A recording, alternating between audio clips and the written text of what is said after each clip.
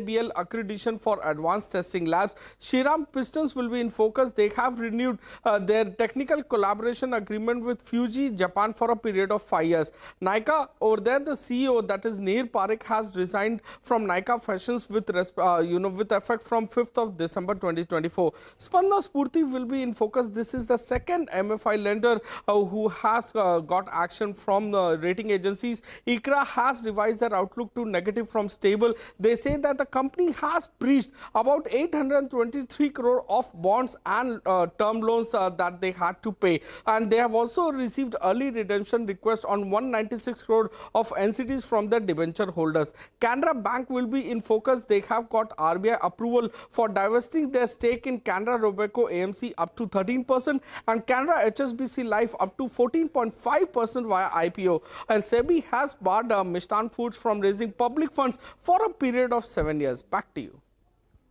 Okay, thank you so much for that, Abhishek. But Mangalam is here to tell us what are the important FNOQs today that we are watching out for. Good morning, Mangalam. Good morning. So it was an incredible day in yesterday's trading session. Why do I call it incredible? Because one, it was fairly volatile. Bulls ended on top. And if you look at both the high and the low of the Nifty in yesterday's trading session itself, you would see that the range was extremely wide, nearly 500 points for the Nifty. So there you see it was absolutely flat. Thereafter, there was an up move. And then we saw a bit of a down move and then a sharp up move thereafter as well. So look at the high and the low of the Nifty, 24,295 and 24,858 tells you a range of nearly 500 points itself. The key indices that we're watching, you know, the Nifty Bank and the mid-cap index. The Nifty Bank outperformed a little bit. We had, you know, the mid-cap index as well and the IT doing well. But because it's the RBI policy day, we will most definitely watch out for all the financials and banks as well, whether there is a CRR cut coming or not. FII's buying in cash for 3 trading sessions is a big positive. Yesterday's purchase was almost $1 billion.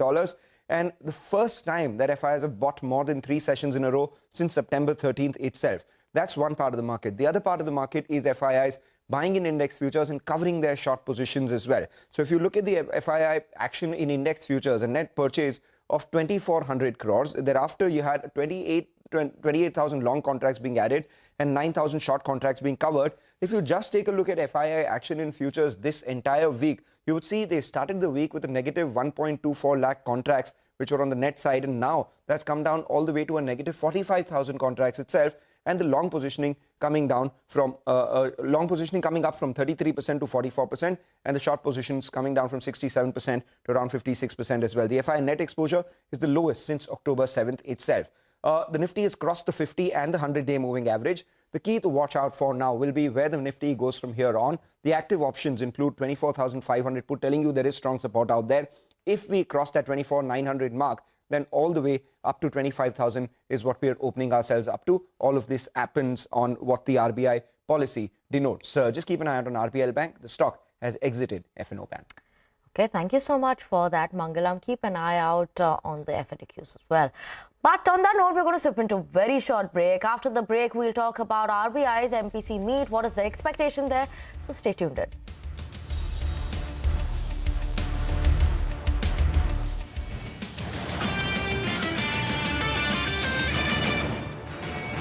The sharp slowdown in growth has put RBI in a very uncomfortable position. There is a growing chorus for a rate cut, including from government officials, at a time when high inflation, which has now breached RBI's tolerance threshold, continues to be a spot of bother.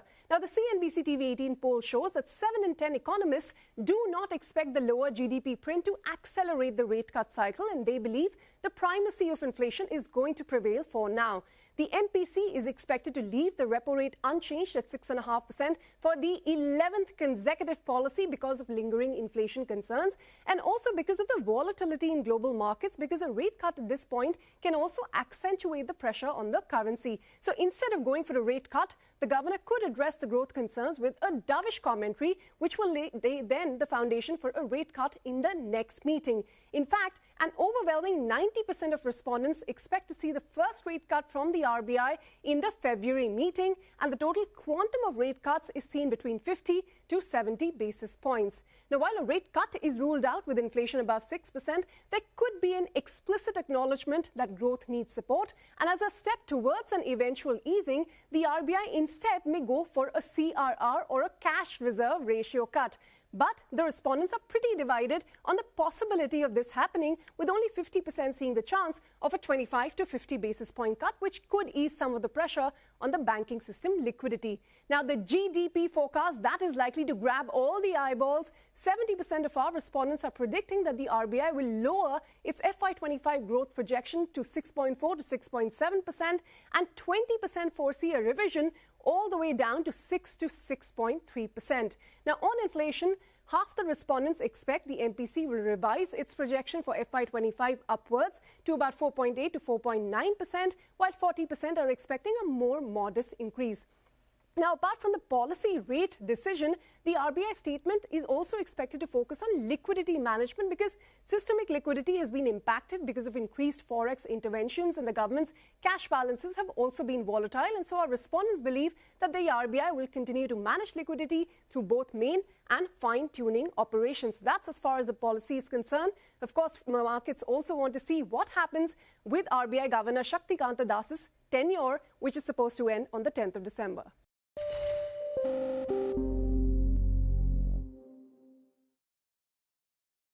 From food delivery to events to concierge services, Swiggy and Zomato are busy diversifying into new areas and not necessarily related to their core businesses.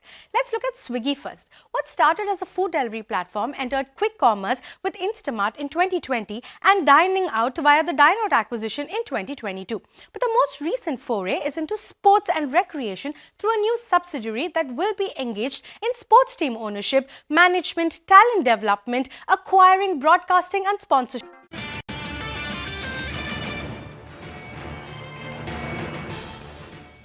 Welcome back. You're watching Power Breakfast on CNBC TV18. Let's move on and talk about the MPC meet, because MPC will announce its rate decisions today, and this is amidst a sharp slowdown in growth and persistent inflation. What are we expecting this time? Ritu Singh is joining in with us to give us the CNBC TV18 poll. Ritu.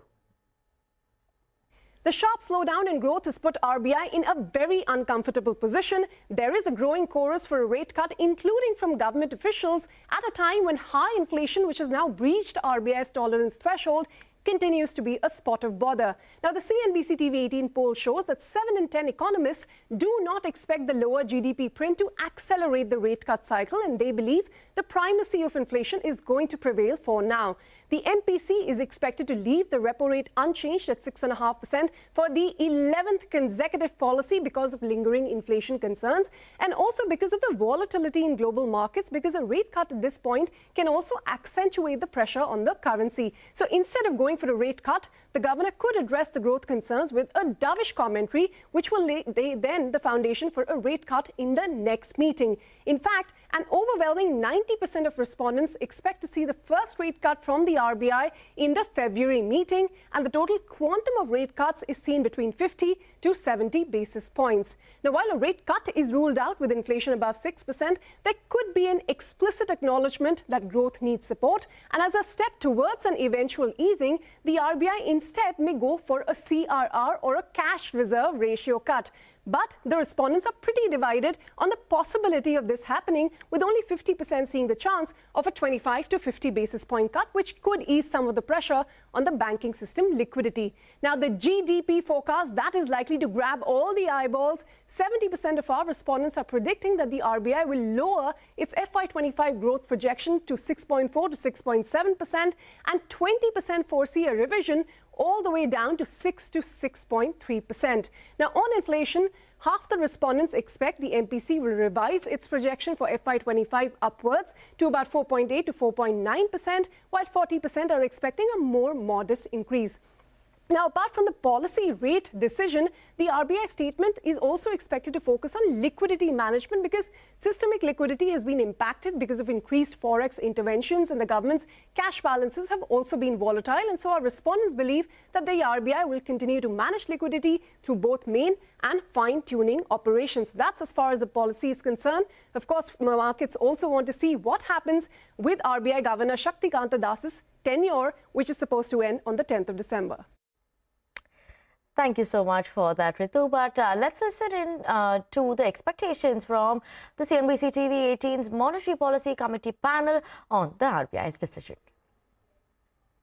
let me take the vote first. The first question I'm going to ask my panel is, what will the Reserve Bank do to interest rates on December 6th? Sajid, we have a cut in February, so a hold in December. Hold. Okay.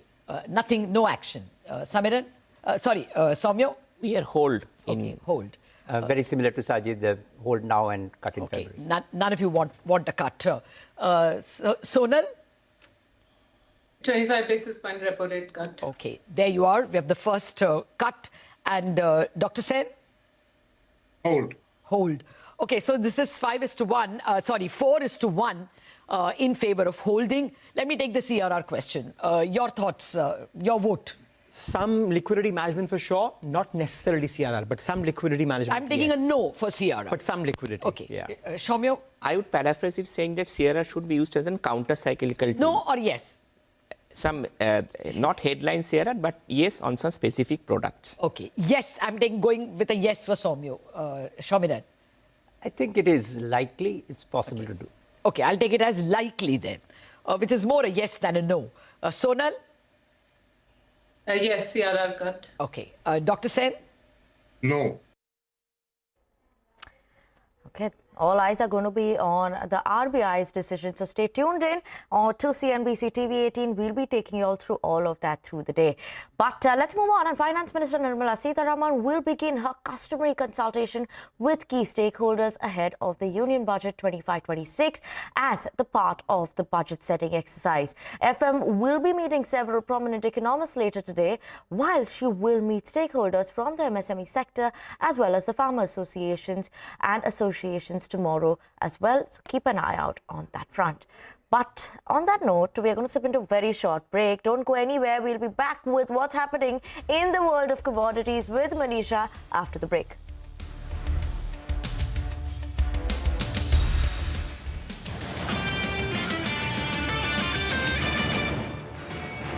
Subsidiary is in the process of being incorporated. But in this direction, Swiggy has already dipped its toes into the pickleball craze, acquiring Team Mumbai for the inaugural season of the World Pickleball League. Now, diversification of sports in India and commercialization of all kinds of leagues has made sports a big business opportunity. A FICCI report pegs the India sports industry to be a $100 billion market by 2027, of which the sports media market alone is estimated to be $13.4 billion. But it's not just this. It is also testing a service marketplace called Yellow, where you can connect with lawyers, therapists, fitness trainers and other such professionals, and also a premium membership called Rare that gives you exclusive access to high-end events. Now let's look at what Zomato is doing. Zomato started originally as a food discovery platform, but today it has food delivery, quick commerce, hyperpure and more recently going out. Zomato's big foray was into events recently. Now it has launched a new app called District that allows users to book tickets for movies, live performances, etc., taking on Book My Show. Now this is also a fast emerging space in India as the country's youth are now prioritizing experiential spending. Just look at the craze that we saw for a Diljit, a Dua Lipa and the upcoming Coldplay concerts. Not surprising then that even the live events market in India is projected to reach $143 billion by 2026, and Zomato expects the gross order value of its going out business to be over 10,000 crore in FY26. Now, beyond this, Zomato is also piloting a concierge-like service and is also set to enter at-home services via Blinkit, and this will take on Urban Company. But are Swiggy and Zomato making the right bets, or are they biting off more than they can chew? Well, experts say that businesses like Swiggy and Zomato need to continuously innovate because rapid growth in delivery might eventually taper off as the business matures. Analysts actually see a huge upside to Zomato's foray into events, which is a supply-constrained space that presents a massive opportunity for growth. But how Swiggy and Zomato navigate these new businesses while also maintaining a sustainable and profitable growth trajectory will be key.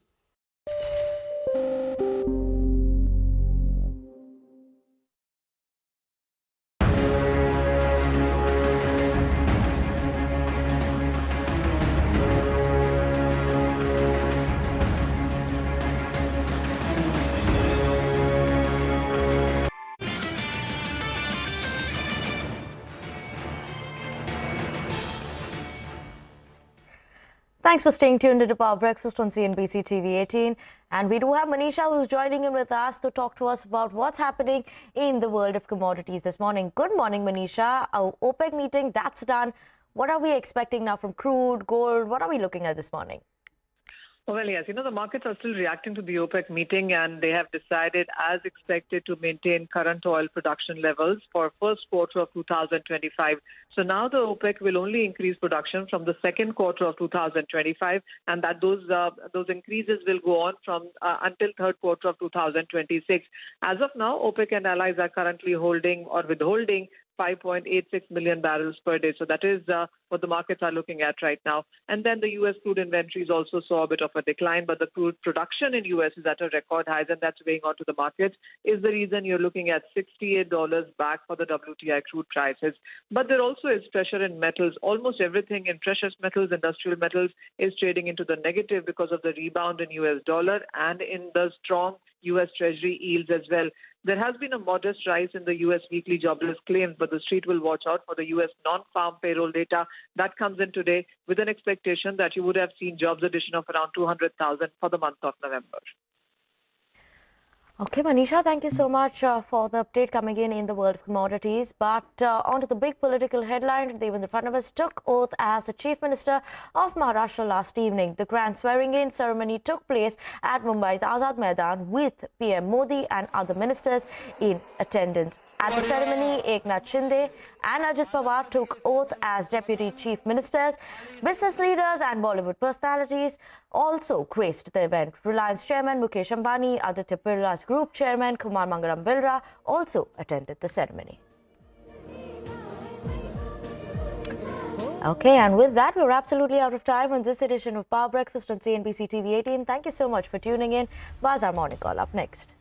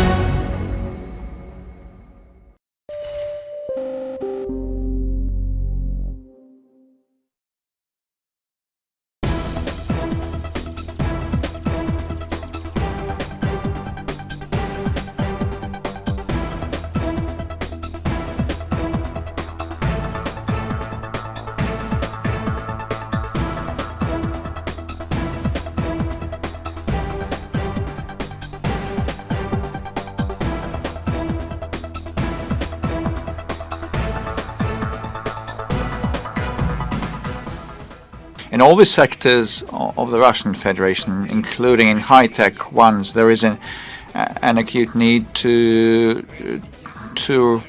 expand the opportunities to sell and export their products. I know that Prime Minister Modi has a similar program, Make in India, and this is a very similar program to ours, and we would be ready to place our manufacturing sites in India. Also, the biggest investment in the Indian economy to the tune of $20 billion by Rosneft happened not long ago, and the Prime Minister of India and the government of India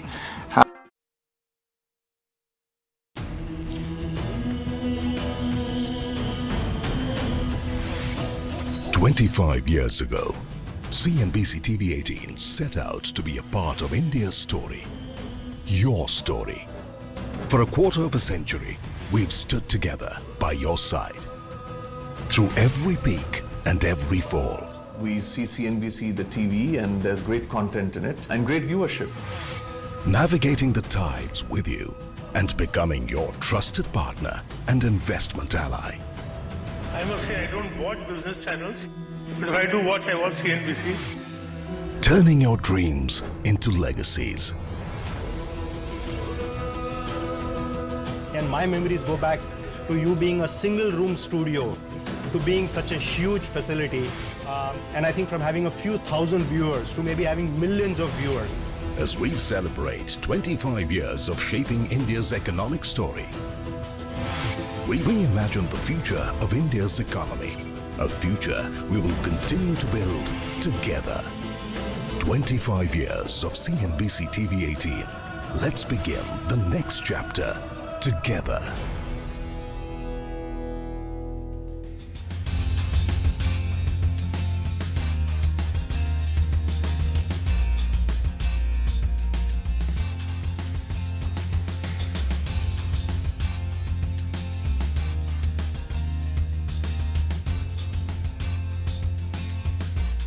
Well, happy 25 years CNBC TV18. Happy 25 years to my co-anchors, to all the other anchors who are, of course, with us, and of course, most importantly to you, the viewer, who's been steadfastly with us all through this last 2.5 decades of sort of business news.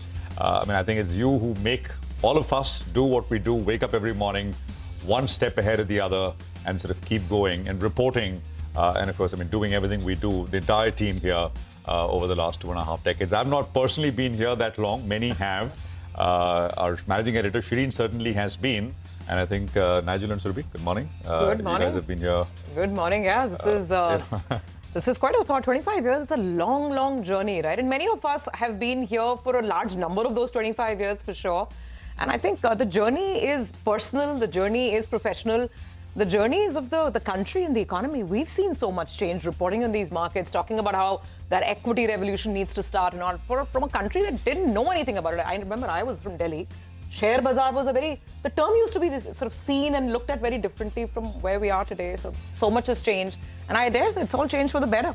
Well, that's right. Thanks to the viewers, because you all make us and we're here to serve you, and everything that we do out here is in your interest as well. So it's party time, 25 years. I've been here for 14 unbeaten years, and I hope I have a couple of years more in store. But it's been a great, great journey. I remember 14 years ago, I only wanted to be part of CNBC TV18. I'm glad I've stuck on this long. Absolutely, Nigel. And, I'll tell you how it's like when they say, Xerox stands for photocopy, right? Yeah, It's Xerox kar do. yeah. The brand I'll give you an the example. product. I've told this earlier as well. This is at a time when I was not with CNBC. I remember I just moved to Bombay and I was at the Phoenix Mall, which is next door. Yeah. And a few people stopped me, and and I was not with CNBC, and they all looked at me and they said, "Well, aap CNBC pe bada acha bolte hain." That's essentially business. Essentially means CNBC TV18. It has meant CNBC TV18 for the last 2.5 decades, and we strive to do this for another 2.5 more. And get you the best and most incisive analysis as far as markets are concerned. So let's kick it off with what you need to know with the markets overnight. It's one step ahead of the other. It's day on day, and things are changing. Not so much as we wrap up into the end of the year, but it's certainly an interesting time. The small dip. By the way, as I say this, Wall Street session was the exact opposite of what we had here in India. Here in India, you had this thriller movie on the Nifty playing out with all the swings and up and down. On Wall Street, it was mostly consolidation, and right to the end, there was a small dip, and the market closed down. The S&P was down a little bit, 0.19. Nasdaq was down about 0.16%. The dollar index, by the way, it broke below its psychological handle of 106. Now, this is interesting. Last Friday on Editors Roundtable, I was sort of making the point on currencies, largely on currencies, and the fact that why the dollar perhaps may be a little lower, because everything which makes the dollar index is looking a little stronger. So the dollar index down about 0.6%. We're back at about 105.72. Most of the move in the dollar was driven by the Euro USD. The Euro USD popped towards 1.0585. So a little more clarity in terms of the French situation. And I think at the margin, the strength may fade in the euro, but for now there was a bit of a pop, and that kind of pushed. Largely it was the reason why the dollar was a little lower. Now, we could see perhaps a little more dollar downside, especially if US jobs data later tonight is dovish. Now, that data comes around US market open. The consensus expectation for job addition is 215,000. Unemployment rate to be around 4.1%. Let's see if the number is, vastly weaker, is big time weaker compared to these expectations. I think there could be more dollar weakness. But mind you, this most likely has, will be seen as temporary, because the the bigger overlay, macro overlay, is Trump and everything that he wants to do, and that's dollar bullish. So even as maybe, we'll see what happens, but USD strength into the first quarter 2025 is the larger expectation. Now, 10-year yield, nothing. Brent oil prices were largely unchanged. We get to the RBI decision here at 10 a.m. as well, and you'll hear a lot of commentary around this as we go along. Is it possible that without any change in rates, RBI sounds dovish? I think it's possible. So I think today, and the commentary from the governor and all of that, I think, assumes so much more importance than just what, of course, is done in terms of rates. The CRR rate cut expectation is very much there in the market, and perhaps in the price as well now with what has happened yesterday. Nifty, just to tie in the levels, it crossed 24,770 yesterday, but it did not end above it. It sort of closed under it. So that is the first level to take out, but that is 70 points away, 60 points away. The bigger resistance comes in at about 24,993 and then 25,125. 25,125 is the final frontier. That is a 61.8% retracement of the full fall from the highs of September. Nifty Bank is marched above the 78.6% retracement yesterday of the full fall from the September highs for that index. And as I said day before yesterday as well, if momentum sustains, I think you're looking at all-time highs. It's 1.5% away, 54,467 on the Nifty Bank out there. Now, supports for both the Nifty and the Bank Nifty come in at the 40-hourly exponential moving average. In the case of Nifty Bank, that's at 52,690. GIFT Nifty will give you an indication of how we're likely to start. RBI at 10 o'clock. So I think the real move in the market, one way or the other, I think we'll see post that. Surbhi. Oh, absolutely, which is why I'm saying, the title of my sort of little chat points today was, will the RBI oblige? I think that's the single most important cue to track today. But of course, we have to get you the global picture as well. So the single most important global cue, obviously, is this non-farm payrolls report. The number, just for reference, the wider consensus is that the print today should talk about an addition of 214,000, roughly 214 to 215,000 jobs being added in the US economy in the month of November, which is obviously much, much better than the previous number, which was impacted by hurricanes. The October number was just 12,000 jobs which were added, right? So let's see if there's any revision in the October number as well. So that's the big global watch point. OPEC has decided they don't want to raise output right now. They've pushed that decision for another 3 months. So oil prices are fairly range bound. The Bitcoin headline that we were talking about, so it didn't really last for too long above that 100,000 mark. It kind of slipped below that, but there's a lot of momentum in the Bitcoin, in the crypto markets, in the Bitcoin market. And it's been constantly attracting a lot of money as well. In the year 2024, Bitcoin's up 130%. And since Trump came into power, the Bitcoin and the crypto complex largely has rallied over 40%. So let's see if this is a trend that continues into 2025. Chances are it probably will. Okay, now let's talk about the positioning over here, the picture over here. Yesterday, remember, we had a lot of perspective with the F&O experts as well, and a lot of market participants are attributing that extreme volatility, sharp falls and big rises to the fact that now we have limited expiry products, just the Sensex and the Nifty. So you attribute it to that. But the fact is that the money flows are looking extremely strong. Despite all the block trades that are happening, the net figure is massive. It's a good figure to look at, 8,500 crores. And the domestic institutions, mutual funds, insurance, they were all on the sell side yesterday, sold off equity worth about 2,300 crores. Now, on the RBI, I just want to reiterate the CNBC TV18 poll, right? There has been a big clamor for a CRR rate cut. Our poll says that, there is a 50% probability or 50% chances of getting either a 25 basis points or all the way up to a 50 basis point CRR cut. Remember, yesterday you heard a Nomura, analyst say that maybe we'll get a 50 basis point CRR cut and a 25 basis points repo cut. So that might be on the extreme side. But yes, the market is hoping that the RBI will oblige with at least a CRR cut, and it immediately impacts liquidity in the system, which is why we've had a great week for banks as well. PSU banks, private sector banking names have all rallied on anticipation of more liquidity being injected in the market. So let's see how that plays out. In terms of stock action, lots of stocks in news today. I've just focused on one because it's symptomatic of the broader issues, the broader malaise that's there in the system. And this is the biggest worry point. Will the MFI stress start leading into any kind of casualties or accidents? Now, look at what ICRA is saying on Spandana Spurti. They are obviously noting that there is deterioration in asset quality, that there is MFI stress. But the issue here is the company has breached 823 crores of some of its bonds and term loans. This is when it starts getting a little scary. Is the stress spilling over to that extent that you're not able to fulfill your debt obligations? They're saying there is an early redemption request from some of the debenture holders as well. This is just a little under 200 odd crores worth of NCDs where debenture holders saying we want your money, we want our money. And let's see how Spandana reacts to this, how it kind of sorts out some of these issues. This is going to be an important watch point, not just for this stock, but for a lot of other microfinance players that have been anyway under stress in the market. So let's watch for this. And last but not the least, it's Friday. Hey, so let's talk about good things. Pushpa 2 is making the mark. We'll watch out for PVR. And Nigel, I'll tell you this. I was taking a cab ride to the office this morning. The cabbie says, Madam, 3 baje show dekh karke aaya. 1100 rupees ka ek ticket tha, lekin main aur mera friends gaya. And apparently, Gaiety Galaxy, which people who are familiar with Bombay and Bandra will know, it has 7 screens, all 7 running on Pushpa. So they had to run going somewhere else to get tickets there. But that's the common man willing to shell out 1,100 rupees for a ticket on this movie. Well, wishing the team all the best with regard to that particular release. But let's focus on the markets. The momentum is clearly with the bulls, right? We saw that in yesterday's trading session as well. We had a dip towards the end of the trading session and that got bought into. So it could be expiry related, but the momentum is with the bulls. However, irrespective of what the RBI does, maybe some mild profit taking could be par for the course, part profit taking. Mind you, the trend is up, but maybe in the near term, some kind of profit booking cannot be ruled out. Now, in yesterday's trade, we had the options expiry that played out, and there was a short covering bounce that played out. The Nifty as well as the Nifty Bank, both of them, the open interest was lower, while both those two indices ended higher in trade. And just take a look at the FI positioning. Well, the short positioning from around 70-75%, that's come down to around 56%.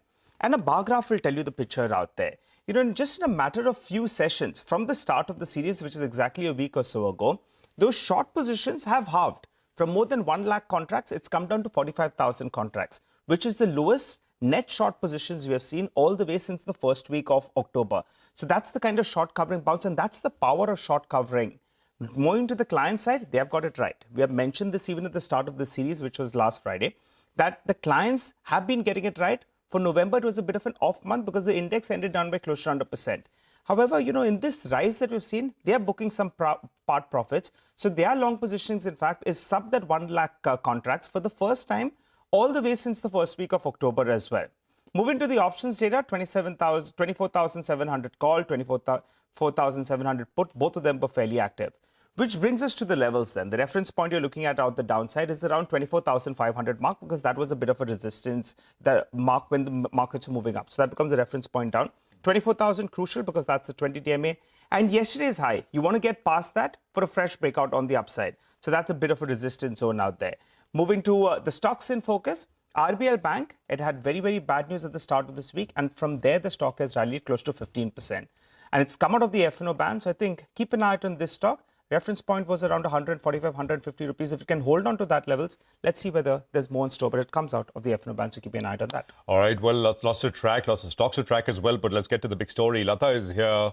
with what to expect from the RBI at 10 o'clock with the editor's day. Lata, good morning. Good morning. Yes, very, very crucial policy coming at a time when things are uncomfortable for the Reserve Bank. Growth lower than expected, inflation higher than expected. Not a very happy situation for any central banker. Well, I'll give you the order of expectation. The most likely, according to people, and I would think my vote also would be a CRR cut. The next would be very, very dovish talk. And I think you will get 1 and 2 per what I'm thinking. If you wanted to be even more dovish, the governor can actually go and change the stance itself from, you'd already gone from withdrawal of accommodation to neutral. He can go right now to accommodative. That would be really signaling an easy stance. And the last would be a repo rate cut. Now, my sense is the repo rate cut really vanishes in terms of importance because now even the rupee has steadied. I think the worst is over. So possibly, they will stick with just a CRR cut. But let me tell you, both extreme views are also there in the market. One, neither CRR nor repo, and the other, both CRR and repo. Both views are there in the market. My sense is the most likely is a CRR cut and very dovish talk. The important thing to watch now is also expectations of what is the RBI forecast. Because it got so wrong, they have to change all their forecasts. Growth will be most watched. I think they may have to swallow the bitter pill and say 6.5. But who knows? They might still make it slightly higher, probably 6.7. But they can't hold on to 7. That's like well nigh impossible now. It has to be 6.5 to maybe a very encouraging 6.7. And finally, the inflation forecast, that has to be raised to 4.7 or 4.8 because the last two numbers were so much higher. And therefore, they may placate by giving a cut in the CPI FY26 forecast, which justifies a cut in the days to come. Because 4 quarters down the line, we are expecting lower inflation, so we will start cutting next time. They may lay the foundations for that. Lata, we'd also, thanks very much for that. As always, very comprehensive. 25 policies for you, Lata? We're celebrating 25 years at CNBC. 125 policies. Because there's so many in a year, right? I mean, I'm saying 25 annual, how many? Yeah, for me, it's 25 years with the RBI. 23 years. I mean, no, RBI is 30 years. Okay. I mean, I was covering it in Dow Jones Even News. earlier, Yeah, covering RBI for a long time. But yeah, the policies are like 5 or 6 a year, so it obviously becomes a lot more. So it's only befitting that, today after many, I think, months, the RBI policies become so important. So it's only befitting that on our 25th birthday, RBI is going back to, Lata is going back to covering RBI in the manner in which she loves. I agree with you. It's fitting for us that on our birthday and our very important birthday, the Reserve Bank has chosen to have its policy day. It could well have done policy December of the year. 5th. They did December 6th. God is with us. I was saying, CNBC is synonymous with business, and I think Lata is synonymous with RBI. So, I mean, there's absolutely no doubt about it. I think, Lata, thank you very much for that. But we've got the market to track and some calls. Yes, we do. So let's kickstart the show with the equity call of the morning now and tell you more about what's lined up. Rhythm Desai of Morgan Stanley says that with strong earnings, macro stability and domestic flows, it is hard to argue against India's investment case. That said, he adds potential global growth risks plus a bunching up of IPOs and near-term growth concerns presents challenges. He says most risks to their views come from outside India.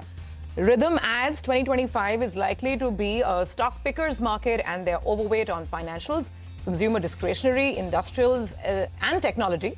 They're underweight on other sectors. Okay, all right. Well, I think those are some, views which are coming in. Just looking at the, as we, talk to our next guest on the show, and we will be obviously turning full throttle to the RBI. Just a quick check back on Asian markets. And there's an interesting divergence there as well. I just want to point out here that some of them, like the Japanese market, are down. The Hong Kong and the mainland China markets are up. Singapore is in between. So we're not getting a very clear, decisive, directional view from global markets. That's the limited point. I think, therefore, it's not so much the globe. Today, it's all going to be about what the Reserve Bank has to say, not just what it's going to do today, but also its projections. What will it say on the growth number itself? To what extent will it, acknowledge the weakness? In fact, let's take that to our next guest. Sonal Desai, Executive Vice President and Chief Investment Officer at Franklin Templeton Fixed Income, is with us now. Sonal, great to have you on. You know, we were just discussing how this is such an important RBI policy. All of them are important, but this one is absolutely critical, right? So let's get to the growth question first off.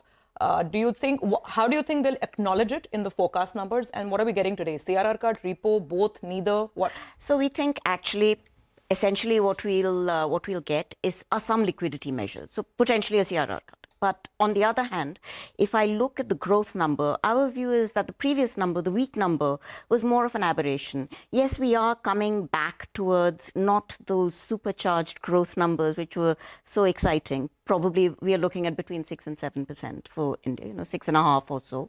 Perhaps that will be disappointing, but it's still very, very, very solid growth. So I would say acknowledging that. But I would be surprised if there was too much emphasis given to this one data point. Absolutely. Sonal, good morning, and thanks very much for seeing you here in the studios.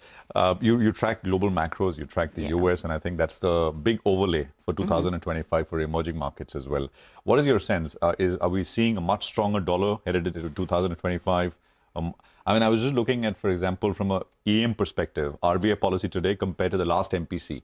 Dollar is higher, US yields are higher. It's a very adversarial kind of overseas backdrop that you have, in which EMs have to decide their policy. So just wanted your thoughts. So, I think that if I look at what is going to happen to the dollar, yes, there is no doubt that, all this discussion about tariffs, that's going to be dollar positive, dollar strength positive. The fact that actually growth is looking quite robust in the US, that's also dollar positive.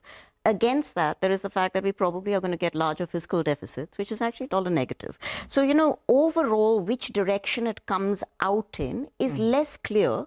But I would say for emerging markets, individual emerging markets which get hit by tariffs, absolutely the dollar is going to strengthen against You them. don't think there's any chance that Elon Musk is going to be allowed to cut $2.5 trillion in spending? There aren't $2.5 trillion to cut, in the sense that you have so much of the budget which is mandated spending. The amount that is left over after you take out mandated spending for social security, all of the rest, defense spending, you remove that, interest spending, you remove that. What you've got left is rather small, and that covers everything from airports to everything. Getting $2.5 trillion out of that might be a stretch. If anyone can do it, he can do it. I think so. I agree with you. So, more power to him. Well, Sonal, good to see you in the studio, and thanks a lot for coming down. Well, tell us, what about the Fed? I think 25 bips is almost a done deal for this December policy. Do you think so? Do you have a doubt on that? And what about 2025? How many rate cuts are you penciling in from the Fed? So, actually for the Fed, it's very interesting because I think it's almost like a mirror image for us as to what we're seeing right now from the RBI. We're on the fence as to whether or not they will cut. Similarly for the Fed, actually, I don't think that December 25 is a done deal. Interesting. I think mainly because for a long time, even prior to the elections and so on, my call for the Fed was significantly fewer rate cuts than the market was anticipating, say, at the start of the year or even towards the end of last year. I never thought that the Fed really had within its power more than 125, 150 in all. So, they already did 50, which I thought wasn't very prudent. Not catastrophic, but not particularly prudent to go with 50 if you only had so many to do in all. And then they did another 25. So if I'm correct about where the neutral rate is, which is the Fed neutral rate, I think is around 4%.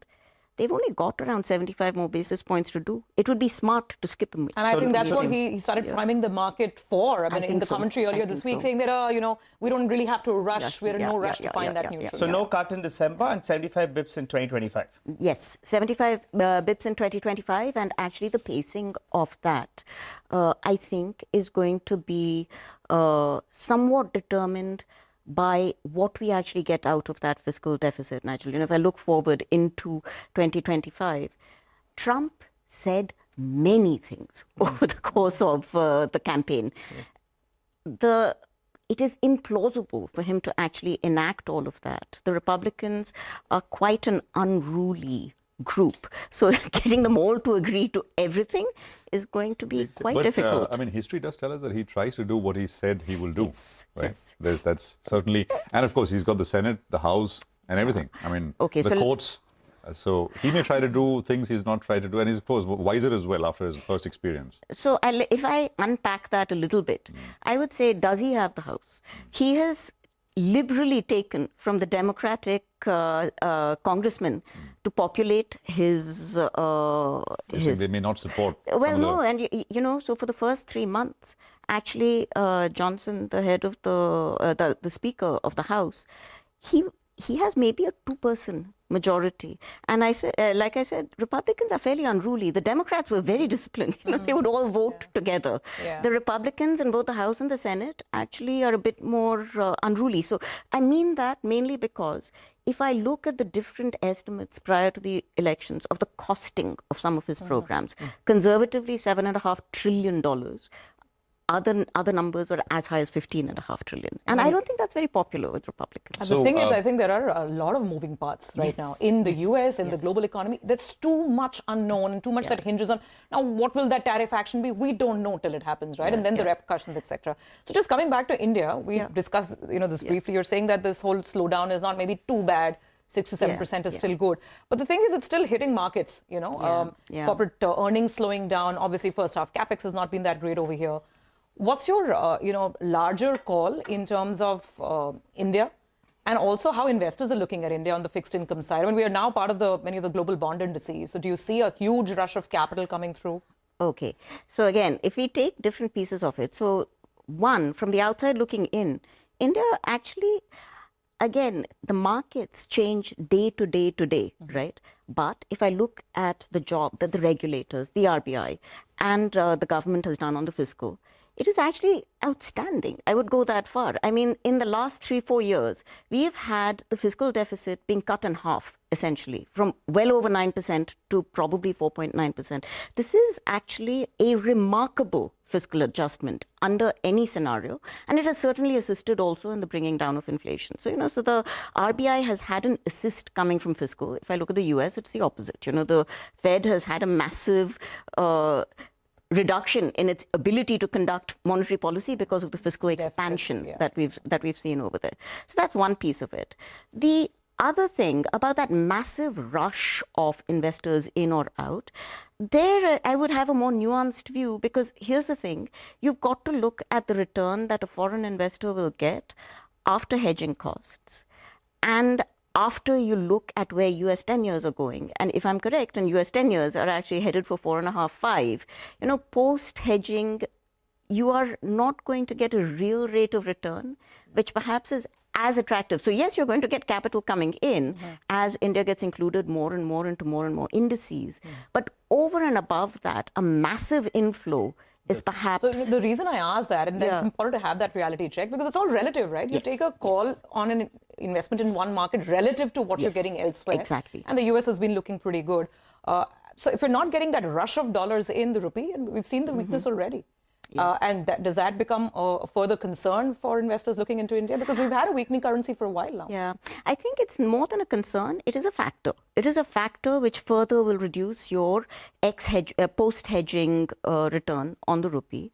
And if you do see this greater return coming from other markets, this is a factor. I think it will also be, to some extent, a factor in what the RBI does. Right, because they have to look at that. I think there's a greater tolerance for a depreciating rupee, right? Because it's not, the yuan is depreciating, so you're kind of tied to the hip. You're tied to the hips. Currency wars, if you call them currency wars, but ultimately, if I even look within the G3, if I look at the Eurozone, I look at Japan, and you look at what's happening to currencies, if you'd asked me 6 months ago, I would have said as soon as the BOJ starts raising rates, we will see the yen appreciate from its hugely undervalued levels.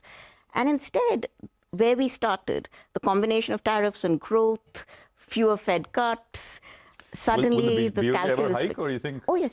They will hike in December? No, I think that they probably hike 3 more... They hike another 100 basis points next year, in the cycle. Yes. So we are expecting that. Okay, great having you with us. Thank you so much. Sonal, for coming down. We have a request that you come down more often. Okay, I'd love to be here. Thank you all so much. We look forward to more chats. Thanks a lot. Well, for the time being, though, we'll slip into that short break. On the other side, we go full tilt on stocks. A lot of stocks for us to track. We'll get to that in just a bit in our special Top 10 segment. But let's run you through the list for now. We're looking at Canara Bank, Edelweiss Financial Services, RITES, Seagull India, we have Ramco Systems, Torrent Power, and Zaggle. All of them will be reacting to positive news flow, while Spandana Spurti, Nykaa, and Angel One will be reacting to negative news flow as well. Stay with us. We get into further detail on the other side of the snappy break.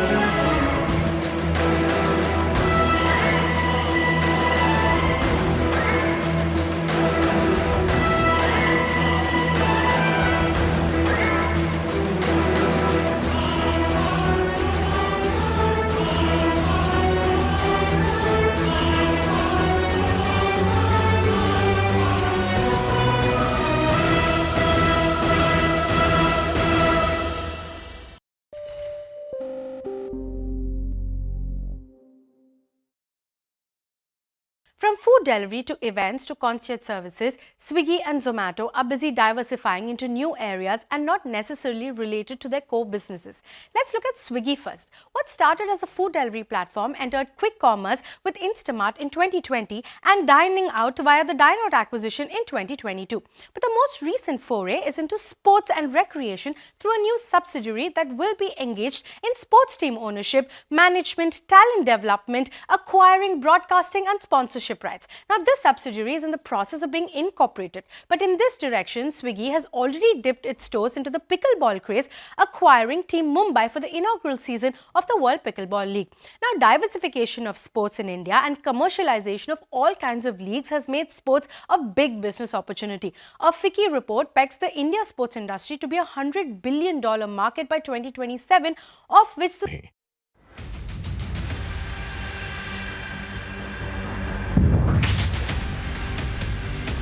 India's market news headquarters. Cutting-edge analysis. Influential insights. Market-moving intelligence. Broadcasting live from the CNBC TV18 Motilal Oswal studios in Mumbai.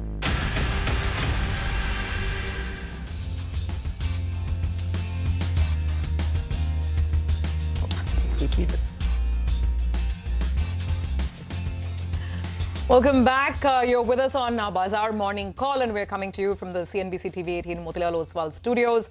Well, lots and lots of stocks to track today, and our team is standing by with the CNBC TV18 list of top stocks to watch. So let's straight away get to the action. Abhishek has his hands full. He's looking at Spandana Spurti. Like I mentioned, there are lots of concerns there with the rating agencies, but there's also Canara Bank and Edelweiss Financial. Abhishek. Well, to begin with Canara Bank, value unlocking potential is seen now. RBI has approved a divestment of around 13% stake in their Canara Robeco Asset Management Company via IPO, as well as 14.5% dilution of their stake in Canara HSBC Life Insurance Company via IPO. Now, Spandana Spurti, after Fusion Finance, is the second MFI lender to come under radar of rating agencies. ICRA has revised its outlook to negative from stable. The credit rating has been maintained at ICRA A+ negative. However, they say that the key reason for this is that the company has breached repayments of its bonds as well as term loans amounting to 823 crore, and there are early redemption requests for its NCDs worth about 196 crore. So they say that there are headwinds for asset quality which would continue in the near term given the over leverage of borrowers that is there in the system for Spandana Spurti. Now, Edelweiss Fin over there, the alternate asset subsidiary, has filed DRHP for OFS, that is offer for sale, of about 1500 crore via IPO. Now, this company could be India's first initial public offering in the private capitals segment. It is owned by Edelweiss Securities and Investment Limited. As of September 24, CRISIL had a rating of A+, watch negative, rating watch with negative implications, that is on the company, because CRISIL says that the rating has been placed on negative watch following material supervisory concerns that was raised by RBI on 29th of May 2024. Back to you. Okay, all right. Thanks a lot for that, Abhishek. Well, let's hop across to Vinny. She's got a whole host of stocks that she's tracking. Vinny, morning, over to you. Good morning. A couple of stocks that I'm going to start with. First one is Nykaa. We're expecting a bit of a subdued move today for Nykaa after Nykaa Fashion CEO Nihir Parekh has resigned with immediate effect. Do not forget, Nihir had joined the company in 2015, so he's joined as a chief strategist officer that time, and he's spent a lot of time in terms of contribution coming in on a Nykaa strategy and fashion front as well. So important and significant resignation coming in there. Right, that's the next one we're talking about. They've secured an order of around 148 crore rupees, and this one is from IIM Raipur for their phase 2 campus. This involves execution, supervision, monitoring, as well as overall development of the campus. This is a cost plus basis contract that they've received. Keep an eye out on rights. We're expecting a positive move. Project is expected to be completed in 23 months. Seagull, that's the next stock that one should be keeping an eye out on. They've received an arbitration award. There was a case which was going on against Greater Mohali Area and Development Authority. So now they've been awarded 55 crores, so they will be receiving that. Positive impact on the financials is the highlight coming in, so keep an eye out. Green expected here. So Ramco Cements is the last one. They've entered into a partnership with Hanjin Infosystems, which is a Korean company, and this is for to drive digital transformation. So keep an eye out on these stocks today. All right, Vinny, thank you very much for that. Well, let's talk about a few other names. There's Torrent Power, Ola Electric, and Zaggle Prepaid. Sudarshan has got details. So, morning. Morning, Prashant. So I have Torrent Power, Angel One instead of Ola Electric and Zaggle Prepaid. So Torrent Power, it has closed QIP of rupees 3,500 crore and it has issued more than 2 crore shares at a price of rupees 1,503 per share, and 50% of those shares have been issued to one mutual fund, that is SBI Mutual Fund. And other shares have been issued to Kotak Mutual Fund, New World Fund and Nippon Life. Angel One, it has released the update for the month of November, and updates are looking a little subdued. While client base is increased, number of orders and gross client acquisitions have come down month on month. Client base is up 2% month-on-month, while number of orders have come down by 23.5%, and gross client acquisition has slipped 15% month-on-month, and it's for the second straight month that client acquisition has fallen. Last one is Zaggle Prepaid. It has announced 3 orders in last 2 days, and yesterday the 2 orders are: first, it has signed 2-year agreement with Blink Commerce for its Zoyer solutions, and second is it has signed 1-year pact with Hitachi India for Zaggle Propel Reward solution. So green for Torrent Power and Zaggle, and red for Angel One. Okay, all right, got that, Sudarshan. Thanks very much. So let's quickly recap our list of stocks to watch. The ones that have positive news flow around them are Canara Bank, Edelweiss Financial Services, REITs, Segal India, Ramco Systems, Torrent Power and Zaggle Prepaid. Stocks that have negative news flow around them are Spandana Spurti, Nykaa and Angel One. Okay, so that's stock list for the morning. Let's now move to commodities. We have Manisha joining in. Manisha, happy 25th to you as well. And then let's also talk about the cues this morning. Well, happy 25 to you as well. Well, you know, when you look at the commodity markets in Asia right now, it isn't doing so well, and that is because there is strength in dollar. The U.S. Treasury yields also are on the stronger side, and that's weighing onto the market. I'll start with crude oil prices, and the OPEC and allies meeting yesterday on expected lines decided to maintain current oil production levels for the first quarter of 2025. So the increase in production will now come in from the second quarter of 2025 and will continue for 18 months. Well, the OPEC and allies currently are withholding 5.8 million barrels per day. So that's the kind of spare capacity the world is dealing with.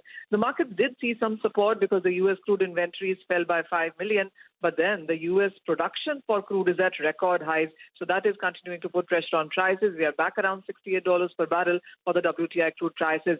The pressure also is coming in for the metal prices. So whether it is about industrial metals, precious metals, all of that saw a decline because there was a slight increase in U.S. weekly jobless claims. For today, it's going to be about the U.S. non-farm payroll data. The markets are anticipating 200,000 jobs addition in November. If that number moves either side, then you will see a reaction. All right, that's a big one. Thank you very much for that, Manisha. We'll take a quick commercial break here. We come back and connect with the management of Maruti Suzuki as we discuss their November auto sales numbers and the outlook going forward. Stay tuned.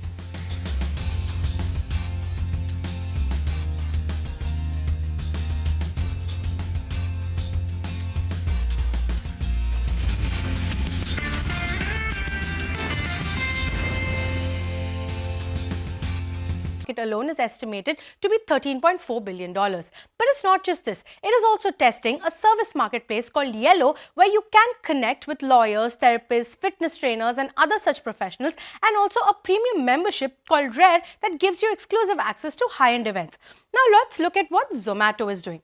Zomato started originally as a food discovery platform, but today it has food delivery, quick commerce, hyperpure and more recently going out. Zomato's big foray was into events recently. Now it has launched a new app called District that allows users to book tickets for movies, live performances, etc. taking on Book My Show. Now this is also a fast emerging space in India as the country's youth are now prioritizing experiential spending. Just look at the craze that we saw for a Diljit, a Dua Lipa and the upcoming Coldplay concerts. Not surprising then that even the live events market in India is projected to reach $143 billion by 2026, and Zomato expects the gross order value of its going out business to be over 10,000 crore in FY26. Now, beyond this, Zomato is also piloting a concierge-like service and is also set to enter at-home services via Blinkit, and this will take on Urban Company. But are Swiggy and Zomato making the right bets, or are they biting off more than they can chew? Well, experts say that businesses like Swiggy and Zomato need to continuously innovate because rapid growth in delivery might eventually taper off as the business matures. Analysts actually see a huge upside to Zomato's foray into events, which is a supply-constrained space that presents a massive opportunity for growth. But how Swiggy and Zomato navigate these new businesses while also maintaining a sustainable and profitable growth trajectory will be key.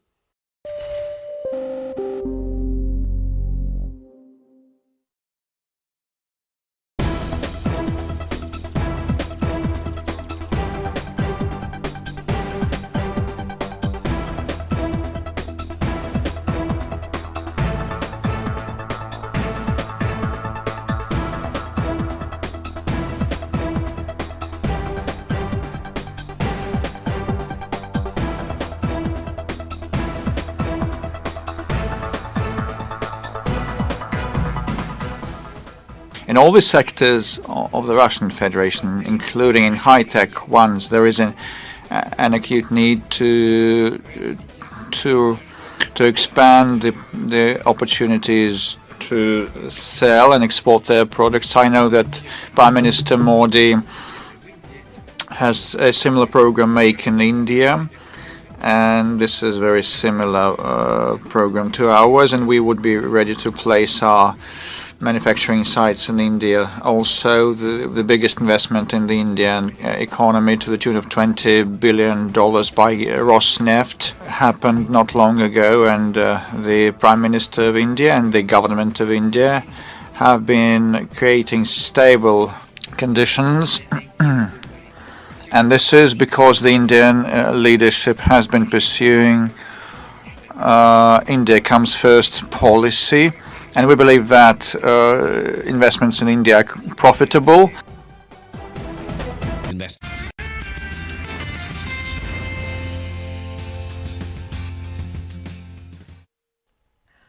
Welcome back. Well, let's get started with our management calls. And Maruti is the first management on the show. The company's November sales came in line, aided by the SUV segment. Joining us now to talk about the outlook, we have with us Partho Banerjee, Senior Executive Director, Marketing and Sales at Maruti Suzuki India. Mr. Banerjee, great to have you on. Thank you very much for joining us. So let's talk about the demand sentiment on ground. And, you know, the festive season was, I think, okay for most OEMs. But how are things looking now? I think the last month was pretty good for us. We saw a very good traction in terms of booking. In fact, I would say the festival season impact is still on. We are seeing a very good sort of interaction and response from the rural market. Rural market has been doing pretty well. We are seeing it is increasing to the tune of 2.7%. Now our penetration of rural market is 48%. In terms of numbers, if you talk about it, we had a dispatch growth of almost 5%. And if we see the numbers for the retail, October plus November, because this year Diwali was in the month of October, last year it was in the month of November. So if we take both this month cumulatively together, October plus November, our Vahan market share growth, retail growth is 10.8%. Hi, Mr. Banerjee. Thanks a lot for joining in. Well, considering the continued growth post the festive season, do you still maintain the retail sales outlook of around 3 to 4% growth for the year? Or are you expecting to do better than that now? If we see the retail growth for this year in the industry from April to November, it's around 4%. So I think the beginning of the year, SIAM did a projection that the industry will grow at the rate of 3 to 4% since the base was very high. So I think industry is going absolutely as per the forecast which was made in the beginning of the year. And I feel the year will be ending at around 3 to 4% only. Right. We've seen an increased level of discounting during the festive season. And again, we are entering this period, which is the end of the year. Discounts usually go up. Demand is yet to recover fully. Do you see an increased trend? And I mean, manufacturers reaching towards discounts as a strategy to push sales? You rightly said. I think everybody waits for the month of December. There is generally a tendency for the consumer to wait till the month of December to buy the car. So it's too early, just the beginning of the month. But what we are seeing is this, the response is pretty positive actually from the market. So we are expecting that December will be a good retail month. Okay, all right. So if we talk about, the sales over the last couple of months, they've been indicating continued momentum in the SUV segment. I mean, that's the part of the market that's doing really well for most automakers, right? What is your, total share of SUV as your own pie, and also in terms of market share? Where are you with respect to SUVs? Yeah, I think today if we see the segmentation of the market based on the form, so you're right, SUV segment share has moved up from 50% to now 54.6% industry. And Maruti has moved from 24% to 27.6%. So we are also continuously improving our share in the SUV segment. However, I would like to just say one thing, that there are other form factors also and other segments also, like the hatches, premium hatches, MPVs, like Ertiga is doing very well, MPV segment. We are seeing that last month, in fact, the Baleno is the #1 selling model, the month of November. Swift in the month of October did a retail of more than 22,000 vehicles. So we are seeing that across the segments also, there are consumers who are looking forward to buy the cars. But nevertheless, right now, the share of the SUV segment is increasing actually. All right, Mr. Banerjee, last month you announced the 4th generation Desire. Could you give us a sense about how demand for the Desire has been so far? I think Desire we are seeing a very good response. We are having now, beginning of this month, we are having close to 25,000 bookings, pending bookings with us. And if we see how has been our booking growth, it has almost doubled actually. After the launch, we launched it on 11th of November. So earlier we used to get around 500 bookings per day. Now it is on average 1,000 bookings per day. That's the response. And another important thing which we are seeing, it's too early, but I think there's a positive sign. The top 2 variants booking is coming close to 50%, which earlier used to be around 21-22%. So that's a very good sign. The features which we have introduced in those model has been very much appreciated by the consumers. So they are more and more going towards the higher variants. Okay, all right, got that. Mr. Banerjee, we'll leave it on that note. Thank you very much for joining in. Take a quick break, come back on the other side. Siddharth Kemka of Motilal Oswal Financial Services will join in with some specific stock ideas.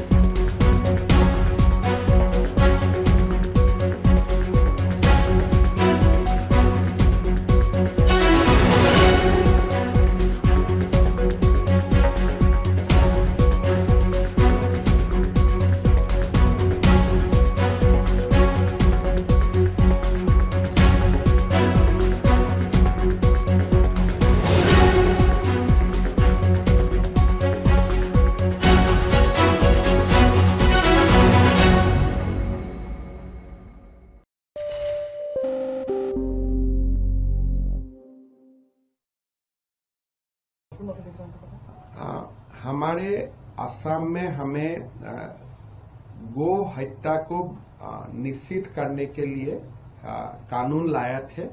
ये 3 साल हो गया, उससे हमें काफी सफलता मिला हूं। लेकिन अभी आगे जाके हम ये निर्णय किया हूं कि असम में गो मांस कोई भी रेस्टोरेंट और होटल में सर्व नहीं होगा और साथ में कोई पब्लिक फंक्शन में भी या पब्लिक प्लेस में भी ये सर्व नहीं किया जाएगा। सो ये हमने कंप्लीटली होटल, रेस्टोरेंट और पब्लिक प्लेस में बीफ को हमें कंजम्पशन ऑफ बीफ, मांस को खाना हमने आज से बंद करने का निर्णय लिया। पहले हमारा ये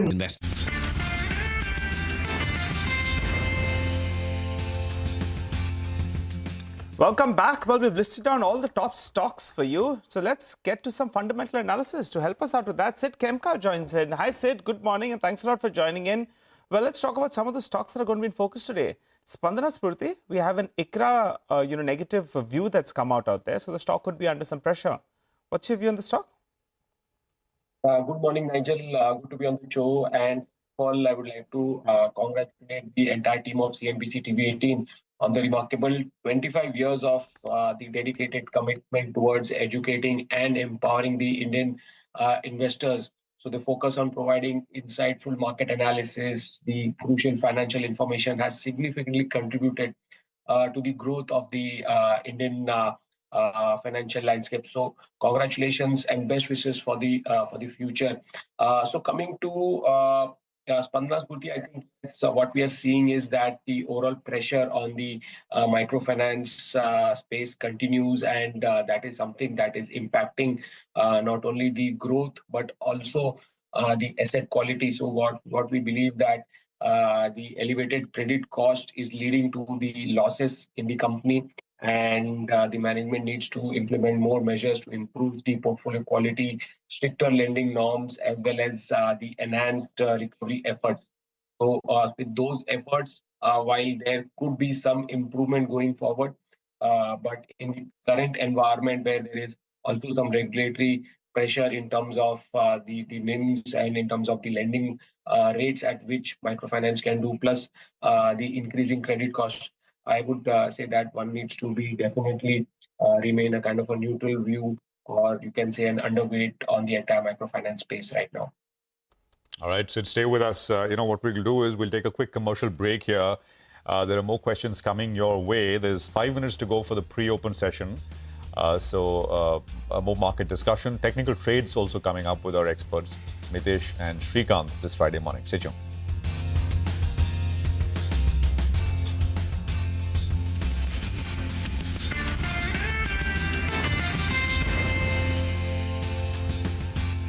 मंदिर का 5 किलोमीटर तक, लेकिन ये अभी हम पूरा स्टेट में एक्सपांड कर दिया हूं कि कोई भी कम्युनिटी प्लेस में, पब्लिक प्लेस में, होटल में, रेस्टोरेंट में आप इसको खा नहीं पाएगा। तो ये हमारा जो हमने शुरू किया था 3 साल आगे, इसको आज हम थोड़ा और एक कदम आगे बढ़ा के लेके गए। আছে বহুত শাস্তি আছে তাতে, আপোনালোকে পঢ়ি ল'ব। এইটোতো অলৰেডি আছে, জেল পৰ্যন্ত।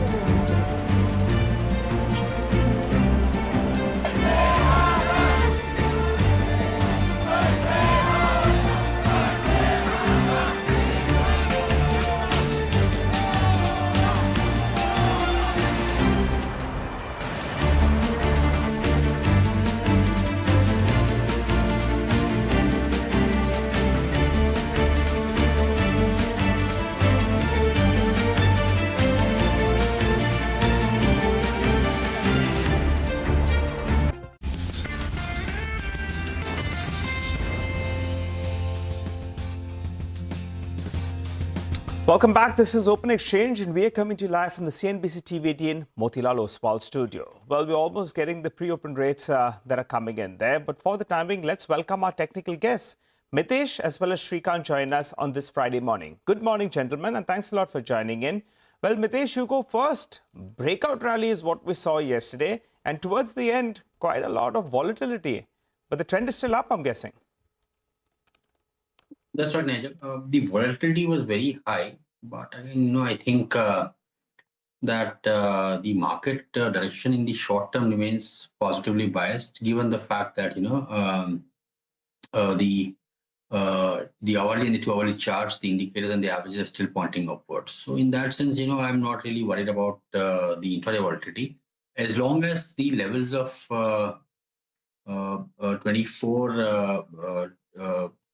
350, 360 zones are not being taken out. It's a good chance that we should be doing pretty okay.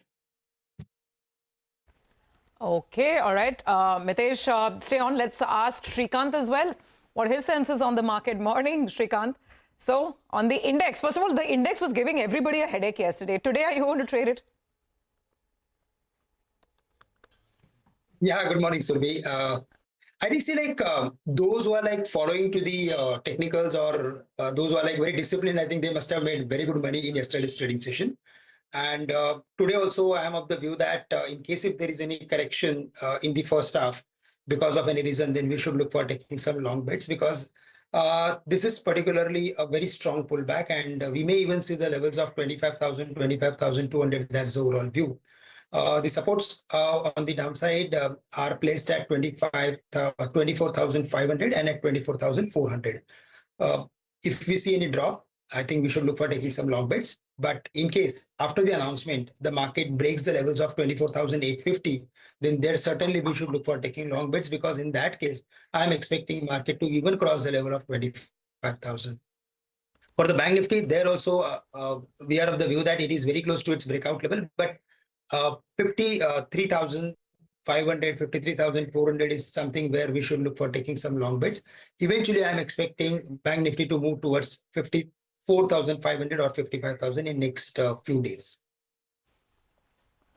Okay, that's on the indices, guys. Let's come down to stocks as well. So, Mitesh, morning. What about the stock list? Good morning, Surbi. I have one sell call. Last 2-3 days we have been having all buy calls. Today I have something on the sell side as well. But to begin with, the first stock is a buy on LIC of India with a stop at 959 for targets of 1,010.15. KPIT Tech is a buy with a stop at 1465 for targets of 1560. Also a buy on Exide with a stop at 446 for targets of 470. And the only sell is Oil India, which is a conditional sell. The pattern is weak, but there's a support pivot at about 468, 470 zone. So sell below 468, 467. Keep a stop at 480. Look for targets of 440. Okay, Shaktikanta, your stocks. What will you work with today?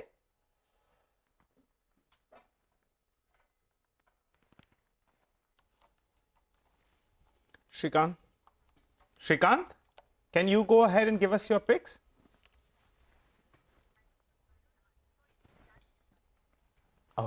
Okay, I think maybe we can go back to Shaktikanta in a bit. But Mitesh, if you're there, I just wanted to throw one or two more questions your way. So, Bajaj Housing and Credit Access, I mean, in technicals, you look at stocks making newer highs and not stuff which is coming off lows. But these are two names, Bajaj Housing and Credit Access, coming off recent lows a little bit. Looking any good? So Bajaj Housing, yes, I think yesterday we saw a breakout and a reversal kind of a pattern on the candlestick as well as the intraday chart. So my sense is that while the first target is around 155, 156, in a good case scenario, I would even look at 165. So from a trading point of view, there's about 7-8% at least on the upside minimum and maybe more. And a good way to trade this would be to accumulate slowly around 144 to about 142 zones and keep a stop below 137 here. Okay. Two more names, BSC and CDSL. It was about 4,900 at least on 4 occasions I can see starting from October, and yesterday there was a breakout. If somebody's holding, I think the target which I would look for is around 5,500, and if somebody wants to enter afresh, try to do that on a pullback when it gives a pullback closer to about 5,000, 5,050 odd zones. And CDSL also, I think the trend has been there for quite some time, so not the best entry point right now, though the upside still looks likely to happen in the next few days, but and it's met all the targets which we had on the upside. But I think there's no sign of weakness, but not a good entry point right now from the risk reward equation point. Mitesh, what about something like a Castrol? Did very well in the last run-up, corrected quite a bit in the fall from the highs of September. It's starting to make a nice comeback. This week has been good for Castrol. So, Prashant, yesterday we saw some first signals of reversal happening on the charts of Castrol as well. And my sense is that the stock might do well in the next few days. And, let's see how it goes from there. But for the time being, I think, the way to trade this would be to slowly accumulate it and keep a stop below levels of 212. And the first target I'm looking at is 231, and then a good chance 245 as well. All right. Let's go across to Shrikant now. I think the audio is fixed. Shrikant, you were telling us your trades. Yeah, Prashant. I think, all these power finance companies, they are showing good amount of strength, and there we are expecting further more activity. In that, we like REC, we like PFC, but specifically Power Finance Corporation is showing some strength based on its technical formation. It is around 512. I am expecting stock to move towards 530, 535. We can keep stop loss around 499 for the same. And the other stock which we like is Tata Steel. Most of these metal companies recovered on Thursday and closed above their previous closings. So I'm expecting Tata Steel to do well in the near term. I'm expecting stock to move towards 160, and we can keep stop loss at 143 for the same. Okay, all right. Got that, gentlemen. Thanks very much for all the trades and all the calls. We'll come back to you in just a bit. Siddharth Khemka is still with us. Siddharth, hi. Good to have you on the show. I want to draw your attention back to the MFI space and look at what now some of the rating agencies are saying on Spandana Spurti. They are talking about not just the stress and the fact that asset quality is deteriorating, but the problem is that for this one company, it seems that they're delaying or defaulting on some of their debt covenants, on some of the bonds, and the NCD holders are asking for early redemptions as well. So there's a domino effect problem, and that threat still lingers. Is there anything that you're willing to take a contrarian view on in this space, maybe a Credit Access or anyone's stock, if you feel that this will all improve by, say, the fourth quarter, which is what a lot of companies are claiming? Yeah, I think if you look at the entire space, has been under pressure, and everybody now knows that, and stock prices have also corrected. So there are multiple hurdles, not only from the credit cost, also from the regulatory perspective of lowering the lending rates, which could also impact the overall profitability, apart from the increasing delinquencies and the pressure from the borrowers. So what we believe is that among the lot, what we could, if at all, we would take a contra bet. We could take a contra bet on Credit Access.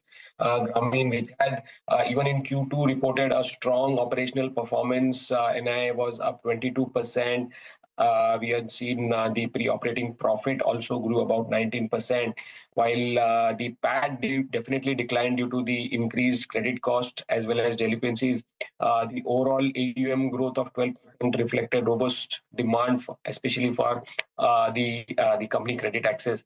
And we believe that recovery by the end of Q4 should be visible, at least for some of the players, and where credit access is kind of a market leader. So currently we are focusing in 18% AUM CAGR, and we have a buy rating on credit access. Okay, so you do have a buy rating on credit access. Got that, Siddharth. Anything else? We're winding down to the year. Anything else? An interesting stock idea from you? Yeah, sure. So if you look at Polycab, something that we recently started liking, the companies, if you see the entire wires and cables companies had been reporting weak numbers due to the rising cost prices and unable to pass on the price hikes. So what we understand is that some of the companies have started taking price hikes with the improvement in demand, and with the raw material, especially the copper prices stabilizing. We expect Q3, Q4 to be much better than the first half. We are also seeing strong demand from the power transmission and distribution, growth in the private capex as well as the real estate space. The company is also expanding its Gujarat EHV plant by the end of FY26, which would give it a good push into the overall transmission space. So what we said again, things were not looking that good, but I think from here on, with the price hikes, the raw material cost stabilizing, and with the expansion plans, we believe that a 15% earnings CAGR could be there. So we like Polycab with a target price of 8,340. I think let's just put the Angel One stock up on the screen. There was some data, I think it was monthly data, which we were flashing about 20 minutes back. And I saw some down figures, 1.33% lower. Remember, last month market volumes were lower. So it should be a reflection. I mean, brokers and intermediaries should basically reflect that. The rupee is opening with a 10 paisa change, so 84.65 compared to 73 as of close yesterday. So that is essentially what is coming through on the dollar rupee, slightly better this morning. Siddharth, any thoughts? These capital market plays, intermediaries, etc.? Yeah, sure. I think we all seen the strong momentum in the capital market space across the segment. There has been a strong momentum. BSE definitely looks good with the weekly expiries being consolidated to just 2. So we believe there will be a good market share gain in the derivative segment by BSE. So that stock continues to do well. The mutual fund inflows continues to be pretty strong. So you have the AMCs, you have CAMS, continues to do well. CDSL continues to do well. Angel is interesting, while there is some concern about the market share loss due to the derivatives, number of expiries going down, the lot size going up. What we see is that strategic diversification into some of the other businesses, for example, the wealth management, the AMC business, that would provide long-term growth for the business. The current business continues to do well. We believe that after the initial hiccup of maybe 1 or 2 months, derivative volume would again go up for the entire industry, and where again Angel could do well. So we continue to like Angel. We have a buy rating and a target price of 3,600. All right. Thanks very much for that. Sid, appreciate you joining in, and we chat post-market, post the RBI policy next week as well. Have a good one. Indus Tower is what we want to focus on. Sudarshan is here. I mean, stock was in focus yesterday, came off the highs, ended 1.5% higher, but more here. So good morning. Morning, Prashant. So Indus Towers yesterday saw block days of 3% equity, in which Vodafone PLC has sold its remaining 3% stake, and Morgan Stanley Asia, Singapore and Kotak Mutual Fund were the key buyers, and block deals happened at rupees 353.70 per share. Now today JP Morgan has come out with a note, and it's a positive note. JP Morgan has met with the management. JP Morgan has an overweight call and target is rupees 520 per share, and management says it expects Vodafone Idea to clear its entire 3,500 crore dues by Q4 of FY25 or latest by early FY26. Second is, it expects tower rollouts to be higher in H2 FY21 versus H1, and 5G rural rollout is still some time away as 5G use cases are yet to pick up, and it expects 7 to 8% tower renewals. Basically, it comes every year, and bulk of that is expected by FY27. And company has no plans to repay the debt. Excess cash will be used to repay the shareholders. So, positive brokerage note from JP Morgan after meeting the management as well after the block deals. Okay, all right, got that. So Indus Towers is going to be on our radar today as well. Nifty's up 21 points in the pre-open. So Darshan, oil and gas also on the radar. What are the stocks you're watching and why? So today Citi has come out with a note and it says that there's a string of event catalyst over coming months. So it starts with there might be a potential relief for Citi gas companies. It says GST Council may bring gas under GST or government may lower excise duty on CNG. Second, it believes there might be sharp earnings recovery for oil marketing companies, and this recovery might be via retention of healthy marketing margins or via LPG compensation that government may announce in upcoming budget. Next is, it sees progress on GAIL's tariff hike proposal that might come in next few months. And last is commissioning of Reliance Solar Module Facility. On affecting all these things, it believes Citi gas companies like IGL and MGL offering compelling risk reward, saying the timeline of next 6 to 12 months. And in addition to HPCL and GAIL, Citi has opened positive catalyst watch for IOC today as well. Okay. I was just actually looking at these stocks, IGL and MGL, in the pre-open. Right now, they're quiet. Sudarshan, thank you so much for that. I thought they're really quiet. The thing is, they're so badly beaten down that if there are any believers out there who want to go with the Citi view and feel that some of this tax change can benefit, let's see if they come in today. Right now, those stocks are flat. All right. Well, I think just a couple of seconds to go for the market open. 5 seconds. 20 points higher, so it's a slow start, and I think that's reasonable because 10 o'clock you have the RBI decision. So maybe just treading water till then, and then you see the real move come through. 24,699, 24,700. Remember, there's been a sharp run-up yesterday and over the last couple of days. I mean, actually, all the way from the lows of last week, the markets picked up quite a bit of pace. So the start is flat. Stocks, I mean, idiosyncratically, without a broader overlay, can move, and I think that should be the focus, at least between now and 10. And of course, after that, maybe the market itself, the indices itself pick a direction. What else do we have as far as the indices are concerned? Mid-cap index is flat. Bank Nifty, maybe just a quick look. That is closest to being back at its previous all-time high, 53,600. 54,440, 450 is the last high. So that again is absolutely flat, nothing on it. And we'll put out some sectors, etc. The heat map maybe gives you a quick snapshot view of how many stocks are up and down as far as the Nifty is concerned. And then we'll look at more stuff. But I think let's dive straight into stocks this morning. Surabhi. Okay, so getting to it, right now the Nifty is down about 7 odd points. By the way, we should check on Segal. Not sure if I don't think there was a block. The stock's down 9%. There was an arbitration, but they have to, I think, an arbitration on an existing outstanding dispute. We'll go back to that story that Vinny was pointing out. Watch out for that one. Name more details on it in just a bit. But anyway, on the Nifty, Trent, Bajaj Auto, ICICI Bank. These are the early movers on the way up. There's ITC also, which is seeing some green, SBI Live, Sun Pharma, Mahindra and Mahindra. And then it's getting really quiet. No major winners. But Trent is the one defining stock, which is moving up in a very clear fashion. 2.5% up now on Trent. And Bajaj Auto is doing well as well. TCS, L&T, HDFC Bank, Infosys. These are some of the weaker names. Again, down by just about 0.5%, not too much. Very quiet after that. Reliance, HUL, absolutely sitting on the fence. There's Tata Consumer, absolutely flat.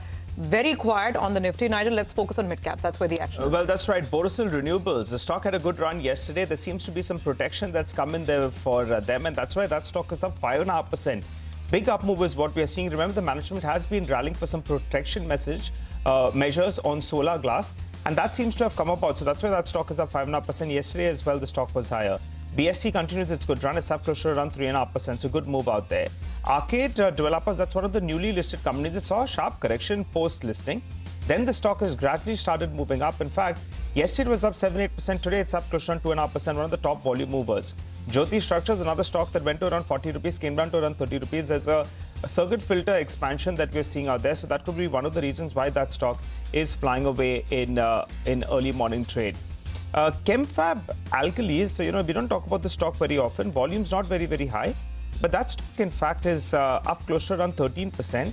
Axis Gates is another stock that's up close to around 8%. So a big move is what we're seeing on that one as well. And Suraj Estates, these volumes relatively higher than what we normally see. So just pointing out some of these names, big up move is what we're seeing. Ramco Systems as well, that's another stock that's moved up. Jai Bharat, that stock is down close to around 9%, so I'm not sure what's gone on there. And for the second day running, there is some mild profit taking that we're seeing on Genus Palm. So keep an eye out on that stock as well. And HEG, yesterday, a lot of block trades out there. The stock ended mildly in the green after being up more than 6% at one point of time. But HEG is the one that's now down close to around 3%. Graphite or graphite electrodes? Well, there was a bit of confusion on that one. So I think now it's seeing some profit taking. Okay, well, so yeah, graphite was down about 5 and 5.5 yesterday, and HEG is also now following with some cuts. 13 points. It's absolutely unchanged, actually. Not very much at all on the indices. BSE is the biggest volume-led gainer, like yesterday. BSE is at number pole position, another 2%. Borosil Renewables is up at number 2. Second day running.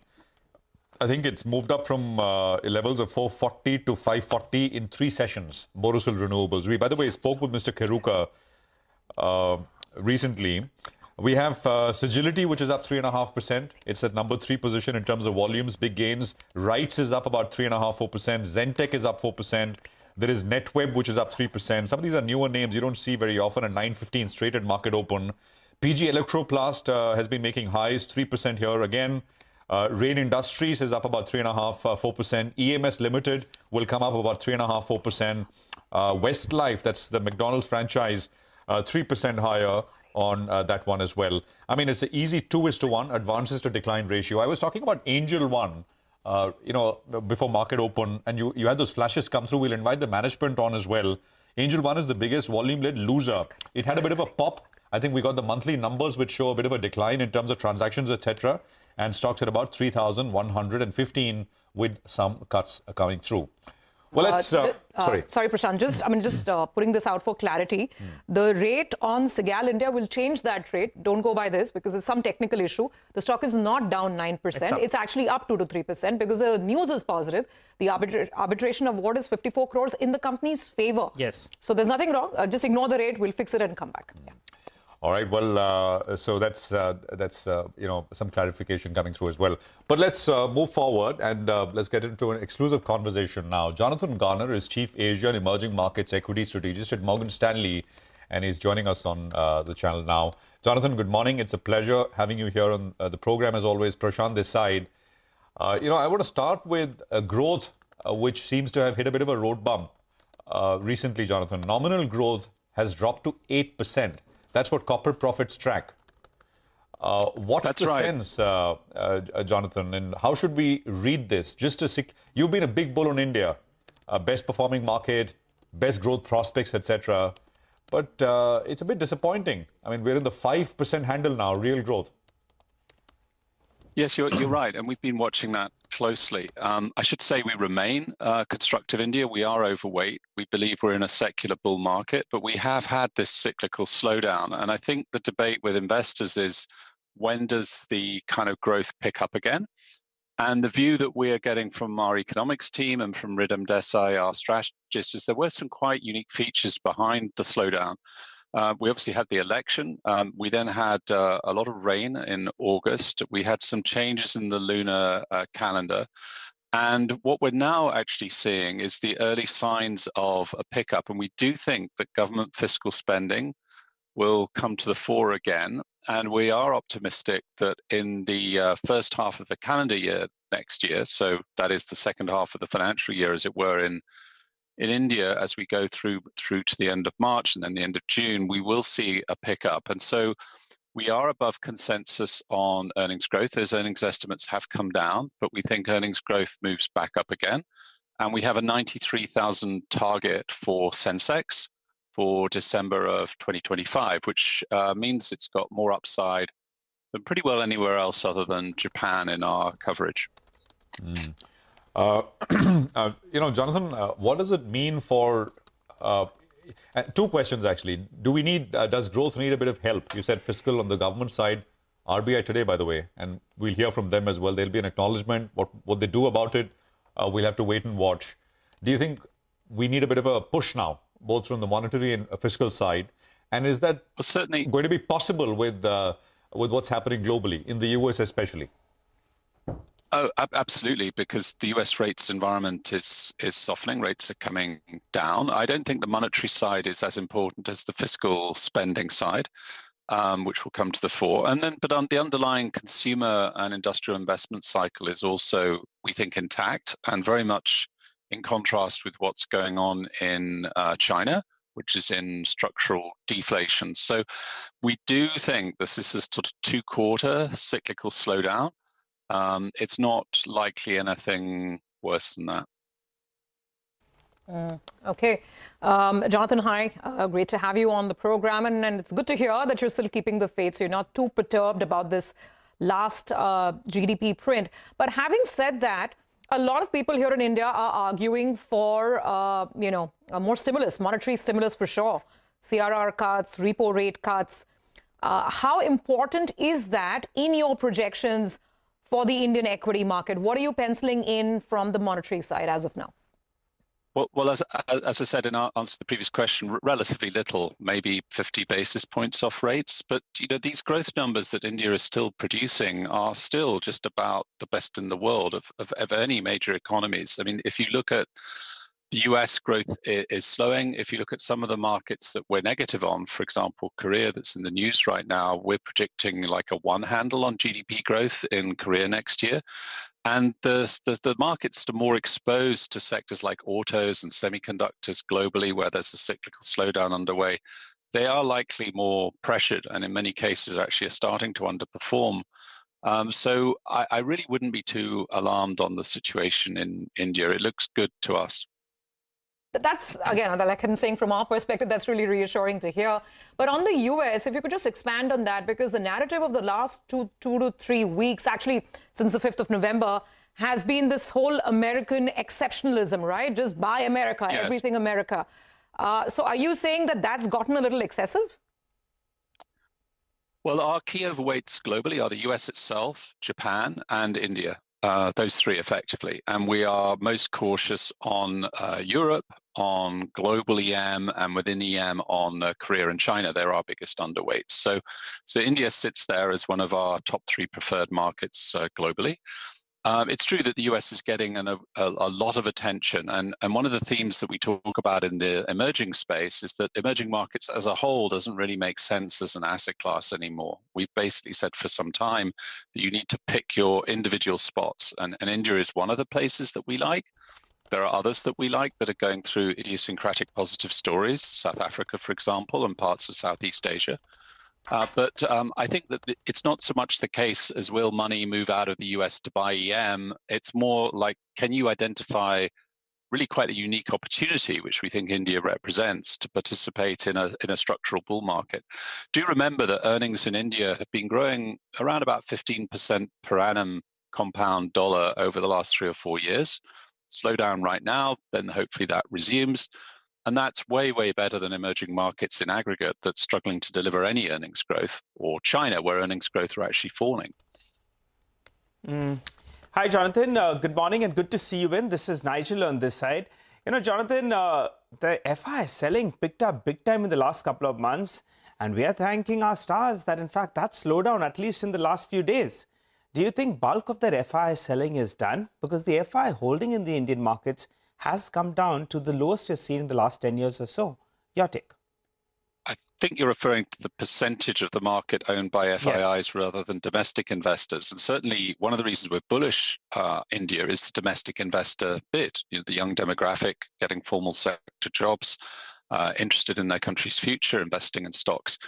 The FIIs you're referring to, that tends to be related to the legacy situation in relation to active emerging equity funds, where you're getting these redemptions. And to some extent, a short-term tactical bounce in China around about the middle of September, around about the time that this growth slowdown in India also became visible. However, that tactical bounce in China, in our view, is fading and likely to fade quite badly as the adverse growth drivers reassert themselves.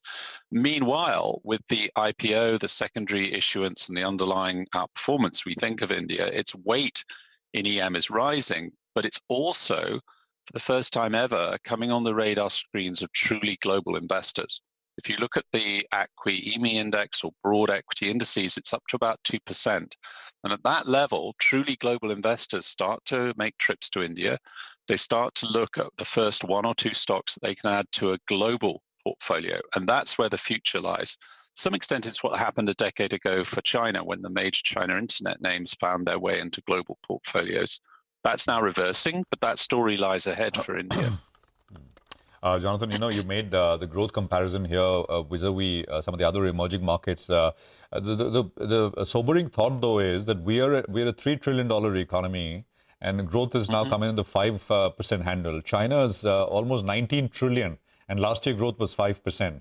So actually, I mean, from an India perspective, we've got no business slowing down, right? I mean, like this, to drop to, we must do all we can to sustain high rates of growth for a long period of time, because I guess that's what a lot of this thesis is dependent on, higher consumption and a bigger consuming class.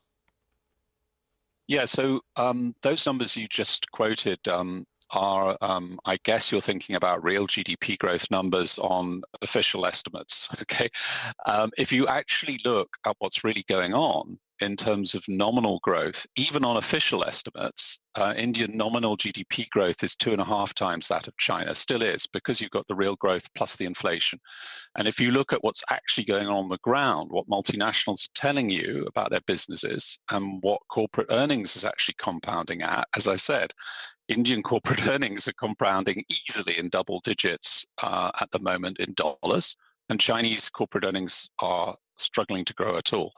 So it is not the case, frankly speaking, that India's economy is growing at the same pace of China's. That's not what's happening in reality at all.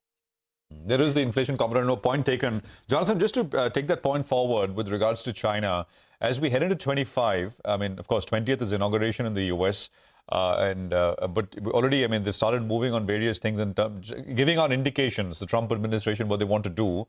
Do you think, the policies towards China will be as adversarial, which benefits this China +1, and India has been a beneficiary of that over the last couple of years? Or maybe this is a bit of a reset with Musk at Mr. Trump's side.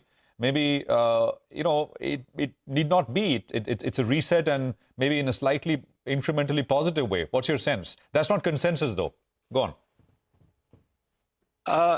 Yeah, I think this is administration that is likely to materially increase tariffs and non-tariff barriers on China. We're anticipating over 18 months the effective tariff on China from the US goes from about 12% to 36%. And that will add to China's growth difficulties and probably also pressure the currency lower as China responds to that. And indeed, one of the long-run themes when we go back to this dollar earnings growth that I've been emphasizing is the Indian rupee is now more stable than the Chinese renminbi. There's a role reversal there. And India is very unlikely to suffer the same kind of trade pressure for all sorts of reasons as China will from the incoming administration. So that is an important headwind, and it's part of our thinking. And it's why our China economist actually expects China growth to weaken even further next year. Whereas I just said for India, we expect a cyclical pickup to resume. Which also brings me to the next question in terms of what to play in the India market, Jonathan, and what you like. A lot of people will want to believe that China's loss will probably be India's gain, because we saw that play out at least in COVID, right? COVID, when there was supply chain disruption, a lot of the Indian API manufacturers, those who are making these bulk drugs, chemicals, those companies started doing really well here in India. But that was a different time. Now we're talking tariff wars. So again, do you expect any China +1 benefits at all for India? And beyond this, what are the other top themes that you'll continue to like here? So working with Ridham and the team, we are overweight financials. That's actually a global trade at Morgan Stanley. We like financials pretty well everywhere other than in China. We also are overweight consumer discretionary in India and industrials. And we like the IT services names. They're very engaged and working hard on the AI rollout globally. And we're deep now into the shift from enablers to adoption. So adoption basically is AI being adopted by major software as services firms, major global financial services firms. So the India players in that sector are very engaged in all of that. And we are underweight the defensives and certain other areas like energy and healthcare. And we're pretty happy with that approach. I think you were just mentioning before I came on your show that the banks index in India is basically almost back at the high already. And we're seeing that bank's outperformance in many markets. Okay, all right. Thanks a lot to Jonathan for joining in and giving us your quick take on how you see the global markets shape up, particularly India. You're sounding rather optimistic on prospects, 93,000 on the Sensex. So that's a good upside from these levels. Thank you. Well, let's focus on the paint industry now. Competitive activity in the sector has increased. Birla Opus has been expanding capacity as well. According to analysts, they say that competitive products from Birlas have found some resonance among dealers. How do the peers see this? I think we've got the RBI governor walking in. That's the RBI headquarters. And a lot of focus on this particular RBI policy, both for what the RBI will do. They will acknowledge the slowdown which we've seen, but what will they do about it? Forex swaps, OMO, CRR cut, and he's gone in. And of course, the other part, of course, is the extension, whether the governor himself will get an extension, because we are due to hear about that. And we thought we'd probably hear over the last couple of days. It's not happened yet. And I think there will be questions on that as well. Just about 25 minutes to go for the policy. For a man who has so much on his mind and so much riding on his shoulders, the whole Indian economy, he always manages a wonderful, graceful, benign smile, does he not? Always, even at ease. He was the man. He was the man in Delhi during COVID. And if you remember those briefings, right? I mean, he was always sort of calm, composed through, and it was always a pleasure. Well, and done a very, very good job. Sometimes you compare other central bankers across the globe and you feel proud the way the RBI has dealt with the situation. Well, we'll get to that in just a bit. But as I said earlier, let's get to Berger Paints. We have Abhijit Roy, the Managing Director and CEO at the company, who joins us on the show. Hi, Mr. Roy. Good morning, and thanks a lot for joining in. Well, how has demand been? I think earlier you were guiding for around a 7 to 8% volume growth for Q3. Is that on course? Is that a little bit better? First of all, congratulations to you and the channel for reaching this 25-year mark. It's been a fantastic journey for CNBC. Q3, as I said, we had thought of that it will grow at about 7-8% by volume. As of now, it is slightly lower than that. Around 4 to 5% is where we are as of October and November. We are hoping that December will be better. Got it. Okay. All right. So a little lower than what you were estimating earlier. Well, Mr. Roy, we thank you for your good wishes for the channel. And also, you've always colored up the screen for us. So we appreciate that. But let's talk about business. The competitor, Birla Opus, that's been making inroads. It's adding capacity. It's, got a fair bit of traction with the dealer community as well. And now they are, number 2 in terms of capacity. Do you think that they are a big challenger and, that number 2 position is under risk? Well, first of all, that data is incorrect that they are number 2 in capacity. They are still actually around half our size in terms of 3-shift capacity that we have versus theirs. In fact, in the annual report of last year, if you see, we have 1.5 million tons of capacity per annum. Vis-a-vis that, they have declared about 83,000 or 84,000 metric ton capacity so far. So that itself is incorrect. But even if you take that aside, the fact is that capacity is not very important in the paint industry. We operate at around 60-65% of our capacity even today. And therefore there is enough capacity to produce. What is important is production and sales, and that is something which I think we are way ahead of them. as of now, right? The second part is, I think, if you add too much of capacity at the initial stage, the return on capital will get hampered very badly. And we add capacity as and when the sales improve. So I think that is a better way of looking at things rather than looking at the capacity part.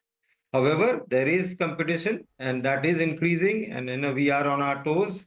It helps us to become more efficient, so we are okay with that. So to take that point further forward, I mean, they might be at whatever capacity. Eventually, there's a scale-up happening, right? And there are large players in the market now, which brings me to the earlier projections that we got from you. You're saying November, it's been around 4-5% volumes.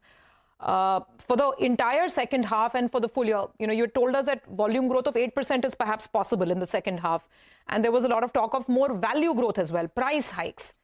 Now, is that still on the table? Can you tell us how prices have moved? And for the overall second half, what will both the volume and the value growth, what will the numbers look like? Yeah, so we stand by that. I think we are expecting that the fourth quarter will be better than the third quarter as well. Third quarter is slightly better than the second quarter. So from that perspective, it is more or less in the same trajectory that we had predicted. We expect that 8 to 9% volume growth should come in the overall second half. And the value growth, because we had a price dip last year, that will go away in the fourth quarter completely. So the value growth will also look up in the second half. Comparative to first half, it will be the gap between volume and value will be lesser. And what is the price hike? I mean, you're anticipating, just so that we have a sense, as you're saying, the base was lower last year. Just to understand the numbers, roughly what are we expecting on pricing? So we took a price increase of 2.5% in the second quarter. And the price drop that had happened last year was about 5%. So this entire impact will come in the fourth quarter. Mr. Roy, good morning. Prashant here. The other bit of news flow, right? The AkzoNobel sale. Is there anything you'd like to tell us regarding that? So far, no material discussion has happened, so I can't really say anything, Yes, there are talks there going on, and in the press, they have said that they are looking and reviewing this portfolio. As and when things develop, if there is anything constructive, we will let you know, for sure. Mr. Roy, as you said in the press, they've said they're looking. So obviously, privately, it would be at a much more advanced stage. So, well, so far it hasn't moved to any significant stage or of any material importance. I would say in that way. But you were in it as well. You're speaking with them. We look at all. If the valuation makes sense, only then we are in it. Otherwise we will not be in it. So we take a look at all opportunities. If it makes sense, we will definitely look at it seriously. Otherwise, we will walk off. So is there a process which is being followed, like some due diligence or? No, nothing. No due diligence has happened so far. We haven't proceeded to that stage as yet. But talks also haven't started, you're saying, or have the talks begun? Talks in the sense that discussion always happens, right? As to whether whether we are interested, not interested, NDA has to be signed or not signed. All those things sometimes can take some time, legalese and other stuff. But as of now, there is nothing concrete or material which is of importance. Mr. Roy, just to press you a little bit on that competitive intensity, I get that point. Capacity is not the matrix. Sales is the matrix. Now, the thing is that the Birla Group, they are selling white cement, they are selling putty. And now, in fact, if someone is doing that, they could very well be tempted to continue to use their paint as well. So that question is could they be a serious challenger? I think in terms of sales volumes, you could correct me, but I think you're number 2. So with them having adequate capacity and as it is they're selling putty, as it is they're selling white cement, do you think that number 2 position could be at risk, or you think no, you're well equipped? No, so there are 2 reasons. Of course, they are a challenger, no doubt on that. They have some advantage in the sense that what you mentioned about putty being sold or cement being sold. But that is typically, the cement part of it is basically for new projects, right? And new projects in paint trade is about 15% of the total sale. It is repainting, which is about 85% of the sale. So that has to be built up over a period of time in terms of distribution, in terms of painter connect, in terms of architect, interior decorator connect. those things take time, and it doesn't happen overnight, and there are issues there. It takes a long, slow process. It is not something which will happen overnight. And that is why, and meanwhile, we also keep expanding. We have our own expansion plans. We have our own growth plans. I don't see, therefore, that happening in a hurry. It will take a long, long time if it ever happens. Very solid point, sir, and completely take that point. You're saying that, the absolute fresh painting of new houses or new homes, that's only 15% of the trade. The rest is all repainting, and that's where brand recall, sort of association with a brand, the belief and credibility with the brand, that's really paramount. So take that point completely. Just to complete, sir, the point on pricing.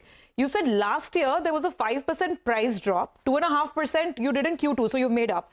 Now you're expecting further price hikes in Q4. So will it be another 2.5%, which means basically you make up for the price drop?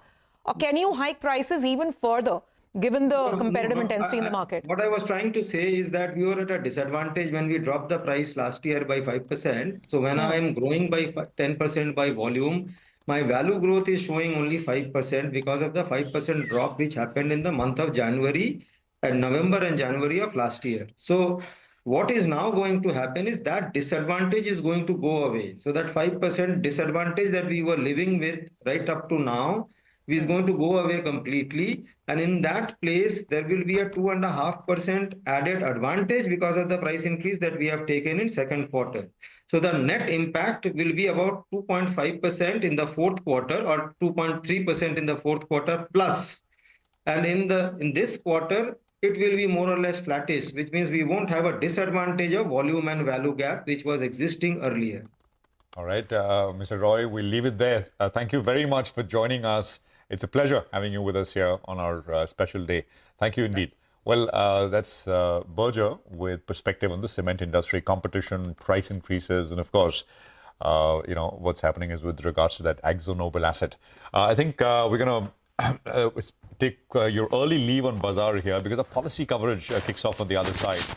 We connect with a host of experts to discuss if the RBI will cut rates today or maintain status quo.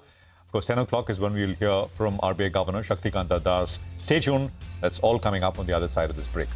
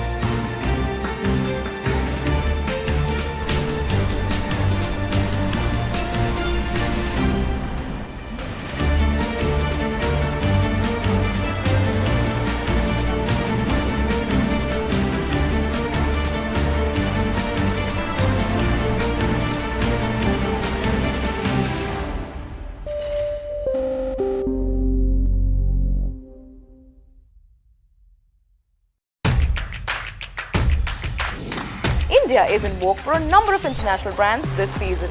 Surabhi Upadhyay, CNBC TV18, Mumbai.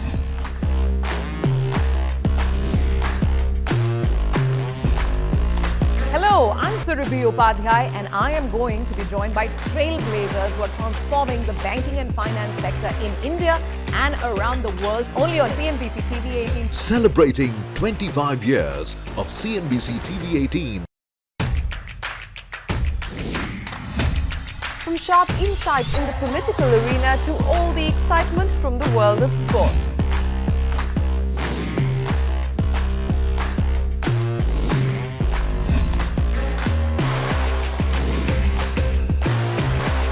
We are here at the CNBC TV18 budget headquarters as we've done for the last 25 years. Celebrating 25 years of CNBC TV18.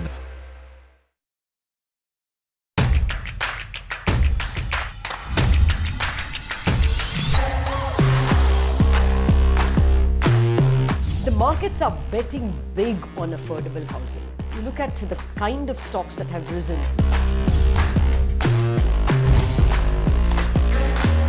We are stepping into our Silver Jubilee year, our 25th year, and we wanted to have the best of India Inc. with us. Celebrating 25 years of CNBC TV18. For 20 years, it has been India's most coveted stage for business leadership. The benchmark of unparalleled excellence. We have to dream big and even bigger for India.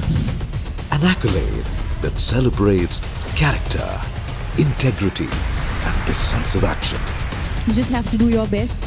Not identified by any single name, nor defined by a single achievement. The best years are to come, and you don't have to wait for long, it's round the corner.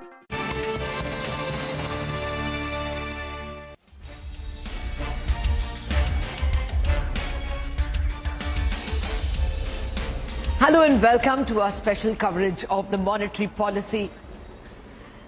Hello and welcome to an all-important monetary policy coverage from CNBC TV18. Big day for us. We complete 25 years and it's almost as if divine grace that the Reserve Bank has chosen to date an all-important policy on this day. So we feel it's a double delight for us. Well, I tried my luck. We were with our cameras waiting to welcome the governor into the Reserve Bank. I tried asking him, sir, any goodie bag for us? And of course, he smiled and said, you will know. And of course, we're going to know in 10 minutes or so. We have a battery of guests and my colleague Ritu Singh, who did the CNBC TV18 poll. So welcome, Ritu, and over to you. The poll says that there isn't a repo rate cut just yet. Yes, Lata, in fact, 100% of our respondents say no repo rate cuts. So for the 11th consecutive time, a status quo policy. But to acknowledge this slowdown in growth, there could be a dovish commentary from the governor. And instead of a rate cut, there are some chances. There's a section of the market that is expecting a cash reserve ratio cut ranging between 25 to 50 basis points. But the chances of that happening, according to our poll, are 50-50. So we'll have to see how that plays out in terms of when the next repo rate cut could be. Largely now the market is aligned with February. That's when we'll start to see the rate cut cycle. In terms of the other parameters, of course, the GDP number is going to get all of the eyeballs. 7.2% is the number. It has to be revised down. To what extent, we'll have to see. Our poll says about 6.4 to 6.7%. Inflation currently at 4.5% for the year might have to be revised upwards. Our poll again says between 4.8 to 4.9%. Some even say 4.6 to 4.7%. Apart from this, a lot of focus will be on the liquidity measures, whether there is a VRR, some sort of OMO purchases. What the governor does to assure the market that liquidity will remain comfortable is also something that everybody will be watching out for. And of course, the big question mark, the Reserve Bank of India governor's tenure, that ends on the 10th of December. We're yet to hear from the government on that front as well. Can't hear it. Thanks for that comprehensive poll analysis, Ritu. Let's invite our guests. We have Kaushik Das, the chief economist from Deutsche Bank. We have Indranil Pan of Yes Bank, with Devang Shah of Axis AMC, and I think Lakshmi Iyer of Kotak is going to be with us in just a minute. Actually, let me start, because it's a CRR cut cry. Let me start with the market guy first. Devang, what are your bets? CRR cut for sure? Yeah, we are more in the CRR cut camp. So yes, definitely, as Ritu highlighted and you highlighted, growth has actually come lower and rang some alarm bells. But we believe that the need of the hour is actually liquidity, which would be supportive both for credit growth and the economy on the longer term. Hence, our view is that RBI should be looking at liquidity infusing measures today and probably start with rate cuts from Feb. We also believe that this is in sync with their monetary policy stance, which they announced last policy. So I'll go with CRR cut.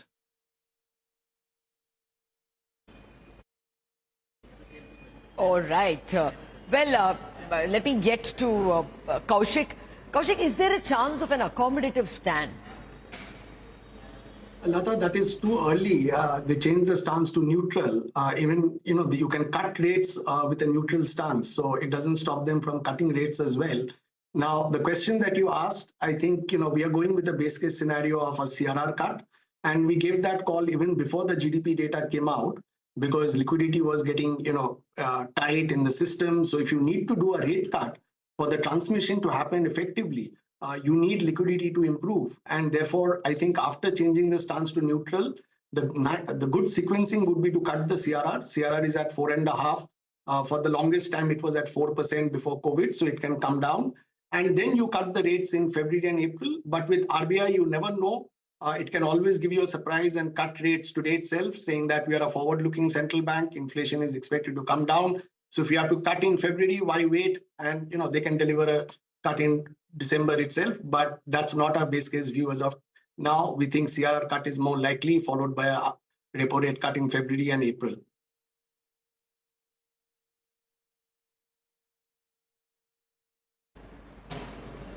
Okay, let's get Lakshmi in. Lakshmi, your call. What's in for today? Is a CRR cut almost a given now? Yeah, hi Lata, good morning. So yes, there is, though the core system liquidity obviously is much lower than what it was in September. But, taking cue from what Kaushik just mentioned, I'm actually reminded of a quote by, which is attributed, of course, to John Maynard Keynes, that if the facts change, I change my mind, what would you do, sir? So if that question were to be posed to the governor, clearly the mellow down in GDP growth definitely points to a case to definitely look at a possibility of a rate cut. Of course, I know it's a non-popular view and obviously not our base case view as well, but it's a very, very outer chance. But clearly, if you signal something to that effect, so today I think more than walk, it is more about the talk. So a combination of CRR plus probably even open market operations, that's something which the markets have been indicating or expecting. I think a combination of either or should keep the market, I would say not euphoria, but should keep the market mood intact, which right now is definitely expecting a significant dovish undertone. Well, so net, the market is expecting some cues from the RBI governor that liquidity will be kept comfortable. Whether that is through a CRR cut or not, we'll have to see. Indranil, our experts here, unanimous in their expectations of a CRR cut today from the governor. I know you have a contrarian view, so tell us about that. We are not expecting a CRR cut, neither are we expecting any rate cut. Rate cut, I think everybody is on the consensus view, though some of my colleagues here sort of tend to be on a knife edge, and they can fall on either side. But I think with a 6.21% inflation reading, and with Trump policies coming whereby global interest rates and inflation can remain on the firmer side, it's possibly not the right time to do a repo rate cut. Yes, growth has been slowing down, but there are also consensus views coming that some amount of the slowdown is because of certain factors which were not in the control, including the fact that there was a base effect from the previous year, and some of the early indicators that we see for October is pointing to a more stable growth. It's quite not true that we would be or we should have been expecting a 7.5% growth in an atmosphere where the global growth is on the negative footing. And I would be happy to see a more qualitatively good growth at around 6.5% or so, which is where we are sort of tending, and more normalization into the pre-COVID sort of situation. So I'm not, and in terms of the CRR, I think CRR is a more permanent liquidity infusion. And the banking system liquidity, which is, I actually look at more the banking system liquidity rather than the government balances included, which is the core liquidity. And given today's situation, I'm not expecting a CRR cut. Yes, they will be absolutely clear about the fact that they would be nimble-footed in terms of adjusting liquidity as the need may be. I would prefer to see the RBI more on an OMO journey, because there is space there to sort of ramp up the rupee securities, as the foreign securities have also sort of fallen. Okay, so that's a 3:1 on the possibility of a CRR cut. Kaushik, very briefly, let me pick up from where Indranil left on the growth numbers. That is where a lot of focus again is going to be. 7.2%, most likely will be lowered. But to what extent is the question? Because there's some in the market all the way down to a 6 to 6.3% kind of a range. So Ritu, in order to get 6.5%, you need to have 6.9 or 7% average for the second half of the year. We have a 6.5% average for the full year. And, that brings in, factors in 6.9% growth. The reason being government spending will pick up in the next few months. And, you probably could see a bounce back even in October, December. Manufacturing activity is expected to be better than July, September. So all built together, probably you will get, close to 6.9, which can lead to 6.5% growth. But the risks are obviously to the downside because the second half of the fiscal year will have to contend with a very high base year of the previous year. We had high growth last year on absolute terms. So it could be a challenge to get close to 6.9. RBI had a growth forecast of 7.4% for second half of the fiscal year. If they keep that constant with the first half growth that you've got, RBI could come down to 6.7, 6.8. But ideally, they should be at 6.5 or lower to do the proper mark to market, for this year. And more importantly, next year, RBI has a growth forecast of about 7%. We are at 6.5%. So the story that we think is building up is that India is probably going to be at 6.5% average growth for some time, which is below potential. And therefore, you need some monetary policy support to make sure that growth doesn't fall below 6.5 for the next few quarters or years, given that the global backdrop is going to become challenging. The tariff wars and other things from the US administration could slow down global growth. To that extent, if India is continuing to do fiscal consolidation, and we think India will reduce the fiscal deficit again next year to 4.5% or lower, then you need some monetary policy support, and some repo rate cut of 50 to 75 basis points is needed in this cycle. Yeah, Kaushik, we are running out of time. Kaushik, we are running out of time. Devang, just give me the bond yield range you are expecting over the next 1 month. Just a quick one. 660 to 670. Okay, and Indranil, any guess on the rupee? I think by March end, we should be at 85 to 85.25. 85.25. Okay, there has been a bit of a quiet on the dollar and some bit of risk is coming back. Maybe it's just, excessive short positions on other currencies that are getting covered, but the dollar has shaved off a bit. There is still the non-farm payroll, and there is always the possibility of any Trump statement coming over the weekend. So the markets will have to watch, the currency markets in particular, as to how they react. Over to you, Ritu. I think it's the last few seconds before the governor takes over. That's right. We're standing by to hear from the governor at 10 a.m. So any moment now, just to recount what our guests have been saying in the meantime, the large majority is leaning towards not a repo rate cut, but a cash reserve ratio cut. It could range between 25 to 50 basis points. So 50 basis points will release about 1.15 trillion rupees of liquidity into the system. So that will bring some relief to the banking sector. Apart from that, the GDP number, again, will be the focus area. RBI will have to climb it down from the 7.2% currently, even if we get a 7.4% in the second half. So the expectation is anywhere between 6.5 plus minus 20 basis points. We'll have to see where that goes. And, on the inflation front, 4.5% is the current projection. How much that is raised, we'll have to see. Again, our, poll says anywhere between, 20 to 50 basis point, sort of revision. That could likely come. 50% expecting a 4.8 to 4.9. Here are the governor.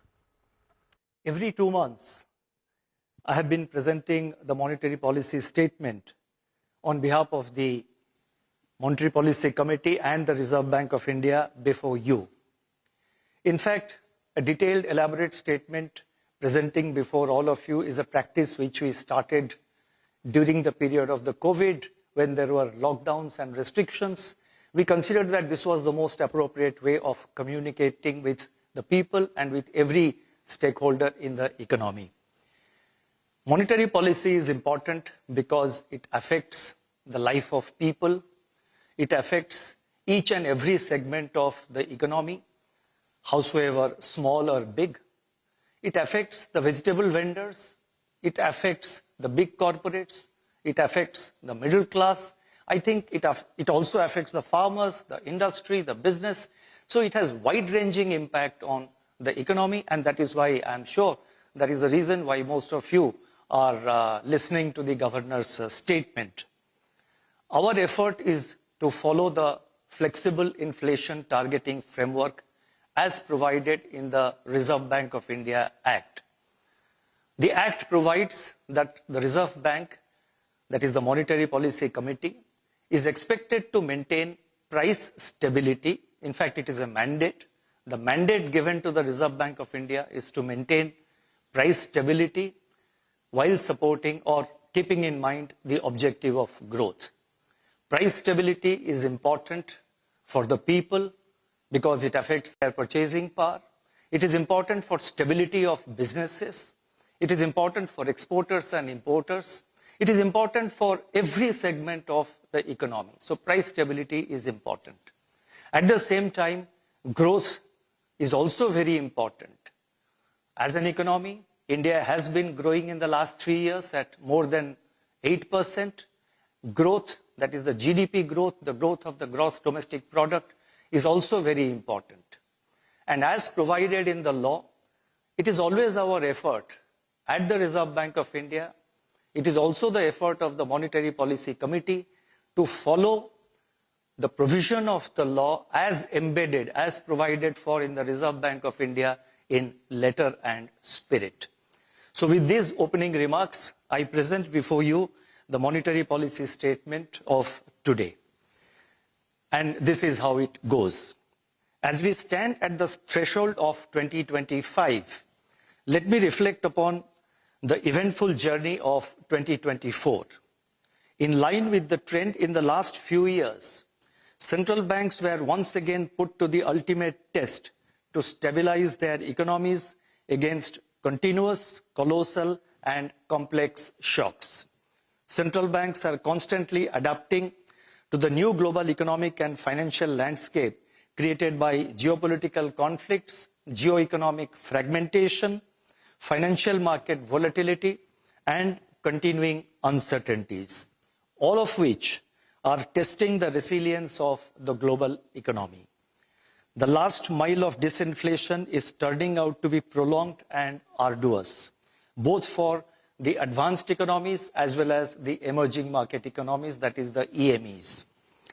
Maintaining macroeconomic and financial stability and building buffers continue to be the lodestar, especially for the emerging market economies. In India, notwithstanding the recent aberration in growth and inflation trajectories, the economy continues its journey on a sustained and balanced path towards progress. Amidst the reshaping of the global economy, India is well positioned to benefit from the emerging trends as it forges ahead on a transformative journey. Let me now turn to the decisions and deliberations of the Monetary Policy Committee, which met on 4th, 5th, and today 6th December. After detailed assessment of the evolving macroeconomic and financial developments and the outlook, because monetary policy is forward-looking, so we have to always look at the outlook, the Monetary Policy Committee decided by a majority of 4:2 to keep the policy repo rate unchanged at 6.5%. Consequently, the standing deposit facility, that is SDF rate, remains at 6.25%, and the marginal standing facility, that is the MSF rate, and the bank rate at 6.75%. The MPC also decided unanimously to continue with the neutral stance and to remain unambiguously focused on a durable alignment of inflation with the target while supporting growth. I shall now briefly set out the rationale for these decisions. The MPC took note of the recent slowdown in the growth momentum, which translates into a downward revision in the growth forecast for the current year. Going forward into the second half of this year and the next year, the MPC assessed the growth outlook to be resilient, but warranting close monitoring. Inflation, on the other hand, surged above the upper tolerance band of 6% in October, driven by a sharp uptick in food inflation. Food inflation pressures are likely to linger in Q3 of the current financial year and start easing only from the Q4 of the current financial year, that is from January to March. And we expect that this is the trend, and it will be backed by seasonal correction in vegetables prices, Kharif harvest arrivals, likely good Rabi output, and adequate cereal buffer stocks. High inflation reduces the disposable income in the hands of consumers and dents private consumption, which negatively impacts the real GDP growth. The increasing incidence of adverse weather events, heightened geopolitical uncertainties, and financial market volatility pose upside risks to inflation. The MPC believes that only with durable price stability can strong foundations be secured for high growth. The MPC remains committed to restoring the inflation growth balance. I repeat, the MPC remains committed to restoring the inflation growth balance in the overall interest of the economy. Accordingly, the MPC decided to keep the policy repo rate unchanged at 6.5% in this meeting, and also to continue with the neutral stance of monetary policy, as it provides flexibility to monitor and assess the outlook on inflation and growth, and then go on to act appropriately. I would now like to provide an assessment of growth and inflation, and I would like to begin with the global growth scenario. The global economy has shown unusual resilience in 2024, despite several headwinds. Inflation is gradually moving towards the target from its multi-decadal highs, prompting several central banks to embark on policy pivots. Global trade remains resilient, with increasing volumes confined within geographical blocks. Since the last MPC meeting, financial markets have remained edgy amidst rising US dollar and hardening bond yields, resulting in large capital outflows from emerging markets and also in volatility in equity markets. Going forward, the outlook is clouded by rising tendencies of protectionism. I'm talking about the global economy. Going forward, the outlook is clouded by rising tendencies of protectionism, which have the potential to undermine global growth and also push inflation higher.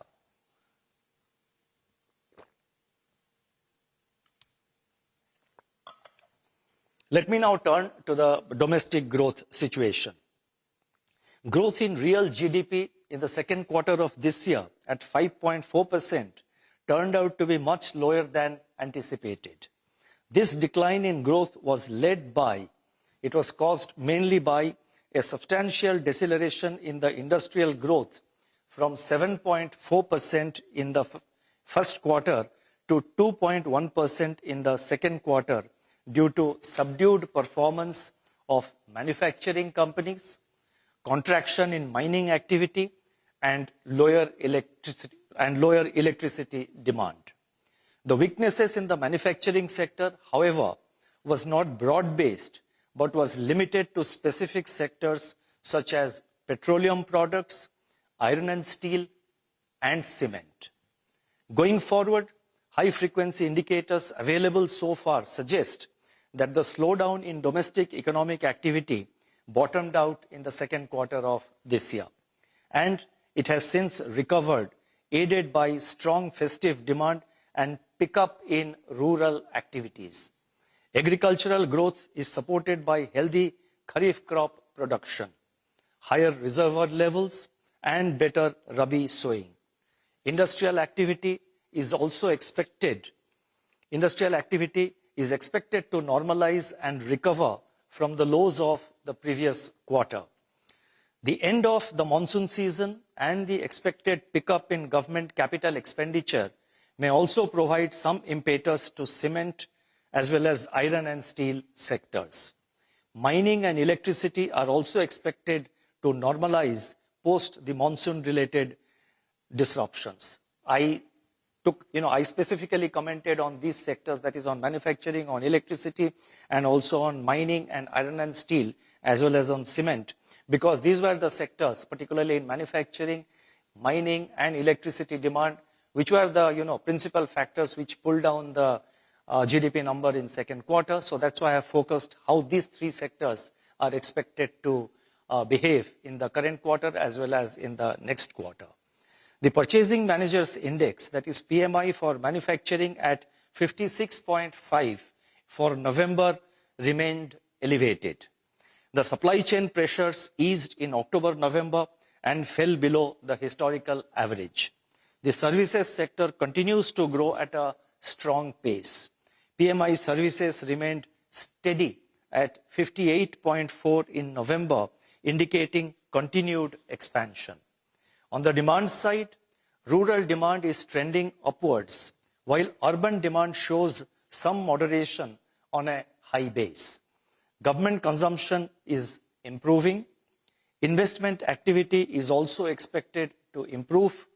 On the external front, merchandise exports expanded by 17.2% in October, while services exports continued to post upbeat growth at 22.3% in October.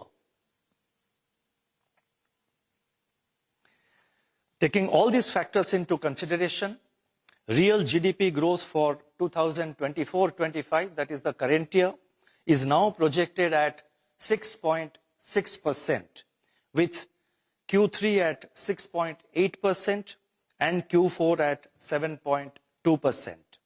Real GDP growth for the first quarter of 25-26 is projected at 6.9% and the second quarter of 25-26 at 7.3%.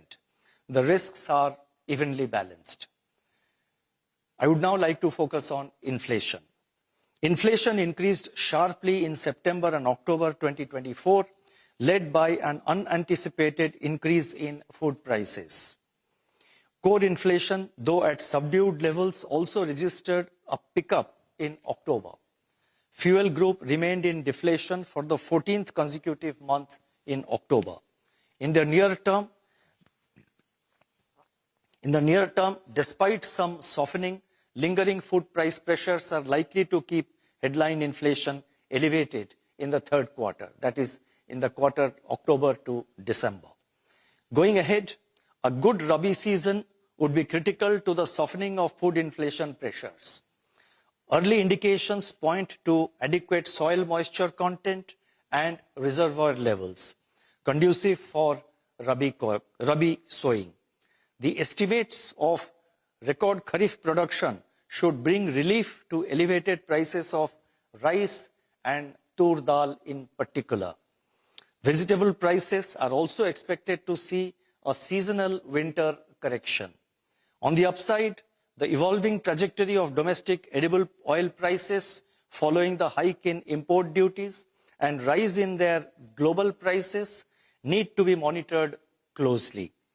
Manufacturing and services firms surveyed by the Reserve Bank point to firming up of input costs and selling prices in the fourth quarter of the current financial year, that is in the quarter January to March. Taking all these factors into consideration, CPI inflation for the current financial year, that is 24-25, is projected at 4.8%, with Q3 at 5.7%, Q4 at 4.5%. Going into the next financial year, CPI inflation for the first quarter of 25-26 is projected at 4.6% and Q2 at 4%. The risks are evenly balanced.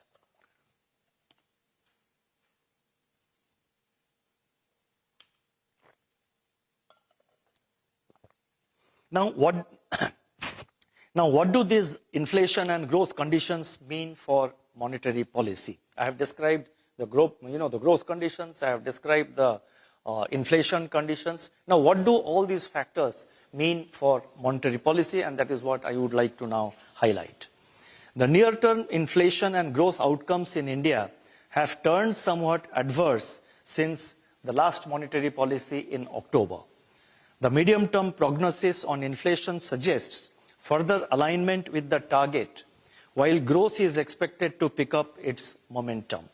Persistent high inflation reduces the purchasing power of consumers and adversely affects both consumption and investment demand. The overall implication of these factors for growth is negative. Therefore, price stability is essential for sustained growth. On the other hand, a growth slowdown, if it lingers beyond a point, may need policy support. The Reserve Bank's anti-inflationary monetary policy stance has been a crucial factor in bringing about a significant disinflation. Going forward, as food price shocks wane, headline inflation is expected to ease and realign with the target as per our projections, which I just read out. At present, it is necessary to draw on the flexibility provided by the neutral stance of monetary policy to wait for and monitor the incoming data for confirmation of the decline in inflation. The gains achieved so far in the broad direction of disinflation, notwithstanding the recent upticks, need to be preserved. At the same time, the growth trajectory and the evolving outlook also need to be monitored very closely.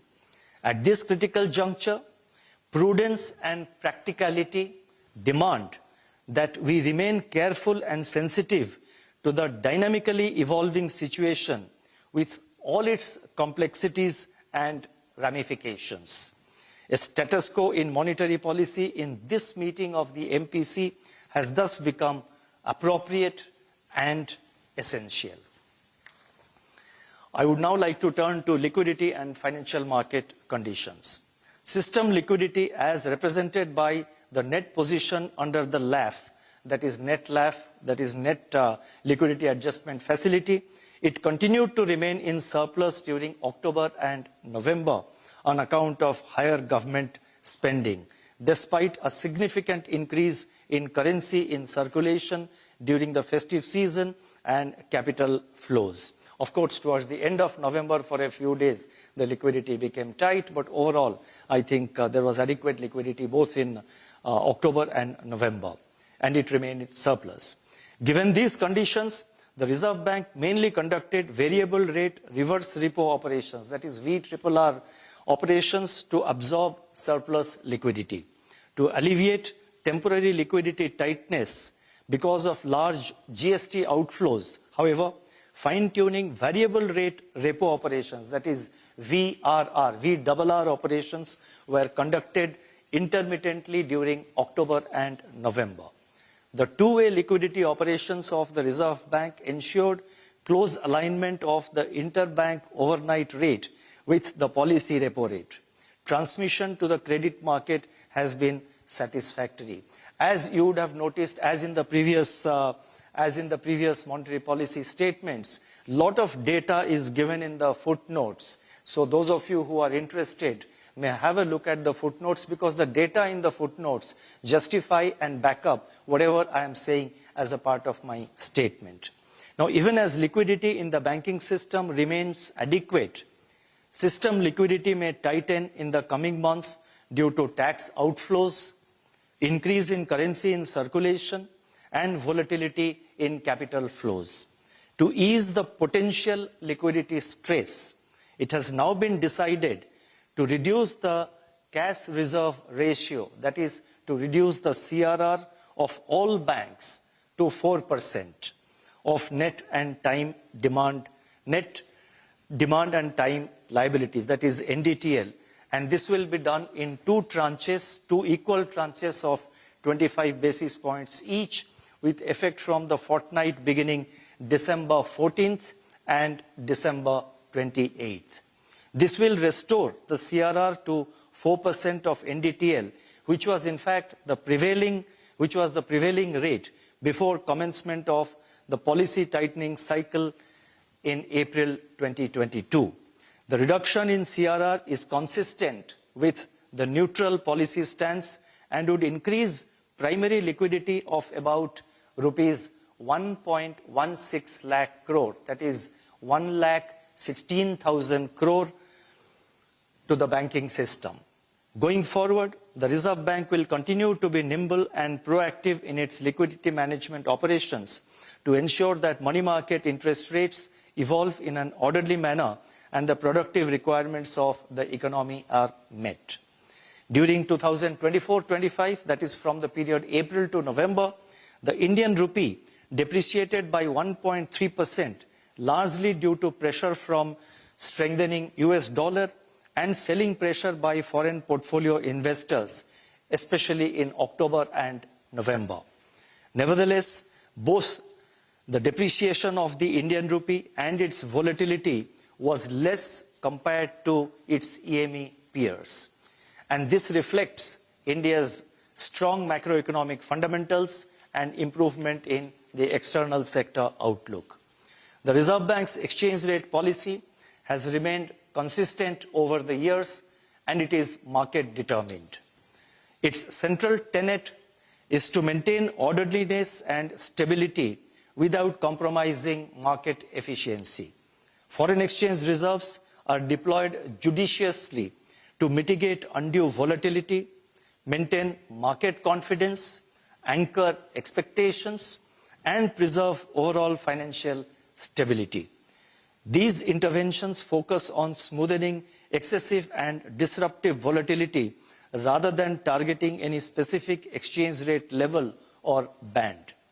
At the same time, our effort to deepen and modernize the foreign exchange market have also yielded significant results in terms of, first, widening access and participation, and second, ensuring efficiency and ensuring efficient price discovery.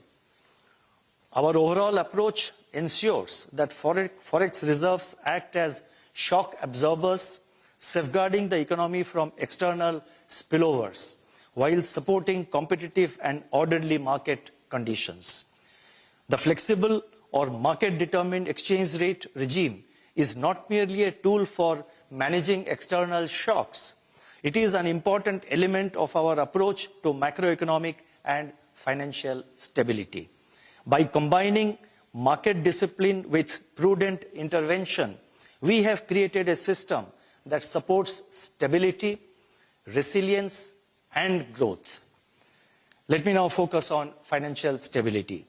The financial parameters of banks and NBFCs continue to be strong. The incoming data suggest that the gap between growth of credit and deposits of scheduled commercial banks has narrowed, with deposits keeping pace with loan growth. In fact, on the financial sector, I can say with confidence that I think the health of the financial sector today is perhaps at one of its best in a long time. The Reserve Bank supervision of the financial sector and its entities continues to be vigilant and proactive. Incipient signs of stress, if any, either at the systemic or entity levels, are monitored closely and proactive action is initiated. The effort is always to resolve the issues non-disruptively.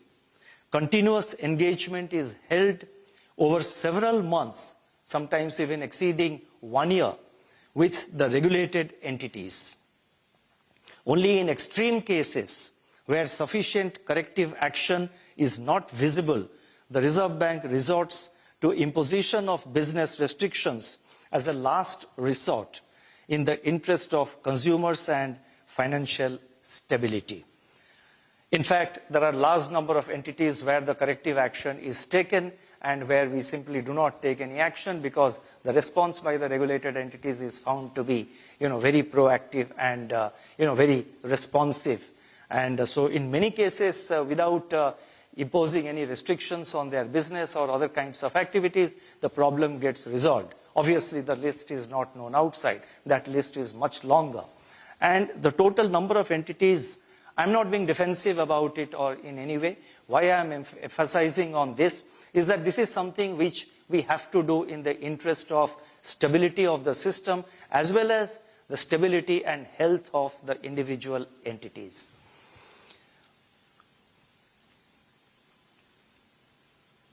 So only in extreme cases where sufficient corrective action is not visible, the Reserve Bank resorts to imposition of business restrictions as a last resort in the interest of consumers and financial stability.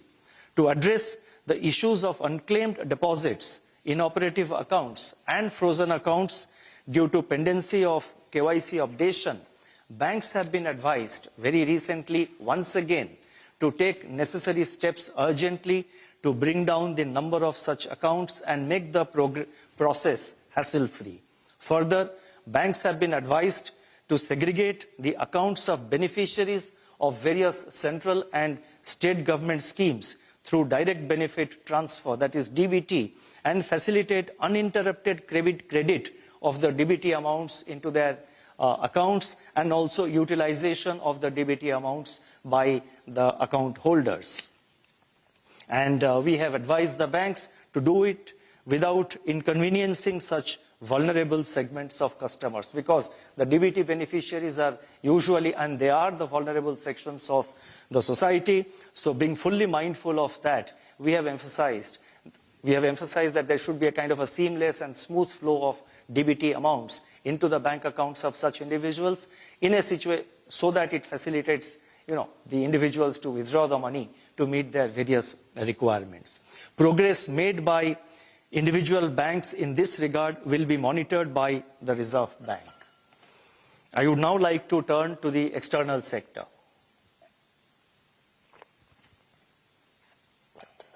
The statement today is a bit, because we have too many announcements, so I request your continued patience.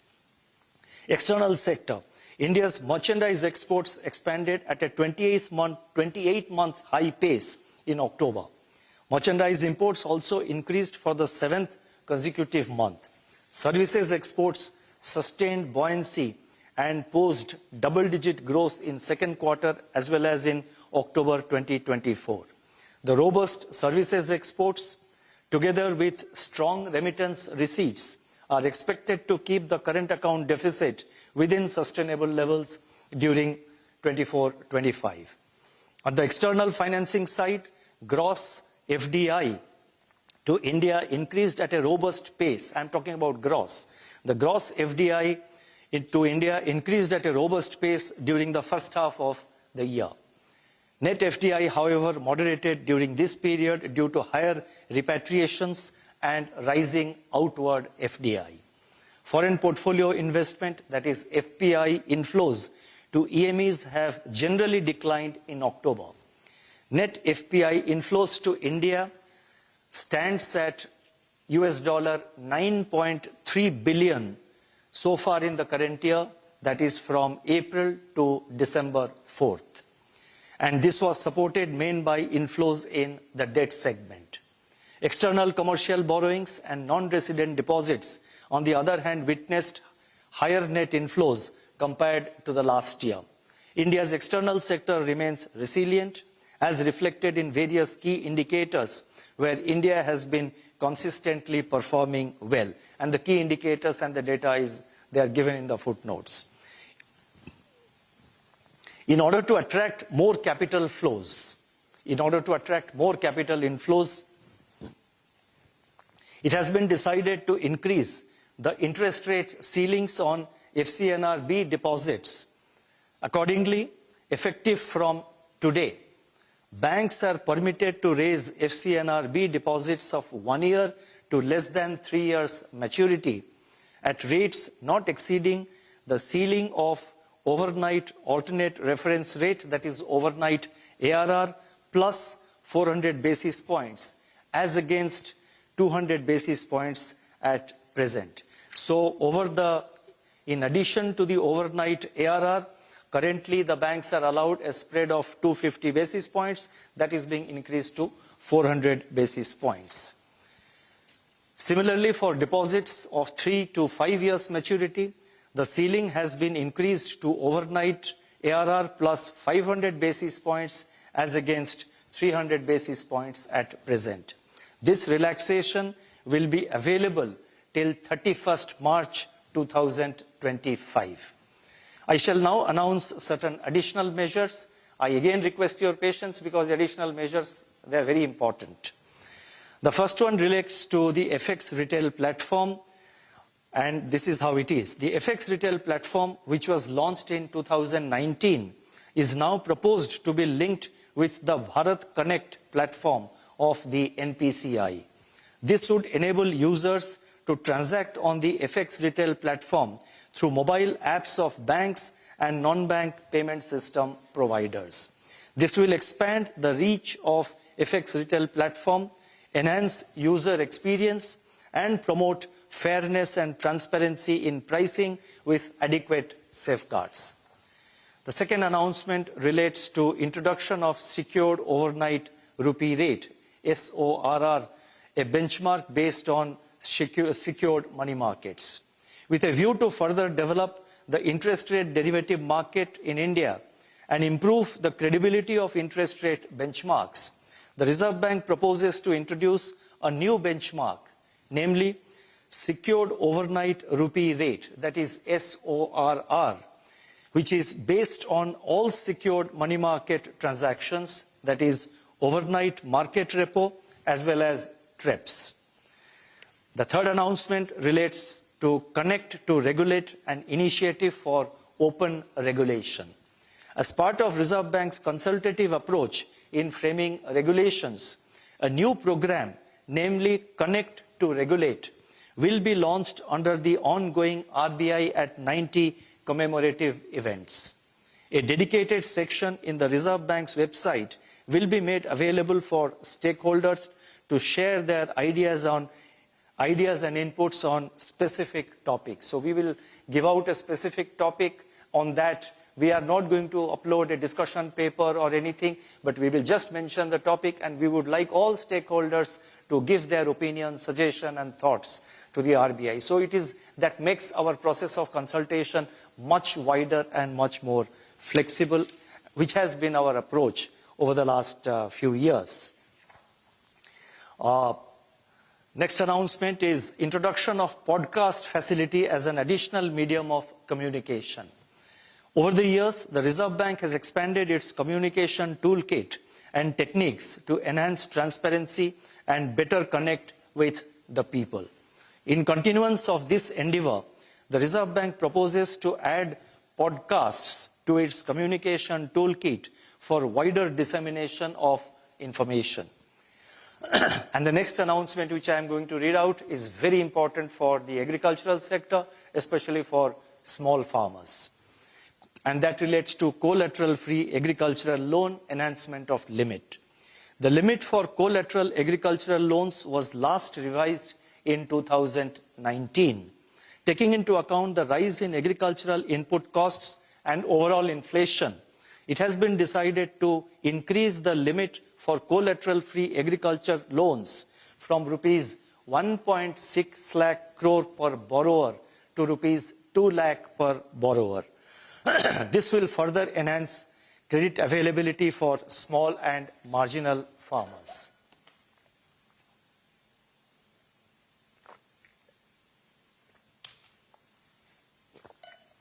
The next announcement relates to UPI.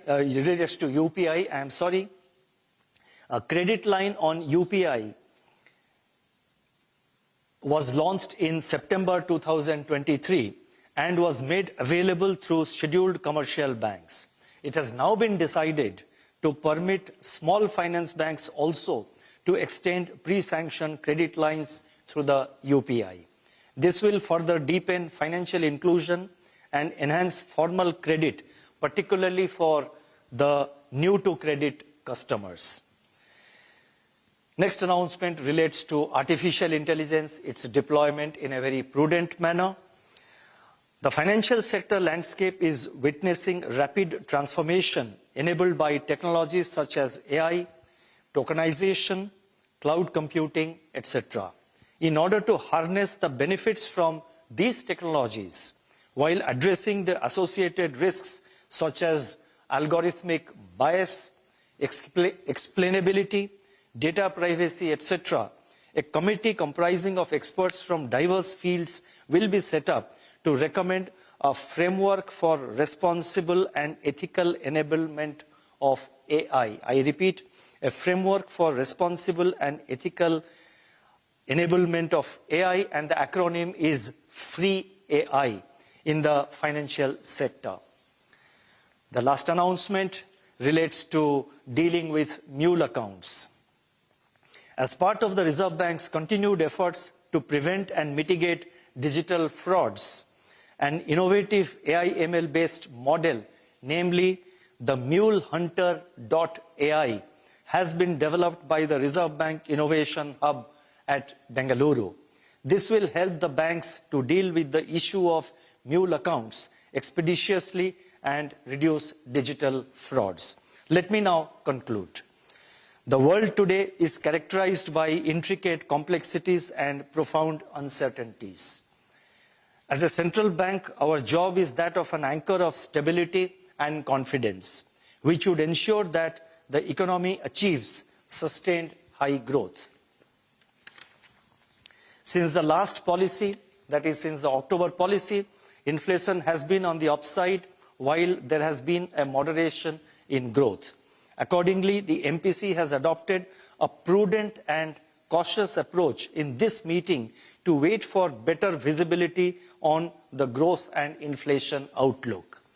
At such a critical juncture, prudence, practicality, and timing, I repeat, at such a critical juncture, prudence, practicality, and timing of decisions become even more critical. Our endeavor in the Reserve Bank has always been to implement timely and carefully calibrated measures to derive the maximum impact. This will continue to be the guiding principle for all future actions also. As Mahatma Gandhi had said, and I quote, "There is nothing that cannot be attained by patience and equanimity." In the last few years, we have traversed one of the most difficult periods in the history of the Indian economy and perhaps in the global economy. And this has been a very difficult period in the economic history, in the history of Indian economy and the global economy, just as I pointed out. It was a period of relentless turbulence and jolts. As a country, we can derive satisfaction that the Indian economy has not just navigated this period of trials successfully, but has emerged stronger. As we strive together towards making India a developed economy, I recall what I had said in my statement of February 8, 2023, wherein I had quoted Netaji Subhash Chandra Bose, "Never lose your faith in the destiny of India." Thank you. Namaskar. Okay. So as expected, no repo cut, but a CRR cut of 50 basis. No stinginess, not 25 spaced out, but a clear 1.16 lakh crore coming into the banking system. I'm not surprised that the Bank Nifty is the one that is most triumphant. We've not seen much of a move in the bond yields because, after all, there is no repo change. In fact, the bond yield went up about 3 or 4 basis points and then came down. But the important point was the last few words he said, that we believe in prudent, timely spacing of steps. Is there any hidden word over there in terms of when the repo cut comes in? And if you looked at the way in which they have given us future inflation forecasts, while they have raised the inflation forecast for the current year and even for Q1 of next year, the new number we have is Q2 of next year, which is what? 4%. So is that an indication that in February, given that you can see 4%, the RBI can argue that we are aligning towards the target. Should we take a clue from there is what the market will be asking itself. On GDP, I think the acknowledgement that we are at 6.8 in the current quarter, they're not even working with 7, is perhaps welcome, and therefore the 7.2 of Q4, which is the new forecast, will hold more credibility. At 6.6% for the full year, the Reserve Bank still remains one of the highest on the street in terms of growth forecast. The highest we got otherwise was 6.5. But markets and most of us perhaps outguessed the Reserve Bank correctly on both the interest rate front and on the CRR front. We have a very diverse panel of experts with us. We have economists, we have bond dealers, and we have a banker. And today it's the banker who's most important. Rajiv Anand, the Deputy Managing Director at Axis Bank. Rajiv, what does the CRR cut mean? Does it mean deposit rates have peaked for now? Clearly, I think the fact that we're going to get over 1 lakh crores of liquidity into the system clearly indicates that one of the things that I've been mentioning is that overnight rates are at 6.5%. On the margin, 1 year deposit rates are anything between 7.5% to 8%.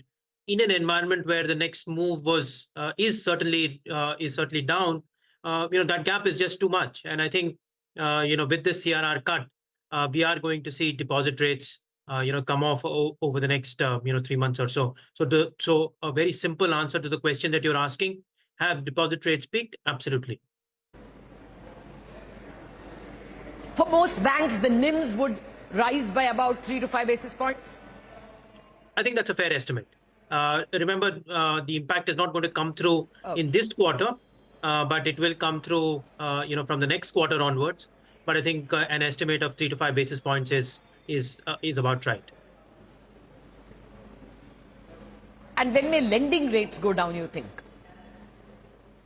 There is no reason for lending rates to go down at this point in time. Anyway, we've seen a significant reduction in deposit rates have peaked.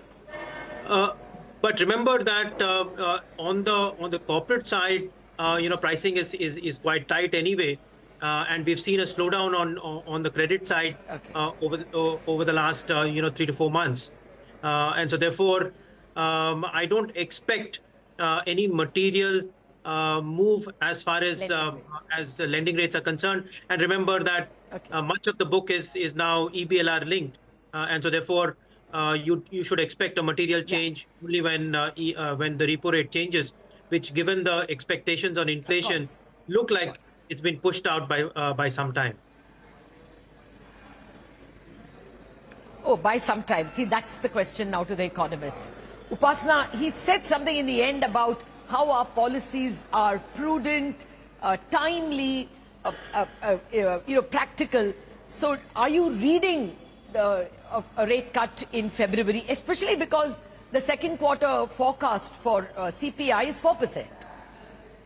Yes, Lata, as you correctly mentioned, I think there are 2-3 aspects to this. One, while RBI has revised down their estimates, they still remain on an average in the second half of the year at 7%.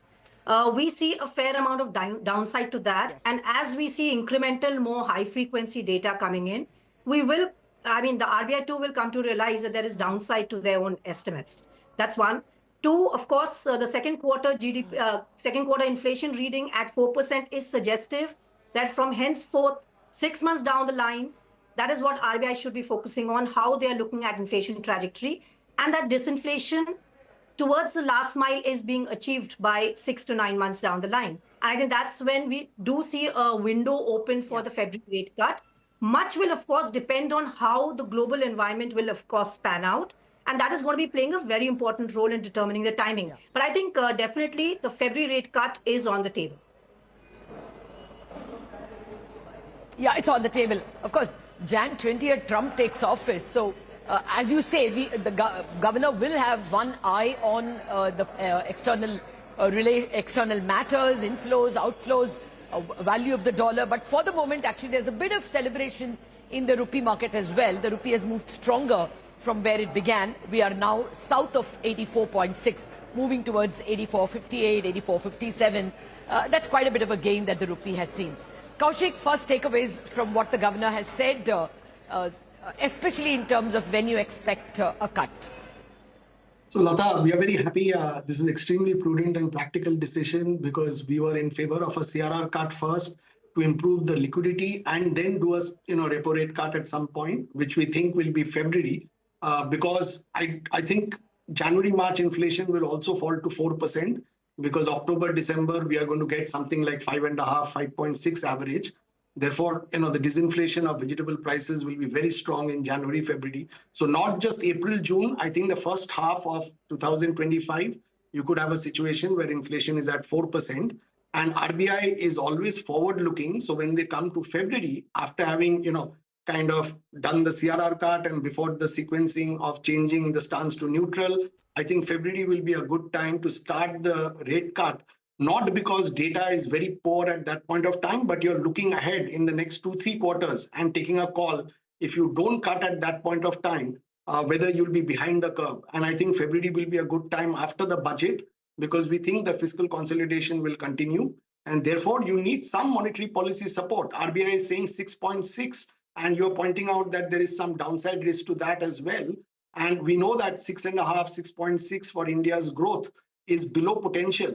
So in order to keep it at 6.5, 7 with this global, backdrop of, Trump administration, you need some monetary policy support. And I think 50 basis points rate cut over February and April will make a lot of sense. We also believe that at some point, RBI will push the short-term rates to the SDF and have an effective easing of 75 basis points in this cycle, which will help growth to remain in the 6.5, 7%, zone for the next few years, despite the global backdrop. So to answer your question, I think February is the best time to do the rate cut. Okay, actually, yeah. Got it. I just want Rajiv once again. Rajiv, I think another very important announcement has been raising the ceiling on inviting NRI deposits. The ceiling was for 1 to 3 year FCNRB rate could not go above the overnight ARR rate plus 200. Now you can go up to overnight ARR rate plus 400. And likewise, from the 3 to 5 years as well, another 2 percentage points increase in the rates can be given by banks. You expect decent flows, and do you think that's why the rupee also is appreciated?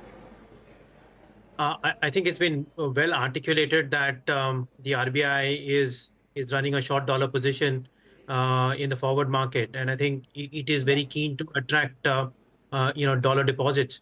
But I think the problem currently is that anyway FCNRB rates are well below even the old ceiling, and so therefore to that extent increasing the ceiling at this point in time I don't think will make too much of a difference. What would perhaps have worked is if for the incremental FCNRB some sort of CRR dispensation was given, that would have incentivized the banks to go down this road. But I think this increase in ceiling may not have too much of an impact. Okay, Kanika, thank you for standing by. Quickly, your key takeaways, and the governor making two very clear statements. One, that growth in the second quarter has bottomed out. He sees an upside with that 6.6% forecast in mind. And on CPI again, after the third quarter, fourth quarter onwards, easing is expected all the way down to 4% by the second quarter. Keeping that in mind, is February your base case as well for a rate cut? So Ritu, thanks for having me on the show. Yes, February is a base case for us as well. And we are calling for 25 basis points rate cut in Feb and April. We'll ascertain more depending upon how the growth trajectory pans out. See, it's very important to understand just two key takeaways from our side. First, even though growth is recovering in the second half, because 5.4% in Q2 itself had a base effect to it. But from an inflation standpoint, after the 5.8% spike or a higher than expected inflation number from MPC's perspective, the 4.5% growth, 4.5% inflation for the last quarter, in our view, it actually has an element of a downward surprise unless weather shocks materialize significantly. In fact, 42% vegetables inflation in October. If it squares off by March, you can see a downward surprise on inflation, which is exactly why we are calling for that rate cut in Feb. There's only one risk we want to point out too. While the governor just mentioned about global uncertainties, heightened geopolitical risks as well. But we think unless and until dollar volatility stabilizes, the shift in policy may become challenging across central banks in emerging markets, including India. So Fed is a base case, but the risk we want to watch out for is stabilization of dollar, especially after Trump takes office on 28th Jan. Thanks. No, absolutely. The external environment is one of the key risks to watch out for, especially in January after, like you said, Donald Trump takes over as president. Shobit, thank you again for standing by. Your quick takeaways. Not much of a move again on bonds. Of course, the rupee, we've seen some improvement. Yeah, hi. I think the key takeaway is the basically adverse growth inflation dynamic forcing RBI to wait and watch. Confirm whether the decline in inflation actually happens and growth actually picks up. So I think these two are the key parameters which RBI would focus on. If indeed growth picks up and inflation comes off, and global developments post Jan 20th are not as disturbing for markets, then perhaps Feb would be live for starting the easing cycle. But in our view, in my view, especially, easing cycle this time around is only 50 basis points. So perhaps if we start in Feb, the next one may not happen in April, but could be pushed out. So, if we are going to see only 2 rate cuts, then the longer they are spread out, the more the benefit could happen in the markets. All right. Rajiv, that CRR cut last we spoke, you were hoping for, that has been delivered. You said not much move on the lending front yet. Deposit rates have peaked. But what do you make of some of the other measures that have been announced, specifically on the collateral-free agriculture loan limit being raised? What sort of additional credit do you think that would unlock? What do you make of, how significant the move could be? I think they're all positive moves. It's difficult to estimate.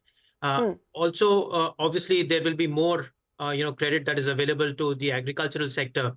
But I think what is more important from our perspective as well, our ability to now to meet our PSL requirements, particularly in the small and marginal farmer category, improves, thanks to this. And so therefore, to that extent, this is positive for banks as well. A lot of commentary, Rajiv, again, from the Reserve Bank of India on these mule accounts. And we've been repeatedly hearing this for the last many, many months. Is there specific directives from the RBI? Are you expecting some regulatory guidelines on this?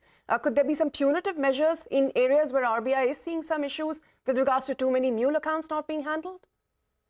I think the issue, Ritu, is systemic. This is a problem, that all banks are seeing of, fraudsters becoming more and more innovative, being able to open accounts either physically or digitally, sit in the banking system, and then use these accounts to be able to do teaming and lading, etc. So this is a challenge that all banks are currently grappling with. We are working with the RBI and enforcement agencies to see how we can tighten our KYC norms on one side, and to be able to use technology to identify some of these mule accounts and either debit freeze them or actually shut them down as well. Okay. Well, I guess those efforts would be on anyways between RBI and the banks. But clearly they have upped the ante on this, and this could have a lot of ramifications even for the kind of activities we see in the stock market. I want to come back to the growth story. We have to remember that the Reserve Bank said that the second quarter, the fall in growth has bottomed out, but they have sizably cut the second half forecast from 7.4 originally to 6.8. Now that's a 60 basis point cut in their current quarter forecast. So they have not, the positivity in the third quarter also is not that gung-ho. And then they go on to 7.2, which some may consider ambitious. Upasana, ambitious, you think? Lata, I'll take it like a H2 versus a H1.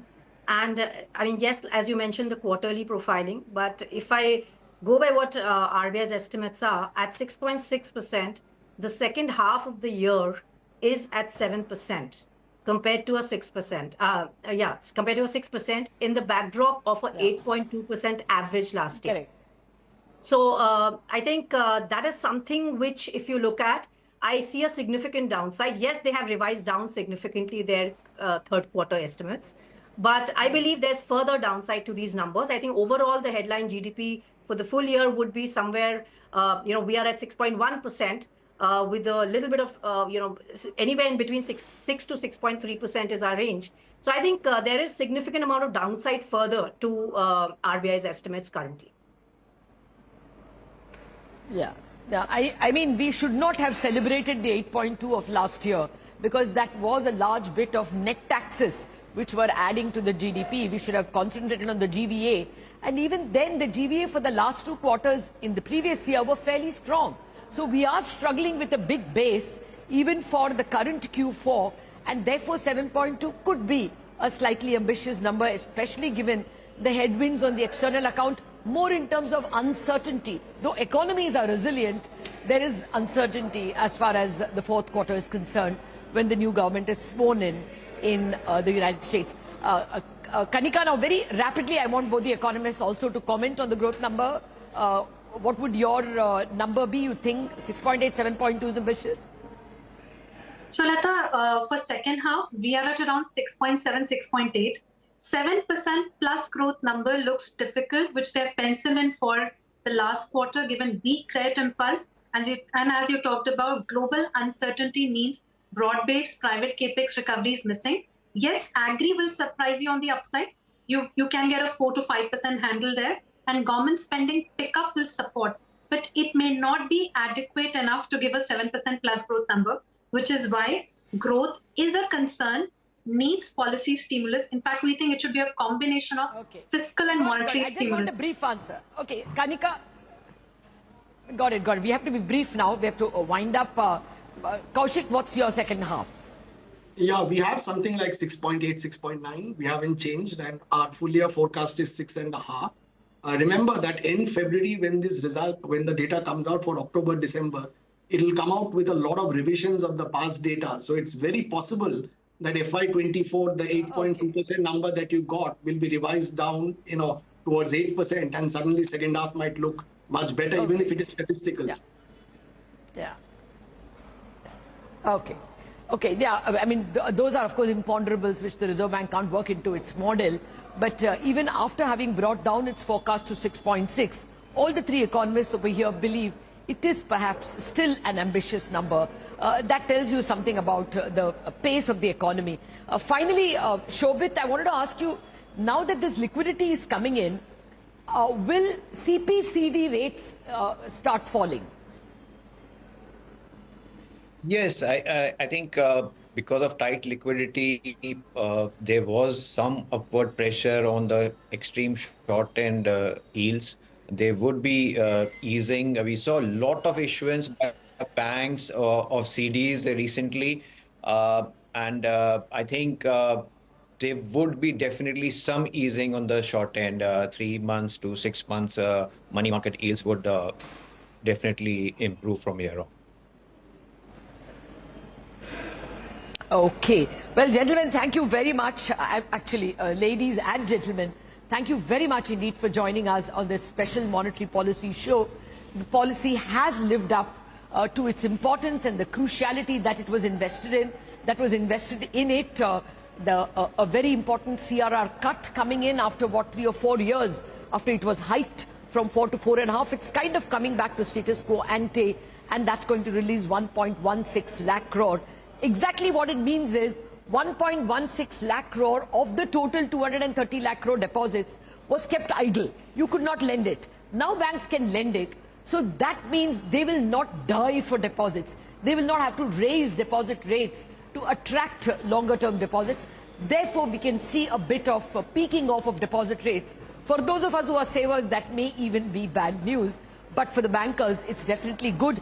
And that's why we are seeing this dramatic jump in the bank Nifty and of course in the Nifty as well.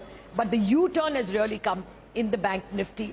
On growth, the Reserve Bank has been much more modest than what it was on October 9th, but there can be a feeling that even 6.6 could be slightly difficult given the kind of slowdown we saw in the second quarter. That's the coverage on the monetary policy. Coming to you straight from Mint Street, over to you, Ritu.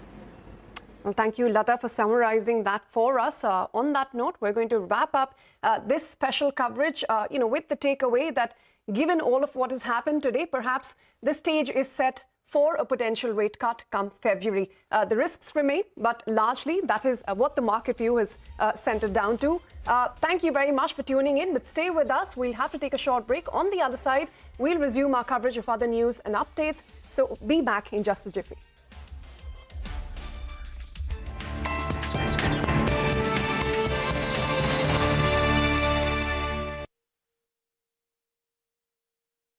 After detailed assessment of the evolving macroeconomic and financial developments and the outlook, because monetary policy is forward-looking, so we have to always look at the outlook.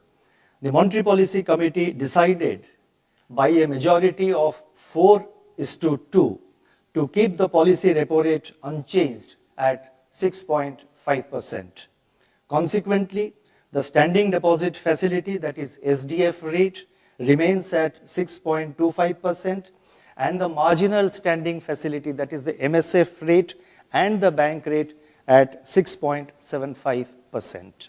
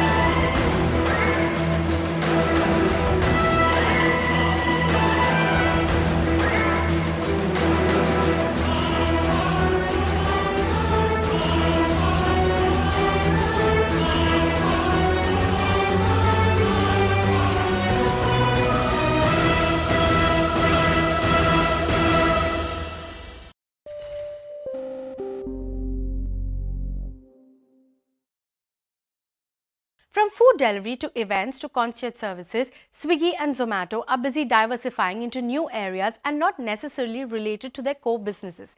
Let's look at Swiggy first. What started as a food delivery platform entered quick commerce with Instamart in 2020 and dining out via the Dineout acquisition in 2022.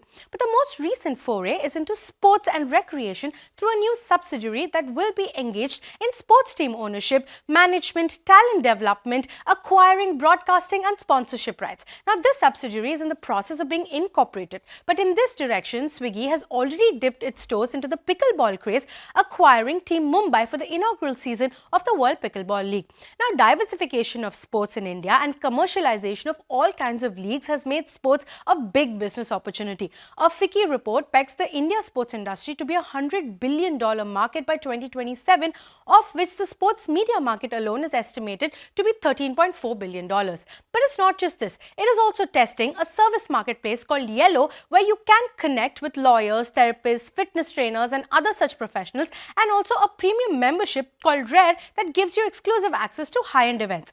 Now let's look at what Zomato is doing. Zomato started originally as a food discovery platform, but today it has food delivery, quick commerce, hyperpure and more recently going out. Zomato's big foray was into events recently. Now it has launched a new app called District that allows users to book tickets for movies, live performances, etc., taking on Book My Show. Now this is also a fast emerging space in India as the country's youth are now prioritizing experiential spending. Just look at the craze that we saw for a Diljit, a Dua Lipa and the upcoming Coldplay concerts. Not surprising then that even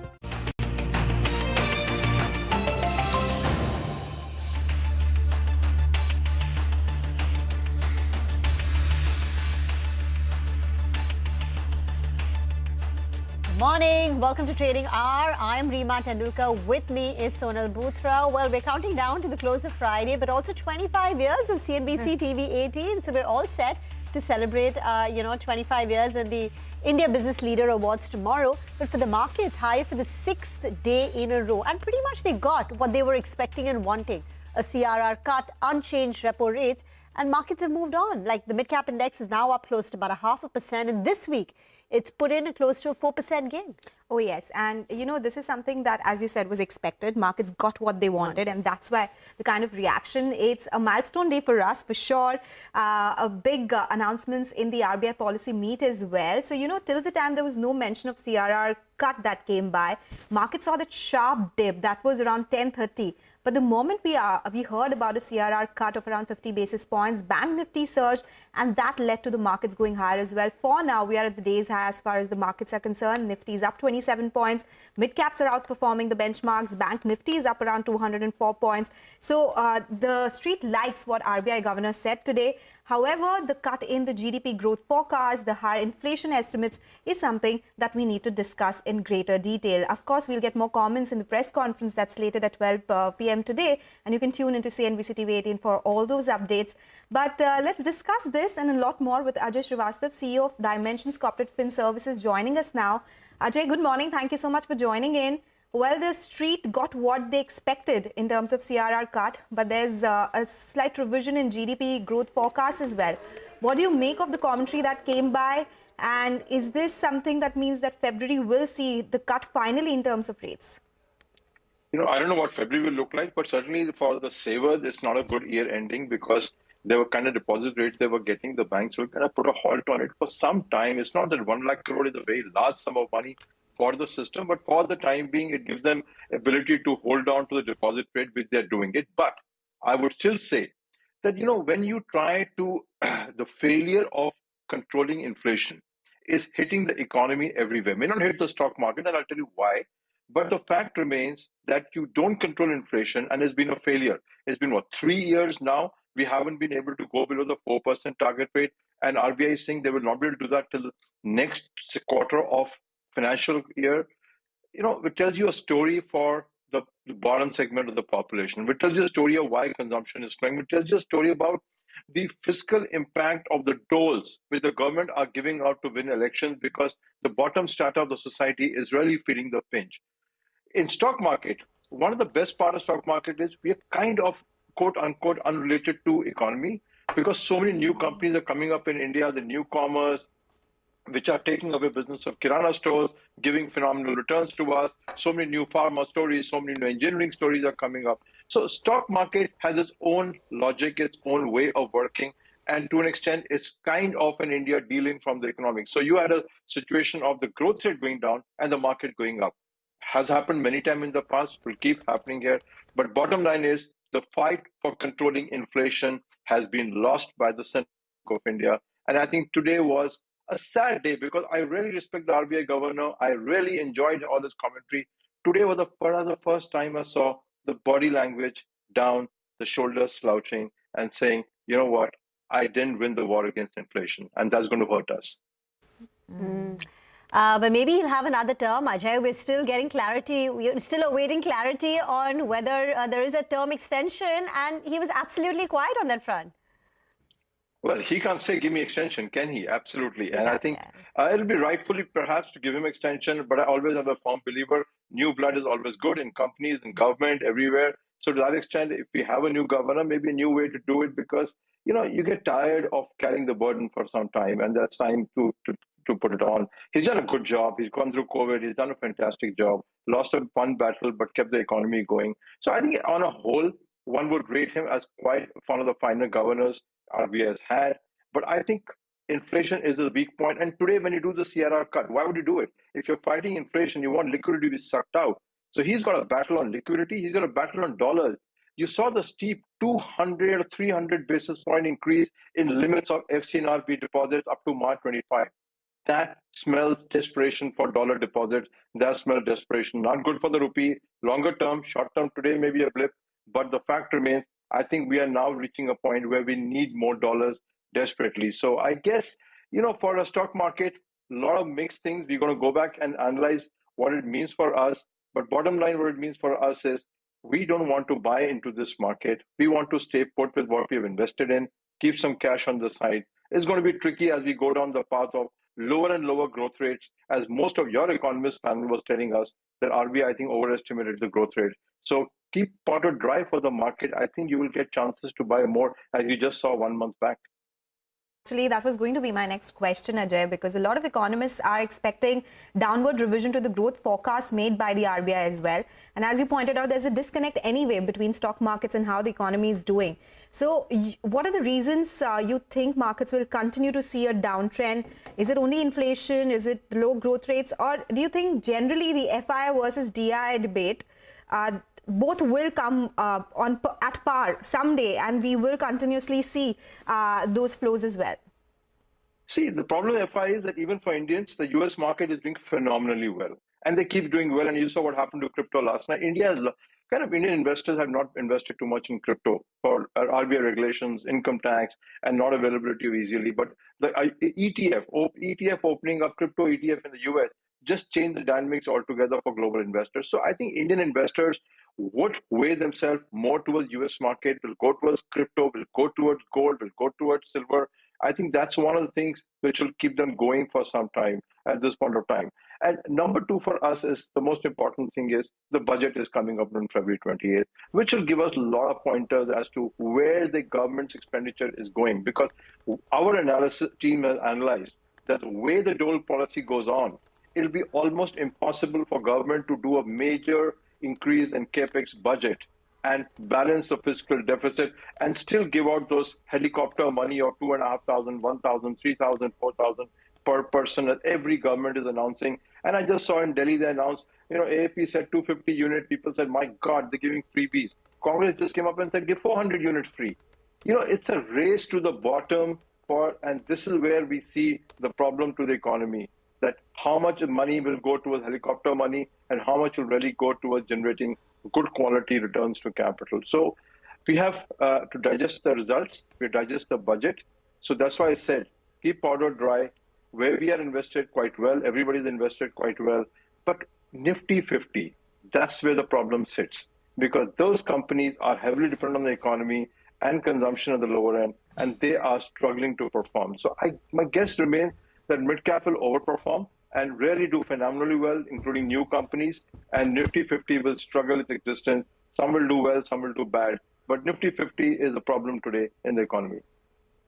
Ajay, at the start of 2024, did you anticipate that Nifty would be up 13-15%, mid-caps would be up 27%? Did you expect this kind of a return? And what were your key learnings from the market and the trends that it's taught you for the way forward?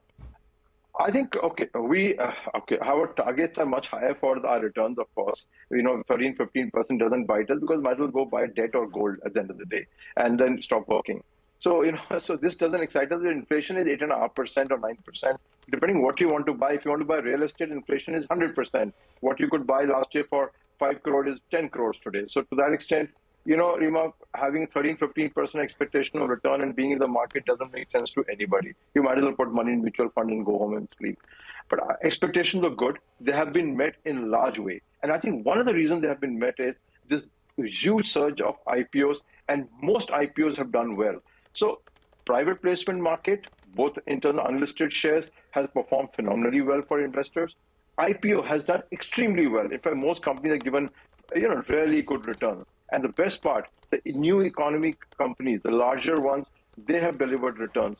So, we were confident of what we were doing in the start of the year, keeping away from banks, keeping away from Bank Nifty and focusing on these companies. Few in Nifty, of course, like something like Trent or Indigo perhaps, but that's about it. But the fact remains that our mid-cap story continues to be strong, IPO story continues to be strong, and that is where the returns have come in this year. So no reason to be pessimistic. That's why I said, forget Nifty 50. That's for your grandfathers. You need to focus on the rest of the market. That's where the action is. Let somebody else go spend money on Nifty 50 companies. Maybe one or two good enough, and that's all about it. I was just calculating. You won't believe it. We have exactly 3 companies of Nifty 50 in our portfolio. That's all. But why even ask grandfathers to invest in Nifty then, right? Everyone should make money if that's the case. But Ajay, thank you so much for joining in today with your thoughts on the markets. Well, that's some fundamental opinion coming in on the markets and the outlook on the sectors as well. We'll slip into a short break. Up next, we'll discuss what's buzzing in the commodities space with Manisha Gupta as always. Stay tuned.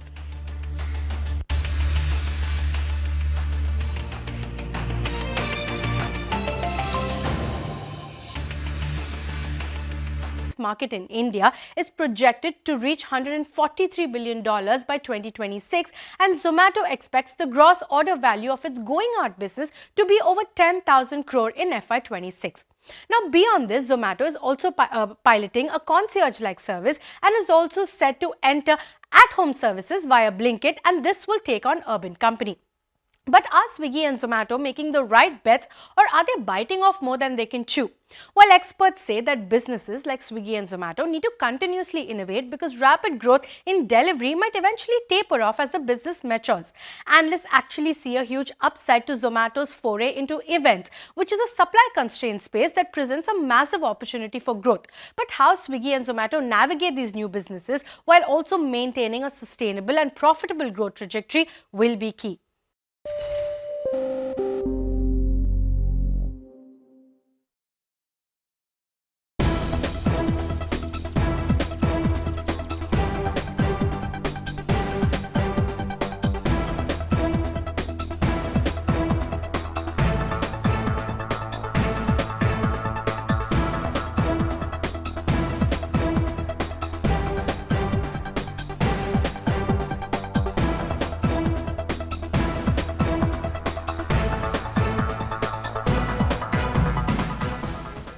In all the sectors of the Russian Federation, including in high-tech ones, there is an acute need to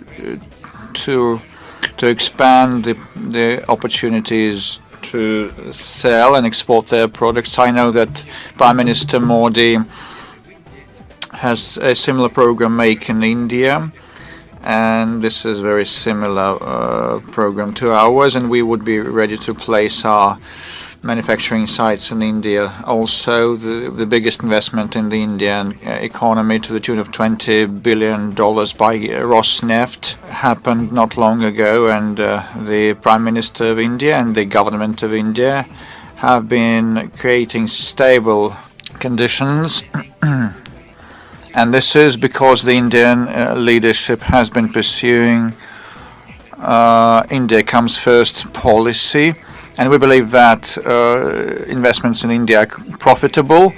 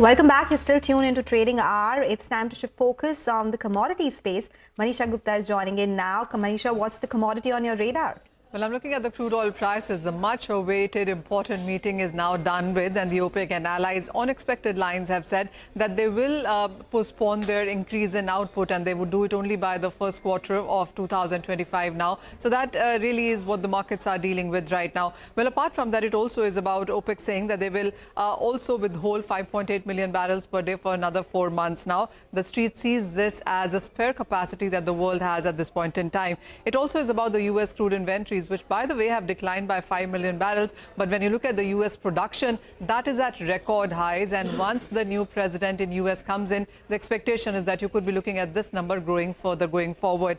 Well, the U.S. jobless claims data that came in yesterday has been on the positive side, is the reason you've seen dollar index gain up and the U.S. Treasury yields gain up as well. And that's another reason that you have seen pressure come in for prices. For today, it's going to be about the U.S. non-farm payroll data. 200,000 jobs for the month of November is what the street is working with. Anything more than that or less than that is what would give you another reaction coming in for prices. Thank you very much for that. We will slip into a break on that note. On the other side, we'll invite Suraksha Diagnostic. They listed today. It's been a flat debut. They're largely Kolkata-based companies. So we'll get more details with the top management.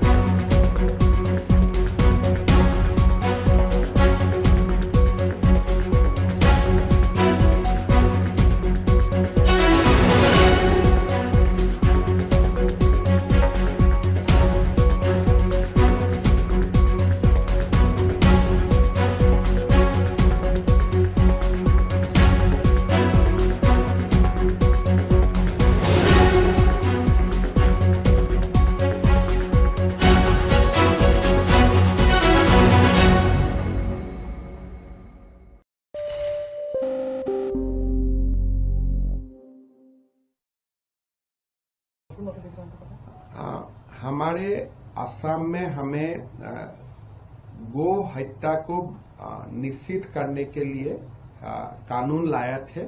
ये 3 साल हो गया, उससे हमें काफी सफलता मिला हूं।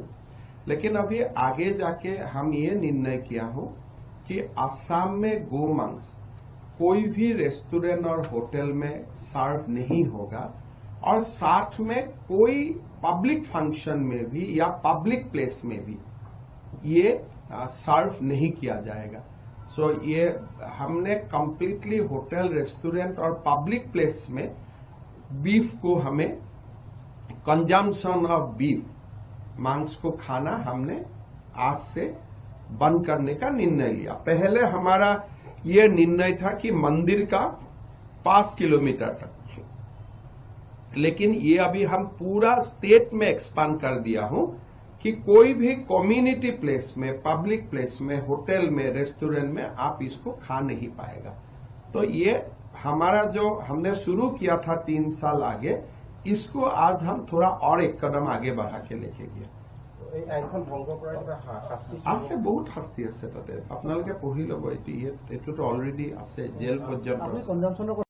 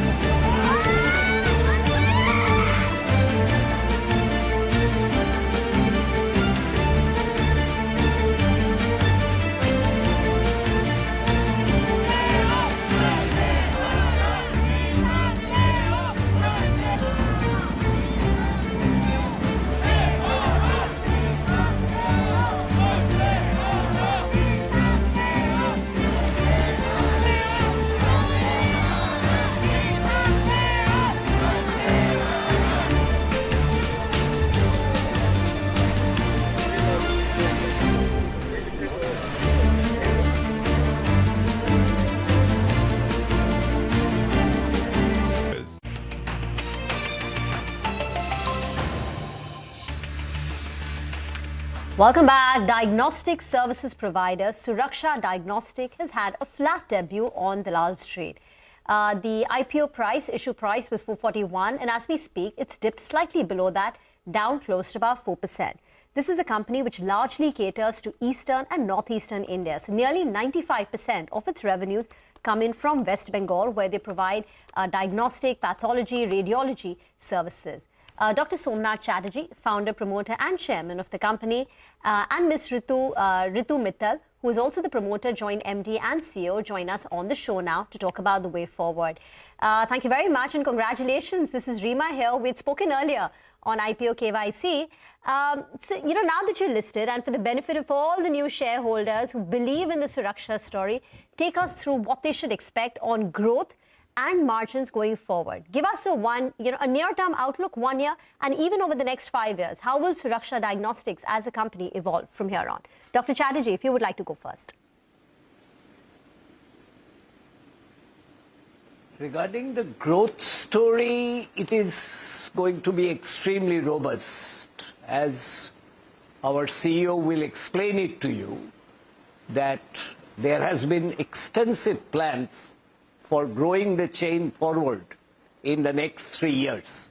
Ritu, you pick up. So, diagnostics is a regional play and it's a trust-based business. Therefore, we would first like to expand throughout West Bengal and then enter the neighboring states of Northeast, followed by Bihar, Jharkhand and Orissa. That's the plan going forward. We do intend to put up 12 to 15 centers every year.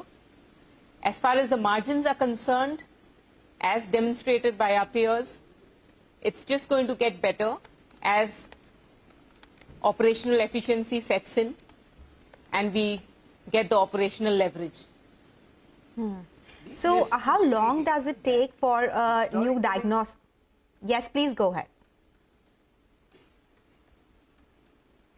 Historically, it has been seen that with the growth of the number of centers that you have, there is a remarkable increase in the turnover of the company as it goes. So, with a robust plan of growth, we can expect better than market CAGR that is currently available.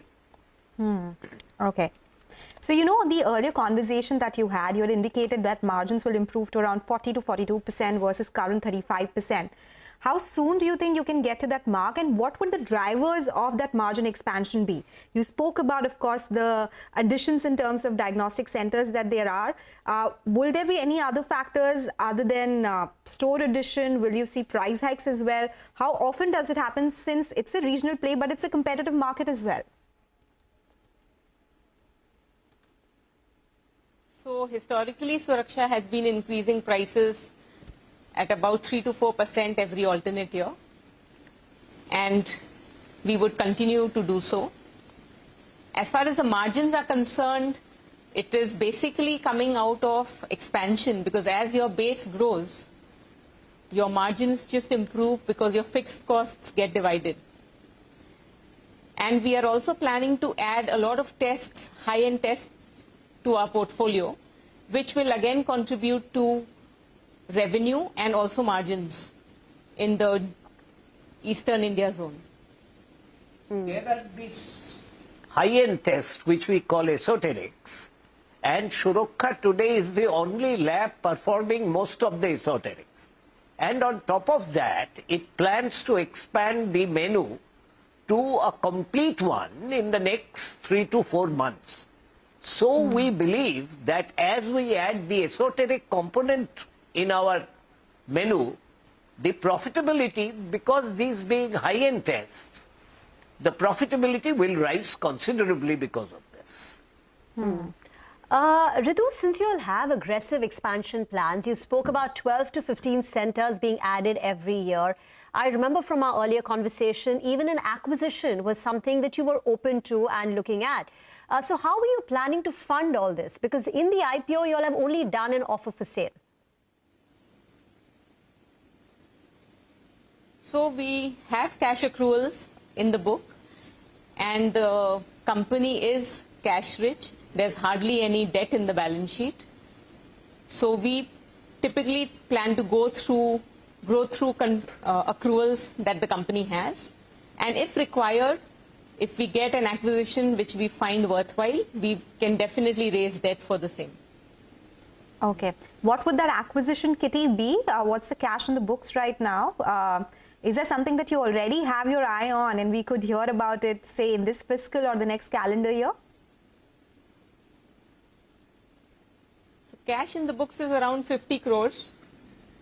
And maybe you will hear about some acquisition in the next fiscal year. Okay. You mean in FY26, not before the close of this fiscal year, which is March 2025? We will definitely try to bring a closure to it. Okay. But since we have all been involved in this IPO process, things have got a bit delayed, but it will be sooner than expected, the acquisition that we are talking about. Sir, since you have an eye on a target clearly, the one that you're referring to, will it require you to go out there and raise debt? Is it a large acquisition, or will your internal accruals be sufficient?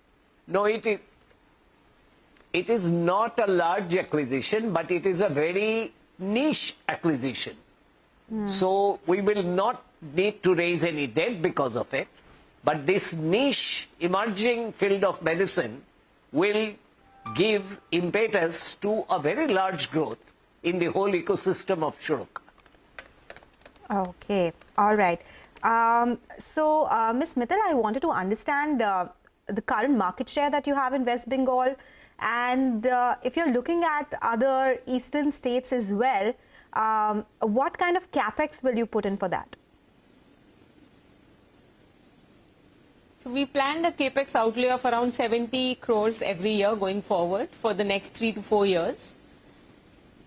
And the market share that Suraksha today has for East India is around 1.3%. But again, East India is a huge territory and Suraksha is present in a very small part of it. If we were to consider our market share in territories where we are heavily present, it would definitely be upwards of 10%.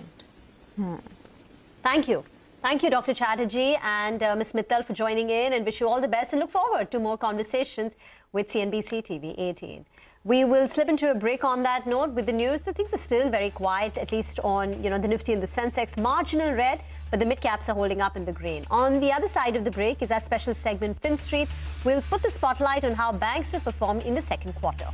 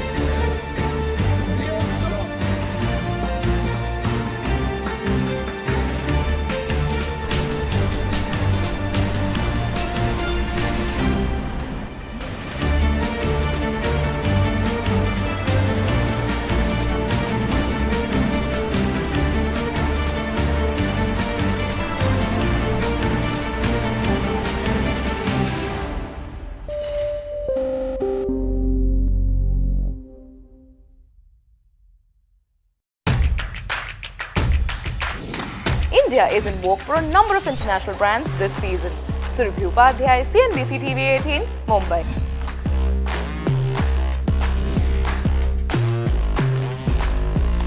Hello, I'm Surabhi Upadhyay and I am going to be joined by trailblazers who are transforming the banking and finance sector in India and around the world, only on CNBC TV18. Celebrating 25 years of CNBC TV18. From sharp insights in the political arena to all the excitement from the world of sports.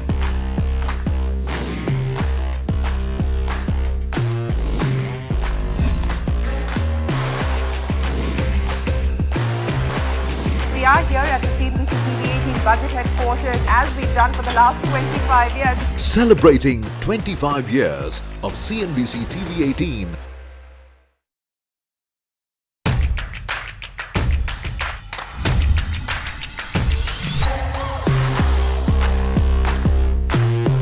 The markets are betting big on affordable housing. You look at the kind of stocks that have risen.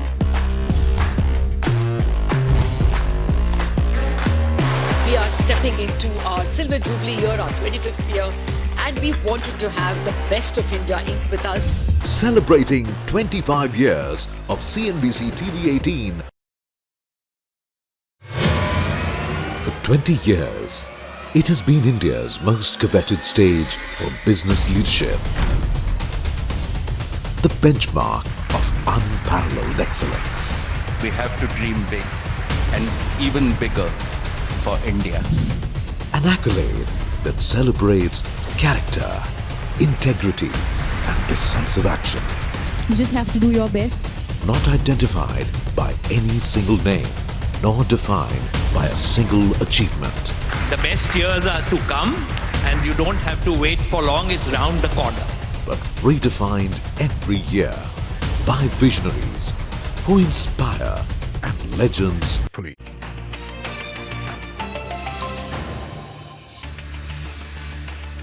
Welcome back. You're still tuned into Trading Hour. It's time to get our special segment, Fin Street. Abhishek Kothari is focusing on how banks have performed in the second quarter of FY25.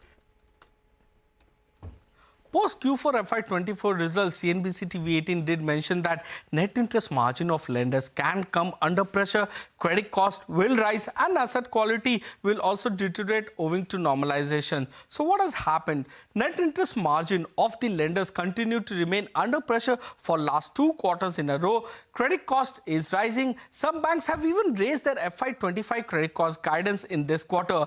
Pain has continued, especially for lenders having exposure to rural market like microfinance loans, and now even for lenders having exposure to unsecured retail loans. So PSU banks, their net interest income saw decline on a sequential basis for second quarter in a row. Private banks, their NI growth was around 1% on a sequential basis, led by high-yielding retail loans. Tamil Nadu Mercantile Bank, Union Bank of India saw YOY and quarter-on-quarter decline in their net interest income in Q2 FY25. Dhanlaxmi Bank is perhaps the only lender to see YOY decline in its net interest income for third quarter in a row. Now, calculation shows that sequentially net interest margin might have declined by 10 basis points for PSU banks and by about 9 basis points for private banks. So overall, net interest margin has declined sequentially for all the lenders by roughly about 10 basis points. Operating profits grew slower for private banks versus PSU banks. PSU banks' operating profit growth was led by robust treasury gains that they had in Q2 FY25. Overall, operating profits grew by 19.5% YOY and close to 7% sequentially. In this, the operating profits of PSU banks grew by 11% quarter-on-quarter, and that of private banks grew by nearly 2.7% on a sequential basis. Operating profits declined YOY and quarter-on-quarter for lenders like ISAF SFB, Karnataka Bank, IndusInd Bank and Ujjivan Small Finance Bank. 11 out of 39 lenders saw their operating profits decline on a sequential basis. Now, banking sector has reported their highest ever quarterly PAT. So, PSU Bank's PAT growth was robust on account of the fact that they had treasury gains and lower provisioning in this quarter. PAT of private banks was impacted from credit costs or elevated provisioning on unsecured retail loans and MFI loans which slipped into slippages. Overall, banking sector's PAT grew by nearly 3.5% quarter-on-quarter. ESAF SFB is perhaps the only lender to report net loss in Q2 FY25. Now, PAT declined YOY and quarter-on-quarter for lenders like Equitas, IDFC Bank, Utkarsh Small Finance Bank, IndusInd, Ujjivan, RBL as well as Suryodaya Small Finance Bank. 11 lenders saw their earnings decline on a sequential basis. Let's take a look at the asset quality, which has been the best ever for the entire sector. Now, private bank slippages increased substantially when compared to that of PSU banks. Private banks' quarterly slippages increased by 2.7% quarter-on-quarter when compared to a decline of nearly 3.5% for PSU banks. Overall, slippages declined by 0.1% quarter-on-quarter for the entire banking sector. Now, slippage ratio remained healthy or below 1.3% in Q2 FY25. Slippages were elevated for players, especially in the microfinance and unsecured retail credit like ESAF, Utkarsh, Equitas, Suryodaya, etc. Asset quality of the banking sector is the best that you are seeing in last 10 years or even more. And if you take a look quarter-on-quarter, the net NPA ratio or the net NPA has increased for private banks for second quarter in a row. Interestingly, the net NPA ratio difference between PSU banks and private banks is only 11 basis points, which is the lowest ever in last decade or even more. In terms of outlook, let's take a look at what analysts and lenders have to say. While lenders would focus on protecting themselves from increasing credit costs, the loan growth for majority of them may take a backseat. Net interest margin may struggle in the near future. Credit costs seen elevated for some players, especially in the near term. Now, the gap between deposit growth and loan growth will continue to narrow. OPEX will be a key monitor to manage profitability in this tough cycle. Peak profitability is behind and valuation is inexpensive, which means that it is largely priced in. PSU banks have outperformed private banks on certain parameters like operating profits, profit after tax, slippages, as well as asset quality. So in Q2 FY25, laziness got paid off while aggression saw some pain. Okay, thanks Abhishek for that. We will slip into a break on that note. We'll come back with more on the markets.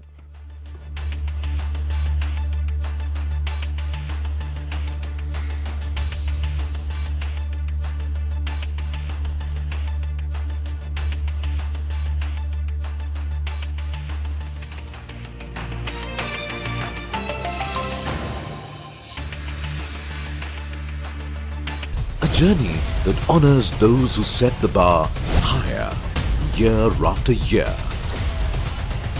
This is not just an award, it is a celebration of leadership in action. CNBC TV18's 20th India Business Leader Awards.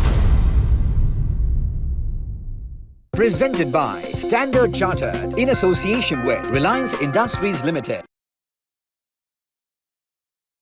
Committed more than 400 million to the retrofit program back in 2022. We also selected the seats back in 2022. There is a regulatory design, certification, and then subsequently manufacturing process that we need to go through. And that is where the supply chain constraint has hit us. Two different manufacturers came back to us and said, look, we just cannot deliver to the time frame that we had committed. There's going to be a delay. In one case, it was 6 months. In the other case, it was a little longer. So the program that actually should have physically started on the aircraft already will now not start until next year. The 787 aircraft, the first of the retrofit ship sets, will come in April. It'll take a few months to install and be certified. First aircraft hopefully in service by October next year. The 777s will have a refresh next year, but then go for a full retrofit starting in 2026. So that 400 million that you spoke of, that was committed as far as the retrofit program was concerned. Do you believe you may need to now allocate more capital towards the retrofit exercise? Well, the sad fact is yes. In one case, we've had to change seat vendors. This refresh I talk about, which is an interim step on the 777s, is something that we hadn't provisioned for originally and is only necessary because of the delay to the seat deliveries. But look, we've made this decision to invest more because we realise that this is, we can change everything else about the airline, and we nearly have changed everything else about the airline. But until we change the last 40 of our legacy wide-body aircraft to the standard that we expect of ourselves, let alone what customers expect of us, I think people will not consider the job complete, and we won't consider the job complete. So how much more are you going to have to spend over and above the 400 million which have already been committed? Well, I won't say, but it's in the tens of millions.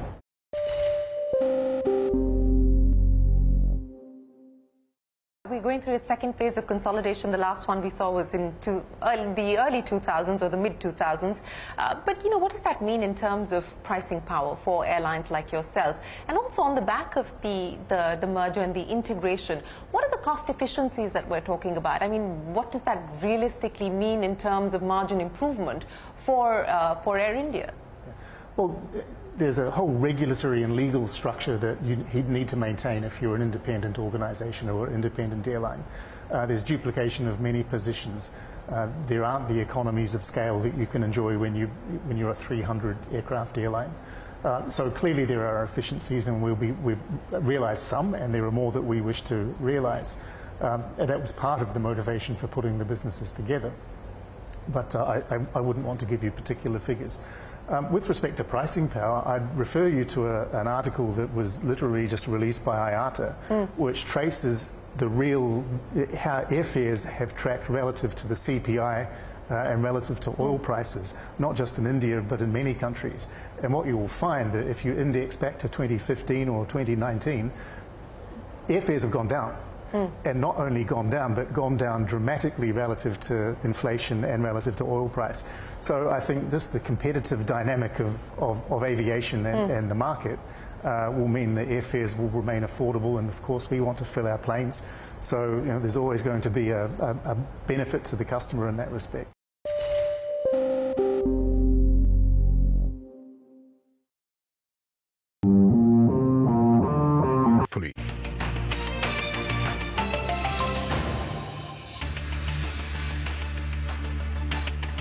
Welcome back. You're still tuned into Trading Hour. Well, some decline from the highs. The Nifty is down 36 points. Bank Nifty too has come in for some profit booking. Mid-caps are outperforming, yes, but that index also is up just 130 points. So there's a definite volatility that is the flavor of the markets right now. But we'll keep tracking that for you. For now, we have to slip into a break. When we come back, we'll talk about more stock-specific action. Stay tuned for that.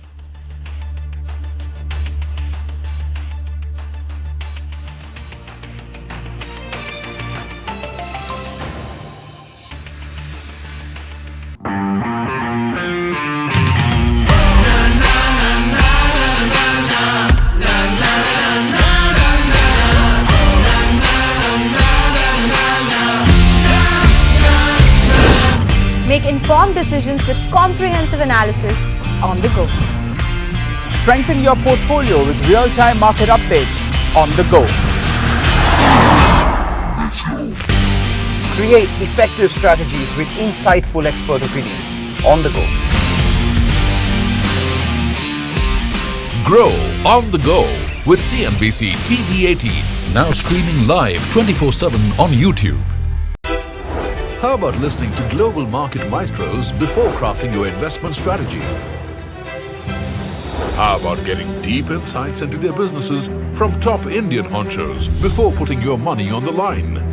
How about making every trading day profitable with strategies from the market masters, macro pundits and chart wizards? Only one show gives you a head start to your trading day. Get ready to profit. Get ready for business with Bajar at these times on CNBC TV18 and CNBCTV18.com. CNBC TV18, an unending pursuit for excellence. A pioneer, a leader, a visionary, building a lasting legacy of credibility, consistency, and trust. Giving unparalleled access to global thought leaders and powering conversations that are shaping the new world order. Setting the highest standards through exemplary leadership. It is this unrivaled reputation for the most comprehensive coverage, actionable intelligence, and in-depth reporting that makes CNBC TV18 India's #1 business news brand.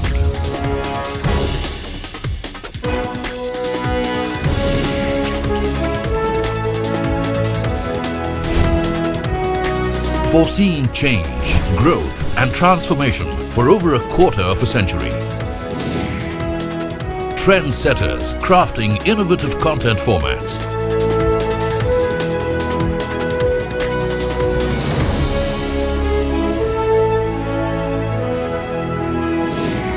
And award-winning business journalism.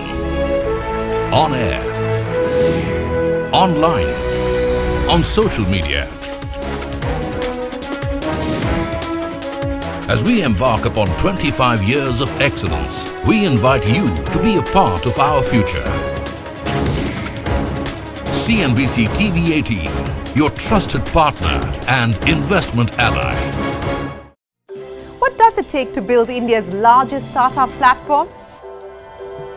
It takes a journey of starting out as an unknown and ending up as unforgettable. It takes more than 2 decades of celebrating the most influential and influencing the most celebrated entrepreneurs. From chronicling the stories of India's startup universe to becoming a success story in itself, as India's longest running show on startups and entrepreneurship, celebrating 21 action-packed years of building India's biggest startup community.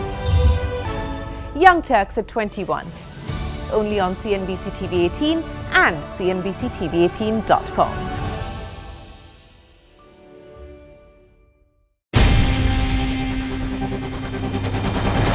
CNBC TV18's most fully.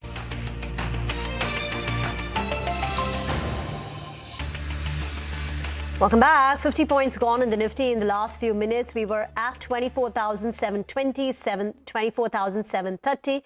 And from that level, we've now comfortably dipped, we've firmly dipped into the red, I must say. 35 points gone on the Nifty. The Sensex down close to about 60 points. Nykaa is a stock which has moved to the day's low. That's down nearly 1.5%. The news here is that the CEO of NykaaFashion.com, Nihir Parekh, has stepped down. He was also a senior management personnel of the company, and his resignation is effective 5th of December. The stock is down 1.5%. And this week too, while we have seen many of these tech platform companies rally, Nykaa is down nearly 4.5%. Industars is moving up though. Industars is again off close to about 1%. So adding on to yesterday's up move, this is after Vodafone Idea will be able to reduce their receivables in Industars by nearly 2,000 crore rupees. We leave the mid-cap index though in the green, off from the highs, but still up 150 points. Take your leave on Trading Hour. Thank you for watching.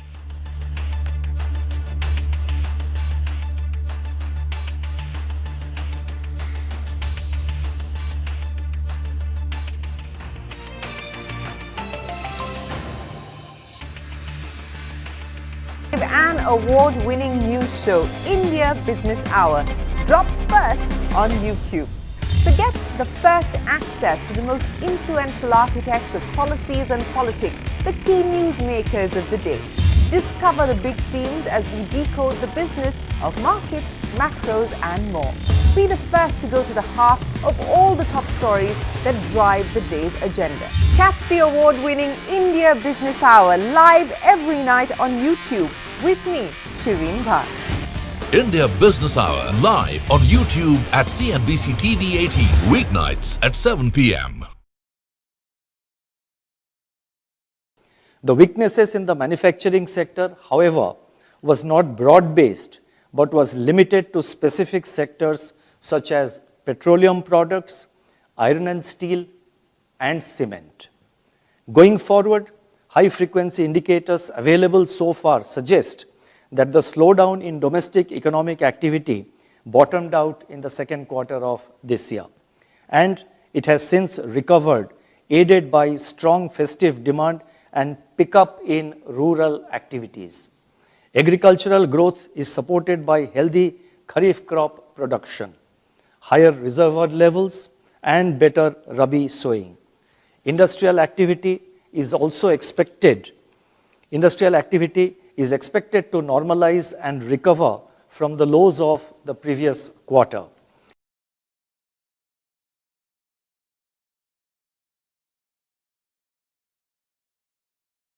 Inflation, on the other hand, surged above the upper tolerance band of 6% in October, driven by a sharp uptick in food inflation.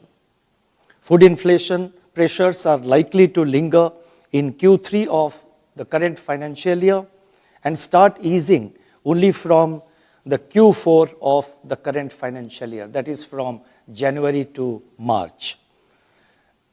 And we expect that this is the trend and it will be backed by seasonal correction in vegetables prices, Kharif harvest arrivals, likely good Rabi output and adequate cereal buffer stocks.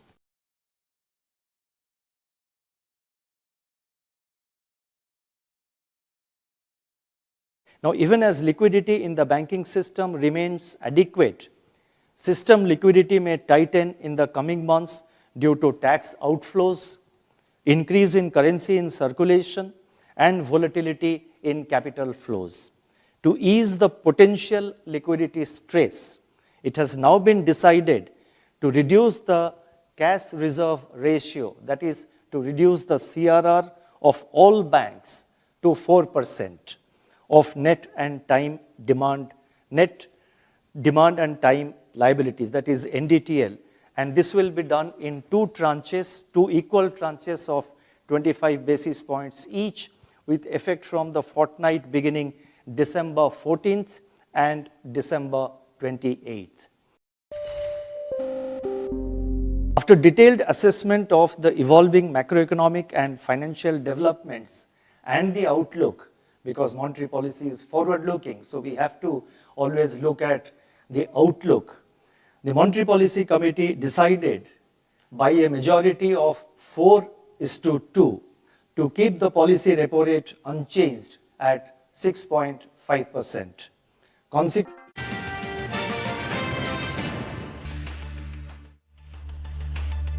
Stocks see two-way swings and mixed global and domestic cues. Even though RBI's bank liquidity boost is seen as a welcome step, consumer durables and utilities eke out gains while IT and realty drag. RBI defers a rate cut, keeping a prudent eye on global developments and the growth inflation dynamic, even as it marks up its inflation expectation for FY25 to 4.8% from 4.5% earlier. Economists bet on a rate cut in February. RBI cuts the cash reserve ratio for banks by 50 basis points, boosting liquidity in the banking system by rupees 1.16 lakh crore rupees. The bankers see deposit rates peaking out following this, but bank margins could improve only by 3 to 5 basis points. RBI revises its GDP growth outlook for FY25 to 6.6% from 7.2% earlier, following the sharp dip in the second quarter numbers, even as it remains hopeful for a correction in the second half on the back of revival in cement, steel and power sectors. RBI raises the cap on collateral-free agriculture loans to rupees 2 lakh from rupees 1.6 lakhs earlier per borrower to increase the price of agri inputs. To account for the increase in prices of agriculture inputs, the move is aimed at easing bank credit access to the needy farmers.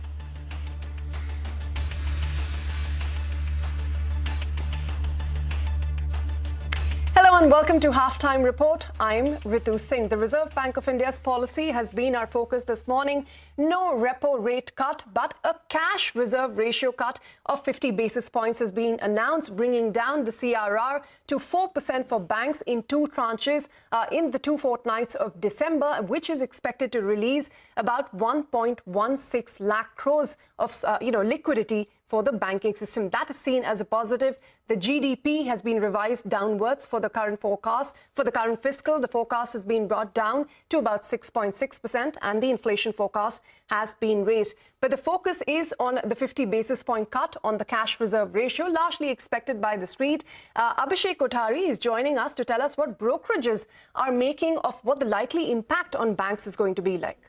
Well, Citi had written a note a couple of days back with respect to a potential CRR cut and what it would mean for banks. So they say that the implication of potential CRR cut has and improved prospects of repo rate reduction is seen ahead. So durable liquidity has reduced to more than rupees 2 lakh crore in just 1 month because of substantial forex operations that has been done by RBI. So a reduction in CRR, that is cash reserve ratio, from 4.5% to pre-COVID levels of 4% and would release more than rupees 1 lakh crore into the system. So we have RBI mentioning that it would release about 1.16 lakh crore into the system. So CRR cut can be viewed favorable for HDFC Bank, Axis Bank, Federal Bank and Bank of Baroda. In their assessment, this release of CRR by 50 basis point would augur only about 2 to 3 basis point with respect to net interest margin. And we also had, one of the bankers today mentioning that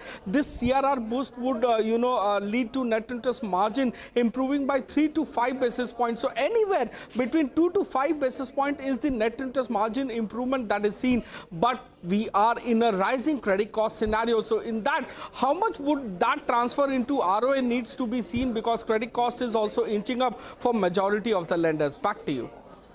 All right, so 2 to 5 basis point improvement in margins as a result of that cash reserve ratio cut by 50 basis points to 4% of NDTL. That was the big headline of today's policy, where the repo rate, of course, was left unchanged. We have the top brass at the Reserve Bank of India sitting down to address the media after announcing the policy decision earlier today. The RBI Governor, Shaktikanta Das, flanked by the deputy governors on either sides, about to start that press conference. Lots of questions, of course, on the growth forecast as well. A lot of economists on a panel earlier were alluding to the fact that perhaps the second half forecast is a tad optimistic, getting to 7% plus kind of a number in the fourth quarter. That is something that a lot of the economists were raising questions on. But for now, it looks like we're set for a potential rate cut finally after a 2-year gap in the February policy. Lots of questions for the governor, lots of questions on the action taken, on the CRR front. All of that will be addressed in this press conference that is about to start.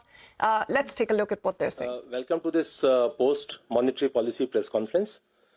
Friends, we have with us Governor, Reserve Bank of India, Shri Shaktikanta Das, Deputy Governor, Dr. M.D. Patra, Shri M. Rajeshwar Rao, Shri T. Ravi Shankar, and Shri Swaminathan J. We also have with us Dr. O.P. Mal, Executive Director, and Executive Director Dr. Rajiv Ranjan, and other colleagues from Reserve Bank. Sir, to begin with, I would request you to make your opening remarks. After that, we'll have the Q&A, please. I would like to, in the beginning, make five observations. First, number one, the MPC remains committed to restoring the balance between inflation and growth, which has got unsettled recently. Two, the Reserve Bank will use its various policy instruments to create the conditions for restoring the inflation growth balance. Three, the credibility of the flexible inflation targeting framework needs to be preserved.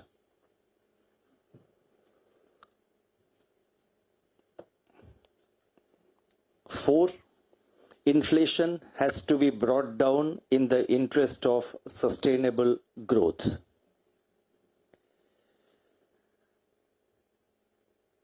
Five, prudence, practicality and timing, I repeat, prudence, practicality and timing will continue to be the guiding principles for the Reserve Bank's future actions. It is all about dissection of the inflation growth conditions and acting accordingly. Timing of actions is the key. Thank you. Thank you, sir. Before we begin, I'll request the media friends present here to wait for their turn.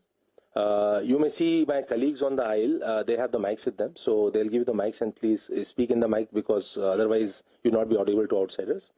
And in the interest of time, as I always say, please restrict to one question per person, and if time permits, we can consider the other one. Sir, there are 24 participants from media today, and with your kind permission, I'll start calling out their names. So I'll start with Mr. Yogesh from Doordarshan. Good afternoon, sir. Thank you for the opportunity. Sir, despite the reduction in the GDP forecast, the rates are basically maintained. The status quo is maintained, but the CRR was reduced by 50 basis points. What are the thinking behind that? Thank you. I think I have explained it elaborately in the statement which I presented earlier today morning. And as regards growth, the second half of this year looks better than the first half. The first quarter of this year, there were issues of, that coincided with the election season, countrywide election. Probably that affected, in particularly government expenditure. Second quarter, the reasons for the slowdown we have explained. Monsoon, continuing monsoon rainfall also affected activities, particularly in mining, in electricity demand. Manufacturing also was slow. So I have explained why we expect the second half to be better this year, better than the first half. And on inflation, I have also given a path, we have also given a roadmap. So we need more credible evidence that things are happening the way we are expecting. That the direction of developments, the direction of evolving conditions, the outlook is playing out in line with our expectations. And then, as I have just now mentioned, it's a question of timing. You have to appropriately time your actions. When there is a time for a particular action, be it rate cut, be it liquidity action, be it whatever is the action, they have to be well timed. They have to be timed in a manner keeping the outlook in mind, and also action has to be taken when it is really going to be most effective and impactful. Thank you, sir. Next we'll have Mr. Manojit Saha from Business Standard. Thank you, sir. Let me ask something which is there in everybody's mind. Have you heard anything from the government so far, whether you are continuing this term, at least informally, before the policy meeting started? I will have one more question today. Yes. Is that your only question? No, I will have one more. No. Okay. Let's stick to monetary policy. Please ask your question on monetary policy. Otherwise, you will miss your chance on asking a question on the monetary policy. So you choose which one you want to ask. Okay, since it's your choice. Okay. I'm willing to answer the first question also, but it's your choice. Okay, please answer the first question then. Okay, I'm not giving you any headline, and I think it's better we stick to monetary policy. Thank you. Thank you. Thank you, but sir. You can ask your main question, please. The question I wanted to ask also is, how did you get the growth estimate so wrong for the Q2? You projected 7% even in October. It came out at 5.4%. So what exactly went wrong in the projection? I would request Deputy Governor Michael Patra to take that question. There is a lot of commentary on that already in the press. If you look at the demand side, the main problem is investment. On the supply side, the main problem is manufacturing, and the two are intertwined. In the manufacturing, the biggest issue is the slump in the sales growth, and that is reflecting inflation hitting the urban consumer. So when sales growth is down, companies do not want to invest in new assets because they see demand as moderate, and it can be met from existing capacity. Since they don't want to engage in new capacity creation, investment is down. So the underlying slowdown in growth is because of inflation. Thank you, sirs. I'll now request Mr. Ankur Mishra from ET Now. Good afternoon, Governor. I want to understand the inflation scenario which you have explained. You are also maintaining that in Q4 the situation might be slightly better, while in Q3 the upper side risk remains. Last time you had mentioned about the horse bringing back to stable. What is the scenario now?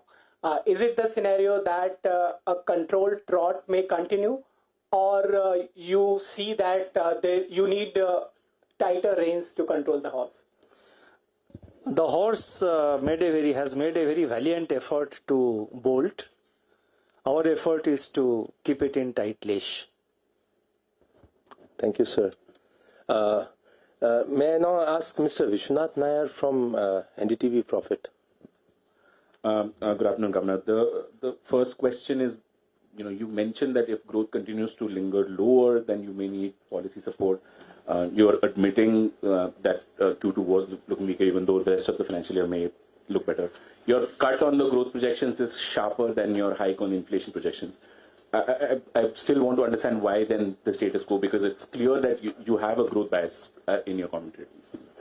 No, whether I have a growth bias or inflation bias, I think it's for you to interpret.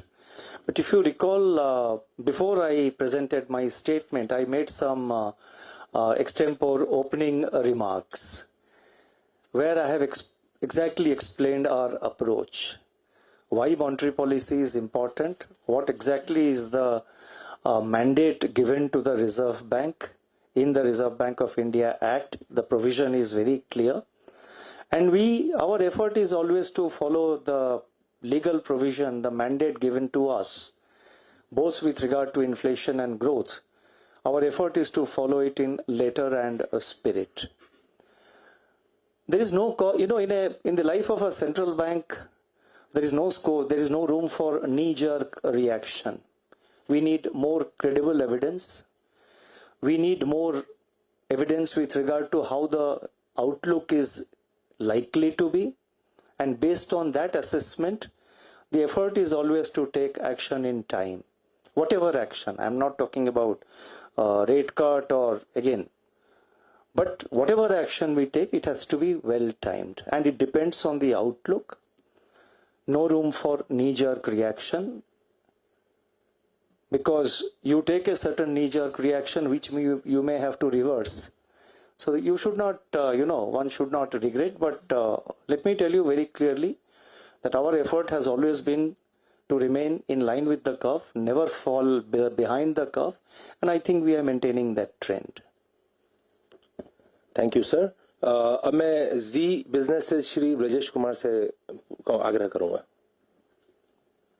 Sir, जैसा कि हर बार यही होता है कि inflation को लेकर जो चिंता होती है कि फूड इन्फ्लेशन एक बड़ा कंपोनेंट होता है जो चीजों को डिस्टर्ब करता है आपकी टारगेटिंग को. एक डिबेट ये भी थी इकोनॉमिक सर्वे में कि क्या फूड इन्फ्लेशन का कंपोनेंट हटाकर फिर टारगेटिंग को देखा जाए. तो इस पर सवाल ये है कि क्या सप्लाई साइड को दुरुस्त करने के लिए सरकार से आपकी किस तरह की कम्युनिकेशन हाल फिलहाल में हुई है कि ये चीज ठीक हो. और जो इकोनॉमिक सर्वे का एक व्यू था कि फूड इन्फ्लेशन को हटाकर टारगेटिंग की जाए, उसको लेकर कोई बात. इसी सरकार के साथ हमारा क्या डिस्कशंस होता है मैं आपके साथ शेयर नहीं करना चाहता हूं, लेकिन आपको ये कहना चाहता हूं रेगुलरली हम सरकार के साथ डिस्कशन में रहते हैं इन्फ्लेशन को लेकर और सप्लाई साइड मेजर्स के बारे में काफ़ी इंटरनल डिस्कशन रहता है. तो उसके बारे में मैं बाहर कुछ बोलना नहीं चाहता हूं. और जहां तक आपने इन्फ्लेशन टारगेटिंग फ्रेमवर्क और फूड इन्फ्लेशन की बात आपने वो सवाल उठाई, मैं आपका ध्यान आकर्षित करना चाहता हूं कि शायद अगस्त पॉलिसी में मैंने विस्तृत रूप में एक्सप्लेन किया था कि हेडलाइन क्यों टारगेट होना चाहिए और फूड इन्फ्लेशन को हम लोग क्यों इग्नोर ना करना चाहिए.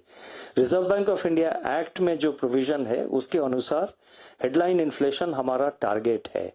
हम अपने मर्जी से कभी कोर इन्फ्लेशन को टारगेट नहीं बना सकते हैं, कभी फूड इन्फ्लेशन को टारगेट नहीं बना सकते, कभी फ्यूल इन्फ्लेशन को टारगेट नहीं बना सकते. वो जो है वो लॉ में reserve bank of India act में लिखित रूप में है, उसको हम फॉलो करना चाहिए. और हमारे पास वो मतलब ये डिस्क्रिशन नहीं है कि हम अपने मर्जी से कभी इसके ऊपर कभी उसके ऊपर ध्यान दें. जो लॉ है उसको हम फॉलो करते हैं. Thank you.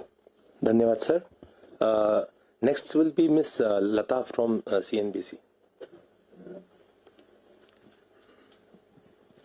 Thank you, Bunny. Sir, you couple of times you have said that the growth inflation balance has gotten skewed and you have to restore the balance. Does it mean you were skewed in favor of growth and you're going back to inflation, or was the balance skewed in favor of inflation and now it will become pro-growth? How do we understand this skew question? And just a word on CRR, is that is only going to take care of the liquidity that has already gone away from the system. Q4, we are still staring at, cash withdrawals, possible dollar inflows and RBI dollar sales. So do you still have OMOs or any such thing on the table? You see, whatever action we have on the table, I will not be able to spell out. It will depend on how the situation evolves. We expect in the next few months, we expect tight liquidity for reasons which I have explained. One is that we expect the tax-related outflows from the system, both direct tax in the middle of December and thereafter the GST. Together with that, there is a possibility of likelihood of increase in currency in circulation because the busy credit season, agricultural activity has now picked up and that requires cash. That will merge into the harvest season also, which requires cash. So the currency in circulation is also likely to go up. And then there have been a significant amount of capital outflows in the months of October and November. That is, outflow of forex has happened because of FPIs exiting. So therefore, with regard to your point about dollar inflows, that is something which is difficult to quantify at the moment. Our assessment is that liquidity conditions will remain tight. And let us also let's also bear in mind the fact that the CRR increase was done sometime, I think if I remember correctly, in April 2020. In April 2022, I think in that policy we did it. It was a temporary measure. It has served its purpose. It was time to normalize it. And with regard to growth inflation balance, I didn't say skewed, I just said unsettled. And I think in the statement I have used a different word. So basically what we mean is that last time we had said that growth inflation balance is well poised.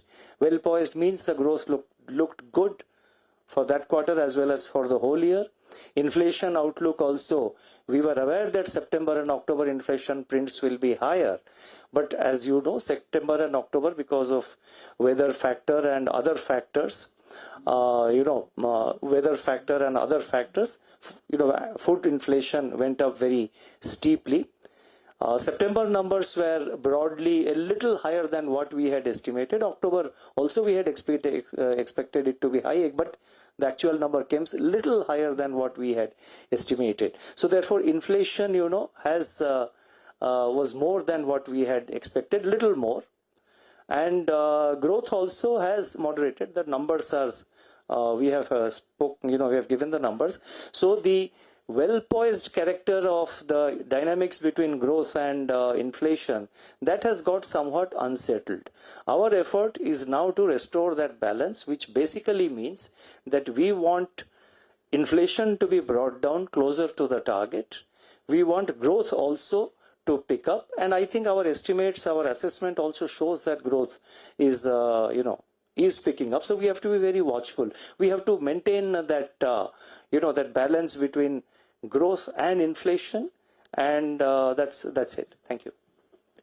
Thank you, sir. Next, we'll have Mr. Mayur Shetty from the Times of India.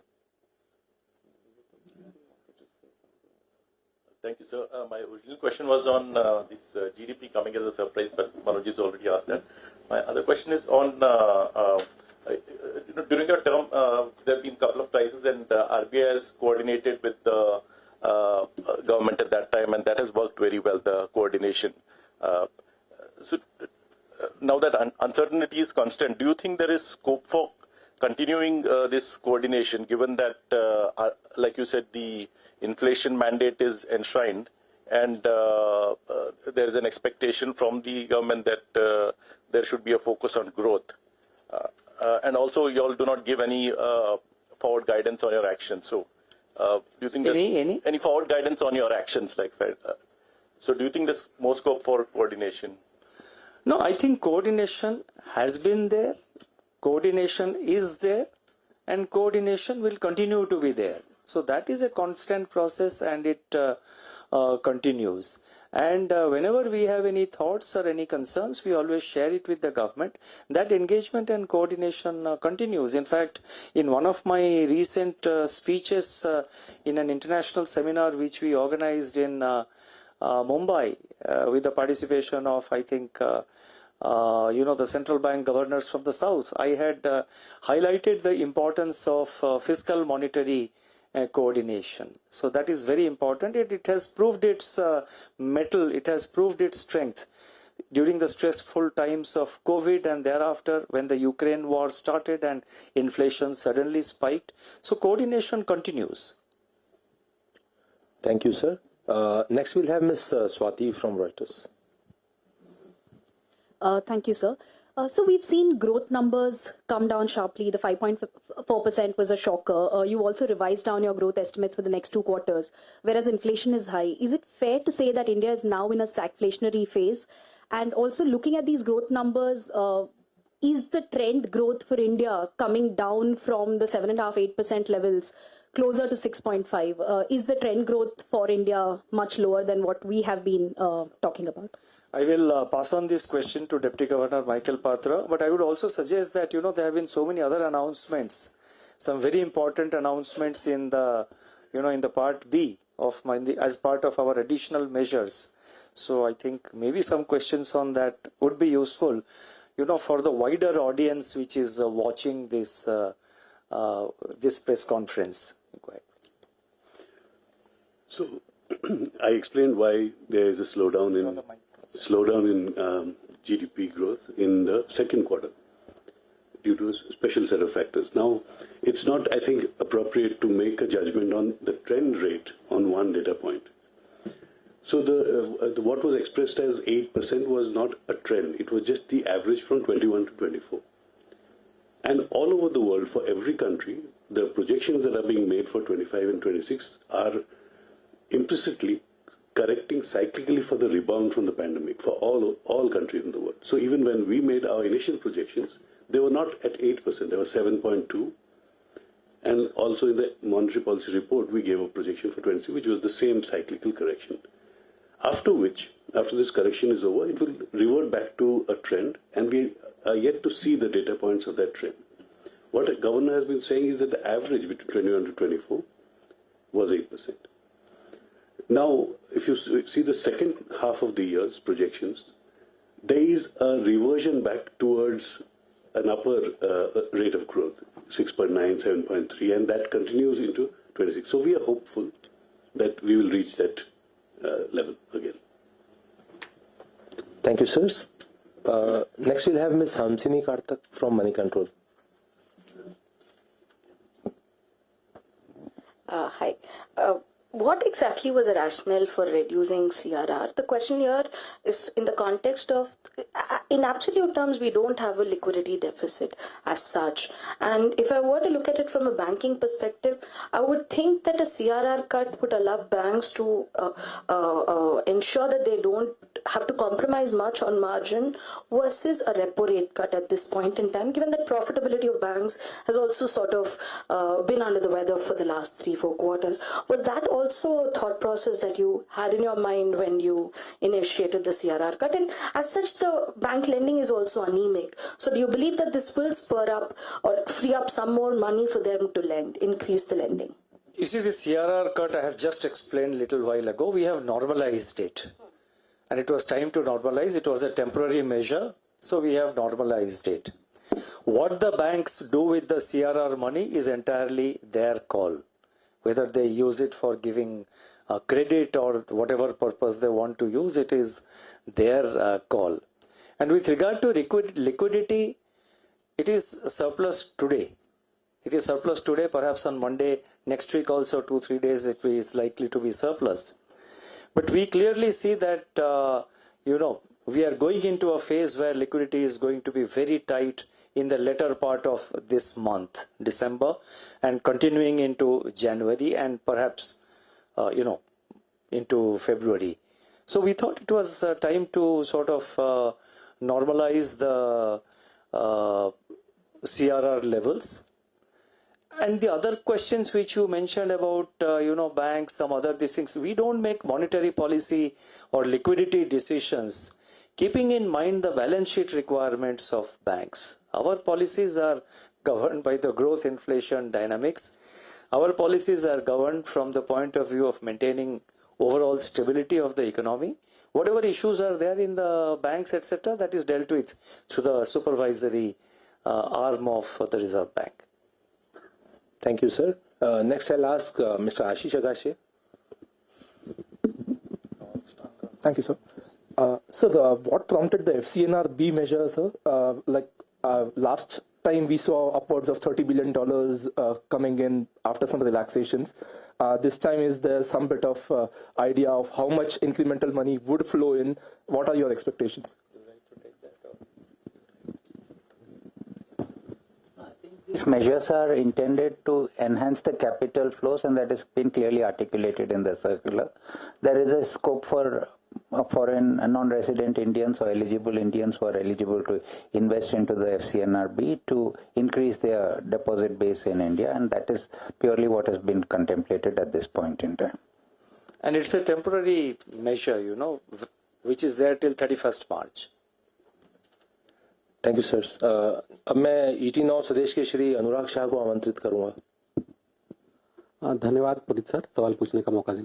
Sir, इन दिनों चर्चा में है कि जो बैंकों के द्वारा insurance का कारोबार किया जा रहा है, उसको लेकर वित्त मंत्री ने भी हिदायत दी है, और हमने देखा है कि कुछ प्राइवेट बैंक, सरकारी बैंक जो है इंश्योरेंस कंपनियों में हिस्सा खरीद रहे हैं. तो वहां पर कुछ मामलों में RBI मंजूरी देता है, कुछ में नहीं देता है, और कई सारी जो इंश्योरेंस कंपनियां वहां पे बैंकों का 50% तक भी हिस्सा है. तो क्या RBI केस बाय केसेस पे ही वो हिस्सा मंजूर करता है या फिर कुछ नियमों में बदलाव किया है? और दूसरी तरफ जहां पर देश में इंश्योरेंस का पेनिट्रेशन बढ़ाना है और बैंकों की बड़ी भूमिका है इंश्योरेंस के पेनिट्रेशन में, लेकिन कोई कंपनी जो काफी बड़ी है, जिसको कोई बैंक नहीं खरीद सकता, वहां पर रिजर्व बैंक की तरफ से केवल टेम्परेरी मंजूरी दी जाती है बैंक में हिस्सा खरीदने पे. तो क्या उन नियमों में कुछ अभी बदलाव किया है?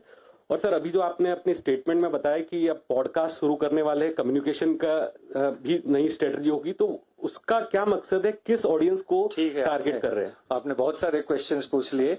मैं फर्स्ट नहीं तो वो पॉडकास्ट वाली नई इंटरेस्टिंग चीज नहीं, बस वही तो मैं कह रहा था. बाकी चीजों के बारे में भी सवाल पूछना जरूरी है. आप डिप्टी गवर्नर राजेश्वर राव जी इसके बारे में रिप्लाई देंगे. आपने जो आपने इंश्योरेंस के बारे में पूछा था, फॉर्म्स ऑफ बिजनेस के बारे में हमने एक ड्राफ्ट सर्कुलर पुट आउट किया है, जिसमें what is the percentage of holding, what type of business जहां पे बैंक्स इन्वेस्ट कर सकते हैं, उसके बारे में लिखा है. तो उसके आधार पर future actions will be taken or regulatory actions will be taken on that basis. So we are waiting for feedback on the forms of business circular, and that will guide us in the way we look at investments into subsidiaries or associate companies of banks. मंत्री ने बैंकों को हिदायत दी है, तो आपने भी जो मिस सेलिंग हो रही है प्लेटफॉर्म पे, उसको लेकर कुछ नहीं, इसके बारे में हमारा ऑलरेडी एग्जिस्टिंग इंस्ट्रक्शंस है. There are clear instructions. जो हमारा बैंकों के लिए जो डायरेक्शंस या इंस्ट्रक्शंस कुछ भी कहिए, वो ऑलरेडी एग्जिस्टिंग है. उसमें कुछ नए करने की जरूरत नहीं है. लेकिन हमारा सुपरविजन के द्वारा हम ये चेक करते हैं, जहां पे जो अपना RBI इंस्ट्रक्शन से डिविएशन होता है, उसमें हम कार्रवाई करते हैं. देखिए, पॉडकास्ट एक न्यू इंस्ट्रूमेंट है. It's become very popular now, and I think viewership specially जो है यंगस्टर्स में बहुत वाइड है. तो इसीलिए RBI we want to remain in times, requirement of the times. कहीं इसमें we in this matter also we should be ahead of the curve. So it's basically a communication tool to communicate with wider cross section of the people. There is sometimes it may be necessary not to give a detailed interview. Sometimes it may be necessary not to do a press conference. You want to talk on a particular issue. Some new measure has been announced that needs to be explained to the people. Podcast will help in those kind of things. धन्यवाद sir. Next we'll have Mr. Anup Roy from Bloomberg. Sir, you said that the growth slowdown is probably over. Next half's growth will be better. But at the same time, you are saying that inflation pressure will be there, probably more than what we have witnessed. Are you indicating that February rate cut is also very risky? I have not indicated anything about the future cycle of interest rates. Thank you, sir. Next, I'll request Mr. Sachin Kumar from Financial Express. Sir, the growth in unsecured loans, it has come down significantly in the past few months. So, but now there is one pocket of gold loan where the growth is very strong. So, do you think is it a cause of concern, and it may also warrant the same kind of measures to curb that growth? I would request Deputy Governor Swaminathan to take that question. See, the growth in unsecured loans at that point in time when we took some additional macroprudential measures last year was essentially to curb the exuberance that we saw in that particular segment, so that any possible stress or a risk build-up is avoided. So that was the intention with which we took that step. Otherwise, in terms of what should be the product mix as to how the banks should drive their business is purely a business call, and gold being a collateralized loan, the banks and NBFCs have shown a preference to grow. What is more important for us is to ensure that there is fairness in their conduct towards the customers, and then the appropriate norms relating to LTV, income to repayment obligations, etc. are being adhered to in a fair and transparent manner. So our instructions are more aimed towards ensuring orderly conduct of this business. Growth or product mix is something which is essentially left to the bank's wisdom to pursue. Qualify as an exuberance according to you? There are no golden numbers to determine as to which is less or which is more, and also you'll have to see the percentages in reference to the base. When we talk about almost 175 lakh crore of bank credit, what is the proportion that the gold loan of a lakh plus crore constitutes? So percentages at times can look different, but what is more important is whether the portfolio is being built in a responsible manner, in a prudent manner. So that is what we would keep watching. But in any case, we remain watchful of the incoming data, and if some prudence demands that we should initiate some action, we will take it at the appropriate time. At this point in time, the guidance in terms of the conduct would suffice is our view. Thank you, sir. Next, may I request Mr. Piyush from Hindu Business Line? Good afternoon, Governor, DGs. Thanks, Puneet sir. Governor sir, first question is with regard to Sachin sir asked about gold loans. My question is on MFI. A lot of MFI companies are seeing higher delinquencies, creating higher provisions. Is the RBI concerned about SHGs? Somebody mentioned only 6 months also they don't have any experience, but they still get loans. So in MFI sector, are we seeing any incipient stress building, and what are your views on that? And so separately, what gives you the confidence that current fiscal 6.8% GDP growth can be achieved, the revised projection that you have done? Because November, we saw 6%, 7% fall in UPI transaction. I know it's not a only indicator, but month on month, it's fallen 7%, and it is a month of festivals. So these are the two. No, you see, on the gross number, I think I have explained it elaborately in the statement, and now also I have explained. Now, what gives us the confidence or no confidence? I think it's for you to assess whether our numbers for the third quarter are realistic. We have made our assessment, and we look at multiple factors. It's not just UPI is just one of the factors. But on the other part of your question on MFIs, I would request Deputy Governor Swaminathan to reply to that question. Yeah, these are some of the segments in which, as we spoke last during the course of MPC as well, there are certain segments we saw increased slippages in the Q2 numbers that were emerging. And as we mentioned earlier, it was not very surprising to us because these were the segments which saw an outlier growth a year before, and we had taken some proactive measures on that. And we had also, if you recall, in the August monetary policy statement, Governor has said that in these segments where enhanced slippage is being witnessed, we have requested the banks and NBFC to strengthen their underwriting standards, and B, to step up on their collection efforts to ensure that the stress does not translate into NPAs. So on the same theme, we continue to engage with the entities wherever we see any outlier behavior.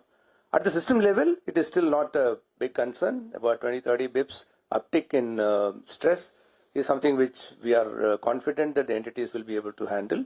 And in certain entities where these particular numbers are a little outlier, we deal with them on a bilateral basis, examining as to the steps that they are taking up to ensure that the stress is not widespread. And the third, of course, through the SRO, there are enough levers that are available to us to ensure that the self-regulatory organization in this particular space, in the MFI space, are taking adequate steps to sensitize their members to adhere to the prudential guidelines of Reserve Bank and ensure that the household income assessment and the repayment obligation towards the net monthly income, etc., are strictly adhered to. And as Governor said earlier, to avoid the push effect, just respond to the demand rather than give loans to achieve someone's target. So I think these are 3-4 key messages that we have managed to deliver in the last 2-3 months. I think that should be good enough to ensure that the balance is restored in this particular segment. All right, so that is the Reserve Bank of India top brass, talking about the lack of a rate cut and the reason for the CRR cut in today's policy. Largely, no new big additional takeaways other than the fact that the RBI expects liquidity to significantly tighten at least up until February and later. And that is because of various reasons. The tax outflows that will start to happen from December onwards. Also the possibility of increase in currency in circulation as credit growth picks up, as well as the fact that we've been seeing some capital outflows from FPIs. All of that is going to lead to a tighter liquidity in the coming months, because of which the Reserve Bank of India today has taken the call to cut the cash reserve ratio by 50 basis points, even if today or maybe by Monday, there's no major tightness in liquidity for the system for now. But this is a forward-looking action. And again, the Reserve Bank of India governor highlighting the need for vigilance on inflation and the flexibility that a neutral stance gives the Reserve Bank of India to take action when data warrants it, and again repeating that the timing and the practicality of the decision is very important, keeping in mind that the decision must only be taken, a rate cut or not, when it is going to be the most effective. With that, let me toss it to our experts to further decode the policy for us. Neeraj Gambhir, Group Executive and Head of Treasury and Markets and Wholesale Banking Products at Axis Bank, is with us, as is Soumyakanti Ghosh, the Group Chief Economic Advisor at State Bank of India, Pranjal Bhandari, Chief India Economist at HSBC, and Rikin Shah, Vice President of IIFL Securities, all with us.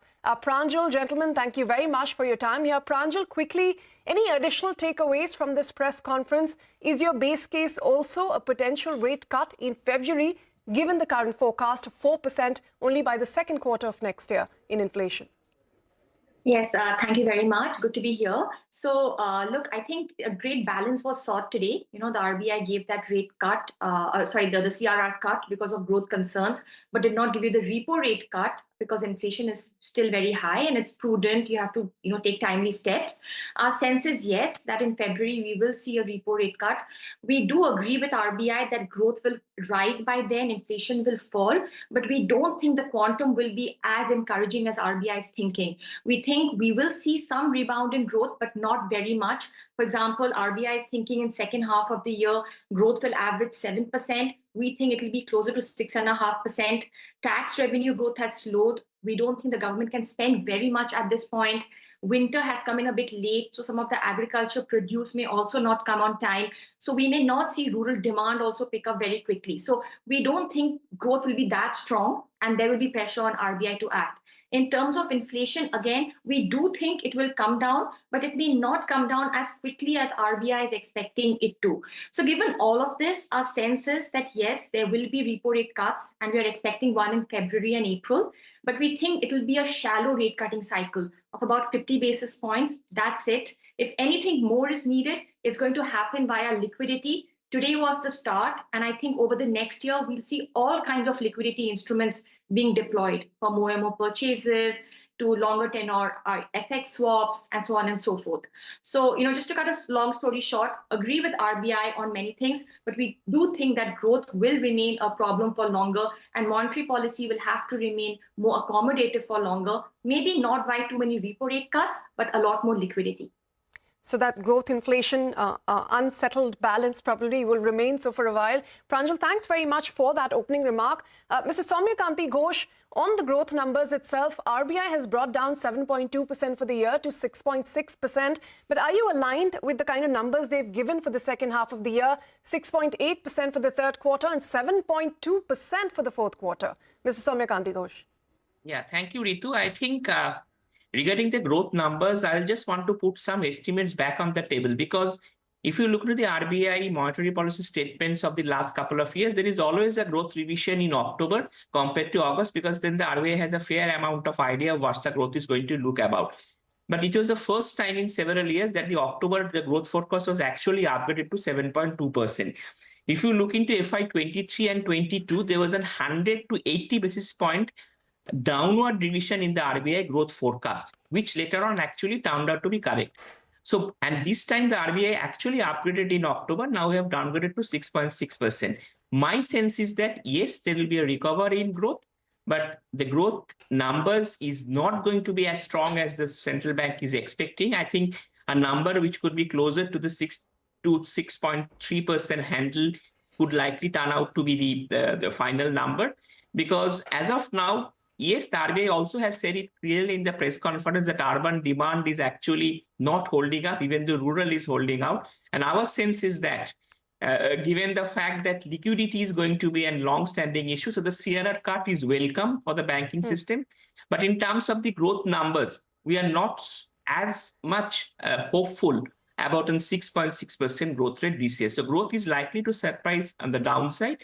And on the inflation numbers also, I think it will take little while to come down from the levels, because it has been continued to be sticky for the last several months and years, and it is unlikely to come back in a jiffy. So overall, it's a good policy, but I think on the expectations from the numbers are unlikely to be like that as part of the forecast. Okay, Neeraj Gambhir, what's your sense? The numbers, do they look credible? Are you expecting a risk upside or downside on both CPI and GDP? And with the CRR cut of 4%, what next? What is your base case? So, first of all, I think I found the opening remarks of the governor quite interesting and useful to think about. He's kind of, even though we have an explicit inflation target in the law, he's kind of brought some kind of balance back into our, RBI's own thinking in terms of the relative importance of growth versus inflation.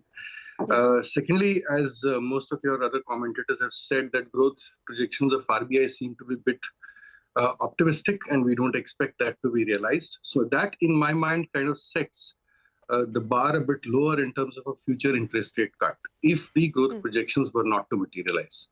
So I think, yes, the possibility of a February rate cut remains alive. Key data point will be growth. Even if there is a bit of upside surprise to inflation compared to RBI's forecast, I think the focus towards growth is something that we will see in future RBI actions. I do agree that liquidity remains the biggest issue for the markets, even though this time we've seen a CRR cut, and this should inject a fairly good amount of liquidity in the system, given the pressure on the currency and given the fact that the government spending is something which is kind of quite back-ended. I think there is going to be a need for providing continuous liquidity into the system and making sure that the overnight rates, etc., are well anchored.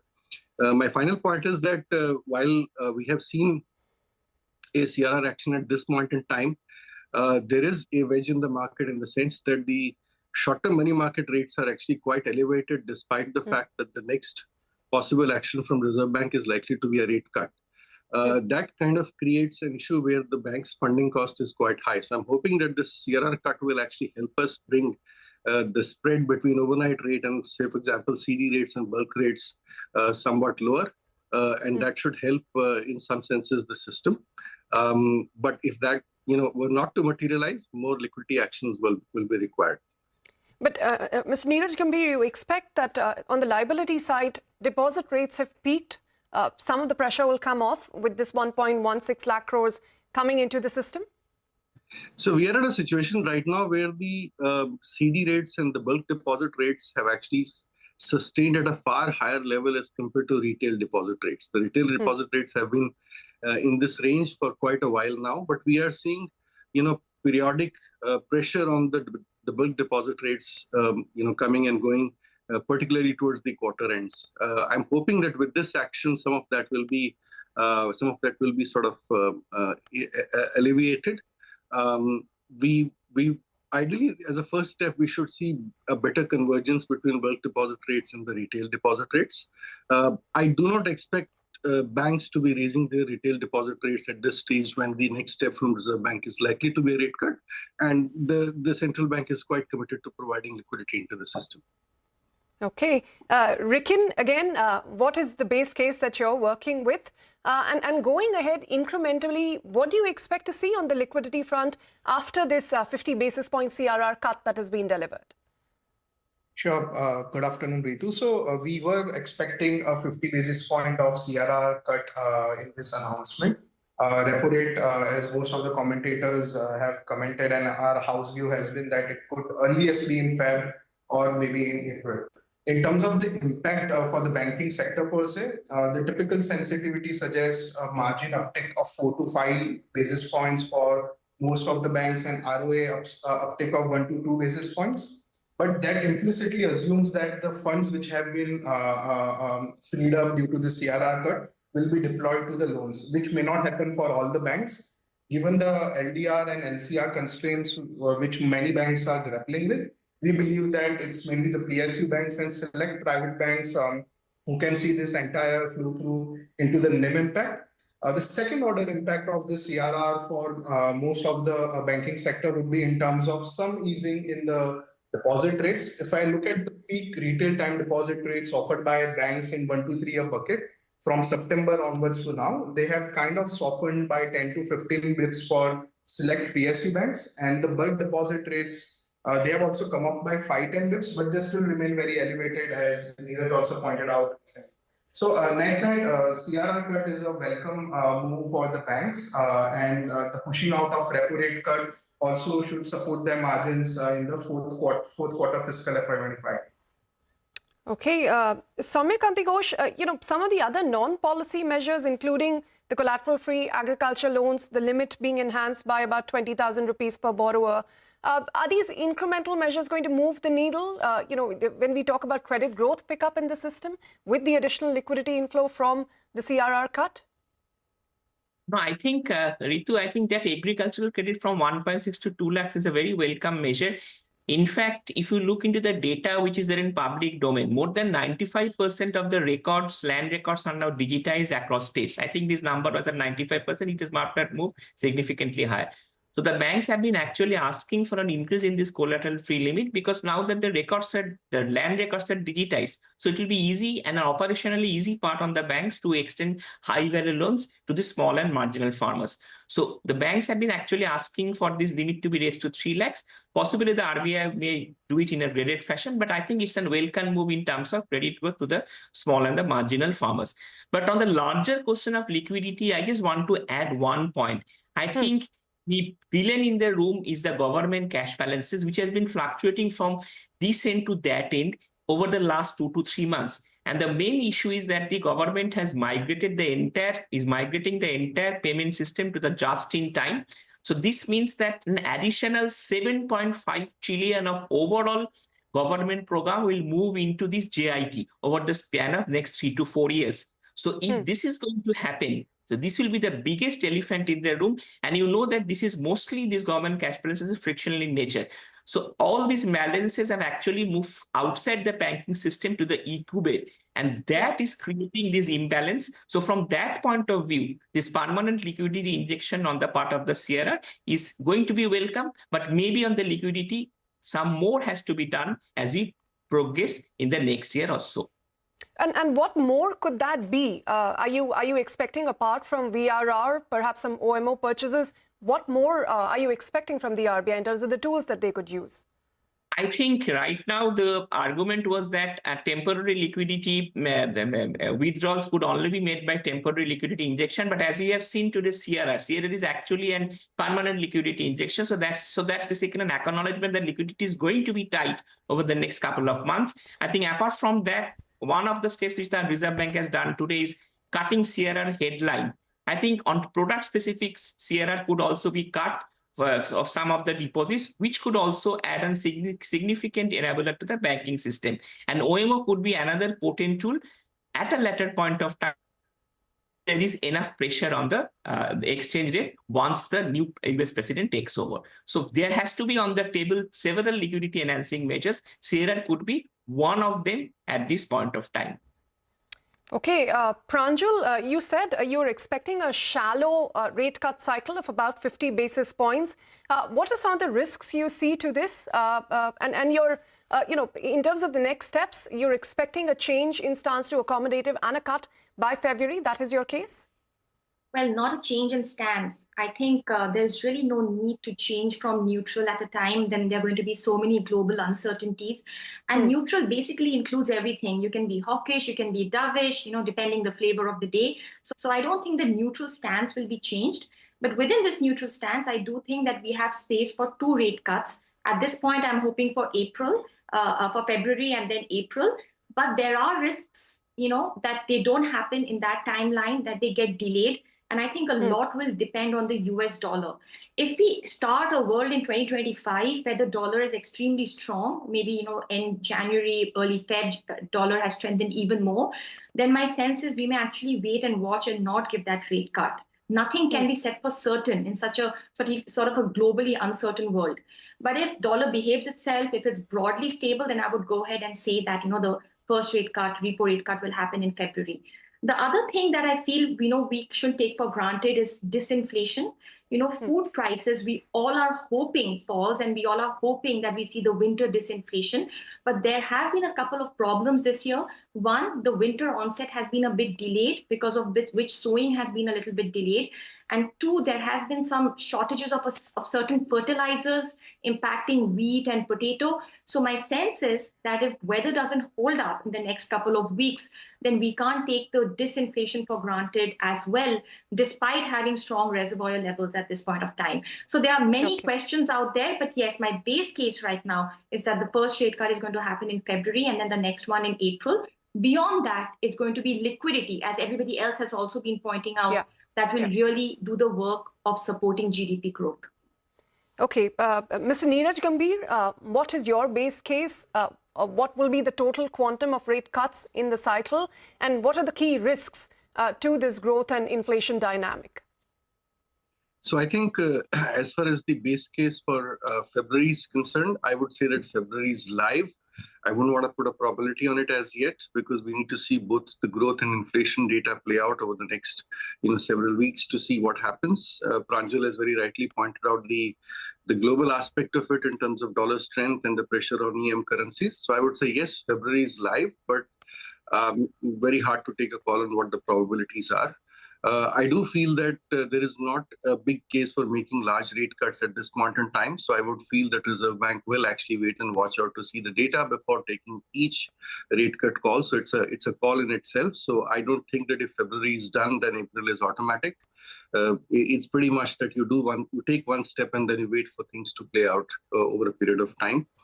One thing that I wanted to call out was that we have seen a kind of wedge between the growth of deposit rates and the lending rates, the lending growth kind of narrow down.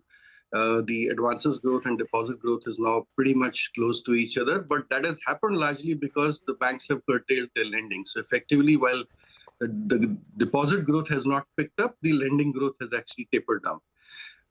One of the reasons why deposit growth has not picked up is because liquidity in the system was tight and there wasn't as much primary liquidity creation in the system. I'm hoping that with this CRR cut, we'll once again start the process of primary liquidity creation in the system.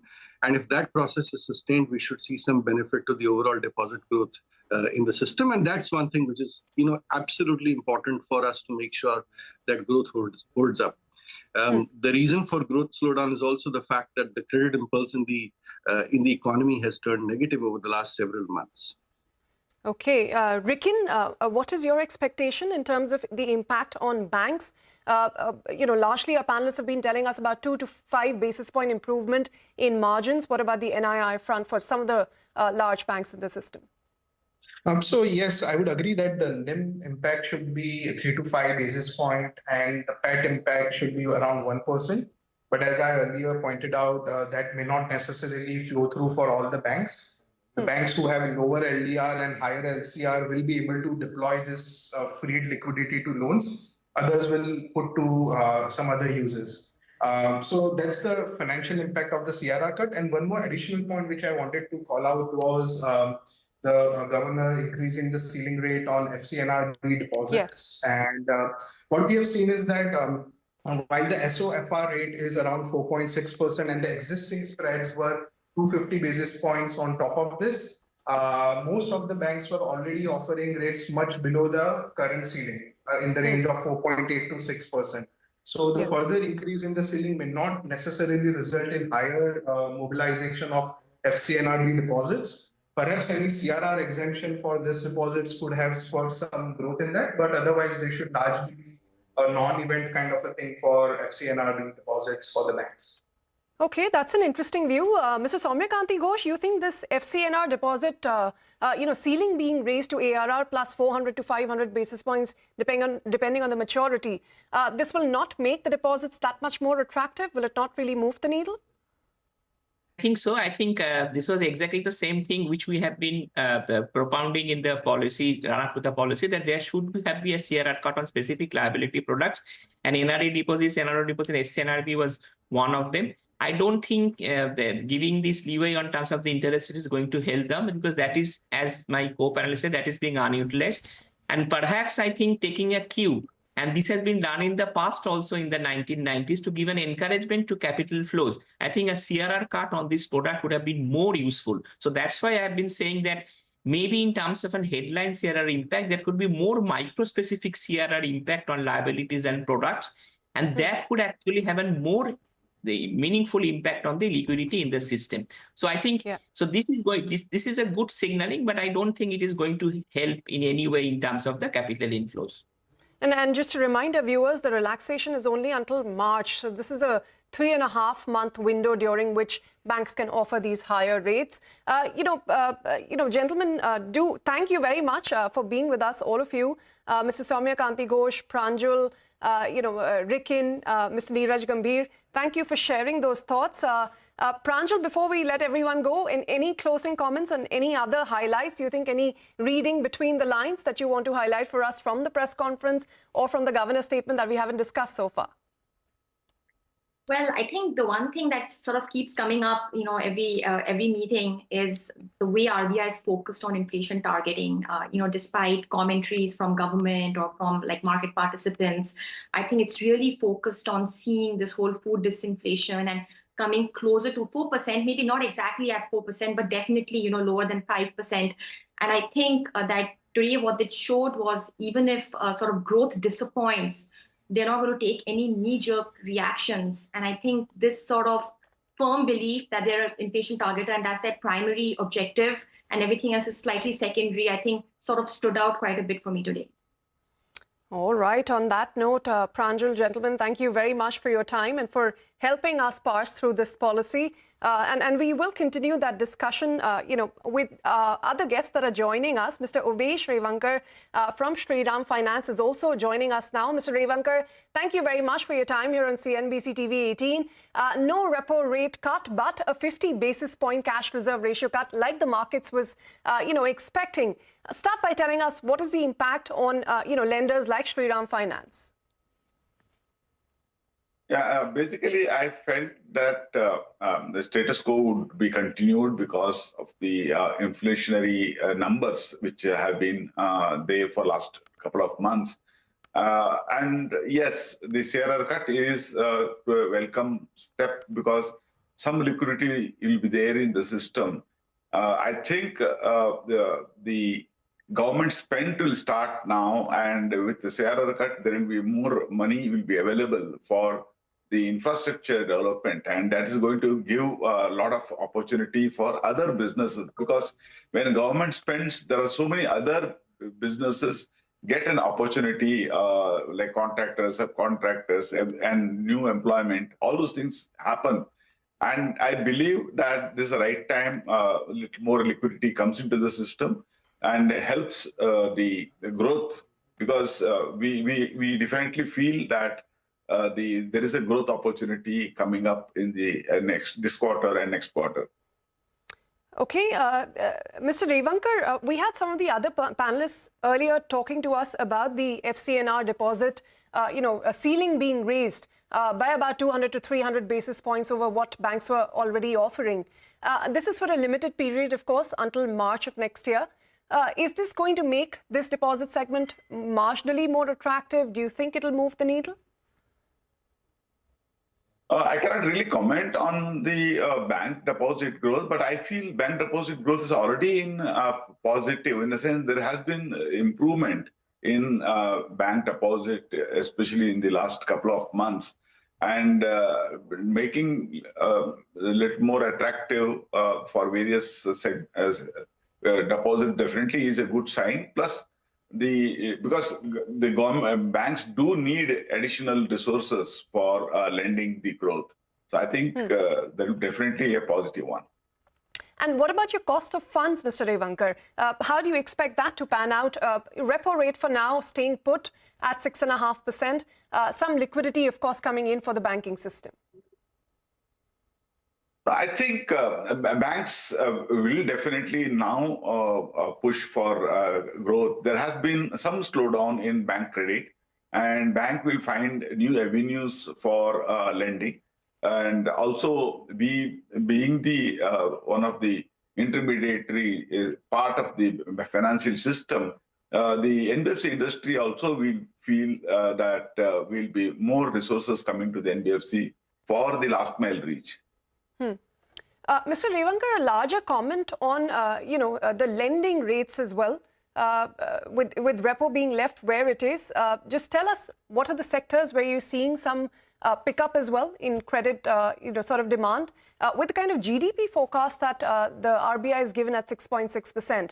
Where are you seeing pickup? The basic, my sense is that the pickup will come from the government spend, basically, and whether it will come back into real estate in a big way is question mark, because the real estate to really grow, what is needed is indicator of rate going down, because the borrower, the housing borrowers prefer to borrow at lower rate.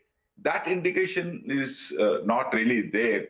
So basically, I feel the infrastructure-led spend is more important right now, and those industries which is linked to the construction infrastructure will see growth.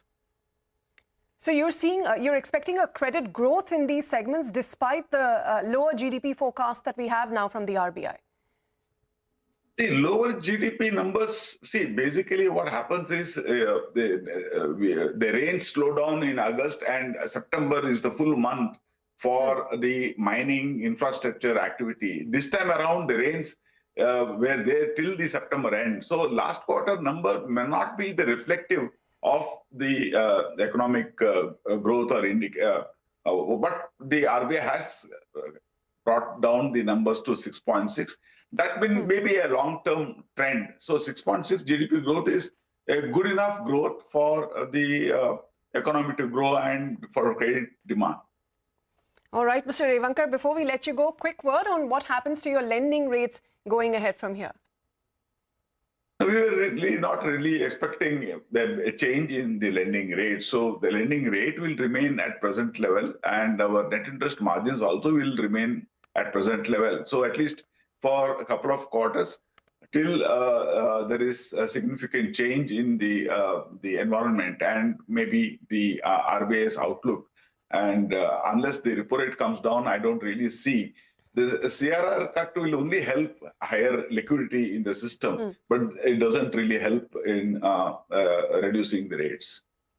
Yes, Mr. Revankar, thank you very much. So until there is a cut from the RBI, you're hopeful of protecting your margins and, of course, your lending rates. You do not see any material changes. Thank you very much for joining us on that with your take. With that, we're going to wrap up this special discussion of the RBI monetary policy. We have to take a short break, but on the other side, we'll continue our coverage on other news and updates, so stay tuned.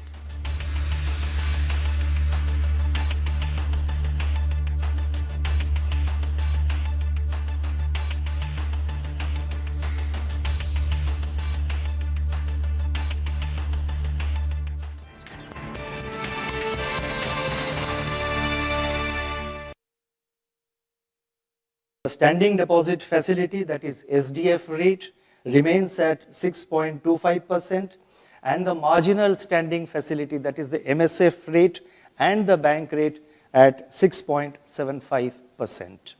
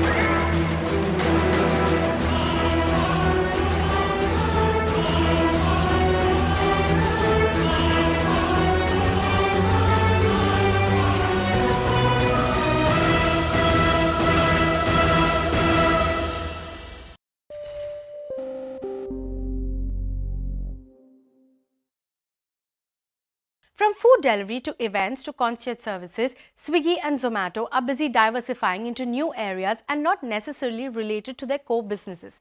Let's look at Swiggy first. What started as a food delivery platform entered quick commerce with Instamart in 2020 and dining out via the Dineout acquisition in 2022.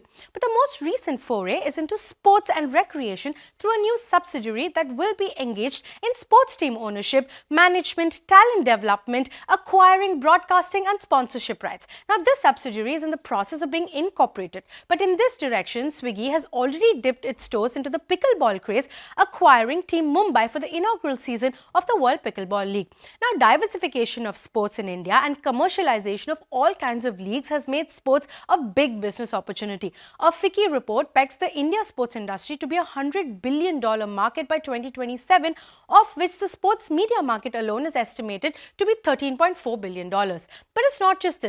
It is also testing a service marketplace called Yellow, where you can connect with lawyers, therapists, fitness trainers and other such professionals, and also a premium membership called Rare that gives you exclusive access to high-end events.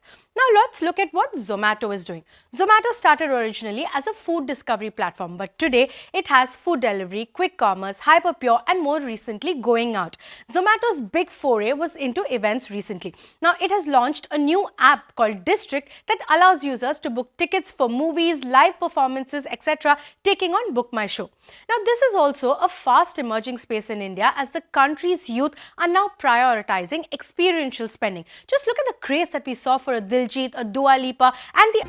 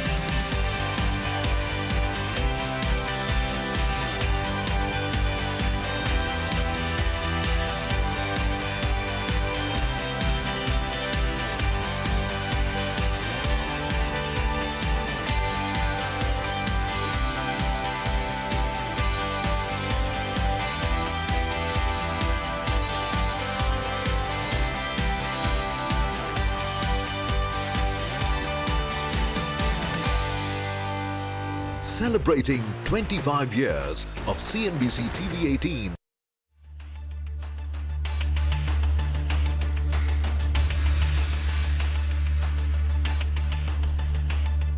Stocks see two-way swing on the mixed global and domestic cues, even though RBI's bank liquidity boost is seen as a welcome step. Consumer durables and utilities eke out gains, while IT and realty drag. RBI defers a rate cut, keeping a prudent eye on the global developments and the growth inflation dynamic, even as it marks up its inflation expectation for FY25 to 4.8% from 4.5% earlier. Economists bet on a rate cut in Feb. RBI cuts the cash reserve ratio for banks by 50 basis points, boosting the liquidity in the banking system by rupees 1.16 lakh crore. Bankers see deposit rates peaking out following this, but bank margins will improve by only 3 to 5 basis points. RBI revises its GDP growth outlook for FY25 to 6.6% from earlier 7.2% following the sharp dip in the second quarter, even as it remains hopeful of a correction in H2 on the back of revival in cement, steel and power sector. RBI raises the cap on collateral-free agricultural loans to rupees 2 lakh from rupees 1 lakh to account for the increase in prices on agri inputs. The move is aimed at easing bank credit access to needy farmers.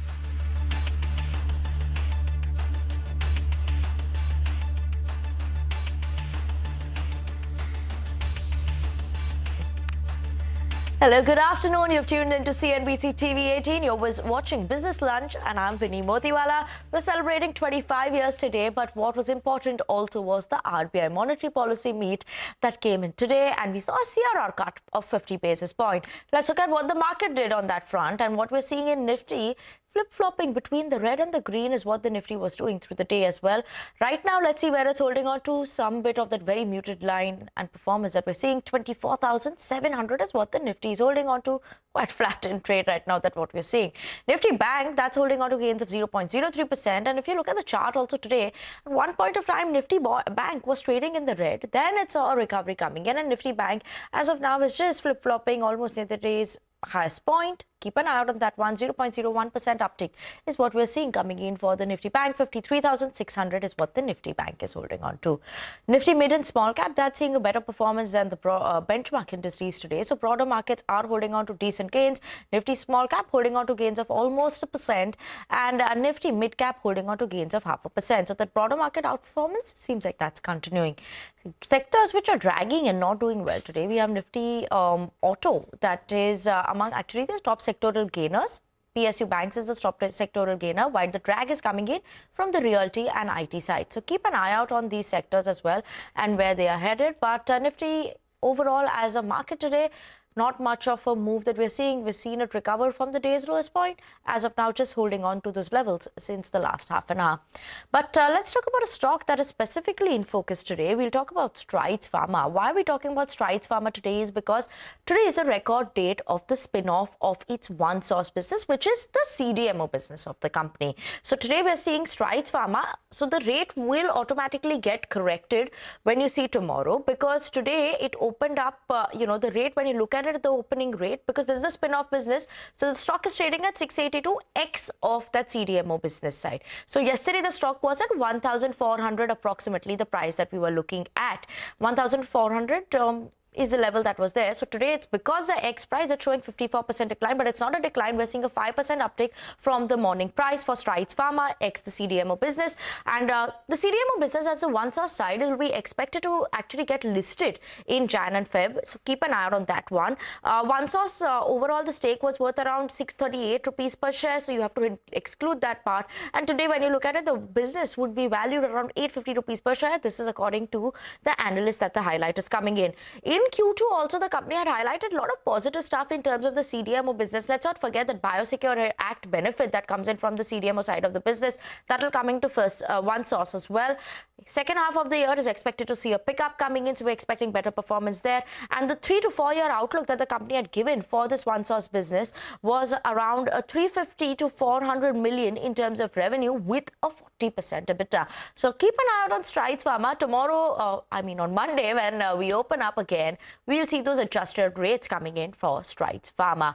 But yes, that's on Strides. Keep an eye out on this one. As of now, when you look at the BSE and NSE rate, the adjusted rate, it's a 5% uptick that is going to be coming in on that front. But yes, on that note, I think we're going to take a very short break, and after the break we'll come back and talk about the latest action that is going to be happening in terms of the winter session of the Parliament. So stay tuned for that update.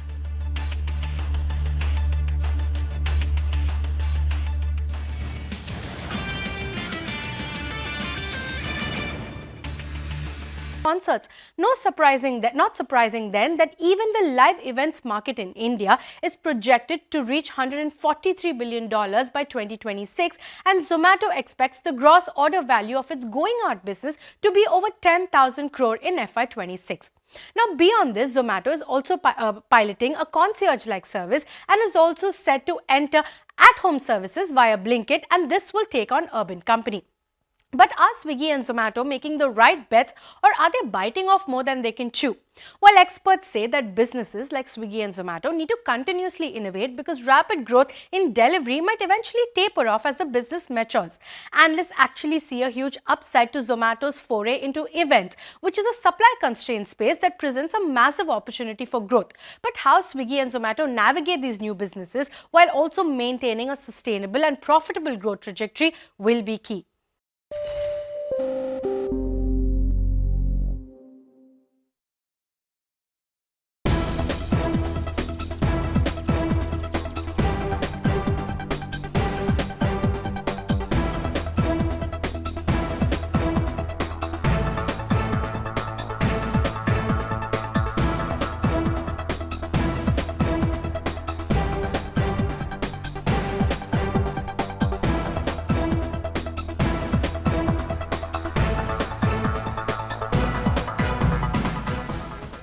In all the sectors of the Russian Federation, including in high-tech ones, there is an acute need to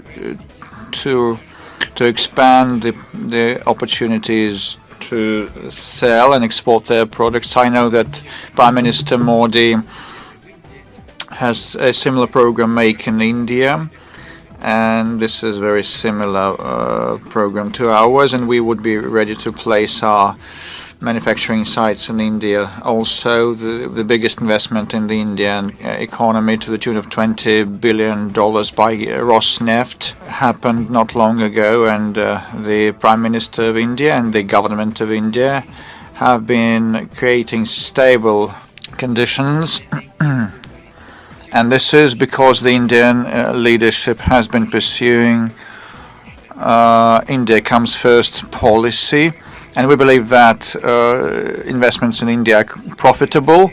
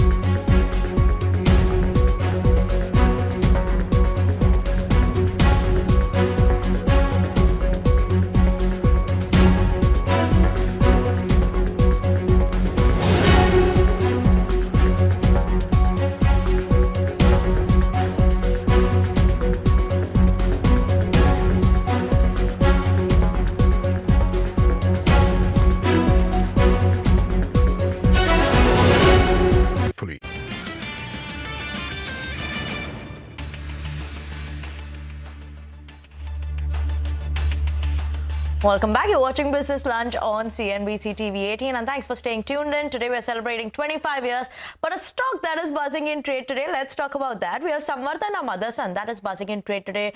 It saw a sharp jump up and then it saw a decline and again making a recovery, holding on to gains of 1.5% right now. Now, what is the reason? Why is it buzzing? Because there's some new acquisition that has come in and Sudarshan is here to tell us why is it buzzing? What does this new acquisition mean for the company? Sudarshan, good afternoon. Afternoon, Vinay. So, Samvardhana Motherson yesterday in the late night announced that it would hold board meeting today, and we were expecting of certain announcements. Now that announcement has come, Samvardhana Motherson is going to acquire a Japanese company named Etsumitake. Now, it's an all-cash deal. The deal value is $57 million, that is around rupees 483 crore. And post the acquisition, the final shareholding, Motherson would hold 95% in Etsumitake and remaining 5% will be held by Honda Motors. Now, if you go through the deal steps, in the first step, Etsumitake has created a special purpose company which will take the holding to 48%. 48% is the threshold limit. Now, of that 48%, that special purpose company has already acquired 31.7%. Now it has to acquire remaining 16.25%. Then its holding will be 48%. And 48% holding is a must for the deal to go through. In the second step, Samvardhana Motherson will procure shares from that SPC, and that share acquisition is expected to be completed by this Q4 of FY25. Now, in the third step, Honda Motors will launch share buyback, and in the last step, acquisition of shares of other company. Etsumitake has certain subsidiaries, and shares of those subsidiaries will be acquired by Samvardhana Motherson. And finally, this Samvardhana Motherson will have 95%, Honda Motors 5%, and final deal is expected to be completed by Q1 of FY26. Now, what does Etsumitake do? It's a high machine production company, and it produces like gear shifters, chassis and transmission parts for four-wheelers and two-wheelers. In FY24, turnover of Etsumitake was $412 million, which was a jump of almost 12% year-on-year, and margin was 7.5%. That was up 340 bips year-on-year. So, all in all, there was an expectation of a higher amount of acquisition, but nevertheless, acquisition has come, and Samvardhana Motherson is going to acquire a Japanese company for $57 million. Okay, Sudarshan, thank you so much for that update coming in on Samvardhana Motherson, keeping an eye on that stock, holding on to gains of around 1.5%. But that's all the time we have on this edition of Business Lunch on CNBC TV18. Thank you so much for tuning in. Don't go anywhere. You have Midcap Radar up next.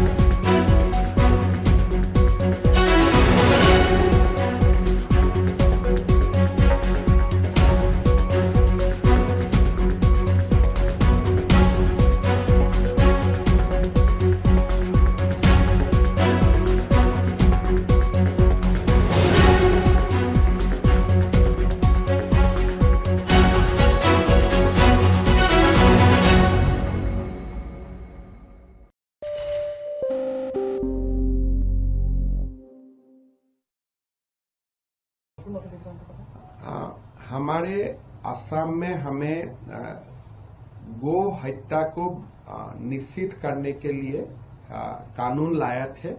ये 3 साल हो गया, उससे हमें काफी सफलता मिला हूं।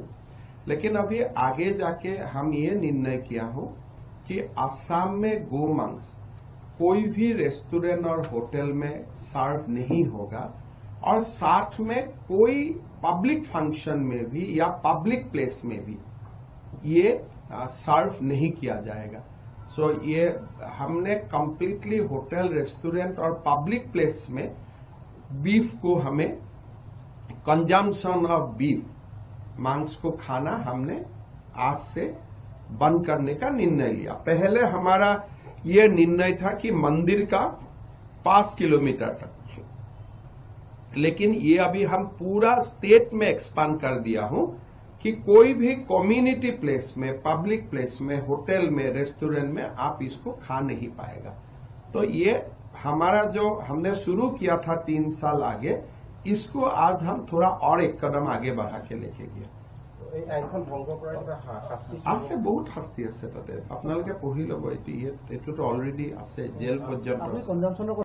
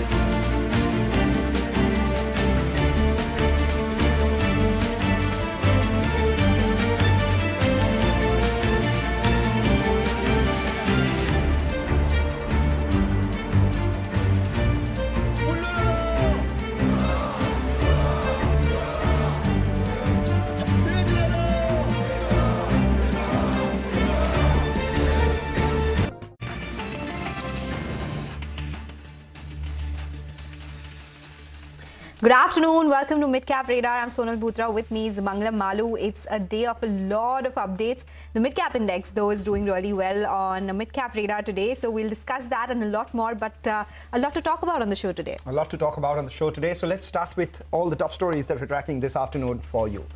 Stocks see a two-way swing on both mixed domestic and global cues. Even though the RBI's liquidity boost is seen as a welcome step, auto, metal and consumer durables eke out some gains, whereas IT, realty drag, mid-caps surge. RBI defers a rate cut, keeping a prudent eye on global developments and the growth inflation dynamic, even as it marks up its inflation expectations for FY25 to 4.8% from 4.5% earlier. Economists, they are betting on a rate cut in Feb. RBI cuts the cash reserve ratio for banks by 50 basis points, boosting liquidity in the banking system by about 1.16 lakh crore rupees. Bankers see deposit rates peaking out following this, but banks' margins will improve no more than 3 to 5 basis points.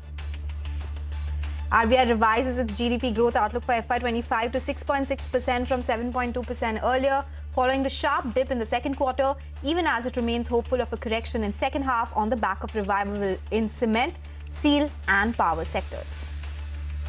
The RBI raises the cap on collateral-free agri loans to about 2 lakh rupees from 1.6 lakh to account for the increase in the prices of agri inputs. This move is aimed at easing bank credit access to needy farmers.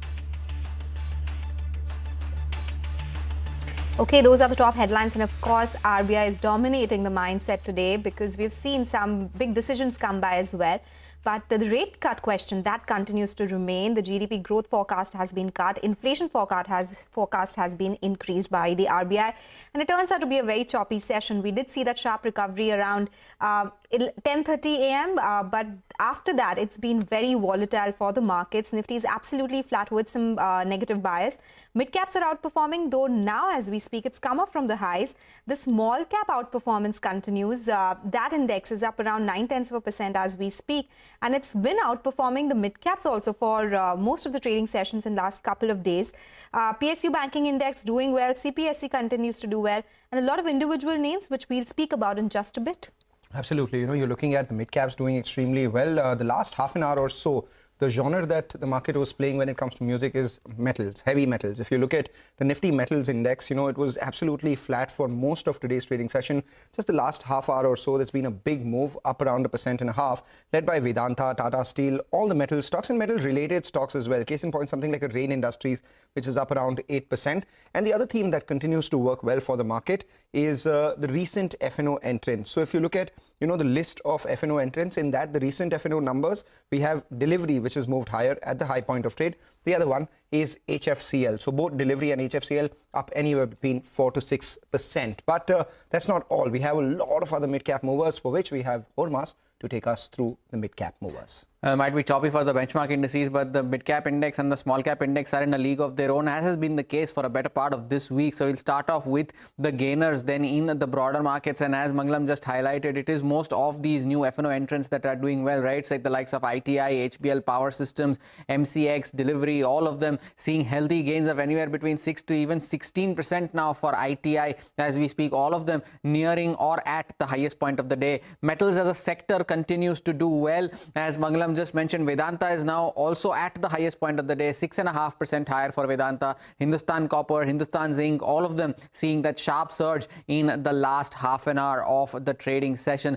Some of the other movers then within the broader markets, as the PSU space itself that is seeing a fourth day of gains now for the PSE index. IRFC, another new F&O entrant, 3.5% higher, and most of the other index constituents too seeing healthy gains in today's session. Stocks that are doing well on the back of volumes, and PV Fintech is one of them as well. But Asahi India, CESC, Blue Star at one point was up 7%, still holding on to 5% gains in today's session. And lastly, some of the underperformers that will come up on your screen, those are the ones that are not doing well today. HEG continues to decline at 4% down today, and Canfin Home, Signature Global, some of the real estate names too not having a good day today. Back to you guys.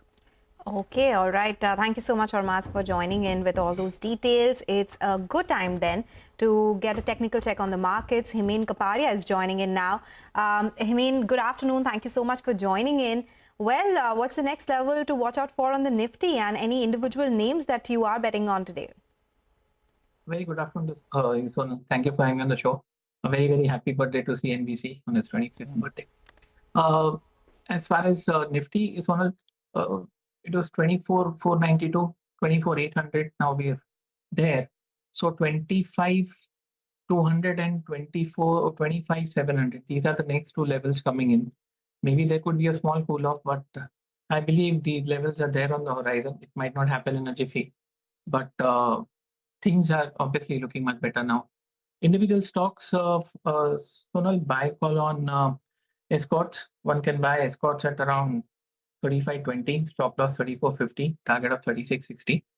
Oversold, positive divergences, crossover buys. Second one is once again in the auto stock, auto pack. You can buy Maruti at 11,300. It's formed a base. It's forming a rounding bottom. Indicators have given a crossover buy again. One can buy it at 11,300. Stop loss 11,150. Target 11,600. So. All right. So those are a couple of stocks. But what do you make of a bunch of these mid caps? And what would your index trade be? You said that things are looking good. Do you think this consolidation around the flat line is a place for one to go long? If yes, then it's the Nifty or the Nifty Bank that you're talking about? The Nifty Bank is stronger because the gap didn't get covered up, Mangalam. The Nifty Bank did. The Nifty did, Nifty Bank did. There is a trend coming in. But having said that, I believe Nifty can play catch up. So 24,800 will provide resistance. We've been up very sharply. So I'd wait for a small cool off to answer your question. Somewhere around 23 to 20, around 24,500 is the level I would look to go long, Mangalam, with a target for 25,200 for the month of December. Okay, all right. Thank you so much, Amin, for joining in and taking us through your picks, and have a great weekend ahead. With that, we'll slip into a short break. On the other side, we get to excerpts of our conversation with Gunender Kapoor from Vishal Megamart.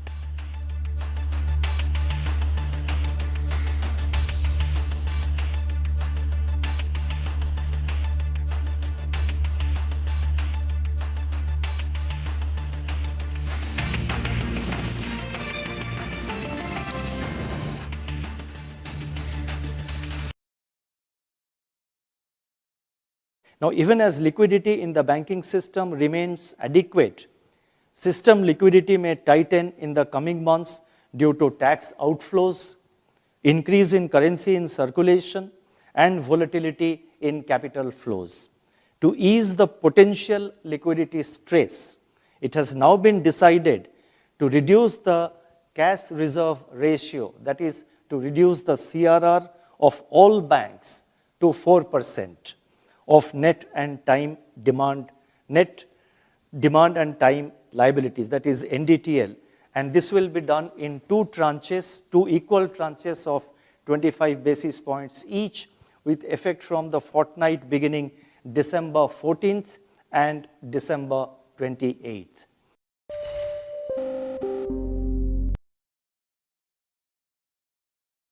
Inflation, on the other hand, surged above the upper tolerance band of 6% in October, driven by a sharp uptick in food inflation. Food inflation pressures are likely to linger in Q3 of the current financial year and start easing only from the Q4 of the current financial year, that is from January to March. And we expect that this is the trend, and it will be backed by seasonal correction in vegetables prices, Kharif harvest arrivals, likely good Rabi output, and adequate cereal buffer stocks.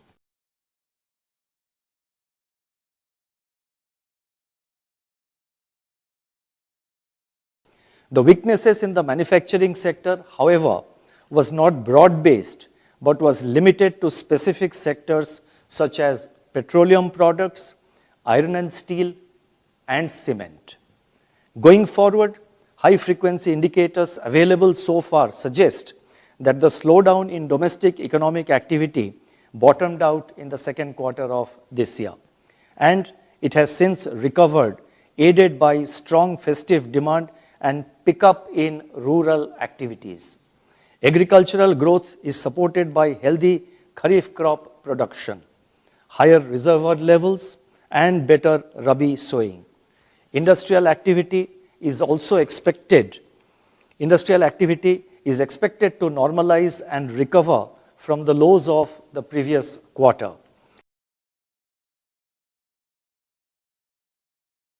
After detailed assessment of the evolving macroeconomic and financial developments and the outlook, because monetary policy is forward-looking, so we have to always look at the outlook, the Monetary Policy Committee decided by a majority of 4:2 to keep the policy repo rate unchanged at 6.5%.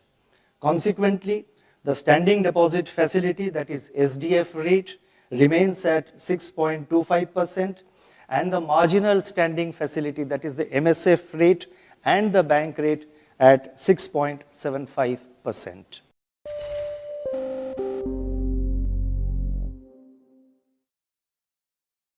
From food delivery to events to concierge services, Swiggy and Zomato are busy diversifying into new areas and not necessarily related to their core businesses.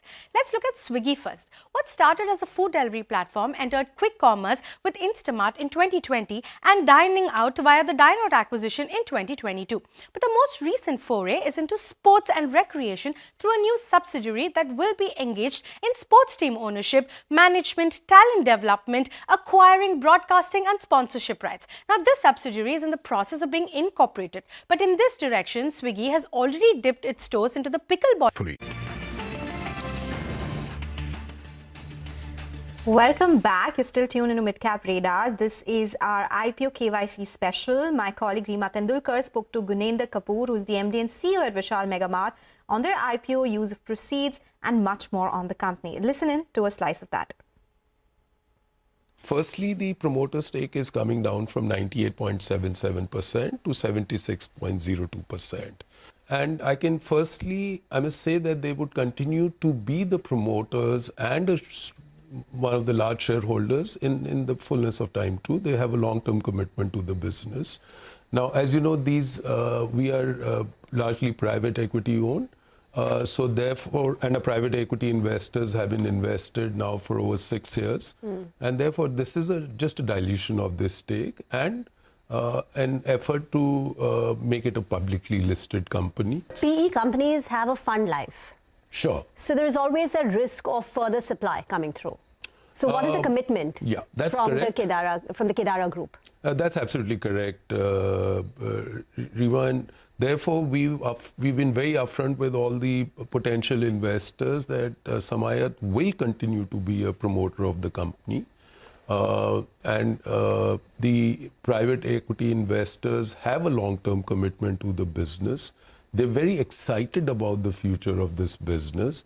And therefore, there should not be any significant concern on that front at all. So let's just talk about the near term, because off late we've seen some sort of consumption fatigue coming through, slowdown. So are you confident, at least in the near term, the next 12 months, that the numbers that we've seen so far, a 19% revenue growth in H1 or a 13-14% kind of same-store sales growth will continue, say for the near term? I'm seeing some pressure on consumption. We've seen that in the first half. And I would say that we've had to do more to get double-digit same-store sales growth. But we are confident about the future. So, Gunender, we have your numbers for the last 3.5 years now. Sure. So margins have largely between 13 to 14% at the EBITDA level. Gross margins broadly around 28%. Has that been the long-term trajectory? And do you think over the longer term, minor fluctuations here and there, investors can expect this? Without being specific, I would say yes. Okay. I would say that our general view on gross margins is that we would maintain them at the same ballpark. Okay. And we may get growth on our EBITDA and PAT because of the operating leverage that we will enjoy. As you've seen historically, we grow at double-digit same-store sales growth. And if the cost inflation is around 5, 6, 7%, then we do benefit from it. 1 billion internet users, but yet your online presence is negligible in terms of revenues and profits. Why is that? And is that something you're looking to scale? So we are largely an offline retailer, as you rightly said. We have in the recent years started a pilot, in fact last year, which we are rolling out at the moment. To ensure that we are present in the quick commerce space in a relevant way. And this quick commerce platform is such that it operates within, let's say, 7 to 10 kilometers radius of each of our stores. And when you log into our app, you get automatically tagged to the closest Vishal store. And you can see the merchandise available in that store. And if you were to place an order, and if you would choose to, we could deliver to you within 2 hours. And if you were to buy more than 299 rupees, the delivery would be free. Okay. So we are quite encouraged by the early response. And we are now rolling out this quick commerce platform to other stores beyond the pilot. And as we speak, we are present now with our quick commerce platform in 375 odd cities in India. So yes, in a very relevant, capital efficient way, we will ensure that we bring to our customers the benefits of digital commerce. So what are the revenues and profit numbers of your overall online presence and of quick commerce today? It's still in a pilot stage, so I wouldn't quite go to the numbers. I would only say that it's shown. But you're in 375 cities offering it's quick just commerce. happening as we speak. As we have. Yeah. Okay. So it's. And what's the investment you've put in? It's not significant because you would realize that there's no dark store there. It's only from a retail stores. And the inventory is fungible between the store and the... So there will be no cash burn, as we see with other quick commerce There would be companies? some to begin with, but very small. Very small. Yeah. Okay. Enough to dent your margins as it scales up? No. You will make sure? Yeah, at this moment, as you can see, it's not dented our margins. So now let's talk about your store count addition. On an average, you've been increasing your store count by 10%, at least based on the data that we have. Today, you're present in 645 stores. What's the expansion plan? So you're absolutely right. That's the pace at which we've expanded. Our experience with new store rollout has been very good. For example, I'll share just one data point with you. Our payback on capex, store capex, is 19 months, which to the best of my knowledge is the shortest in Indian retail. So that is very encouraging.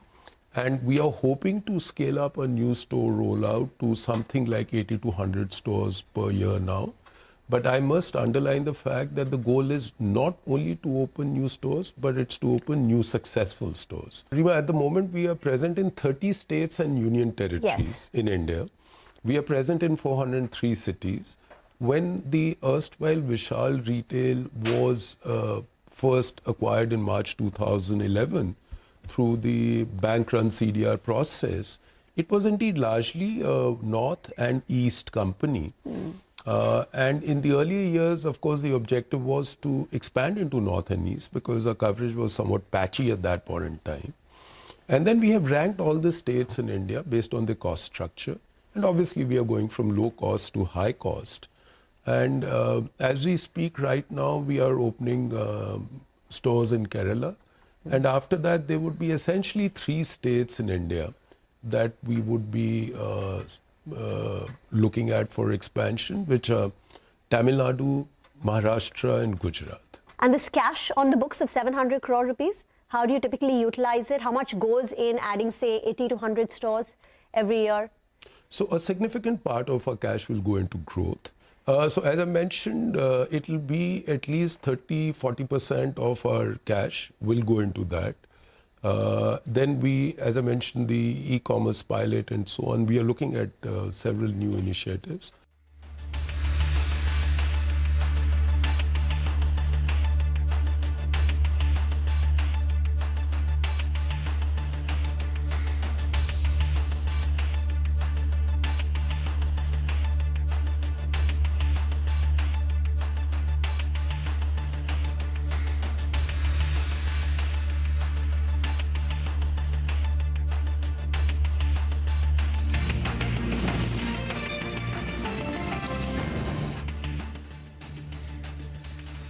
Acquiring Team Mumbai for the inaugural season of the World Pickleball League. Now, diversification of sports in India and commercialization of all kinds of leagues has made sports a big business opportunity. A FICCI report pegs the India sports industry to be a $100 billion market by 2027, of which the sports media market alone is estimated to be $13.4 billion. But it's not just this. It is also testing a service marketplace called Yellow, where you can connect with lawyers, therapists, fitness trainers, and other such professionals, and also a premium membership called Rare that gives you exclusive access to high-end events. Now let's look at what Zomato is doing. Zomato started originally as a food discovery platform, but today it has food delivery, quick commerce, hyperpure, and more recently going out. Zomato's big foray was into events recently. Now it has launched a new app called District that allows users to book tickets for movies, live performances, etc., taking on Book My Show. Now this is also a fast emerging space in India as the country's youth are now prioritizing experiential spending. Just look at the craze that we saw for a Diljit, a Dua Lipa, and the upcoming Coldplay concerts. Not surprising then that even the live events market in India is projected to reach $143 billion by 2026, and Zomato expects the gross order value of its going out business to be over 10,000 crore in FY26. Now, beyond this, Zomato is also piloting a concierge-like service and is also set to enter at-home services via Blinkit, and this will take on Urban Company. But are Swiggy and Zomato making the right bets, or are they biting off more than they can chew? While experts say that businesses like Swiggy and Zomato need to continuously innovate because rapid growth in delivery might eventually taper off as the business matures, analysts actually see a huge upside to Zomato's foray into events, which is a supply-constrained space that presents a massive opportunity for growth. But how Swiggy and Zomato navigate these new businesses while also maintaining a sustainable and profitable growth trajectory will be key.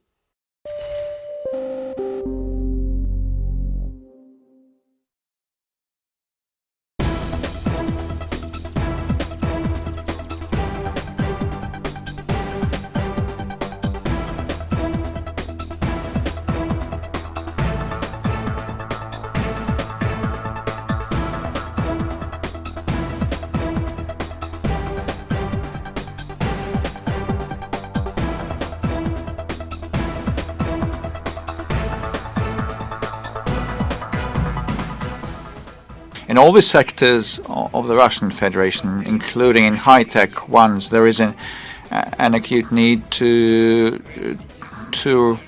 expand the opportunities to sell and export their products. I know that Prime Minister Modi has a similar program Make in India, and this is a very similar program to ours, and we would be ready to place our manufacturing sites in India. Also, the biggest investment in the Indian economy to the tune of $20 billion by Rosneft happened not long ago, and the Prime Minister of India and the government of India have been creating stable conditions.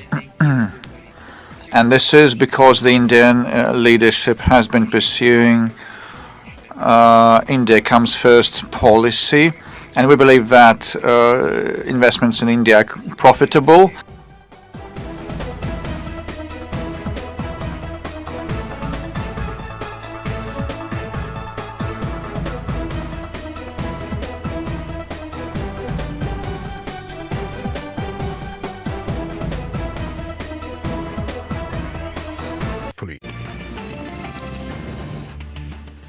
Welcome back. Frontline indices meandering just beneath the flat line. The mid-cap index is where all the action is, and in that as well, while the conversation with the management of Vishal Mega Mart was going on, we did see a couple of stocks in the retail space spike itself, maybe a bit of a valuation arbitrage playing out there.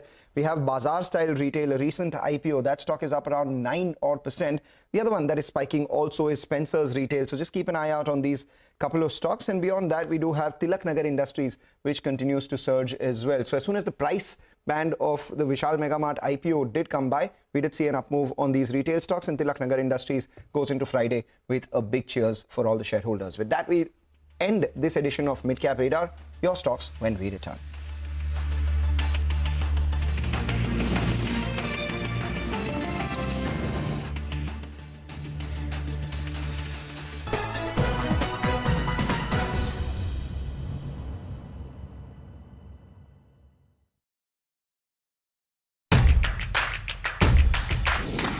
India is in vogue for a number of international brands this season. Surabhi Upadhyay, CNBC TV18, Mumbai.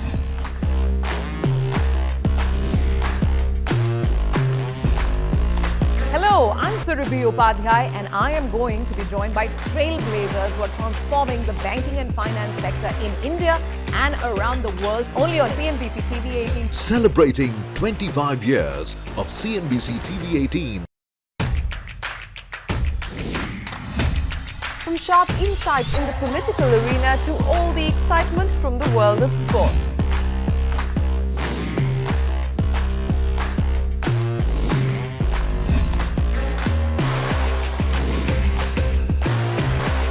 We are here at the CNBC TV18 budget headquarters, as we've done for the last 25 years. Celebrating 25 years of CNBC TV18.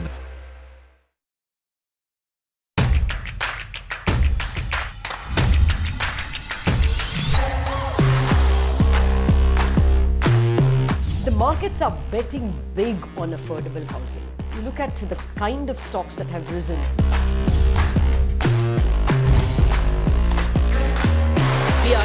into our Silver Jubilee year, our 25th year, and we wanted to have the best of India in with us.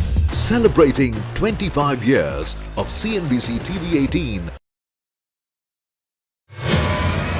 For 20 years, it has been India's most coveted stage for business leadership. The benchmark of unparalleled excellence. We have to dream big and even bigger for India. An accolade that celebrates character, integrity, and decisive action. You just have to do your best. Not identified by any single name, nor defined by a single achievement. The best years are to come, and you don't have to wait for long, it's round the corner. But redefined every year by visionaries who inspire and legends who lead. A journey that honors those who set the bar higher year after year. This is not just an award, it is a celebration of leadership in action.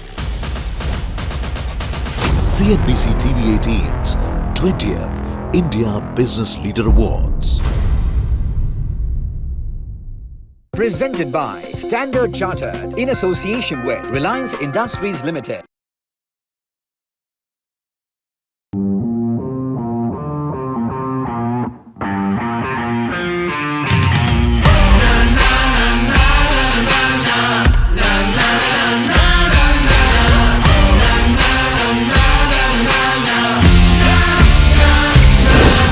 Make informed decisions with comprehensive analysis on the go. Strengthen your portfolio with real-time market updates on the go. Create effective strategies with insightful expert opinions on the go. Grow on the go with CNBC TV18. Now streaming live 24/7 on YouTube. How about listening to global market maestros before crafting your investment strategy? How about getting deep insights into their businesses from top Indian honchos before putting your money on the line?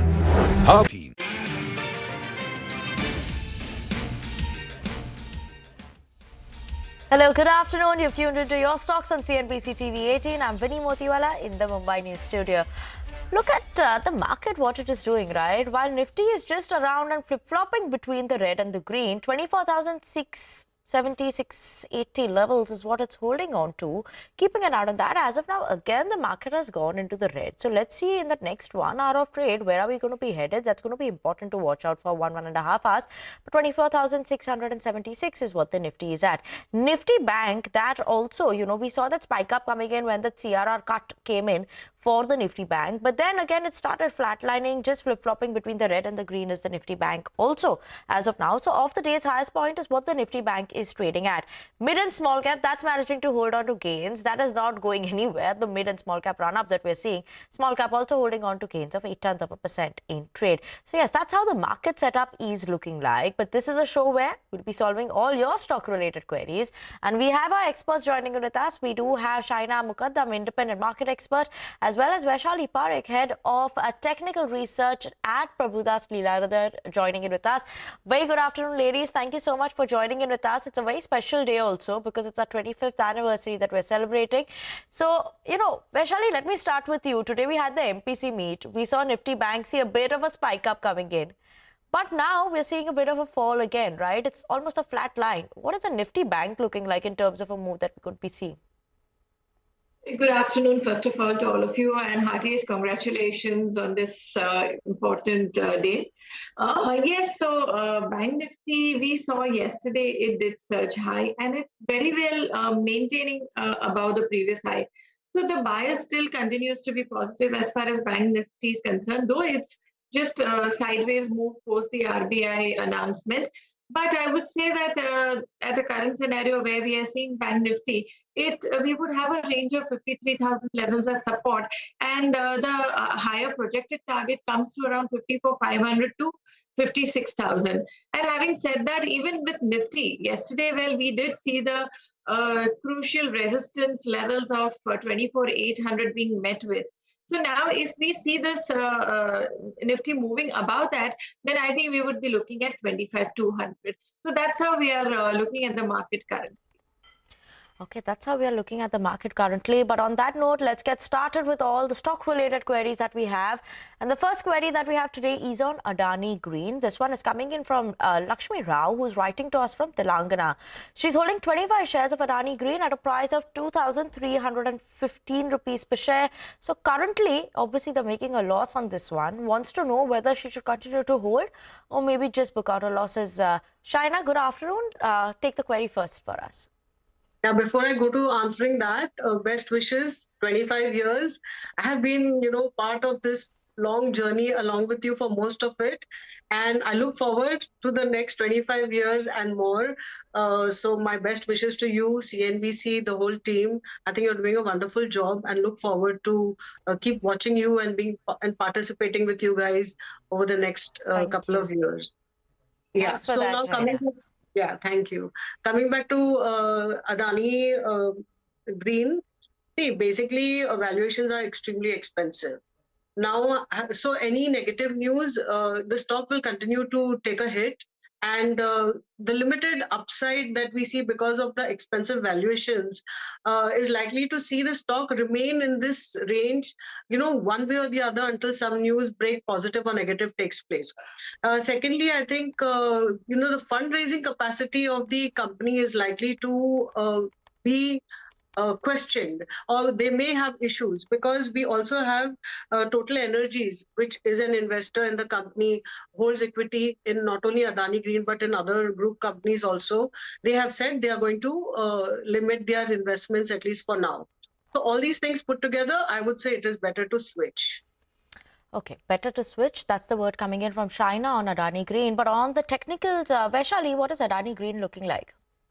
No, so I would not really be in favor of this right now because it is showing weakness. There is no clarity. So I would say that rather get into some other stocks which show better strength. Okay, look at some other stocks that are showing better strengths. That's the word coming in from both our experts. Let's move on to the next query. Again, this is coming in from the Adani Group side that we have. It's on Adani Ports. Now, Mahesh is writing to us from Tamil Nadu. They're holding 100 shares of Adani Ports at a price of 1,360 rupees per share. Currently, stock is trading at 1,262 rupees per share. So, what should they be doing with this one? Whether they should continue to hold this, book out losses, look to average? Shaina, what are the fundamentals looking like for Adani Ports? Well, here again, the fundamentals remain strong. Of course, it is the largest player in the port segment. The ports industry itself in the next 25 years is expected to go up by 4 times. And Adani management has actually said that in the next 5 years, they are looking to double their volumes, revenues. So I think to that extent, we are likely to see good performance going forward. They already are reporting very good performance if we see the last couple of quarters. Having said that, again, I think the major problem over here is that it is not cheap, but and any negative news that comes about for the group, like, the stock may take a hit, it may consolidate for some time till there's a resolution on the US issues that have risen in the recent past. So having said that, I'm very interested in the port segment as a whole to be an investor. Look at the other company, JSW. I would say that it's a switch. You could look at JSW Infra, which is very tiny compared to Adani Ports, but at the same time, valuations are more or less similar. So if you want to be safe, if you want to play safe, then better, and be in the sector, then you can switch. Otherwise, you can hold with a stop loss, and it is a risky investment. Okay, that's a word on Adani Ports. Keep an eye on that one. But on the technicals, what is it looking like, Vaishali? Should the viewer continue to hold this or maybe just book out profits? So, well, I would look at there could be another probability that, yes, see, overall, the long-term trend has been very intact.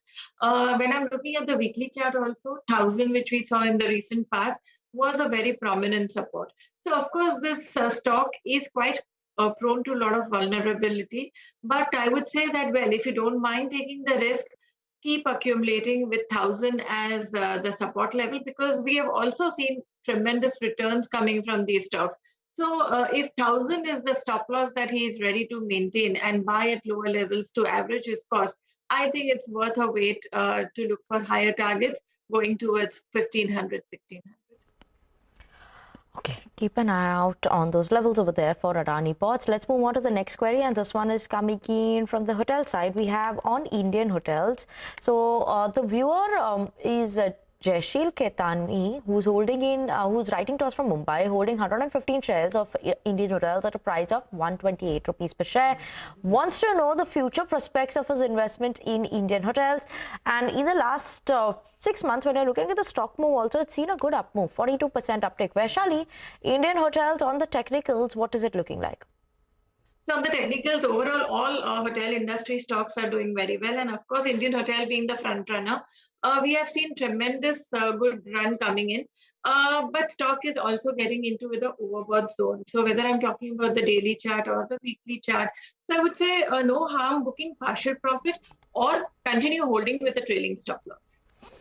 Okay, continue holding with the trailing stop loss is what you're seeing. But on the fundamentals, Shaina, hotel space, you know, there is so much that is happening here. I don't think hotels are ever going to go out of style, right? And I don't know whether the stock will or no, because you have those concerts, they can charge any prices that time. You have the holiday season that is there. So fundamentally, what is Indian hotels looking like?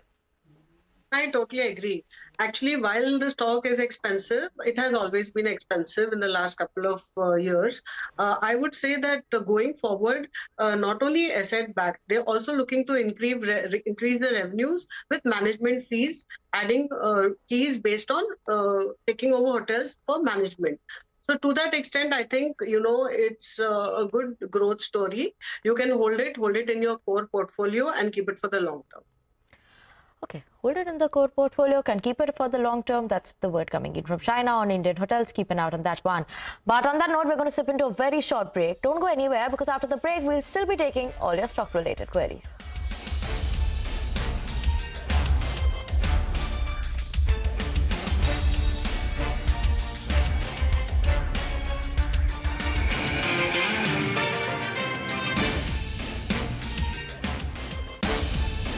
Trading day profitable with strategies from the market masters, macro pundits and chart wizards. Only one show gives you a head start to your trading day. Get ready to profit. Get ready for business with Bajar at these times on CNBC TV18 and CNBC TV18.com. CNBC TV18, an unending pursuit for excellence. A pioneer, a leader, a visionary, building a lasting legacy of credibility, consistency, and trust. Giving unparalleled access to global thought leaders and powering conversations that are shaping the new world order.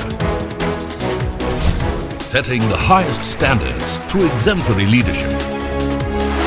It is this unrivaled reputation for the most comprehensive coverage, actionable intelligence, and in-depth reporting that makes CNBC TV18 India's #1 business news brand.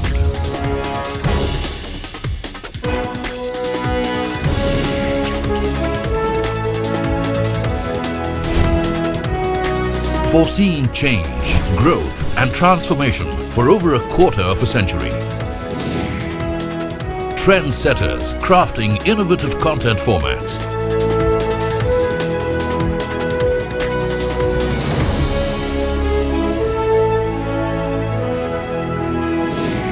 And award-winning business journalism. On air, online, on social media.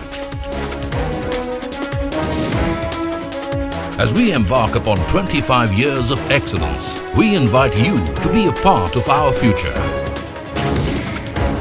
CNBC TV18, your trusted partner and investment ally.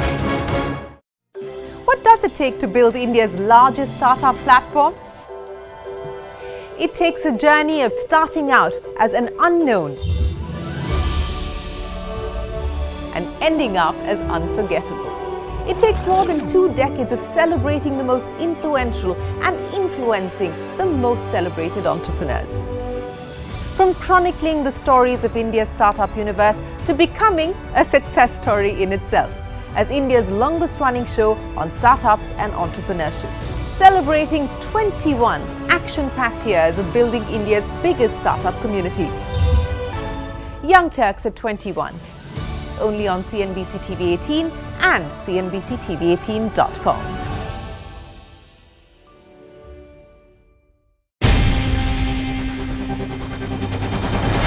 CNBC TV18's most comprehensive and award-winning news show, India Business Hour, drops first on YouTube.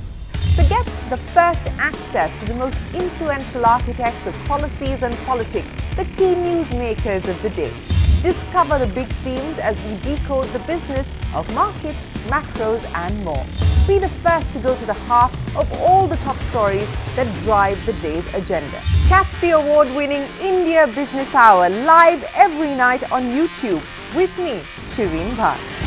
India Business Hour live on YouTube at CNBC TV18 weeknights at 7 p.m. Now, even as liquidity in the banking system remains adequate, system liquidity may tighten in the coming months due to tax outflows, increase in currency in circulation, and volatility in capital flows. To ease the potential liquidity stress, it has now been decided to reduce the cash reserve ratio, that is, to reduce the CRR of all banks to 4% of net demand and time liabilities, that is NDTL. And this will be done in two equal tranches of 25 basis points each, with effect from the fortnight beginning December 14th and December 28th.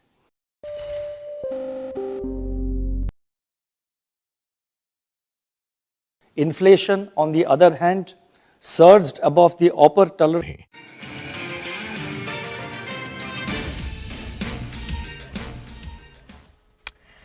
Welcome back to Your Stocks on CNBC TV18. We still have our experts with us, Shaina as well as Vaishali, who are solving all your stock-related queries. Let's move on to the next query. This one is on Bajaj Finance. We have Shrikant, who's writing to us from Kerala, holding 13 shares of Bajaj Finance at a price of 7,616 rupees per share, making some bit of a loss right now, but wants to know whether you should continue to hold this or look to sell. Shaina, what's your word on Bajaj Finance? I would say it's better to switch. Switch to a bank like maybe ICICI Bank, HDFC Bank. Now, the issue over here is that if you see the last 3 years, Bajaj Finance stock price has not moved any which way, anywhere. And valuations which were very high earlier have now become more reasonable.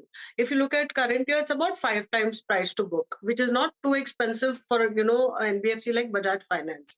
1 year forward, it will be 3.5 times price to book. So to that extent, yes, it is starting to look attractive. Having said that, I think in the near term, it is likely to continue to consolidate around current levels. They actually recently have discontinued their co-branding of card business. That should affect a bit in terms of business. Their overall, they are trying to restructure their business in a way to improve the asset quality, especially the B2C business. So all these things put together, I think we are likely to see the performance of the company remaining subdued and the stock price also for a couple of quarters. So I would believe you can relook at it, but a couple of quarters down the line. Okay, relook at it, but a couple of quarters down the line. And right now, Shaina is saying maybe you can look to switch. But on the technicals, Vaishali, is that a similar trend that you're saying, maybe book out right now and then a couple of quarters later, someone could look at it? I totally agree. Actually, the market, the stock has hardly given any returns. So right now, it is at a resistance of 200-day moving average. So if he's already holding it in a loss, I would say wait a while, because if the stock moves above 7,000, 7,200, maybe he can get a target of 7,500. And then I would say suggest a switch, because this is not really giving us a runaway rally in this stock. So of course, at least one can wait for a bounce. Okay, that's the word coming in from Bajaj Finance. Maybe right now could be a bit subdued, can look at it later on point of time, can look to sell right now. Next one is on Berger Paints. Now we have Rakesh Jain, who's writing to us from Chennai, holding 40 shares of Berger Paints, and this is at a price of 618 rupees per share. Wants to know whether he should book his losses or continue to stay invested in Berger Paints. Vaishali, what's your word on the technicals for Berger Paints? So technically, all the paint stocks are not doing well. So right now, what I'm seeing, there is no sign of reversal also. So I would say avoid paint stocks right now. Can make a switch. Okay, avoid paint stocks right now. So one could book out from this one. Shaina, what are the fundamentals looking like for the paint story?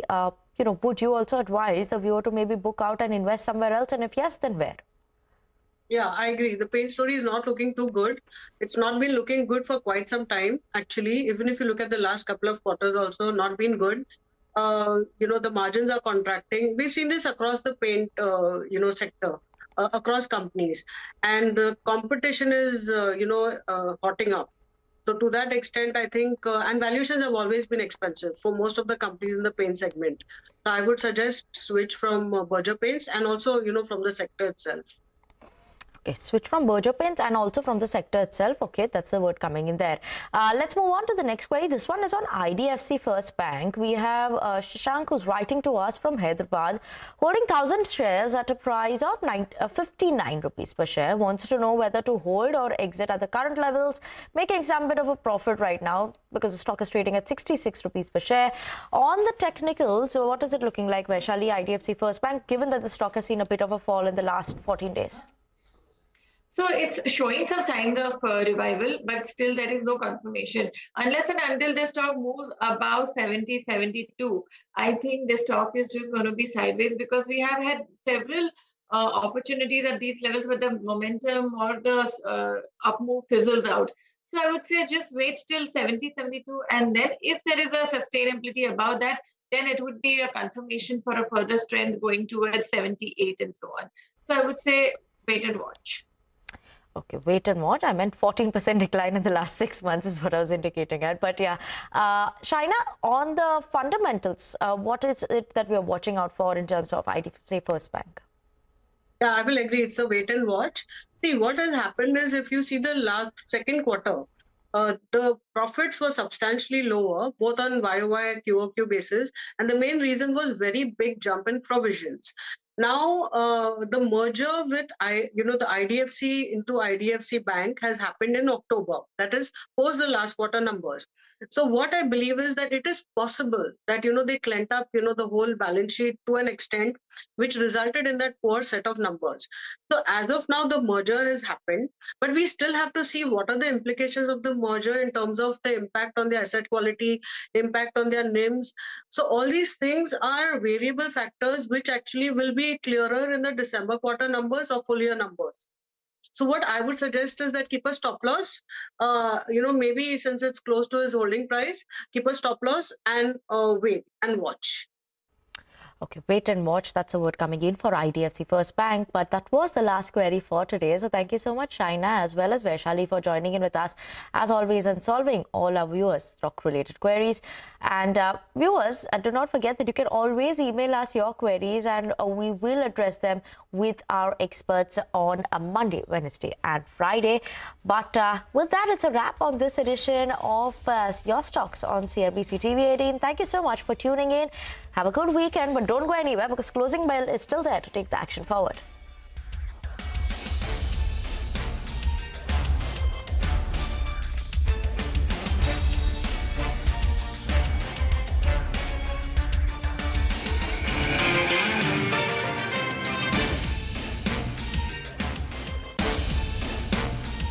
% in October, driven by a sharp uptick in food inflation.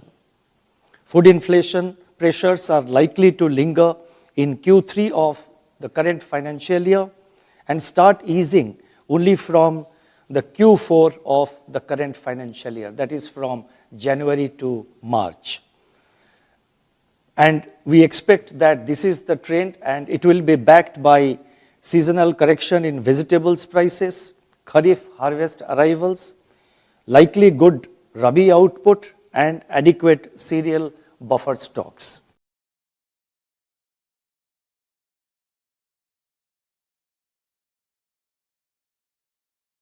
The weaknesses in the manufacturing sector, however, was not broad-based, but was limited to specific sectors such as petroleum products, iron and steel, and cement. Going forward, high-frequency indicators available so far suggest that the slowdown in domestic economic activity bottomed out in the second quarter of this year, and it has since recovered, aided by strong festive demand and pickup in rural activities. Agricultural growth is supported by healthy kharif crop production, higher reservoir levels, and better rabi sowing. Industrial activity is expected to normalize and recover from the lows of the previous quarter.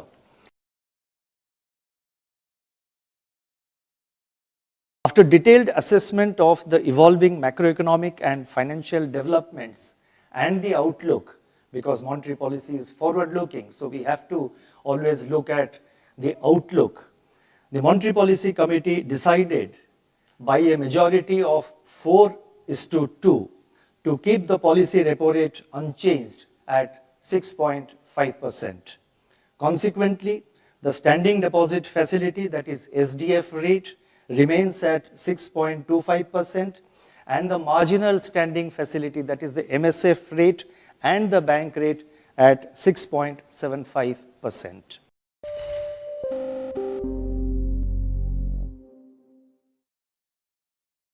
From food delivery to events to concierge services, Swiggy and Zomato are busy diversifying into new areas and not necessarily related to their core businesses. Let's look at Swiggy first. What started as a food delivery platform entered quick commerce with Instamart in 2020 and dining out via the Dine Out acquisition in 2022. But the most recent foray is into sports and recreation through a new subsidiary that will be engaged in sports team ownership, management, talent development, acquiring, broadcasting and sponsorship rights. Now, this subsidiary is in the process of being incorporated, but in this direction, Swiggy has already dipped its toes into the pickleball craze, acquiring Team Mumbai for the inaugural season of the World Pickleball League. Now, diversification of sports in India and commercialization of all kinds of leagues has made sports a big business opportunity. A FICCI report pegs the India sports industry to be a $100 billion market by 2027, of which the sports media market alone is estimated to be $13.4 billion. But it's not just this. It is also testing a service marketplace called Yellow, where you can connect with lawyers, therapists, fitness trainers and other such professionals, and also a premium membership called Rare that gives you exclusive access to high-end events. Now let's look at what Zomato is doing. Zomato started originally as a food discovery platform, but today it has food delivery, quick commerce, hyperpure and more recently going out. Zomato's big foray was into events recently. Now it has launched a new app called District that allows users to book tickets for movies, live performances, etc., taking on Book My Show. Now this is also a fast emerging space in India as the country's youth are now prioritizing experiential spending. Just look at the craze that we saw for a Diljit, a Dua Lipa and the upcoming Coldplay concerts. Not surprising then that even the live events market in India is projected to reach $143 billion by 2026, and Zomato expects the gross order value of its going out business to be over 10,000 crore in FY26. Now, beyond this, Zomato is also piloting a concierge-like service and is also set to enter at-home services via Blinkit, and this will take on.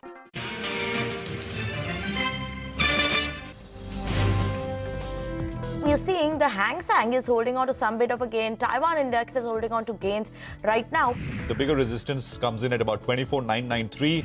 I would think my vote also would be a CRR cut. Through 24,699, 24,700. Remember, there's been a sharp run-up yesterday. In India, we are overweight. We believe we're in a secular bull market. With the first half growth that you've got, RBI could come down to 6.7, 6.8. The policy repo rate unchanged at 6.5%. And we are calling for 25 basis points rate cut in Feb and April. Markets high for the 6th day in a row. Be it rate cut, be it liquidity action, be it whatever is the action, they have to be well timed. It's a day of a lot of updates. The mid-cap index, though, is doing really well. sharpest strategies, top market trends, unmatched perspectives, the trading day's most comprehensive roundup. Stay ahead with NSE Closing Bell, broadcasting live from the CNBC TV18 Motilal Oswal studios in Mumbai.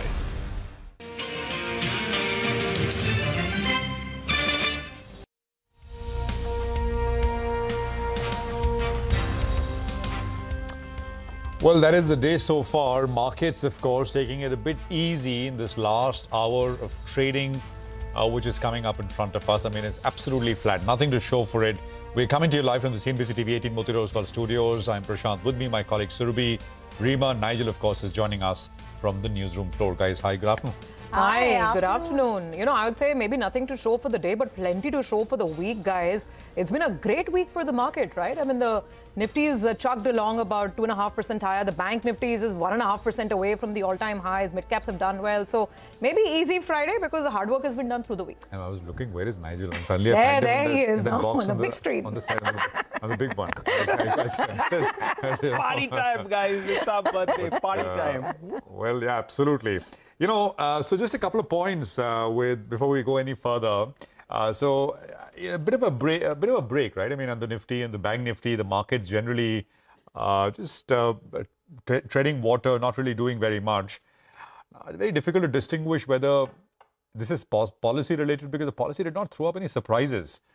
So there shouldn't be any worry on that front, and broader market is doing well. So those are two factors which maybe just are telling you that it's just the run-up. I mean, and the backdrop, which has been very, very strong, that we are just kind of sort of not doing very much right now once again. So RBI CRR cut was in line. So no repo was in line. CRR cut was in line. At the margin, right? I mean, was the commentary a little hawkish? It's a question mark. I don't know. I mean, and we'll have Lata join us a little later and we'll get you more commentary. The reason I'm saying that is because in the context of what it was, I mean, the governor essentially repeated a couple of times that we'll have to balance growth and inflation and we'll have to be very careful, etc. So not from a bond market perspective because the interpretation will be very different, but from a stock market point of view, maybe at the margin, was this a little hawkish? Yields are higher, by the way. Yields are higher on the day. They're not up after the policy decision. So that's another thing. And of course, I mean, the run-up has been good, right? The mid-cap, the Nifty is up 2.3% this week. Bank Nifty is up 3% this week. And broader markets are doing well. Mid-cap index on track to gain 4% Friday to Friday. Small cap index is up 4.5%. And small cap index went up 5% last week. So that's basically almost 10% in this fortnight, in the last 2 weeks. So very heady, strong gains, especially coming through in the broader space. You know, Prashant, I just want to say, like, on the point of the disappointment, whether this commentary was not as dovish as one would have thought and all. But if you remember, we spoke to so many commentators through the week, right? And the poll, the CNBC TV18 poll was saying that, you know, maybe 25 to 50 basis points of a CRR cut, and the governor delivered that. And a lot of commentators were saying that, look, don't expect the RBI to look at only one data point and jump the gun and do, you know, massive rate cuts and all. That's not the kind of central bank that we have. And I guess that's one of the reasons why it's so widely, you know, respected as well, that it's incremental, it's sort of very thought through. And I guess the inflation focus was very, very evident in this policy as well. Rima. That is the reason I'm saying. I mean, you know, it's also what they say and what they don't say, right? Yeah. So, I mean, if they'd not said some of this, and then, I mean, you know, markets would have interpreted that maybe they're you know, it's our central bank speakers, and Greenspan was famous for this. And of course, I mean, you know, that was a different era. But the point is, it's what they say and also what they don't say. And I think from what they said, especially given the context of the slowdown, the 5% GDP handle, maybe, I think that's the reason why I'm saying maybe at the margin, from a stock market point of view, maybe a little hawkish is the way I would read things. No, absolutely, because I mean, he did go on to say on record that the MPC feels that growth has bottomed in Q2, and maybe it won't be that bad. So let's see. Rima. Well, let's just quick run through of the big movers of the day then. On the way up, it's autos.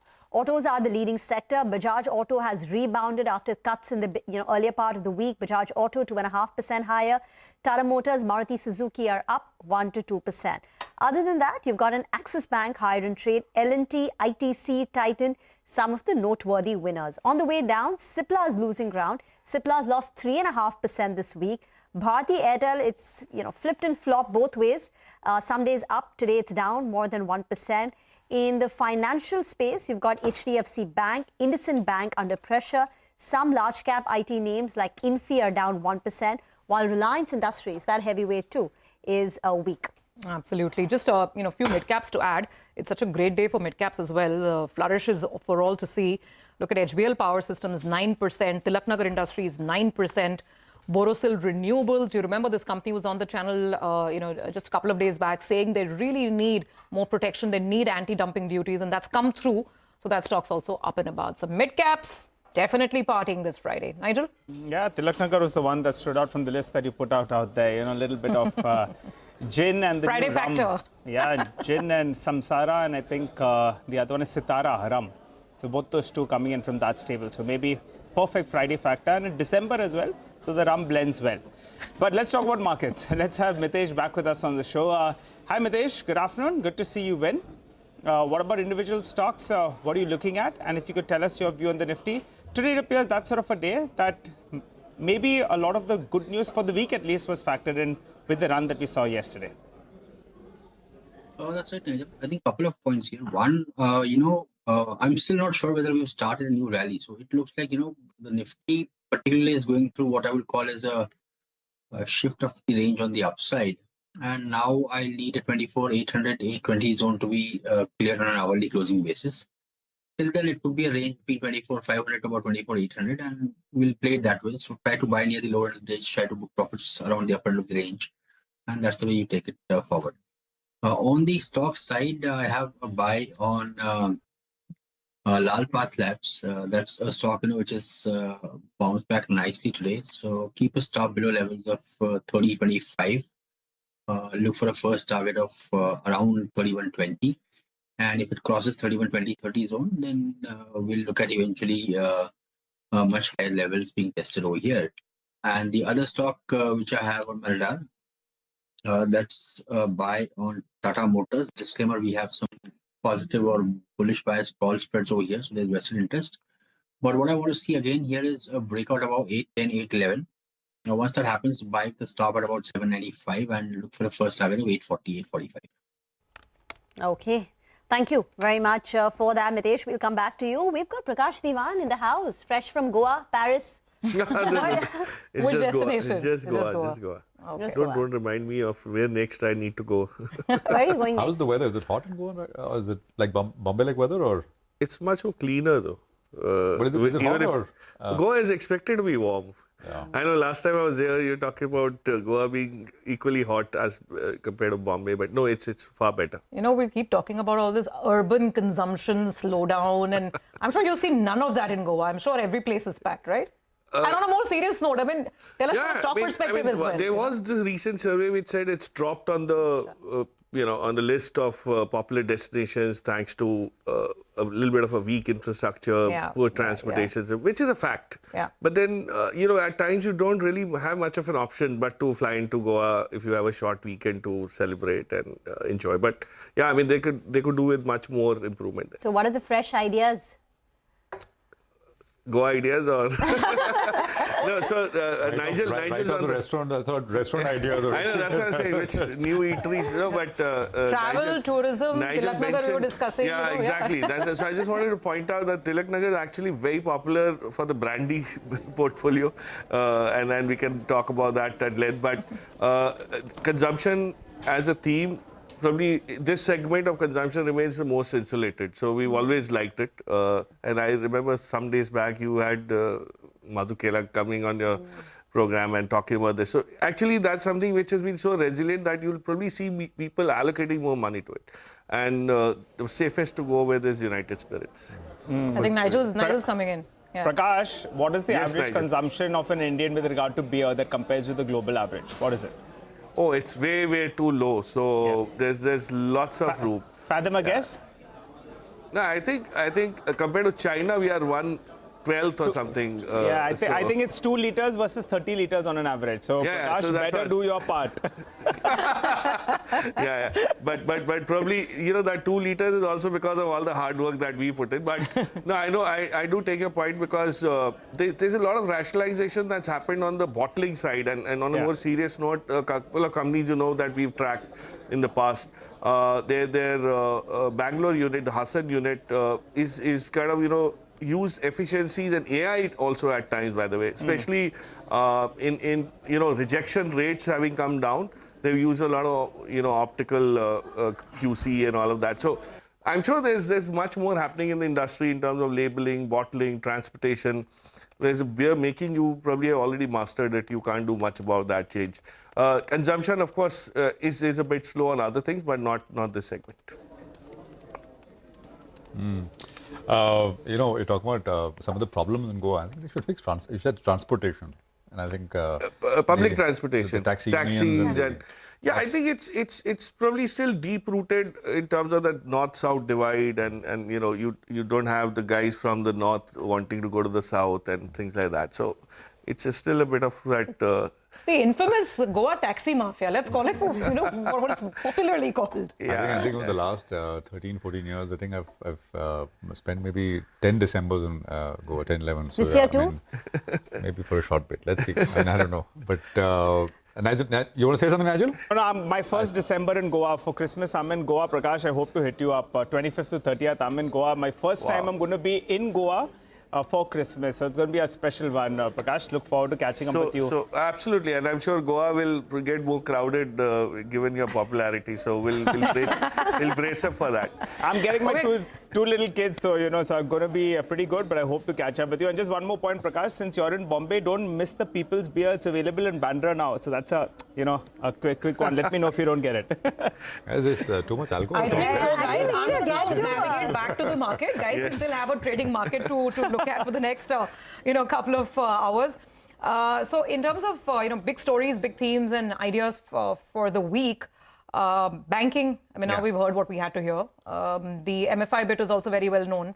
In terms of stocks, anything fresh? Any new ideas? NBFCs, banks, gold financiers, anything fresh? No, so to be honest, we are very clearly waiting for some of the, and this RBI policy is probably one of the milestones that was being awaited to figure out in terms of how soon the government spending starts. And that will start impacting a lot of the infrastructure names, a lot of the capital good names, which have been sideways for a while.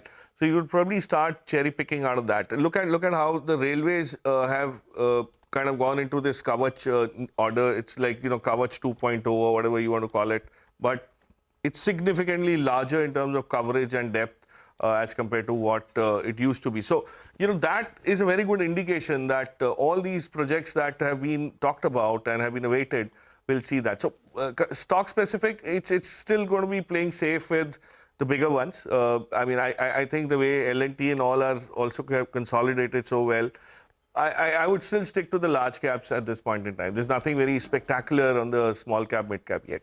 Okay, in fact, talking about railways and the Kavach orders, it's Gornex Micro, which has won a large 2,000 crore order win. And that's more than the market cap of the company. Vinny joins in with the details. Vinny. Absolutely. Good afternoon. So this order that they've gotten from Chittaranjan Locomotive Works, 2,000 crores is the order size. And like you were mentioning, 1,900 crores is the market cap for the company. So when you look at it, yes, surely a big order. They're supposed to deliver 2,500 sets on board coverage equipment. And this is going to be delivered by 5th of December 2025. So within the next year, they are supposed to be doing this delivery.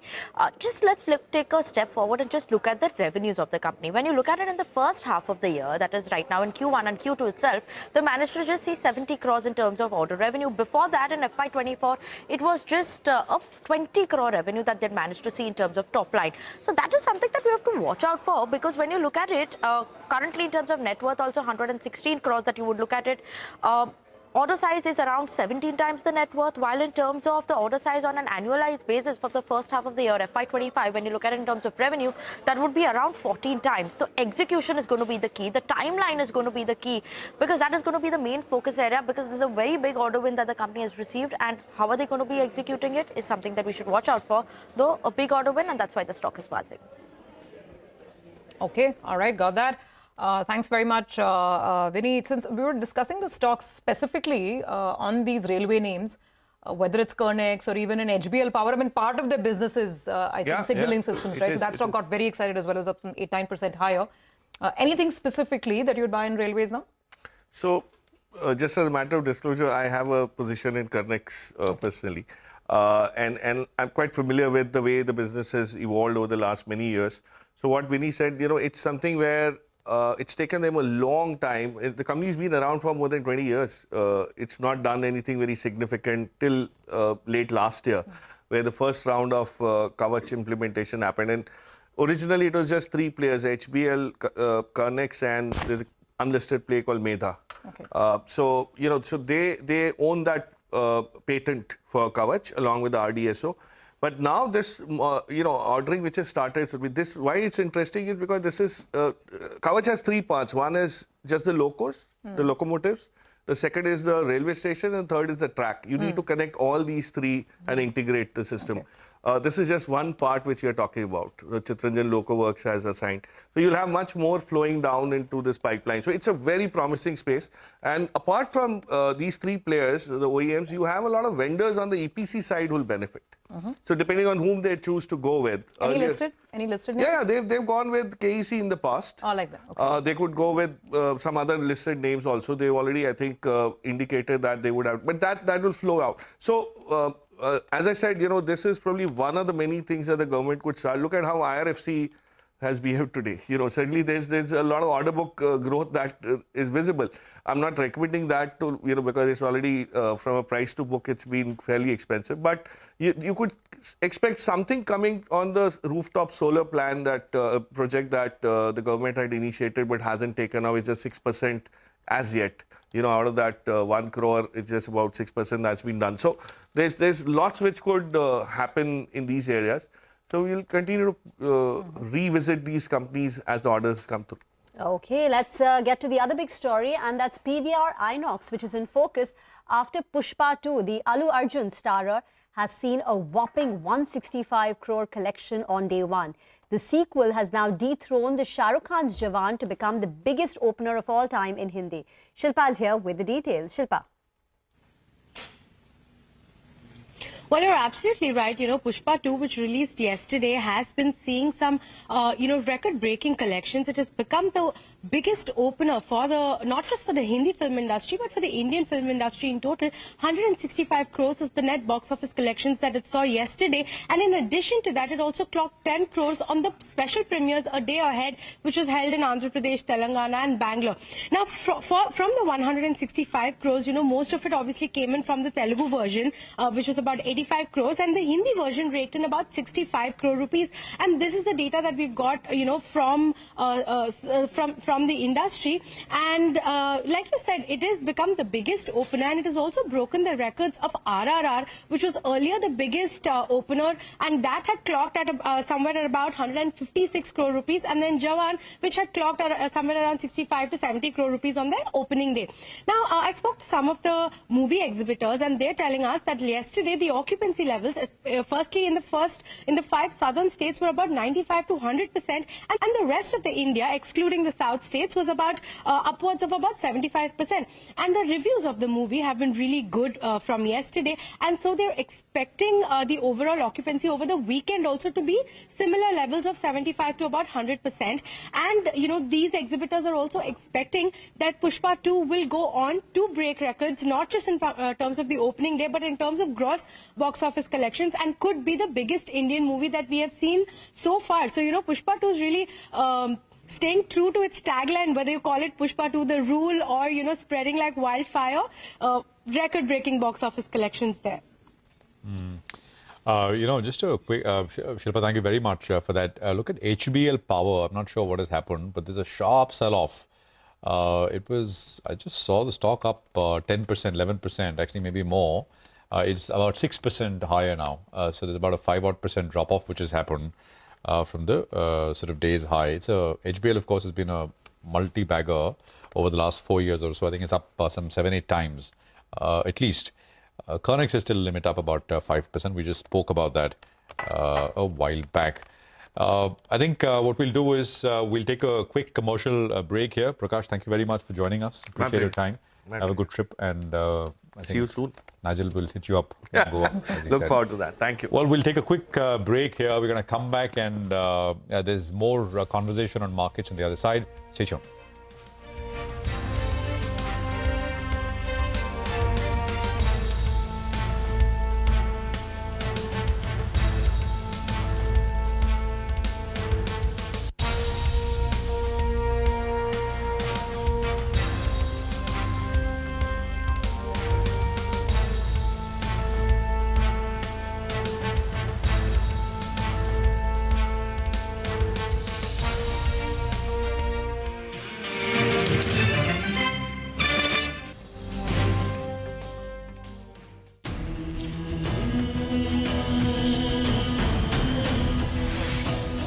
25 years ago, CNBC TV18 set out to be a part of India's story.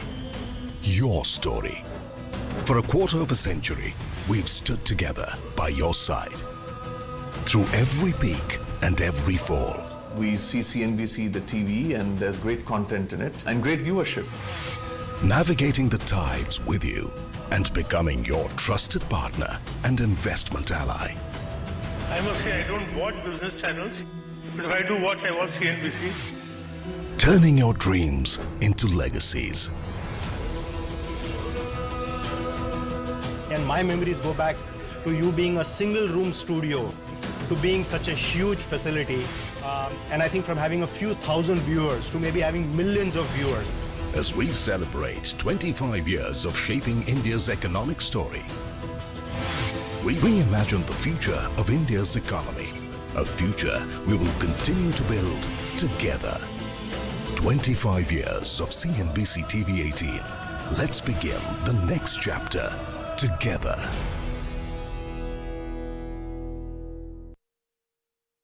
But are Swiggy and Zomato making the right bets, or are they biting off more than they can chew? Well, experts say that businesses like Swiggy and Zomato need to continuously innovate because rapid growth in delivery might eventually taper off as the business matures.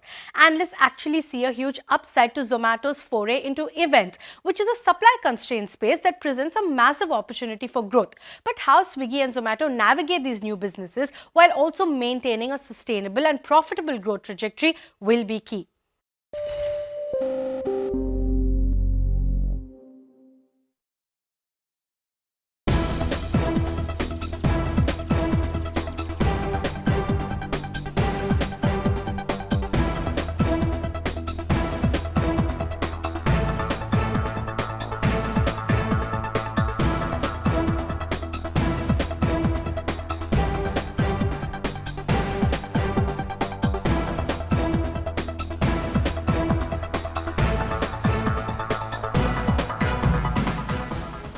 In all the sectors of the Russian Federation, including in high-tech ones, there is an acute need to expand the opportunities to sell and export their products. I know that Prime Minister Modi has a similar program Make in India, and this is a very similar program to ours, and we would be ready to place our manufacturing sites in India. Also, the biggest investment in the Indian economy to the tune of $20 billion by Rosneft happened not long ago, and the Prime Minister of India and the government of India have been creating stable conditions. And this is because the Indian leadership has been pursuing India comes first policy. And we believe that investments in India are profitable.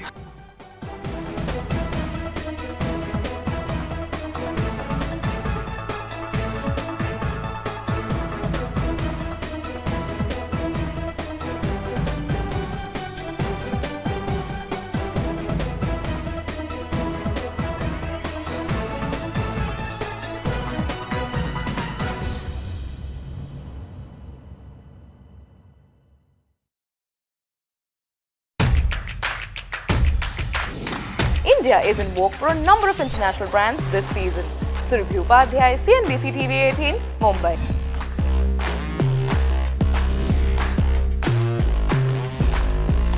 Hello, I'm Surabhi Upadhyay, and I am going to be joined by trailblazers who are transforming the banking and finance sector in India and around the world, only on CNBC TV18. Celebrating 25 years of CNBC TV18.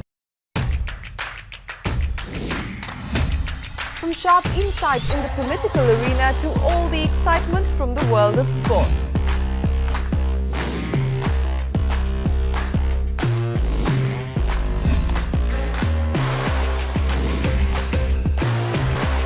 We are here at the CNBC TV18 budget headquarters as we've done for the last 25 years. Celebrating 25 years of CNBC TV18.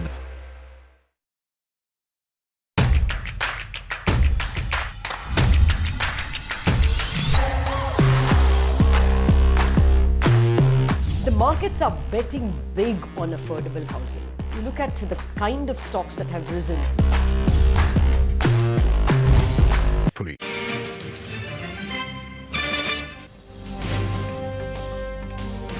Okay, welcome back. I think we've got the market, which is sort of doing nothing, 20 points lower, and we're at about 24,690. So just trending slightly sideways without too much action. Broader market is doing much better.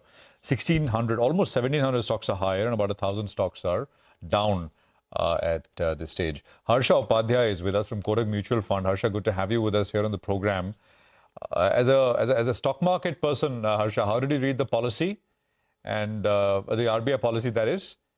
And I was wondering aloud, only wondering that maybe again from stocks was it a little, was the market left waiting for a little bit more? How did you feel? Prashant, I think it was more or less expected given the tight liquidity situation that we are in. It was expected that there would be some measures around liquidity easing. And that's what we have seen. There is going to be additional 1.2 trillion liquidity that will be infused over the next few weeks. And that's definitely going to help our economy and also the banking sector, because the CRR cut will help them to see slightly better net interest margins going forward in the next quarter. So overall, I think it's been more or less in line with the broad expectations that the market had. And that's where you have not seen any exaggerated market movements. Harsha, and so you mentioned market, just a quick word. Broader market is doing very well. I mean, it's really back in form. The small cap index that we were just sort of mentioning when we started, the small cap index is up 10% in the last fortnight. So things are in that sense back on track, or should we kind of read this in conjunction with maybe end of the year slightly, and we'll get the real show in the new year? Or do you think we're really back in that sense? Prashant, at least I feel that it's too early to say that because the earnings numbers have not been so great in the previous quarter. And as we get into the result season in the beginning of the next calendar year, we'll have to keep a close eye on mid and small cap bucket, because that's where earnings have really seen a serious negative turn. And if that continues, probably we are in for higher volatility. But if that was just an aberration, then probably markets would consolidate and probably look at higher levels. Harsha, any changes to your portfolio in the last 2 months post the Q2 earnings? I remember our last conversation, you said you brought down your weightage in autos because you were quite disappointed and valuations were high. What other changes have you made? Not many changes, I would say, but clearly our portfolios have taken a little bit of a defensive tilt. We have increased a little bit of banking exposure in some of our funds. We have increased IT services exposure as well. So generally, I think the portfolio beta has gone down across most of our portfolios. And we have also been looking at most of these sectors from bottom-up perspective and seeing where there are likely disappointments, and we are kind of trying to trim those positions, or wherever the valuations are expensive, we are trying to trim those positions. But broadly, I would say we have turned a little cautious in the last couple of months. And where have you trimmed your holdings? Rima, I couldn't hear you. You said you've also turned cautious and you've trimmed your holdings in certain sectors where the growth outlook is patchy or valuations are high. Do you want to tell us where you've brought down your holding? Nothing much in terms of sectoral trends. One which you also mentioned earlier in the show, that's about cutting some exposure in auto and auto components, more because of the huge performance that we have seen over the last few quarters, and the fact that probably next 1 or 2 quarters may not be all that great for all the subsegments of auto. There are still some pockets which are continuing to do well. From that perspective, we have taken some money out of this basket. However, now, after the correction that we have seen over the last 2 months or so, the valuations have come off quite a bit. So I don't think there is further action required on this front. As far as industrials are concerned, that's another segment where we have booked some profits over the last couple of months. More because of the valuation richness rather than any earnings slowdown that we are witnessing in any of those pockets. However, we'll keep an eye on the January result season and then probably take further calls on our portfolio. That's what we'll probably do.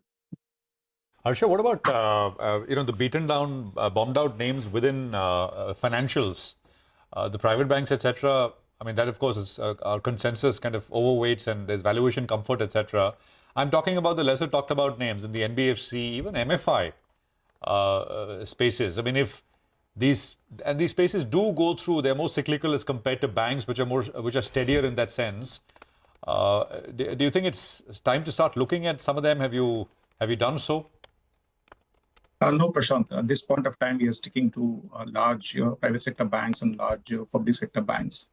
MFI is something that we don't hold in most of our portfolios. We turned negative on that segment quite early, and thankfully, we didn't have any exposure in recent times when the sector has witnessed a lot of downturn. Similarly, the other pockets where there are certain regulatory concerns at this point of time, for example, life insurance is also something where we do not have very large exposure. So clearly within banking and financials, most of the weight is coming in banks, especially large banks. The entire financial space. What about exchanges? Actually, MCX is the big mover. We talk about BSE, but MCX is up 7%. And maybe a little cleaner, sort of more dominant position there. Any thoughts here? Prashant, we clearly see that the penetration levels that we are seeing in the capital markets is likely to increase, which is going to be good for all the entities which have incomes coming from capital market related operations. So stock exchanges, wealth management firms, asset management firms. These are all part of our various portfolios at this point of time. On that entire basket, we continue to remain quite constructive. So Harsha, on platform companies, the likes of Zomato, Swiggy, etc., we always knew the opportunity was there, growth is there. And now over the last few months or quarters, we've seen that they're ticking the box or improving the profitability. So that may not be a big concern going forward. But now the problem is valuations. Valuations are very high. So what is your call on these platform companies, new age tech companies? We have been positive on quick commerce as a segment within the new age businesses. And clearly we were one of the early ones in terms of picking this particular space. And we continue to hold on to them. Yes, the valuations have moved up, but as have been the kind of delivery that we have seen in terms of the earnings trajectory. So we continue to remain very, very positive on this space and continue to hold the positions. To buy even at these levels, quick commerce companies? Quick commerce is something that we have been positive on, as I said. Okay, all right, Harsha, we'll leave it there. Thank you very much for joining us. It's a pleasure having you here on CNBC TV18 this afternoon. Appreciate it. Well, I think 28 or 30 points lower on the Nifty, 24,681. Let's get to another story. The Department of Consumer Affairs has reached out to all our customers to verify the company's claims of resolving 99% of grievances. The response from the customers was disappointing. Abhimanyu is here with some of these details. Abhimanyu, good afternoon.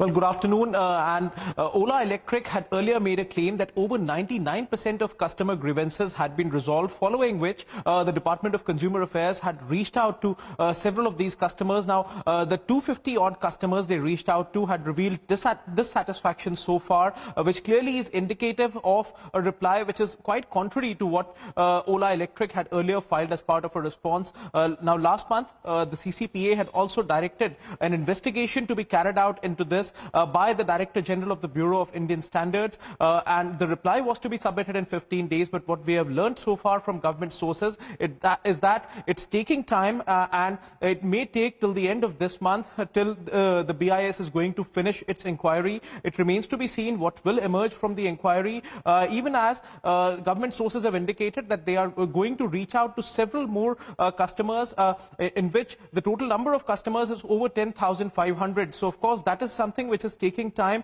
in which the government is going to corroborate the responses which were earlier submitted by Ola Electric with the real response of the consumers who had been mentioned, and it was claimed by the company that the responses had been resolved. So based on that itself, any future course of action would be undertaken. Earlier, we had also reported from government sources that the government is also considering to expand the ambit of this probe and may send notices to another EV OEM, but it remains to be seen whether there is going to be any further development on that count. Okay, all right. Thanks a lot for that, Abhimanyu. Well, as we went through that data point, we had the Nifty that almost went into the green, the Sensex moved into the green, and the mid-cap index continues its party. So it's not such a bad trading session, though the headline index is more or less flattish. Take a look at the number of stocks that are advancing. But it's that time of the day where we get Nimesh to tell us what's going on. Nimesh, it's been a very, very good week. The bulls were parting. It seems they've taken a bit of a pause for today. Maybe they resume next week. A Friday factor, so to speak, Nigel. But again, no complaints because the broader markets have done well. And again, there are a lot of individual names, especially the new F&O entrants. I've been saying for a while now that that's where the whole action seems to be. Every day you're seeing newer names in the F&Os, the new entrants, so to speak, buzzing in trade. Classic example is delivery today. That's up 6%, no news, but that's rallying. So there is a bit of interest back in the newer F&O entrants from the retail and HNI category. From a flow perspective, today is a bit of a mixed day. There is a bit of selling in the large cap names, a bit of profit breaking, so to speak. But I understand there's going to be a small MOC basket buying in the mid cap names. So last 30 minutes, you might see further action in the mid cap names. So again, that's the space which is relatively outperforming in the last couple of days. So again, another big macro event seems to be out of the way. The RBI policy is out. We don't have much cues to watch for the next half of the December series. So you might see some fun and games and some action in the broader market stocks. So that's the overall feedback. But today's the outperformance in broader markets is backed by FI buying as well. All right, Nimesh, what about individual stocks? What are you picking up? Well, so in terms of individual names, the first stock is Bajaj Auto. We saw a big cut in the last couple of days, but it's bounced back smartly in today's market, largely because one, a domestic mutual fund is an aggressive buyer, and the sense is that the selling from a large global fund is largely over in Bajaj Auto. The second is a couple of stocks where there is delivery-based buying, Indus Towers and as well as Tata Power. Both are buzzing in trade, up to 1% on both the names. But again, the delivery volumes are on the higher side, and I understand the FI buying is resumed in both those names. The third is Jio Financials. Well, the stock has been consolidating. For today, I understand there is an aggressive selling at a leading FI desk, so that's something to track as far as delivery-based selling in Jio Financials. And the last is Vedanta. A big move in the last 40-45 minutes of trade. I guess above 480 there is a bit of breakout as well. Some HNI seems to have bought as well. And for Vedanta, the next big trigger is as and when the record date comes for the demerger. It's still some time away, but that's something which is keeping the stock excited. That is Vedanta Industries.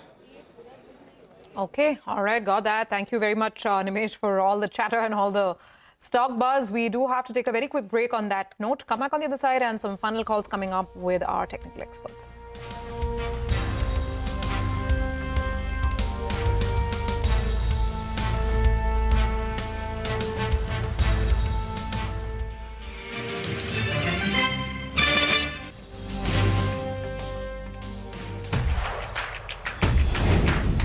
Five years ago, I think I was a kid. I had no idea about CNBC TV18. Not even the stock markets were at that time, right? The only CN in my life was Cartoon Network. But having said that, post you studied, you did your marketing, you did your media, you did your finance and all that, clubbed all of that together, and the most perfect place would then be CNBC TV18. The goal for me was to be rejected by the highest person ever. And that time, it was Shireen Khan. How do you reach out to her? Come Twitter, which is now X. I used to tweet incessantly to a lot of people, and Shireen Khan actually, replied to that tweet saying, why don't you send across your resume? And that's how things happened, and 10 years later, I'm here.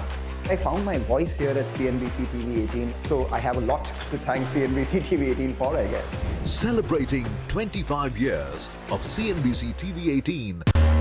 We are stepping into our Silver Jubilee year, our 25th year, and we wanted to have the best of India Inc. with us. Celebrating 25 years of CNBC TV18. For 20 years, it has been India's most coveted stage for business leadership. The benchmark of unparalleled excellence. We have to dream big and even bigger for India. An accolade that celebrates character, integrity, and decisive action. You just have to do your best. Not identified by any single name, nor defined by a single achievement. The best years are to come, and you don't have to wait for long, it's round the corner. But redefined every year by visionaries who inspire and legends who lead. A journey that honors those who set the bar higher year after year. This is not just an award, it is a celebration of leadership in action. CNBC TV18's 20th India Business Leader Awards. Presented by Standard Chartered in association with Reliance Industries Limited.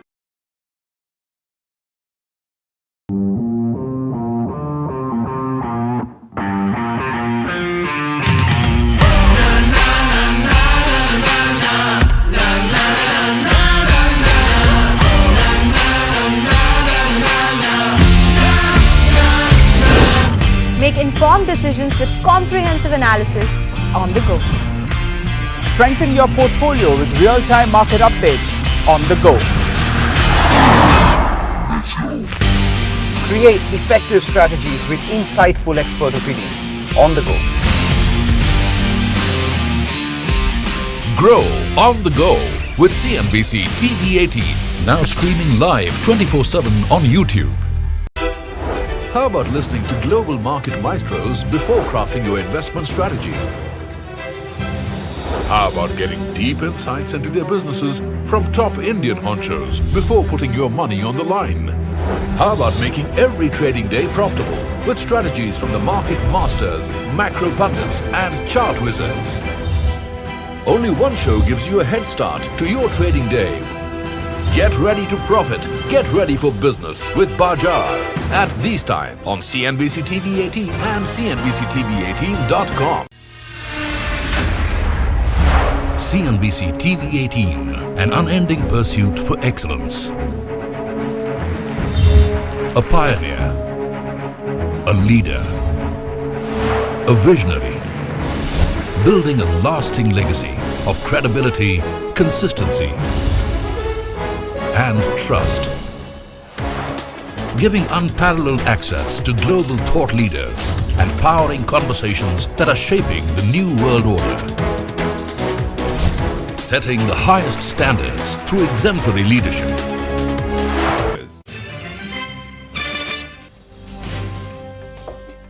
Welcome back. So last hour action visible in some of these steel names. So Tata Steel has moved up. JSW Steel too has a bit of a gain going for itself. RVNL is higher by close to about 5%. But Mitesh is now back with us for a few BTST calls for the weekend. Mitesh. So I would recommend BTST on REC with a stop at 554, target of on the upside. 570 can be looked at. And Pidilite is the BTST with a stop at 3140 for targets of 3200. Get that. Just a couple of more names. Policy Bazaar, Mitesh, any thoughts here? I mean, it's past 2100, yeah. Yeah, actually, so, one, it's met the targets. Two, I think, it's too overbought too, right? I mean, the risk-reward equation will not favor a trade. So if somebody's holding, just trail your stop to about 22,000 and hold the stop. But for me, I think the bigger worry is that fresh entry, I don't think can be advised at these levels. What about a cash stock like Goldium, the artificial diamond company? So Goldium, I think, has had a fresh breakout. Last time the stock had peaked around these levels of 388, 395 zones, the multiple closings over there. So today's a fresh breakout. You can slowly accumulate, add a bit over here on a pullback to about 410, 45, buy more. I think the stock is heading towards 500 plus levels. Okay, all right. Thank you very much, Mitesh, for that. So those are individual sort of trading ideas and view on a few stocks as well. Now, back to the big story of the day, which is the RBI. So the CRR cut came 50 basis points, which means more liquidity in the system. As expected, it did not cut the repo rate. The RBI lowered its growth forecast and upped its inflation forecast as well, in line with what the market expected. Lata is here to put all of this in context and, more importantly, kind of sort of Tell us, are there any clues in what the governor said, the questions he took and the answers he gave about what policy in the future holds? Lata, over to you. Well, first up, I think one of the most practical policies to be able to exactly train its eyes on the problem of liquidity not yet ready for a rate cut. So on liquidity itself, there is a little bit of surplus liquidity in the system, but it's whittled down from about, over 4 lakh crore end of September. It's come down all the way to barely 40,000 crore. On some days, it goes on into a deficit and banks are borrowing from the Reserve Bank. And that's very obvious because cash withdrawal is more during Diwali and the normal Q3 period. It's more during elections. As well, the Reserve Bank has been selling a lot of dollars, 60 billion or thereabouts. And that also has pulled out a lot of cash. At least 4 lakh crore has been pulled out. About 4.2 lakh crore was the surplus as of end September. It had come down to 40,000 crores end November. Of that, the CRR cut replenishes 1.16 lakh crore. There is a money multiplier, and in course of time, it will become 4 lakh crore over 6-7 months. But the governor, we asked him, and the governor agreed that there will be a liquidity deficit continuing. The cash outflow, the tax outflows are temporary because the government spends it and it comes back. But cash withdrawal by you and me, as well as when the Reserve Bank may continue to sell dollars, given that the Trump presidency is yet to begin, we could well see, attacks on the currency or withdrawal of foreign exchange by FPIs. There will be a deficit. Will he do more? Over there, he did not give away the big weapon that the market was looking for, which is open market sales of open market purchases of bonds. People were expecting that if he did that, then he could put more money. But he did not say that all those are on the table. That would have been his usual statement. He just did not allow himself to be drawn in. So I think OMO purchases at the moment is not on the table. When it comes to the repo cut, obviously the question now is, we didn't expect this time. Will it happen next time? I just want to point out to a couple of statements of his. He said, prudence, practicality and timing of decisions become critical. RBI endeavors, again, quoting him, to implement timely and carefully calibrated measures to derive maximum impact. I mean, the way in which it was contextualized, he very nicely defended why you can't do a cut now, because it is a bit timely and practical. If you do it now, there is no liquidity in the system. It won't get passed on because everybody is dying for deposits. How will they pass on a lending cut? So I think it was very beautifully timed, phrased and explained. And then he went on to another statement. It is necessary, given the flexibility of the neutral stance, to wait for and monitor the incoming data for confirmation of the decline in inflation. Now, everybody's guess is when you meet in February, you will see a fall in inflation. So again, there seems to me at least a hint there that when there is a confirmation of the decline in inflation, they can move. They will not wait for actual 4%. That's my guess. And to be fair, let me come to the forecast itself. In the first place, all the 4 forecasts of inflation, that is for Q3, Q4, Q1 and Q2 as well next year, has for growth has been lowered and for inflation has been upped. But the Q2 FY26 next year, that is almost a year from now, the forecast is 4%. So if I put both those together, the governor saying that, we will look at the incoming data for confirmation of fall in inflation and their forecast of 4% inflation in Q2 FY26, it very much looks like a repo cut is possible in the February policy. Once again, I would think that the Reserve Bank had lost a bit of its credibility by completely being out of line in its Q2 forecast. It's restored practically all of it by boldly bringing down the growth forecast by between 40 and 60 basis points for the various quarters. Okay, all right, Lata, thank you for explaining that to us. And by the way, before we take our next break, I just want to point out one trend that's very prominent now in the market.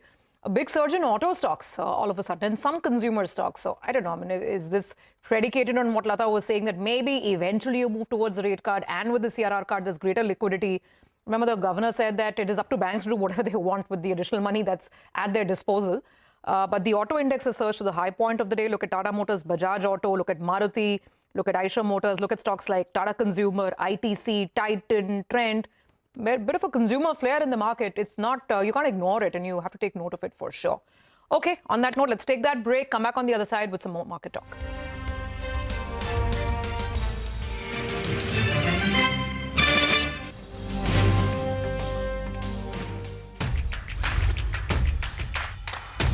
You know, it's funny, but I was in the second standard 25 years back, so it's long ago. I've always wanted to be a journalist, but you know, by the time you come to that 10th standard, 12th standard mode, your idea about life changes.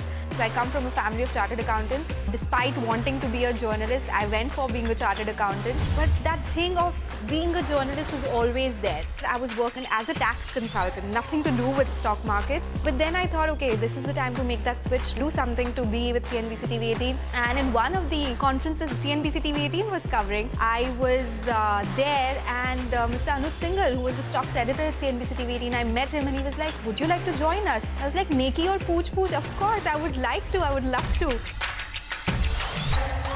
It's been 8 years since then. I track stock markets, I track mutual fund, personal finance, I track sustainability, which is my passion project. So this is a place where if you want to do more, they'll never stop you. Ideating something is never a problem as long as you are creating the best for your viewer. And what is a better place to do that than CNBC TV18? Celebrating 25 years of CNBC TV18. Unrivaled reputation for the most comprehensive coverage, actionable intelligence, and in-depth reporting that make CNBC TV18 India's #1 business news brand.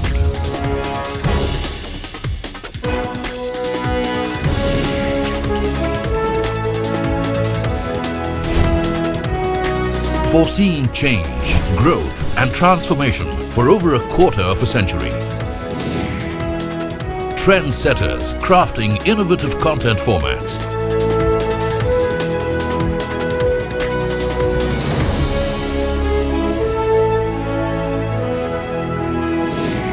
And award-winning business journalism. On air, online, on social media. As we embark upon 25 years of excellence, we invite you to be a part of our future. CNBC TV18, your trusted partner and investment ally. What does it take to build India's largest startup platform? It takes a journey of starting out as an unknown and ending up as unforgettable. It takes more than 2 decades of celebrating the most influential and influencing the most celebrated entrepreneurs. From chronicling the stories of India's startup universe to becoming a success story in itself, as India's longest running show on startups and entrepreneurship. Celebrating 21 action-packed years of building India's biggest startup community. Young Turks at 21. Only on CNBC TV18 and CNBCTV18.com.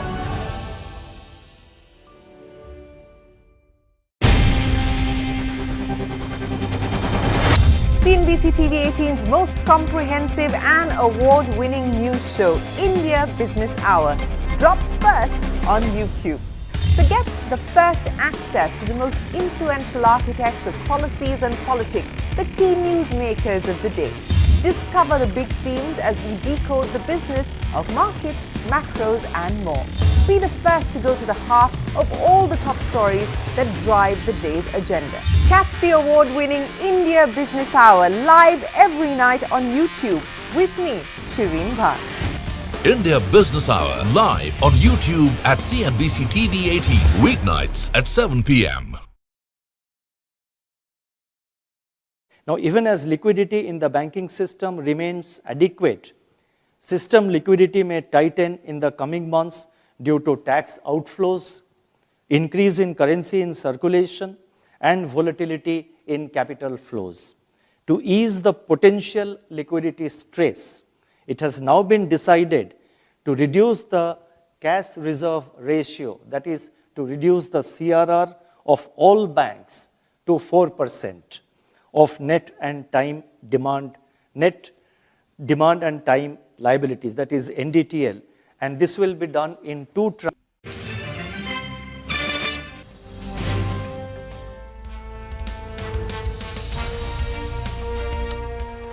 Okay, welcome back. We've got, 7 minutes to go for the market closing. We had a big conversation earlier in the morning. Jonathan Garner, Chief Asia and Emerging Markets Equity Strategist at Morgan Stanley, was with us. We spoke with him about India in the global context, Trump, whether China +1, that trend will only get better in India's favor as we head into 2025 and much more. Listen in to some of those excerpts. Rates, but these growth numbers that India is still producing are still just about the best in the world of any major economies. If you look at the US, growth is slowing. If you look at some of the markets that we're negative on, for example, Korea, that's in the news right now, we're predicting like a 1 handle on GDP growth in Korea next year.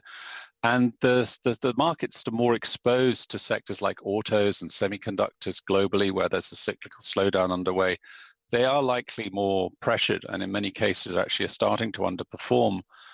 So I really wouldn't be too alarmed on the situation in India. So India sits there as one of our top 3 preferred markets globally.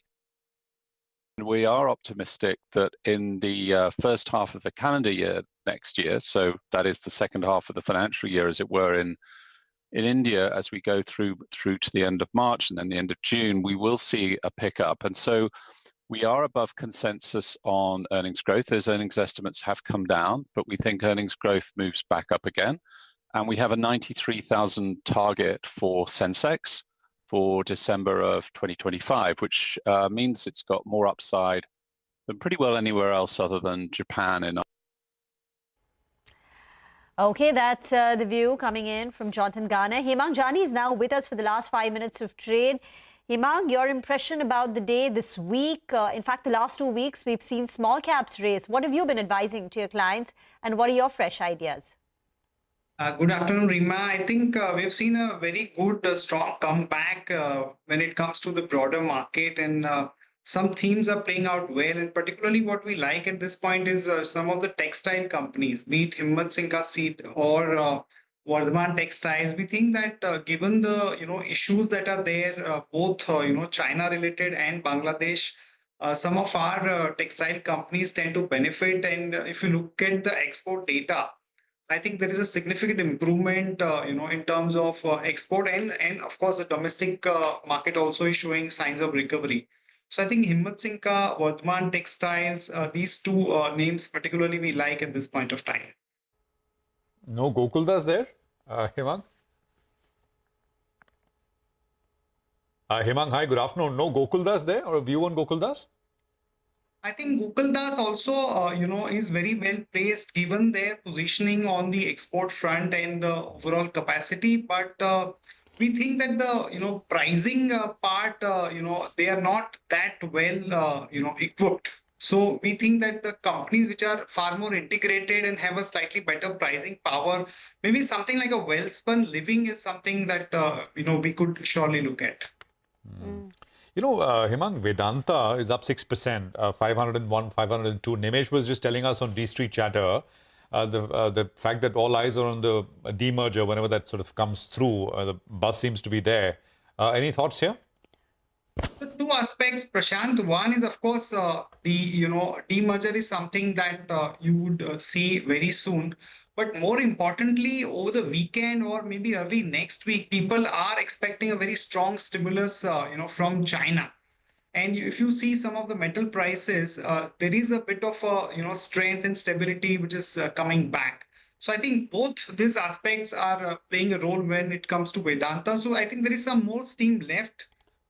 Across the names, be it Vedanta, be it JSW Steel, even Tata Steel is showing a bit of a rebound. NMDC, which is more domestic oriented company, I think there is some more upside left for some of these names. 15% gain on Swiggy this week. It's 545. Did you anticipate this kind of a run-up post-listing? And what should one do? Is it too late to get onto Swiggy? I don't think most people expected, Rima, but the fact is that platform as a theme is something that people have been liking. I think very few companies which are able to show 25-30% quarter-on-quarter growth when it comes to Q-commerce. So everybody wants to kind of participate there. Not too comfortable chasing this kind of stocks at these prices. But within the platform theme, we do like PB FinTech, because of the kind of regulatory issues that may be there for some of the existing players. I think PB FinTech is relatively better placed. PB FinTech is, of course, doing very well from those 1800 sort of lows when the news about them getting into hospitals, etc., came through. Now, of course, I mean, recently, 3 days back, they announced that they're setting up a company. The board has given the approval and they're going ahead. There's a sharp recovery which actually has materialized ever since. So it's been a good week there coming through as well. Hemang, again, I mean, not discussed very often, at least we don't, but Goldium International, I don't know if you have any thoughts here. Not looked at that company, Prashant, but this lab-grown diamond, as we all know, is a very big disruptor in the market. And, like what we have, let's say, Trent, rolling out some of the low price products and meeting with a lot of success. So maybe some people are of the view that, this entire frenzy around this lab-grown diamond, Goldium, could be a beneficiary. But honestly, I have not looked at that company, so won't be able to comment over there. On the downside, look at Niva Bupa. Niva Bupa had it looked like it was having a fantastic, actually will go home with 25% gains this week. But from the high yesterday, which was about 110, it's given up a decent bit. So ends at about 94 rupees or so.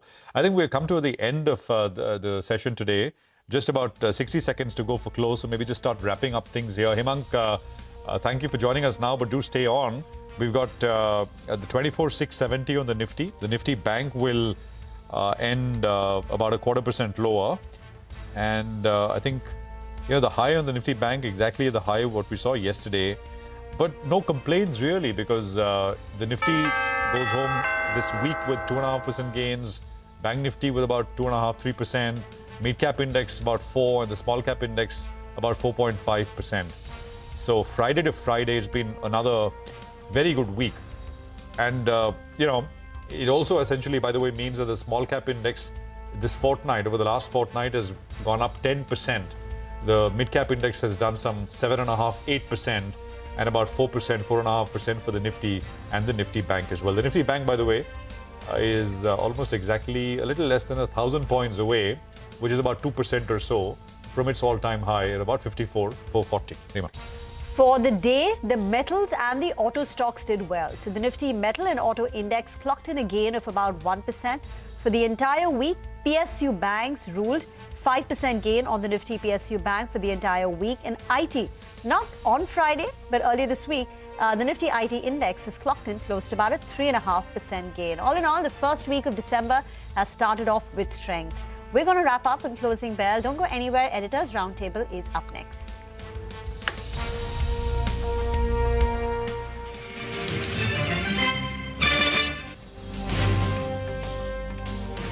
Equal tranches of 25 basis points each, with effect from the fortnight beginning December 14th and December 28th.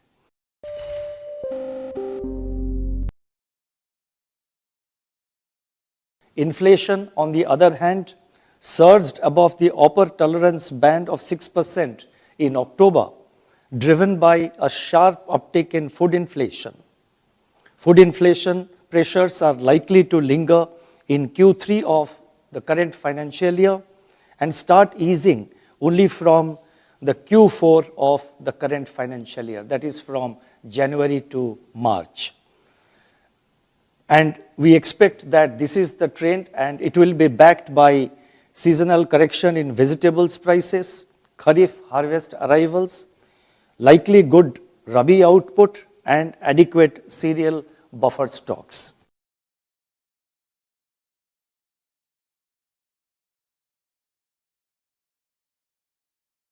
The weaknesses in the manufacturing sector, however, was not broad-based, but was limited to specific sectors such as petroleum products, iron and steel, and cement. Going forward, high-frequency indicators available so far suggest that the slowdown in domestic economic activity bottomed out in the second quarter of this year, and it has since recovered, aided by strong festive demand and pickup in rural activities. Agricultural growth is supported by healthy Kharif crop production, higher reservoir levels, and better Rabi sowing. Industrial activity is also expected. Industrial activity is expected to normalize and recover from the lows of the previous quarter.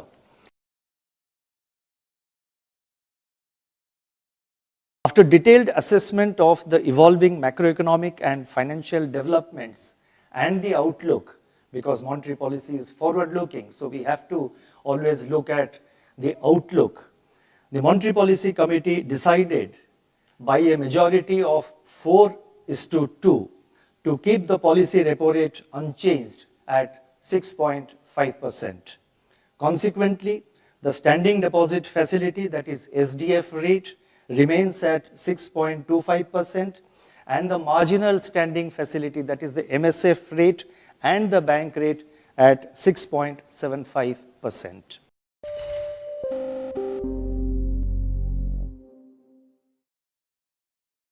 From food delivery to events to concierge services, Swiggy and Zomato are busy diversifying into new areas and not necessarily related to their core businesses. Let's look at Swiggy first. What started as a food delivery platform entered quick commerce with Instamart in 2020 and dining out via the Dineout acquisition in 2022. But the most recent foray is into sports and recreation through a new subsidiary that will be engaged in sports team ownership, management, talent development, acquiring, broadcasting and sponsorship rights. Now, this subsidiary is in the process of being incorporated, but in this direction, Swiggy has already dipped its toes into the pickleball craze, acquiring Team Mumbai for the inaugural season of the World Pickleball League. Now, diversification of sports in India and commercialization of all kinds of leagues has made sports a big business opportunity. A FICCI report pegs the India sports industry to be a $100 billion market by 2027, of which the sports media market alone is estimated to be $13.4 billion. But it's not just this. It is also testing a service marketplace called Yellow, where you can connect with lawyers, therapists, fitness trainers and other such professionals, and also a premium membership called Rare that gives you exclusive access to high-end events. Now let's look at what Zomato is doing. Zomato started originally as a food discovery platform, but today it has food delivery, quick commerce, hyperpure and more recently going out. Zomato's big foray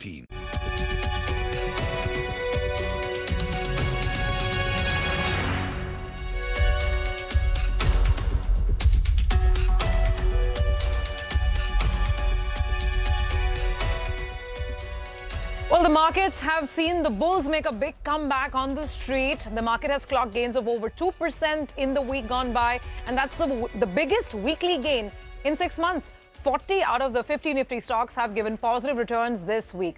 On this week's edition of Editors Roundtable, we will decode the week's action on the street, and we'll also put the spotlight on the RBI's monetary policy announcement and tell you what that meant for the market.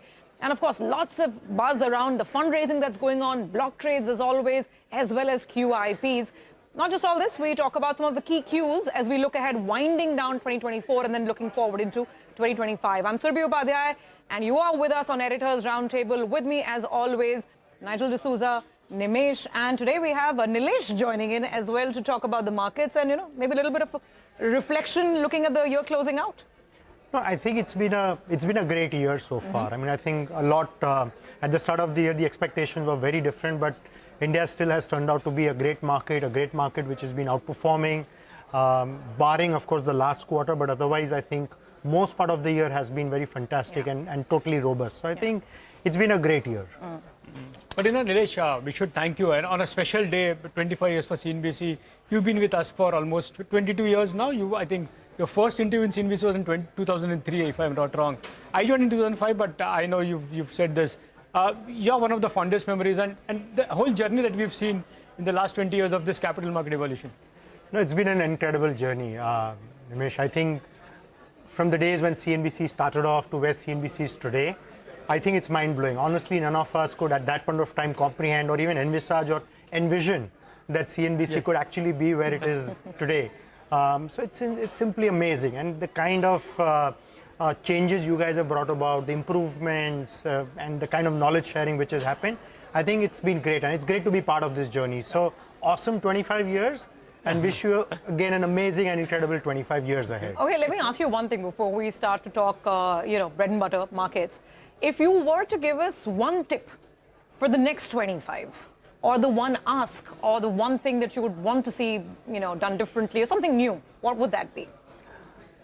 I honestly hard to think of one thing that you can do different, because you guys actually do things in such a comprehensive manner. Fantastic. Okay? Thank you for that. I think it's, for me, the most enriching part of it is to essentially get views from managements. That I think is fantastic. To me, that's the biggest value addition. I attend a lot of earnings calls, but the kind of interaction that you guys do with managements, and at times you guys really hold them against the wall, saying, when management say, yeah, we'll do well, but I think when the immediate rebut to that is, how much well? Why are you confident? I think that's amazing. Okay, so so I honestly think just keep doing more of the same. Thank you so much. Nilesh, you made my day, because I always think sometimes the management goes on that con call, they meet analysts as well. So, what I strive in all my interviews is to give that little more, thoda aur de, try to get something. And I love it when it's before the con call, because then we do a good interview and sometimes you hear the analysts referring to your interview. Makes my day, And Nigel, it is not thoda aur. Actually, that thoda aur is a lot aur. So absolutely, honestly, that makes the difference. That's honestly, that thoda aur makes a lot of difference. Absolutely. Thank you. Okay, so now on that note, as I said, we have to come back to bread and butter as well. So I thought I'll quickly just recap the week gone by. It's been a great week, actually.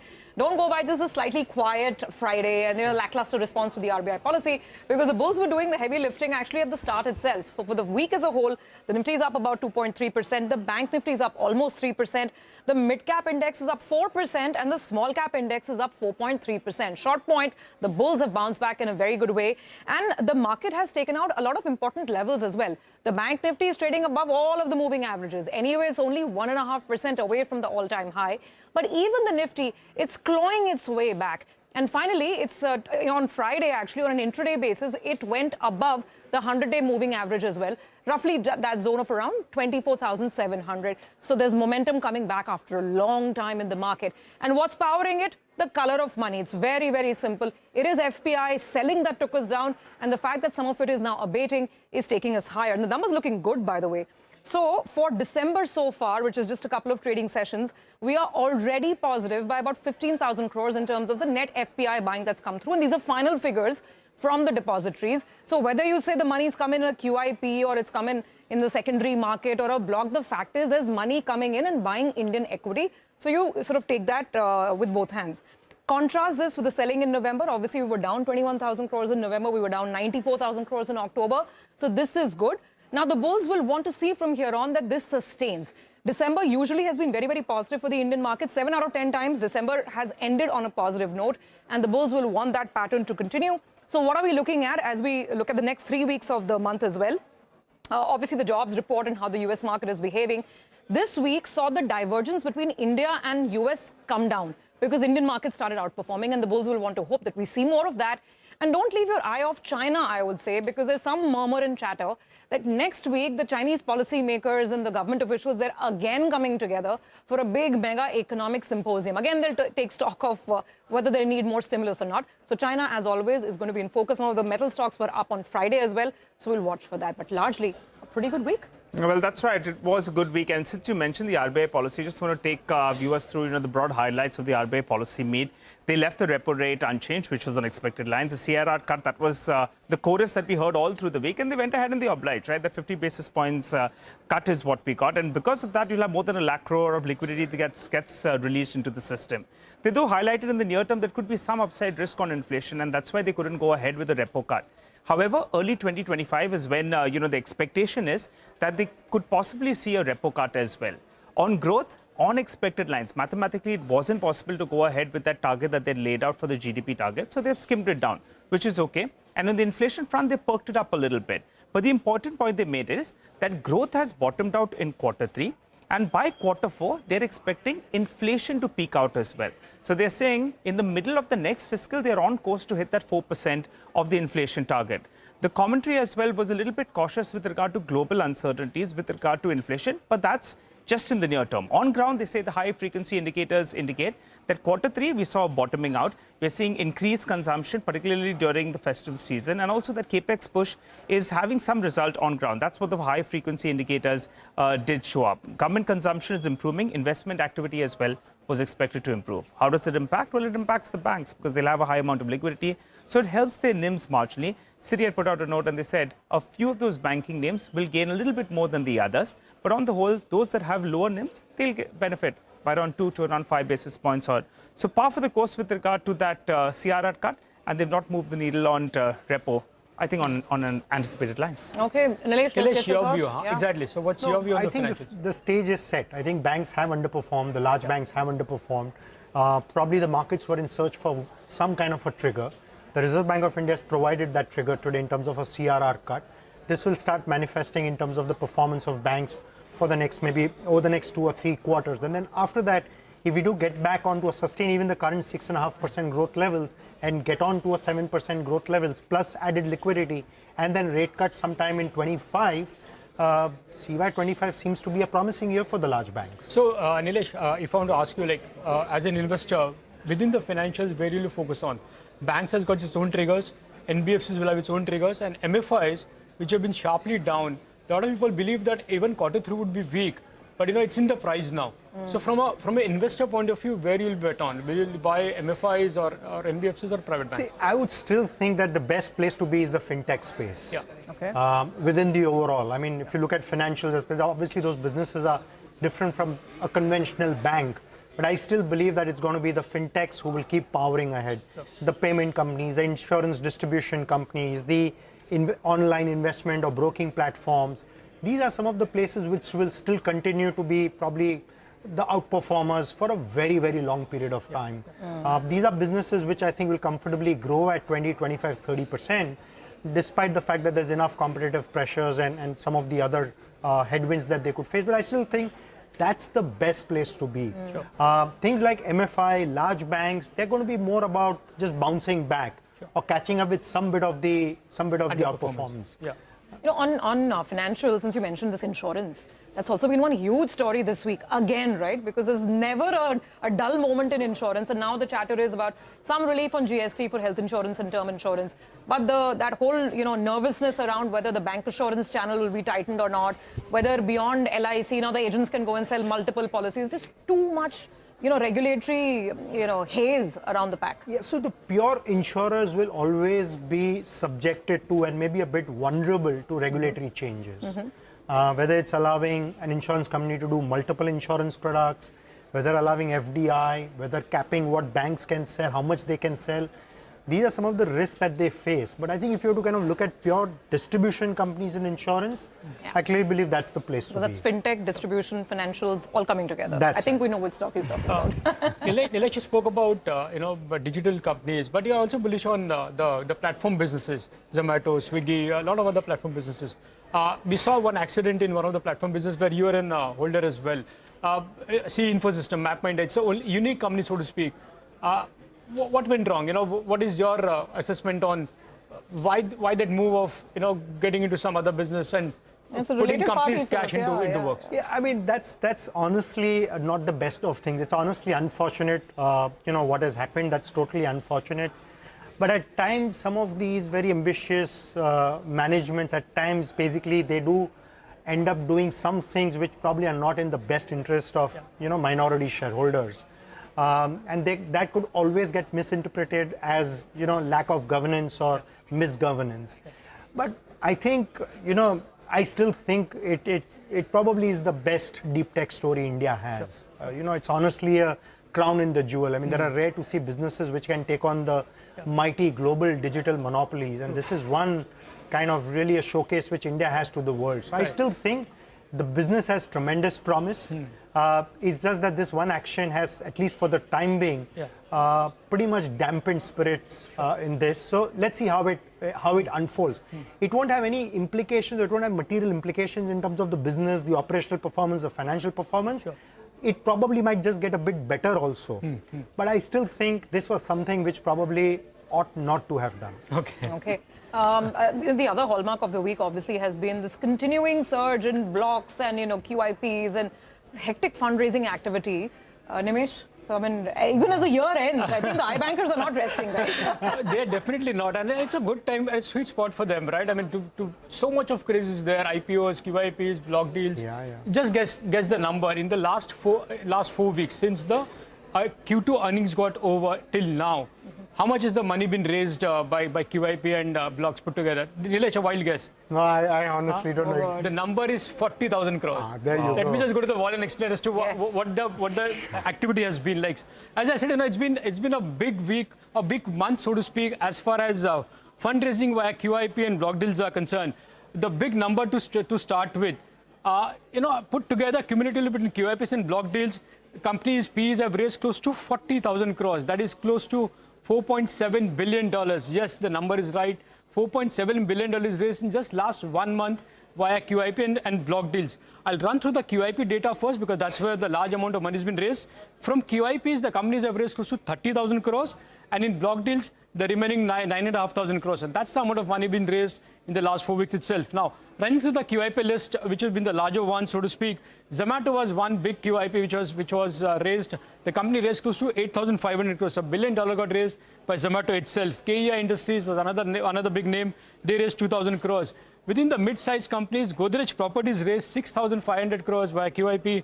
Torrent Power just closed the QIP last week and they've raised close to 3,500 crores. And Bharat Forge this week raised 1,500 crores via QIP issue. The smaller names, again, PG Electroplus is one name. It was well bid by large institutions. That managed to raise 1,500 crores via QIP. And Varun Beverages was another big company where they've raised 7,500 crores. So that's the kind of money being raised only via the QIP issue. So that's the list, almost 30,000 crores raised by QIP. Now coming to the block deal data, every day since the earnings season got over, we've seen 1 or 2 blocks getting done. And I'll just run through some larger names where the P is where the large exists. The first big name was PNB Housing. PE investors sold 9.5% stake and they raised 2,300 crores in a single day via block deal. Cipla was another large block. Promoters raised 2,000 crores by just selling 1.7% stake. That happened last week.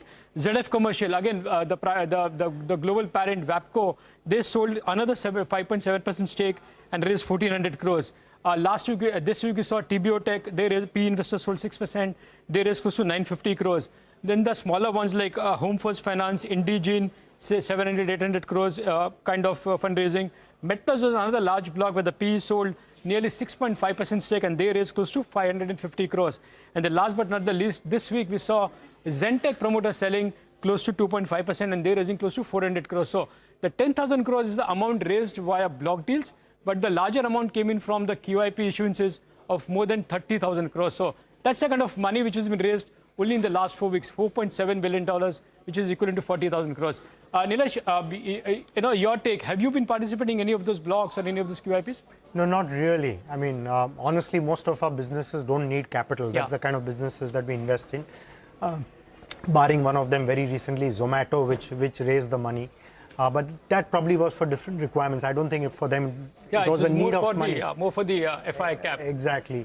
So honestly, no real participation, but I think this augurs well, right? I think it just strengthens the balance sheets of these companies, especially the QIP part of it. And it's good that no longer promoter selling is perceived to be a negative. So I think on the whole, this augurs well. One of the companies that Nimesh pointed out was Zomato, and that was one of the biggest sort of fundraisers that we've had in recent times. And since you look at, fintech, consumer tech very, very closely, Swiggy also came out with numbers. That was the other big story of the week. And, the market's been sort of a little more charitable to Swiggy since its listing. What do you feel about this space? Food delivery on one side, quick commerce where Amazon is also coming. So how do you find these two listed players? No, I think the space is super interesting. I mean, undoubtedly, it's hard to come across businesses which you probably think can grow at a 30 to 40% CAGR for a very long and extended period of time. So I think clearly what the street is right now saying is, don't bother about who's going to be number one, who's going to be number two, who's going to be number three. Just own the space. Don't really kind of try and figure out, who's going to be that eventual winner or whatever it is. For now, have enough exposure to the space. And so might as well own whatever is available. I think that seems to be essentially the mood right now. Okay, all right. Well, we do have to take a very quick break on that note. Coming up on the other side, some of the key themes to watch out for in 2025.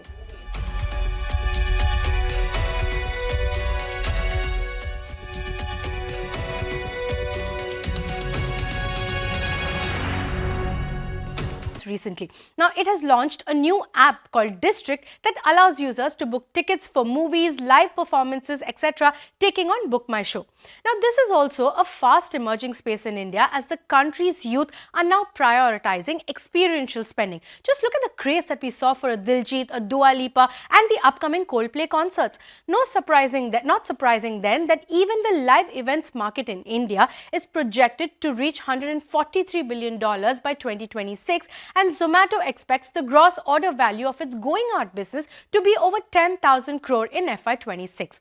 Now, beyond this, Zomato is also piloting a concierge-like service and is also set to enter at-home services via Blinkit, and this will take on Urban Company.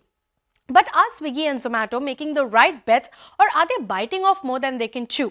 Well, experts say that businesses like Swiggy and Zomato need to continuously innovate because rapid growth in delivery might eventually taper off as the business matures.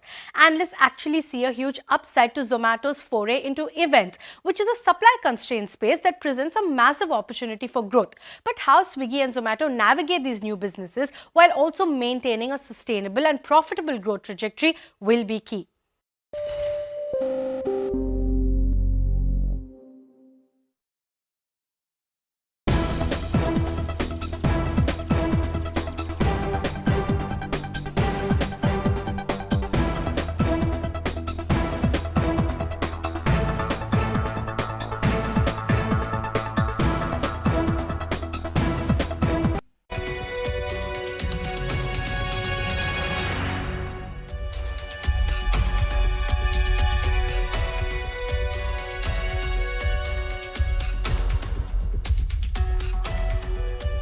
Welcome back. You're tuned into Editors Roundtable, and we're towards the end of 2024. So all eyes on 2025. We're in conversation with Nilesh Shah.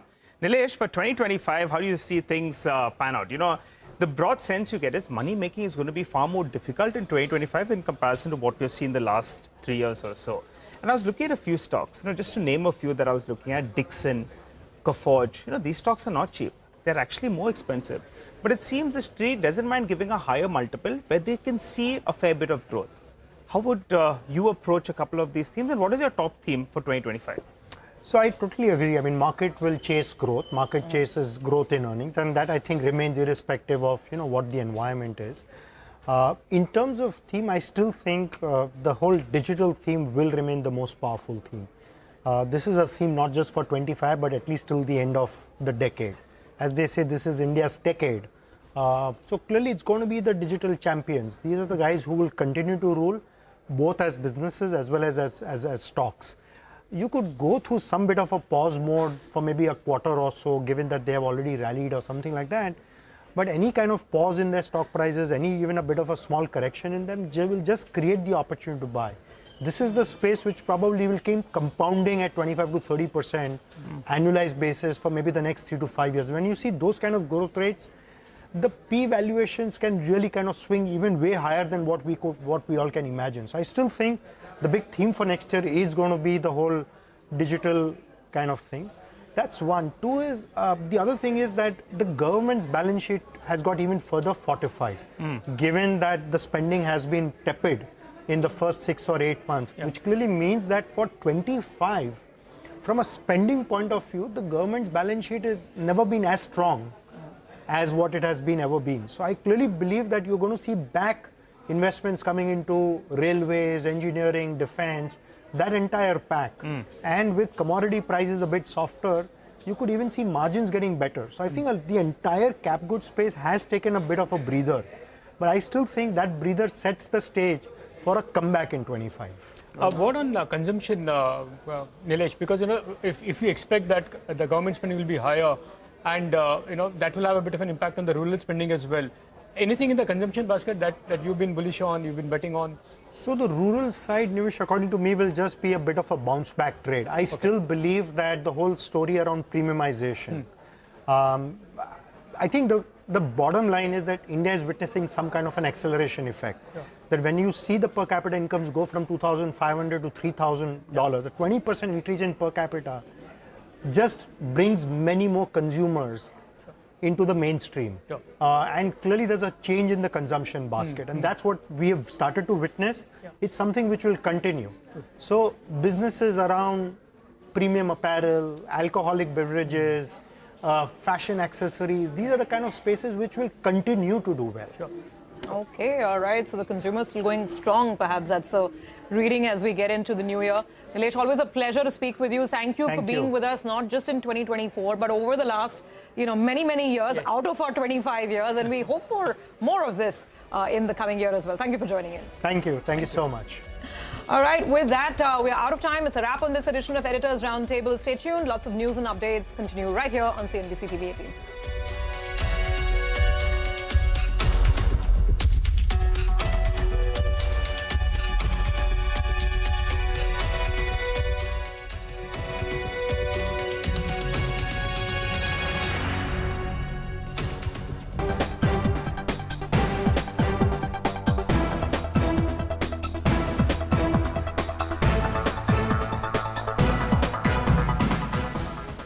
In all the sectors of the Russian Federation, including in high-tech ones, there is an acute need to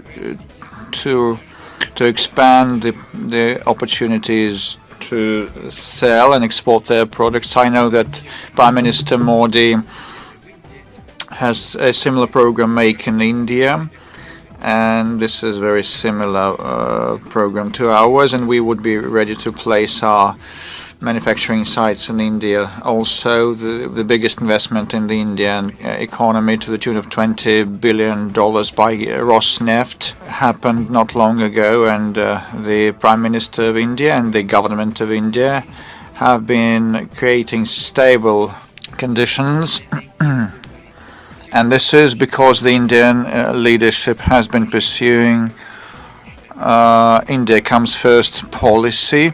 And we believe that investments in India are profitable.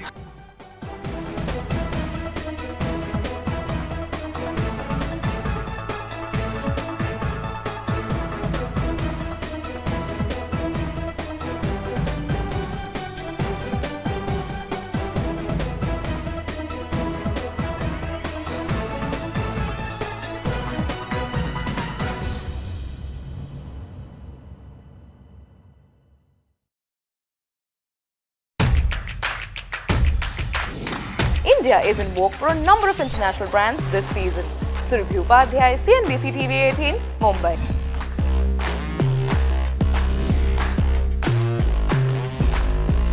Hello, I'm Surabhi Upadhyay and I am going to be joined by trailblazers who are transforming the banking and finance sector in India and around the world, only on CNBC TV18. Celebrating 25 years of CNBC TV18. From sharp insights in the political arena to all the excitement from the world of sports.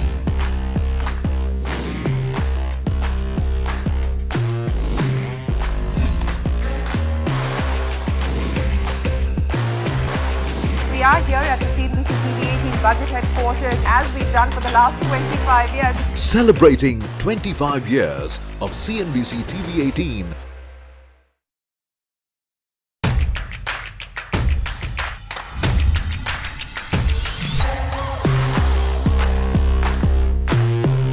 Markets are betting big on affordable housing. You look at the kind of stocks that have risen.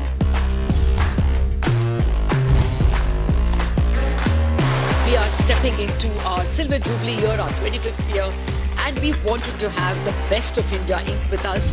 Celebrating 25 years of CNBC TV18. For 20 years, it has been India's most coveted stage for business leadership. The benchmark of unparalleled excellence. We have to dream big and even bigger for India. An accolade that celebrates character, integrity, and decisive action. You just have to do your best. Not identified by any single name, nor team.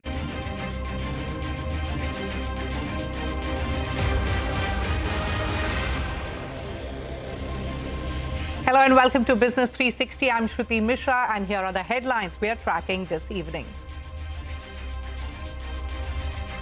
RBI Monetary Policy Committee keeps the repo rate unchanged at 6.5% for the 11th consecutive time, but cuts the cash reserve ratio for banks by 50 basis points, unleashing over 1 lakh crore of liquidity into the system. The horse has made a very valiant effort to bolt. Our effort is to keep it in tight leash. RBI raises its inflation forecast for this fiscal to 4.8%. Governor reiterates the need to keep prices on a tight leash. Central Bank also lowers its GDP forecast by 60 basis points to 6.6%, even as Governor says growth slowdown likely to have bottomed out in Q2.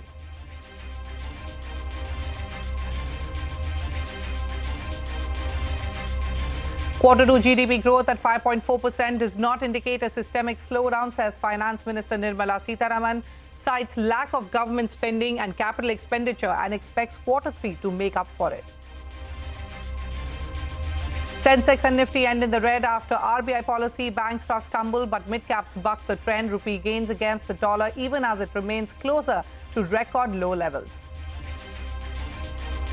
Opposition MPs continue to protest over the Adani issue in Parliament. Controversy in Rajya Sabha after Chairman Jagdeep Dhankar says a wad of currency notes were recovered from a seat allotted to Congress MP Abhishek Manu Singhvi, who denies the charges. Haryana police fire tear gas at farmers attempting to march towards Delhi. It clears of barricading with a wall, iron nails and barbed wires to block the protesting farmers who are demanding a legal guarantee of minimum support price. The war in Syria escalates as rebel forces capture more cities. Thousands flee their houses as opposition forces inch closer to the central Syrian city of Homs after capturing Hama. Israel says that it struck what it claims as Hezbollah smuggling routes on the Syria-Lebanon border. The leader of South Korea's ruling party calls for President Yoon's suspension, cites credible evidence suggesting that the president had sought the arrest of politicians after his short-lived declaration of martial law. A defiant Emmanuel Macron rules out resigning and vows to complete his term as French president till 2027, promises to appoint a new prime minister within days as France plunges into political turmoil after a no-confidence vote toppled the government. The union government is not satisfied with Ola Electric's claim of resolving 99% of its customer grievances. Sources say 250 random calls made to Ola's customer left the Consumer Affairs Ministry dissatisfied. Airlines paid compensation worth 50 crore to passengers for flight delays and cancellations in the first 10 months of 2024. This is a 47% rise compared to last year. Air India accounts for more than 50%. SpiceJet, with 2% market share, accounts for 20% of the compensation paid. The big story this evening, the Reserve Bank Monetary Policy Committee has kept the benchmark repo rate unchanged at 6.5% for the 11th consecutive time. Now, this was Governor Shaktikanta Das's last policy meet before his tenure comes to an end. There's been no word on whether he would get an extension or if the centre would appoint his successor. Addressing a press conference, RBI Governor Shaktikanta Das said that the central bank deferred a rate cut, keeping a prudent eye on the growth inflation dynamic and global developments. Das said that there was a need to keep inflation on a tight leash. The RBI also decided to cut the cash reserve ratio by 50 basis points. This would unleash over 1 lakh crore of liquidity into the system.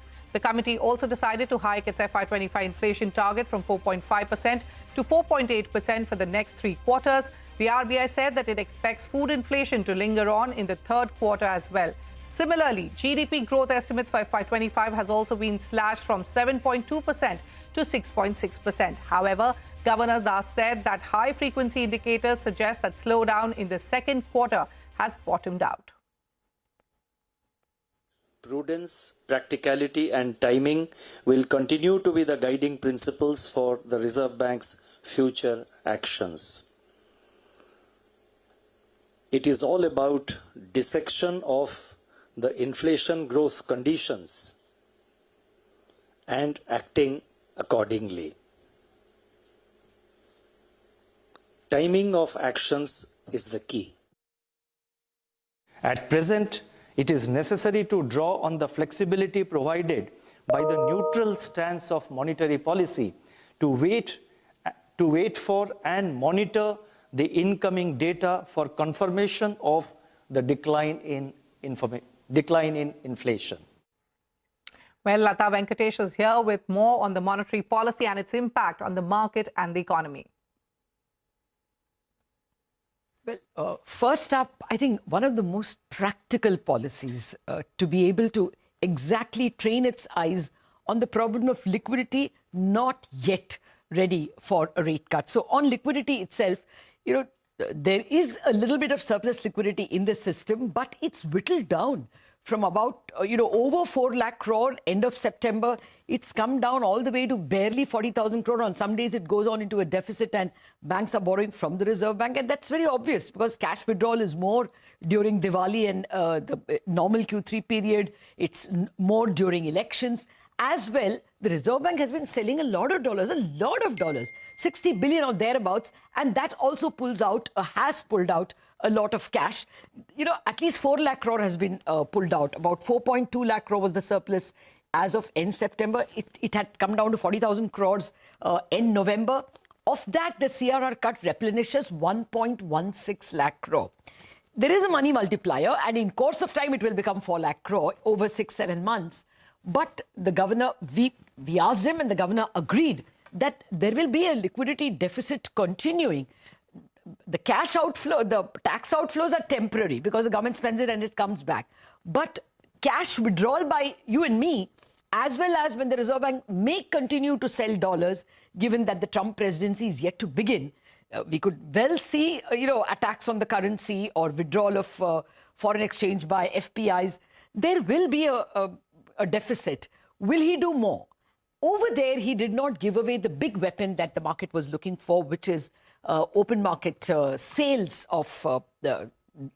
market purchases of bonds. People were expecting that if he did that, then he could put more money. But he did not say that all those are on the table. That would have been his usual statement. He just did not allow himself to be drawn in. So I think OMO purchases at the moment is not on the table. When it comes to the repo cut, obviously the question now is, we didn't expect this time. Will it happen next time? I just want to point out to a couple of statements of his. He said, prudence, practicality and timing of decisions become critical. RBI endeavors, again, quoting him, to implement timely and carefully calibrated measures to derive maximum impact. I mean, the way in which it was contextualized, he very nicely defended why you can't do a cut now, because it is a bit timely and practical. If you do it now, there is no liquidity in the system. It won't get passed on because everybody is dying for deposits. How will they pass on a lending cut? So I think it was very beautifully timed, phrased and explained. And then he went on to another statement. It is necessary, given the flexibility of the neutral stance, to wait for and monitor the incoming data for confirmation of the decline in inflation. Now, everybody's guess is when you meet in February, you will see a fall in inflation. So again, there seems to me at least a hint there that when there is a confirmation of the decline in inflation, they can move. They will not wait for actual 4%. That's my guess. And to be fair, let me come to the forecast itself. In the first place, all the 4 forecasts of inflation, that is for Q3, Q4, Q1 and Q2 as well next year, has for growth has been lowered and for inflation has been upped. But the Q2 FY26 next year, that is almost a year from now, the forecast is 4%. So if I put both those together, the governor saying that, we will look at the incoming data for confirmation of fall in inflation and their forecast of 4% inflation in Q2 FY26, it very much looks like a repo cut is possible in the February policy. Once again, I would think that the Reserve Bank had lost a bit of its credibility by completely being out of line in its Q2 forecast. It's restored practically all of it by boldly bringing down the growth forecast by between 40 and 60 basis points for the various quarters. Thanks for that, Lata. Policy aside, the Reserve Bank of India also announced a slew of decisions aimed at making it easier to access agriculture loans up to a certain limit, among others. Ritu Singh is here with us. Ritu, take us through the key measures. Well, lots of non-policy measures, but let's start with the mule accounts, where RBI has repeatedly raised concerns about the fact that banks need to deal with these unclaimed deposit accounts. And the governor said RBI is now actively working to prevent and mitigate digital frauds by strengthening cybersecurity, transaction monitoring, and fraud prevention for banks. And so it is building something called the MuleHunter.ai, which is being built by the RBI Innovation Hub, which is an AI ML-based detection model to combat this. We're yet to see how that plays out. Number two, UPI scope has also been widened. So now RBI plans to allow small finance banks to also offer pre-sanctioned credit lines through UPI, something that so far only banks were allowed to do. And this will boost access to credit for the new-to-credit customers. Number three, to account for inflation and rising agricultural input cost, the limit for collateral-free agriculture loans has also been increased from about 1.6 lakh per borrower to 2 lakh rupees per borrower. And this is going to again improve access to for formal credit for the small farmers and the marginal farmers. Apart from this, to attract more foreign capital inflows as well, RBI has increased the interest rate ceiling on FCNRB, which is the foreign currency non-resident bank deposits, to overnight alternate reference rate, or what we call ARR, plus 400 basis points from the earlier ARR plus 200 basis points. And this is for the 1 to 3 year maturity bucket. And for the 3 to 5 year maturity bucket, it has been raised to ARR plus 500 basis points. But keep in mind, this relaxation is effective immediately and valid only until March next year. Experts believe it may not really move the needle much. Now, that's as far as the non-policy measures are concerned. But here are the governor, who was asked about his tenure, the big question mark that still remains, that is set to expire in 4 days on the 10th of December. Here's how he responded. Have you heard anything from the government so far, whether you are continuing this term, at least informally, before the policy meeting started? I will have one more question today. Yes. Is that your only question? No, I will have one more. No. Let's stick to monetary policy. Please ask your question on monetary policy. Otherwise, you will miss your chance on asking a question on the monetary policy. So you choose which one you want to ask. Okay, it's your choice. Okay. I'm willing to answer the first question also, but it's your choice. Okay, please answer the first question then. Okay, I'm not giving you any headline, and I think it's better we stick to monetary policy. Thank you. Thank you. Well, Finance Minister Nirmala Sitharaman has responded to second quarter GDP growth slowing to its lowest level in 21 months. Finance Minister said the numbers do not indicate a systemic slowdown and cited lack of government spending and capital expenditure as the key reasons. Sitharaman expects growth in quarter 3 to make up for quarter 2. Quarter 1, the election, but quarter 4, which was very good, had an impact on quarter 1. So the numbers were not alarming when you saw it. But quarter 2, when it slows down and when growth numbers are reflecting, we should put it in the context of an economy, a governance structure, which was all focused on election. And therefore, quarter 1's emphasis more on running the election through had a bearing on quarter 2. But I'm elaborating this just to say it's not a systemic slowdown. It is more absence of activity on public expenditure, capital expenditure, and so on. So I expect quarter 3 to also make up for all this. All right. The Indian rupee gained about 4 paisa against the dollar after the RBI monetary policy. The rupee remains near record low levels against the greenback. 10-year bond prices also declined today after RBI's move to boost liquidity by cutting the cash reserve ratio from money market to the stock market. Sensex and Nifty ended in the red after a choppy session. Bank stocks also gave up early gains. Mid-caps managed to buck the trend.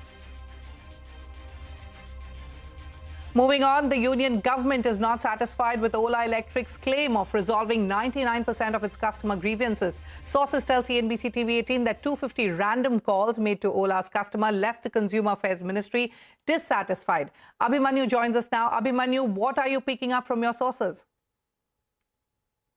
Following Ola Electric's claim of over 99% of customer grievances having been resolved successfully, the Department of Consumer Affairs had reached out to several of these customers to verify and corroborate these claims which were made by the EV OEM. Around 250 customers have expressed dissatisfaction, even as the department is still in process of reaching out to more customers. Until now, the findings and revelations are contrary to the submissions given by Ola Electric. It remains to be seen till when the final report would be submitted by the Director General of the Bureau of Indian Standards, who was asked last month by the Central Consumer Protection Authority to initiate a probe into consumer complaints against Ola Electric, many of which were not resolved according to the initial complaint. It remains to be seen how the situation is going to pan out, even as the government is also in process of initiating another set of inquiry against another EV OEM, though it has not been indicated which is the EV OEM, but the government is possibly going to expand the ambit of the probe as indicated earlier,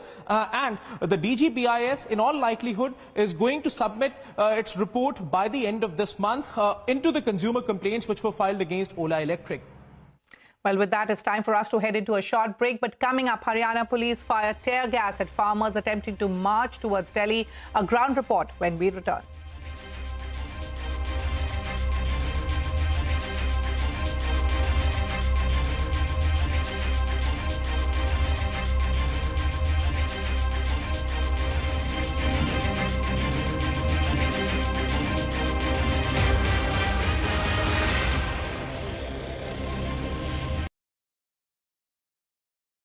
Now, even as liquidity in the banking system remains adequate, system liquidity may tighten in the coming months due to tax outflows, increase in currency in circulation, and volatility in capital flows. To ease the potential liquidity stress, it has now been decided to reduce the cash reserve ratio, that is, to reduce the CRR of all banks to 4%. Of net demand and time liabilities, that is NDTL, and this will be done in two equal tranches of 25 basis points each, with effect from the fortnight beginning December 14th and December 28th.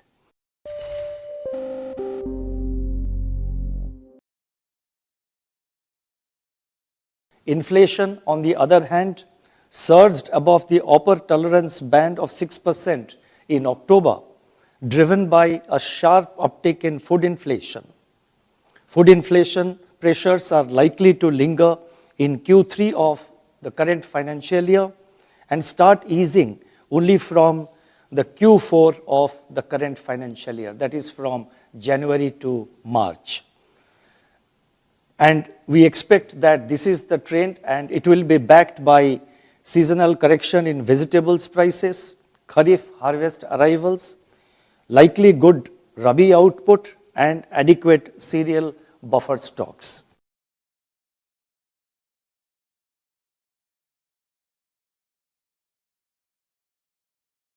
The weaknesses in the manufacturing sector, however, was not broad-based, but was limited to specific sectors such as petroleum products, iron and steel, and cement.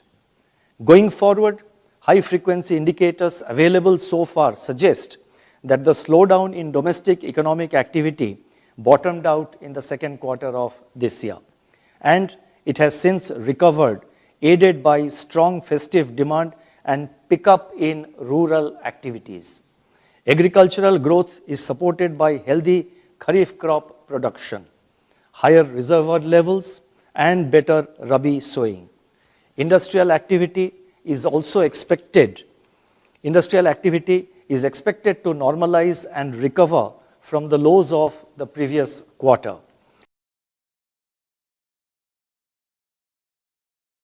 After detailed assessment of the evolving macroeconomic and financial developments and the outlook, because monetary policy is forward-looking, so we have to always look at the outlook, the Monetary Policy Committee decided by a majority of 4:2 to keep the policy repo rate unchanged at 6.5%. Consequently, The standing deposit facility, that is SDF rate, remains at 6.25%, and the marginal standing facility, that is the MSF rate, and the bank rate at 6.75%.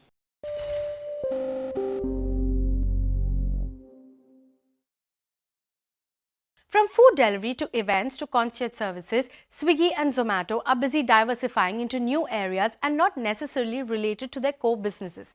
Let's look at Swiggy first. What started as a food delivery platform entered quick commerce with Instamart in 2020 and dining out via the Dineout acquisition in 2022. But the most recent foray is into sports and recreation through a new subsidiary that will be engaged in sports team ownership, managed actions.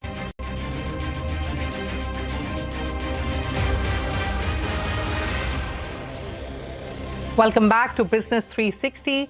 Airlines paid compensation worth 50 crores to passengers for flight delays and cancellations in the first 10 months of 2024. This is a 47% rise compared to last year. So which airline paid how much? Madiha Mujawar is here with the details. Madiha.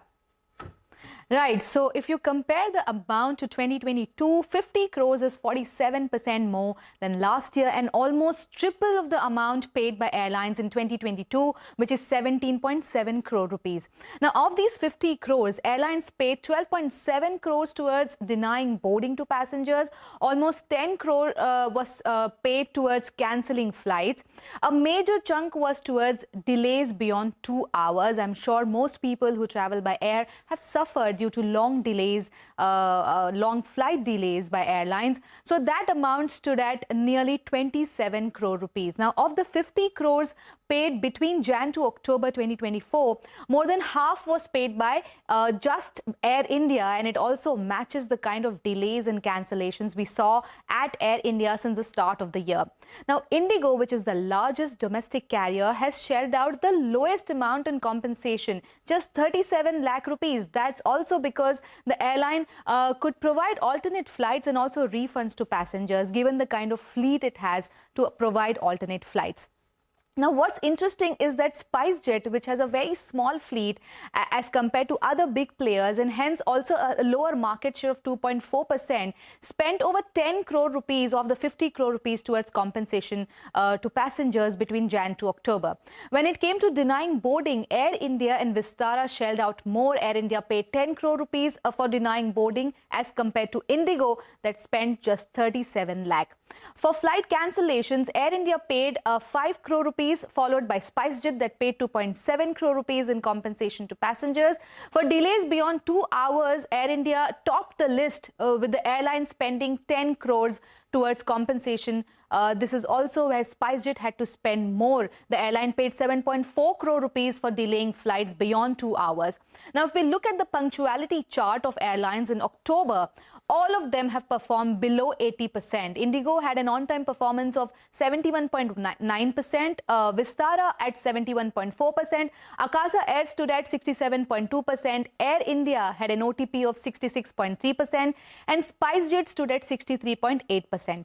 So that's what the year so far looked like for Indian Airlines in terms of compensation they had to pay to passengers for the inconvenience. Well, thank you, Madiha, for those details. Moving on, 4 people were injured in clashes with Haryana police, which set up barricades to block the farmers' march to Delhi. The protesting farmers are demanding a legal guarantee on minimum support price. My colleague Manoj Rathi gets us the latest from Haryana's Shambhu border. Shambhu border हम मौजूद हैं जहां पर आज किसानों की तरफ से ऐलान किया गया था कि एक दिल्ली कूच किया जाएगा। 101 किसान, हालांकि हम शंभू बॉर्डर पर मौजूद हैं जहां पर पूरी पुलिस फोर्स तैनात की गई है। हरियाणा प्रशासन के साथ साथ एक्स्ट्रा पैरामिलिट्री फोर्सेज लगाई गई हैं और यहां से आगे किसी को भी जाने की परमिशन नहीं दी गई और ये पहले ही कह दिया गया था कि किसी भी तरह से कोई आगे नहीं जाएगा। 144 धारा लगाई गई है, हरियाणा में एंटर नहीं हो सकता और जिसके चलते हालांकि किसानों करीब 1 बजे से लेकर अगर हम बात करें तो करीब 3 से 3.5 घंटे लगातार आपस में नोकझोंक हुई पुलिस के साथ, प्रशासन के साथ और अब जाकर जो किसान है वो पीछे हुए हैं, यानी कि आगे नहीं जाने दिया जाएगा, ये बहुत क्लियर था। और इसके साथ साथ अब जो किसान की अगली जो रणनीति है वो क्या रहने वाली है ये भी देखना होगा, क्योंकि कई चीज़ों को लेकर पुलिस प्रशासन ने पहले भी इनके साथ मीटिंग की थी और भी कई चीज़ों को लेकर इसमें बातचीत हुई है, लेकिन किसी भी तरह से कोई निष्कर्ष नहीं निकला। इसको लेकर अब क्या रणनीति बनती है वो प्रेस कॉन्फ्रेंस करके जो लीडर्स हैं वो बताएंगे। इसमें अगर हम बात करें तो कहीं ना कहीं बहुत सारी चीज़ों को लेकर इसमें प्रशासन के साथ पहले बातचीत हुई, लेकिन किसी भी तरह से कोई सोल्यूशन नहीं निकला, जिसको लेकर अब पुलिस कहीं ना कहीं अब आगे क्या रणनीति रहने वाली है इसको लेकर भी जो जानकारी दी जाएगी। लेकिन फिलहाल जो किसान हैं वो पीछे हुए हैं और जो प्रशासन की कह सकते हैं कि पूरी पुख्ता इंतजाम जो है वो किए गए थे, जिसको लेकर अब पूरे कह सकते हैं कि माहौल जरूर बनाया गया था और किसान काफ़ी संख्या में पीछे भी इकट्ठा हुए हैं, लेकिन वो उनको आगे जाने के लिए जो है वो नहीं कहा गया था और पूरे प्रोटोकॉल के साथ कहा गया था। तो तस्वीरें लगातार देख रहे हैं और चंडीगढ़ से बात करें, चंडीगढ़ के साथ लगते बिल्कुल पंजाब और हरियाणा के बॉर्डर पे आज काफ़ी संख्या में किसान इकट्ठा हुए और किसानों ने जमकर जो उनके समर्थन में यहाँ पहुंचे थे उन्होंने भी जमकर प्रदर्शन किया और दूसरे जो 101 किसान थे वो जरूर पूरे बैरिकेडिंग तक पहुंच गए थे, लेकिन उसके आगे उन्हें नहीं जाने दिया गया। Well, with that, it's a wrap on this edition of Business 360. More news and updates continue right here on CNBC TV18.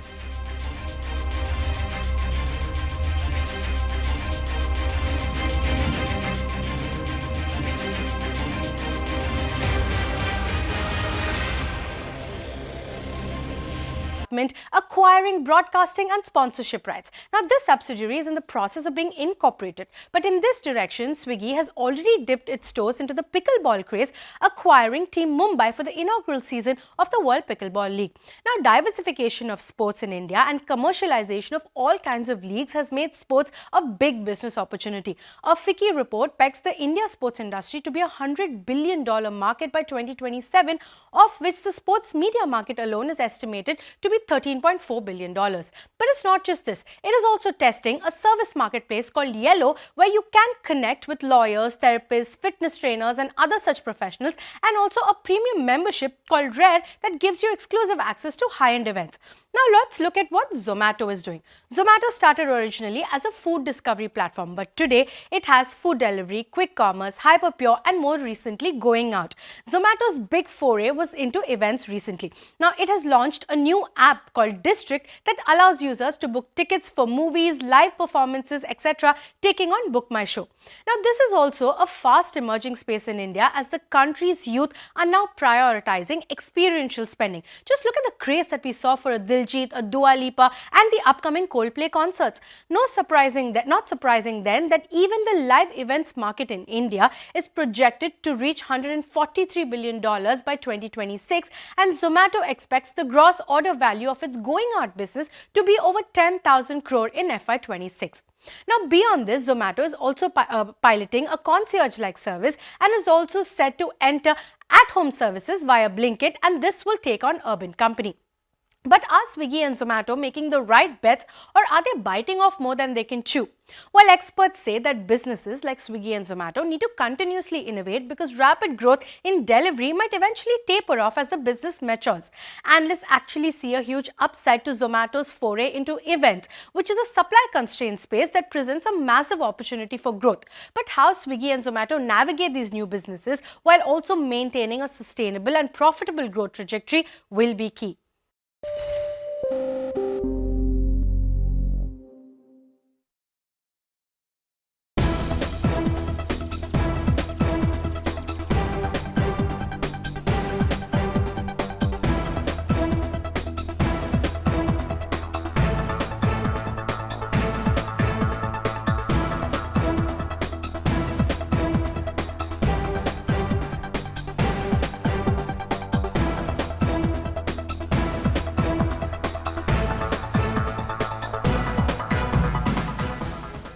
In all the sectors of the Russian Federation, including in high-tech ones, there is an acute need to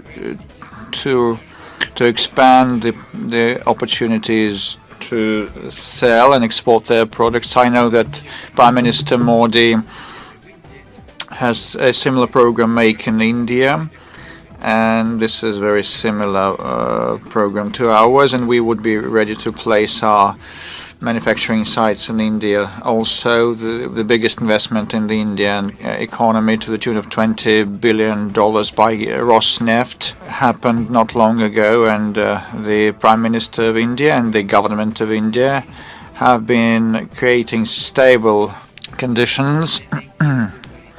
And this is because the Indian leadership has been pursuing India comes first policy, and we believe that investments in India are profitable.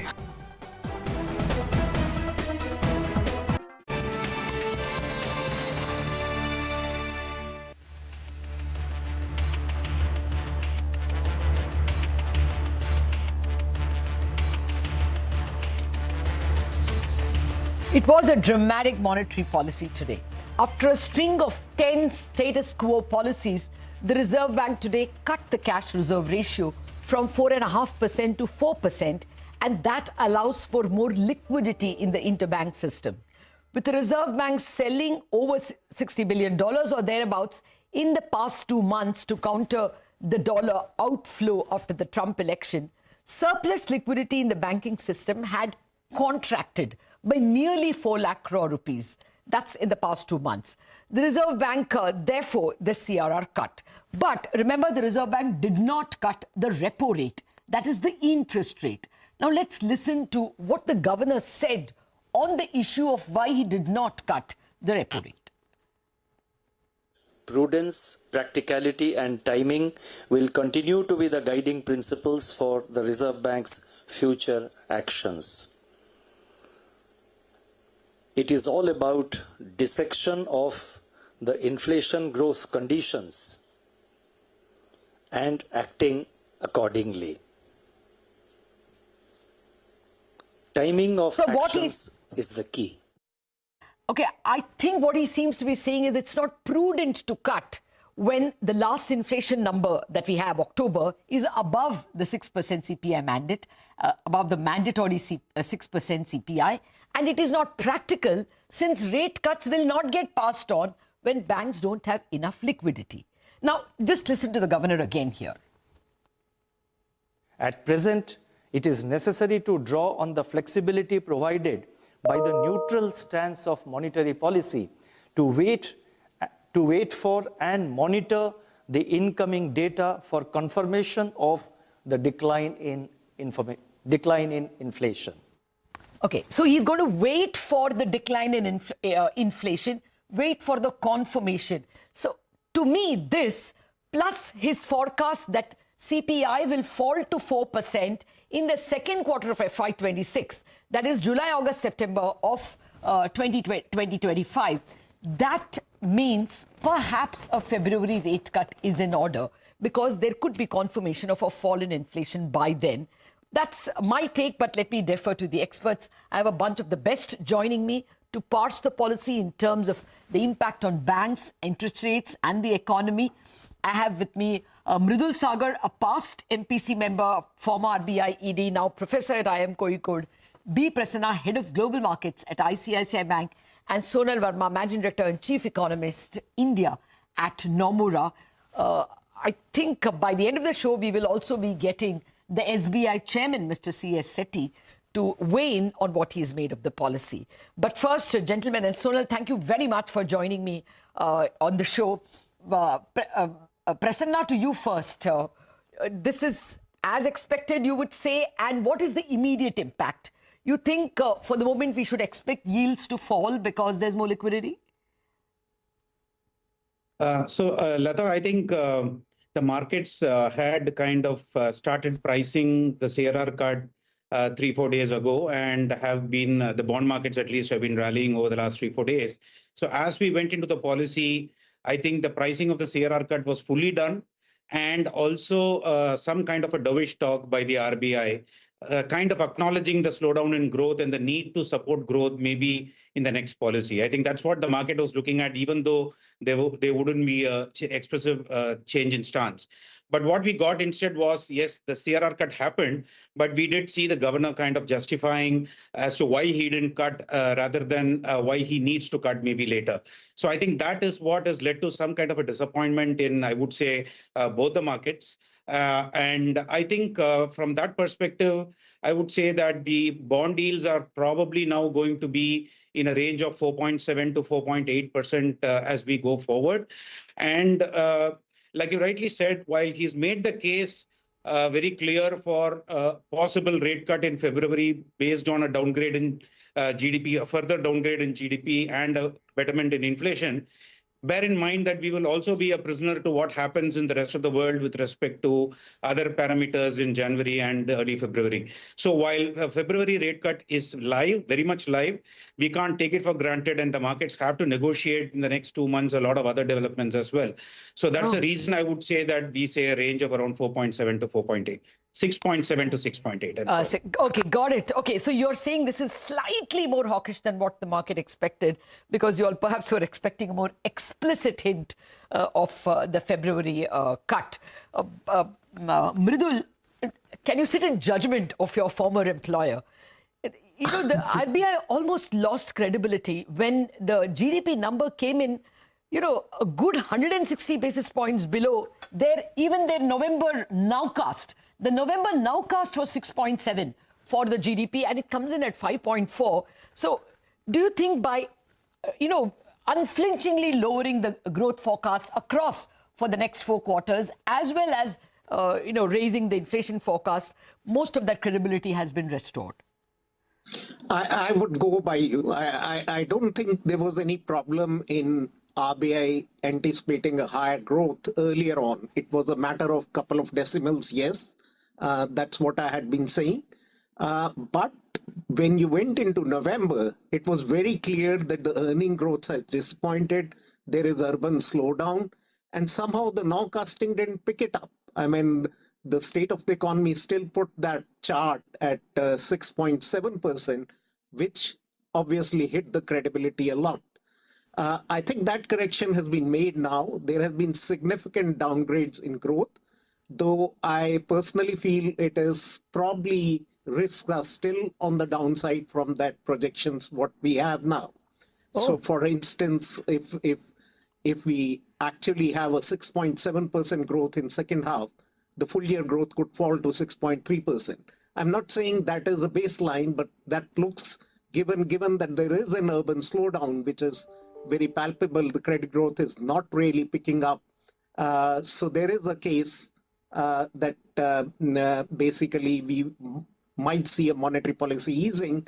The central bank rightly hasn't taken that call at this juncture because there is enormous amount of uncertainty, and inflation is just too high at 6.2%. It needs to come down to maybe below 5.2% by December with a seasonal vegetable price correction. Yeah. That's what they seem to be betting on, because their fourth quarter number is 4.4%. But one person who will agree with you in terms of this growth may not come up to expectation is Sonal. She has been calling for a lower number for some time now. But Sonal, immediately after the policy, we had the finance minister saying that the government is going to spend all the money and keep its bargain in terms of the capex. There seemed to be a resolution out there. So do you think we will get to 6.8 and 7.2 in the 2 quarters, Q3 and Q4, and the Reserve Bank may be right after all? Well, I hope they are, Lata, but unfortunately, the signals we are picking up doesn't seem to suggest that. I think we need to take a step back and first of all acknowledge what's going on the growth front. What we saw today was actually a dismissal of the slowdown in the second quarter and this anticipation that we will get back to the 7% trajectory, which will sustain over the next 12 months. We're actually not seeing any signals on that. Now, take fiscal policy. Clearly, there's a central government capex and a state government capex. The state side has been slow, and I'm pretty sure the center will accelerate capex. But the 11.1 trillion target that has been set in the budget, we will undershoot that significantly. That is one. Second, the rebound in October because of stronger festive demand. The early indicators actually for November have been very tepid, including when you look at things like passenger vehicle sales. Wholesale is up, but retail is actually not that strong. So dealers are again sitting on inventory, and auto companies will have to probably cut production in the month of December. If nominal GST collections are growing at 8.5%, one can anticipate what the real growth is. So our nowcasting actually for the third quarter is tracking around 6.2%. So 6.8% still looks extremely high. And I think if you look at the combination of, where monetary policy is, where credit conditions are, the net impact, and plus the slowdown in urban nominal income growth, the fading of pent-up demand, the fourth quarter will also be around 6%. So even though the RBI has downgraded the number to 6.6, the tracking estimate is actually closer to 6% for FY25 and around 6%. Sorry, around 6% for FY25. Sonal, let me toss that. Yeah, let me toss that to Mridul. Mridul, what Sonal is pointing out to our retail numbers, some of the lead indicators. Actually, SUV numbers are good. It is sedan numbers that are bad, even in terms of retail. Luxury things are doing reasonably well. Likewise, of course, two-wheelers have done well. That's not a luxury segment at all. What's your sense? If the government were to keep its word on capex, even then, you think it's difficult to come to a 7% average growth Q3 and Q4? That's what 6.8 and 7.2 mean. So I already said that there are risks to the downside from the RBI projection. I mean, personally, I feel the growth would be lower, maybe certainly not as low as Sonal seems to be predicting. That would require fresh sort of kind of new developments on the global front to push the growth down. I think the key lies in government increasing its capital expenditure. Now, the capital expenditure year to date, if we take April, October, is 15% down from last year.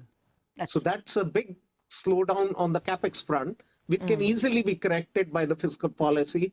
And growth can be supported more from the fiscal side than monetary policy side, given that the inflation is tracking at very high numbers, and it will defy like the inflation targeting would really suffer. Inflation expectations can suffer if there are big cuts by the RBI. Okay, 1 minute. Let me take a quick mid-show, poll from the three of you. Is there a rate cut, repo rate cut in February with the data you have now? Prasanna, yes or no? Yes. Okay, Mridul? February. Yes, I said that last time also in October, and, that February Sonal, would be a cut. I'm sticking Sonal, to that. yes, with an emphasis. We are behind the curve, Lata. Okay, fine. So there are three people, all our three experts expect a cut to the repo rate in February. Prasanna, now, what does that mean for yields itself, the yield range you would look at? And more importantly, what does it mean for the rupee? If you are seeing a February cut, are we taking the rupee to 85.5 now? No, so I think I did speak about the yield impact earlier itself. I'm looking at a range of 6.7 to 6.8 till we, get into the next year. And then we look at the data. For example, today's data, US data is going to be important, and every data which is going to come from now till January is going to be important. On the currency side, Lata, as you very well know, that there has been such a substantial amount of outflows in the last 1 to 2 months. The BOP estimates of various houses, including ours, have gone from a surplus of $40 billion to somewhere in the region of $10 billion or maybe even lower. We need to see some kind of a reversal in, FPI selling in the equity market for us to, revise our view substantially. So give or take all of this, and plus the fact that Trump's policies being what it is, and it's going to have a good impact on yuan whenever the tariff announcement happens, to whatever extent it happens. I think emerging market currencies are at a knife's edge, and they will have to kind of weaken to compensate for the kind of tariffs that is being imposed on other countries by the US. And when emerging market currencies depreciate, the Indian currency will also have to, kind of follow suit. So while today the lack of a repo rate cut was a little bit of comfort to the rupee market, to the rupee bulls. That's why we saw it marginally appreciating. But the fact of the matter is that we'll have to be alive to this risk. So I do see a depreciating INR, maybe towards 85 by the time Trump takes to office. And after that, depending upon whether the Trump trade globally reverses or whether it continues, will possibly determine whether the INR depreciates further or whether we see a mild pullback on the INR. Okay. Well, just for FYI, over the last 3 days, FPI inflows have been about 12,000 crores. So, they do also change on a dime. Prasanna, just very quickly, do you know the governor, when I asked him, will you also keep the OMO purchases on the table in terms of, the liquidity shortage that one can very clearly see in fourth quarter? He did not commit. So you think that we should not go with that? In that case, liquidity will tighten again, isn't it? A CRR cut can only take you this far. Yeah, so I think, Lata, you also made the point about the fact that the current CRR cut kind of only compensates for the kind of a loss in liquidity, or partly compensates for the loss in liquidity of the last 2 months, which is correct. And then going forward, there is going to be CIC as well as maybe FPI outflows, we don't know. But CIC is definitely going to be a leakage. So from that perspective, RBI has to be ready with further liquidity options. Now that they have started the path, CRR is not an unending product tool. It has its limitations. So I think the next policy tools that the RBI will have to infuse liquidity will be things like buy-sell swap, how much they can intervene in that, and then open market purchases of bonds. So the thing is, RBI will never commit to it before till the time they actually see the need for it. So we have to see it. They will also possibly use long-term VRRs, but it has a very limited scope. When the core liquidity has been diminishing the way it has diminished, I think the more tenable use of liquidity would be either a CRR cut or a OMO purchase of bonds. So I think OMO is there on the table sometime, but you will not see RBI committing to it before it. Okay. Thank you very much for that, Prasanna. I'll just quickly get a couple of answers from the economists. Sonal, what is your inflation number for the current year and next in terms of an average? And do you see growth picking up next year? Lata, on inflation, I think for FY25, we are looking at a number around 4.8, 4.9. Trajectory-wise, of course, October has peaked. We should grind down. And our FY26 projection on average on inflation is around 4.3%.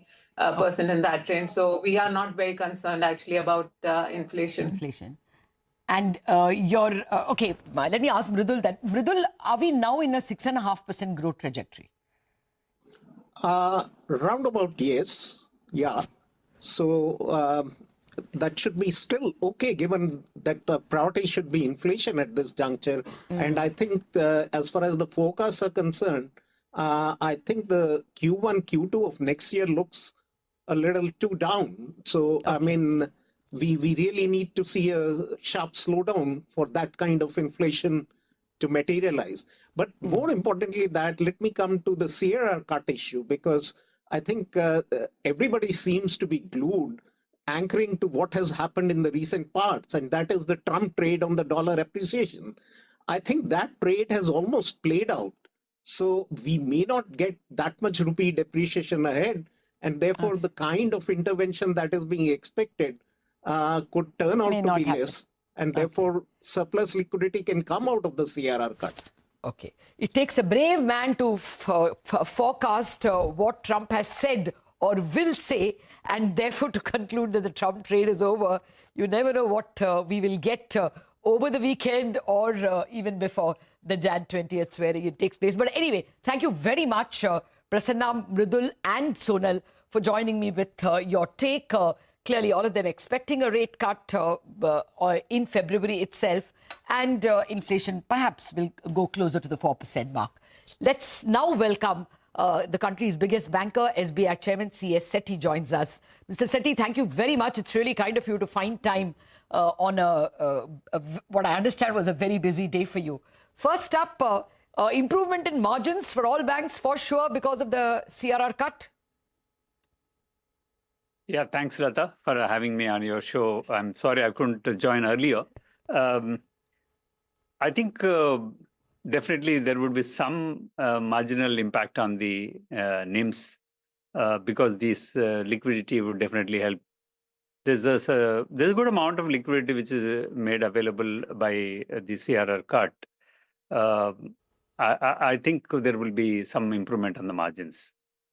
What are you getting in terms of a sense of loan demand, sir? Do you think that growth has genuinely slowed and it will take a little while for the uptick to happen? Can we get it as quickly as this quarter, this month itself, or even next quarter, or do we have to wait? It all depends on where the credit growth is coming from. I think I still see we have given a guidance of 14 to 16%. We seem to be moving in that direction. It could be that we have had a good strong pipeline of SME and corporate loan book, so which is getting converted into disbursements now. But my sense is that I think. I stated somewhere also is that Q2 seems to be a blip, and definitely Q3 will... Loan demand has picked up. Loan demand definitely has picked up.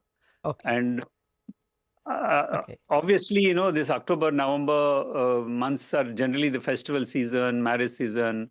There are certain products which really get into demand, like, for example, auto loans, and, these things do well. Home loans, particularly. People want to tie in on the home loans also. And you're seeing that? Yes. Okay. So there are some non-policy related announcements, especially in the form of an AI solution, AI-based solution to identifying mule bank accounts. Anything that excited you about all this? Do you think this is likely to control the problem of frauds and sidestepping of, money laundering issues? So the mule account is definitely a big menace now we are all facing. And I think most of us, the banks, are working with the RBI Innovation Hub in terms of utilizing their AI solution. We have our own AI solutions for identification of mule accounts based on the patterns of transactions, how the accounts are being operated. But I think from a larger system perspective, this initiative is very, very critical that we all have to work on identification and eliminating this mule account from the system. I think we are working very seriously with RBI Innovation Hub also on this. Okay. Are you sure that deposits have peaked now, deposit rates, because this extra money is available and you will get, I think, a lion's share of about some 30,000 crore more to give as loans. Can you say that deposit rates will not rise anymore? So deposit rates, earlier also we have not been fighting the deposit rate war. I think most of the banks have contained the rate war on that. My view is that this is not going to directly impact the deposits or lending, but essentially it eases the liquidity. So which brings down the market borrowing cost and also sends signal in terms of liquidity availability. And RBI always had made an effort, as the governor mentioned, that VRR, that system liquidity is made available. But this is is a great enabler in terms of not maintaining the CRR to the extent of 0.5% is a great relief for the banks. Okay. I'm just trying to squeeze one more question. I have time. This collateral-free agri loans have been raised to 2 lakh.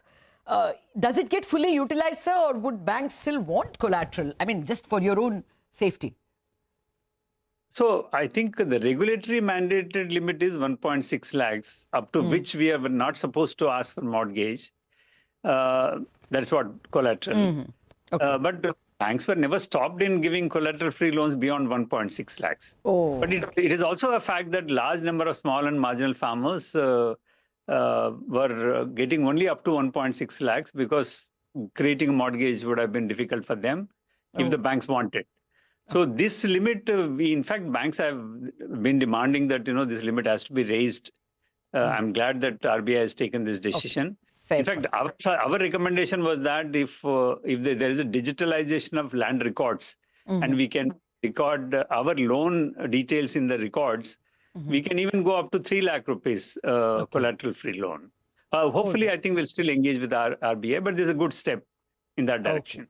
Okay, last word, sir, on the policy. What stands out for you? Yeah, obviously, CRR. We really got, what you wanted.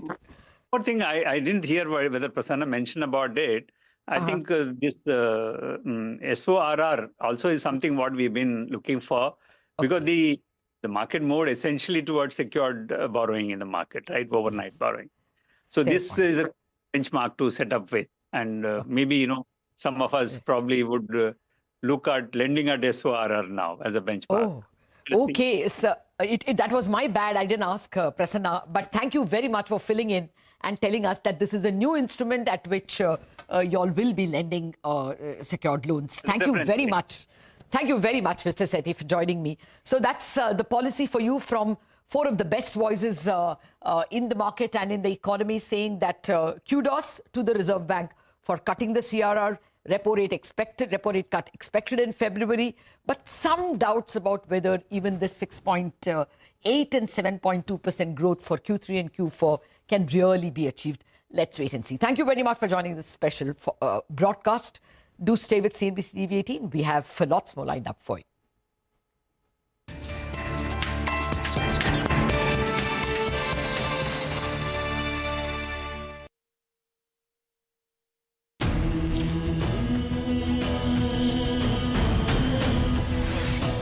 "25 years ago, CNBC TV18 set out to be a part of India's story, your story.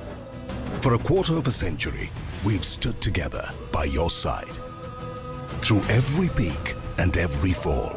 We see CNBC, the TV, and there's great content in it and great viewership. Navigating the tides with you and becoming your trusted partner and investment ally. I must say I don't watch business channels, but if I do watch, I watch CNBC. Turning your dreams into legacies.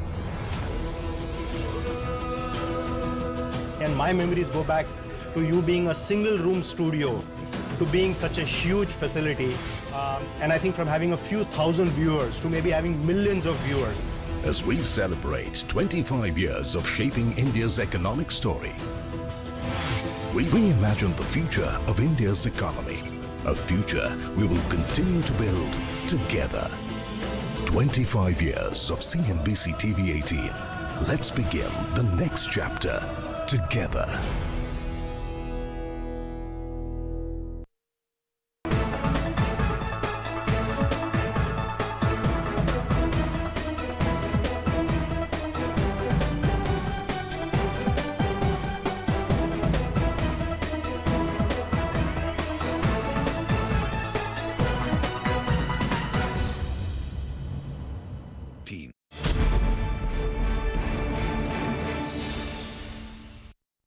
Hello and welcome to the Global Dialogue. I'm Shireen Bhan, and it is my pleasure to welcome back on the program Borge Brende, the president of the World Economic Forum. He joins us here, not in Davos, but in New Delhi. Borge, it's an absolute pleasure to have you here with us. Thanks very much for your time.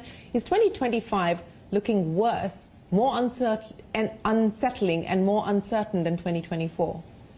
So it is true that we are faced with a geopolitical recession. So the backdrop that we're seeing and moving into in 2025 is very complicated. There's also hope in 2025. We can maybe see an end of the Ukraine war. We can also maybe see that there is no further escalation in the Middle East. And even more importantly is that even with this uncertain geopolitical backdrop and landscape that we're operating in, it hasn't had that negative impact on the global economy. We still believe that there will be 3% growth next year. And of course, this is provided that not any of these conflicts escalate, so it gets out of control. There is competition, of course. You will see increased competition between the so-called G2 next year with China and US, especially after 20th of January, when President Trump will enter the presidency for the second time. What could the implications be of a Trump presidency?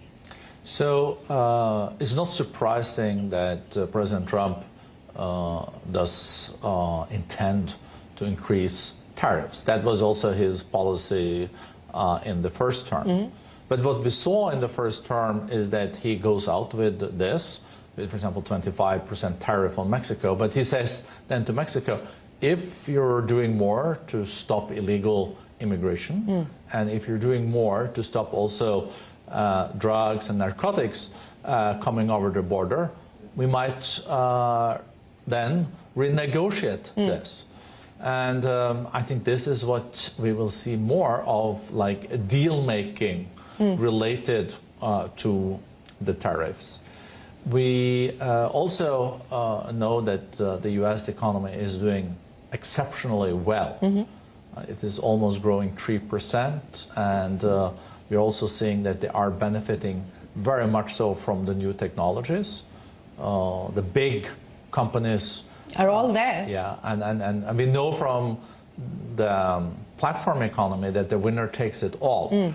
Will that be also the case for the Gen AI companies? And he is operating from a view of, from a situation where US is very strong. They're 27% of the global economy, with 5% of the global population. But, you know, you talked about having some hope that there could potentially be a resolution as far as the Ukraine conflict is concerned.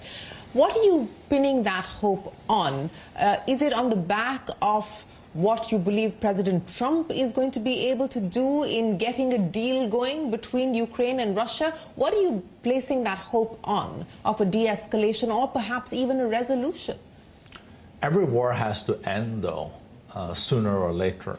It's 3 years, and there's 700,000 Russian soldiers that are killed or wounded.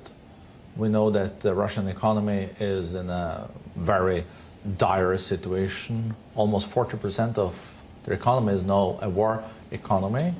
They made some gains on the ground lately, but at a high cost. The plan was to take Ukraine in a week. That didn't work out, so it's taking time. So I do think that there might be a window for an understanding for peace next year. Let's see, but that would be very helpful. I also think that the Iran situation is probably easier to handle now, because Iran is also relatively weakened because of what has happened with Hezbollah and with Hamas. And also they lost a lot of their anti-air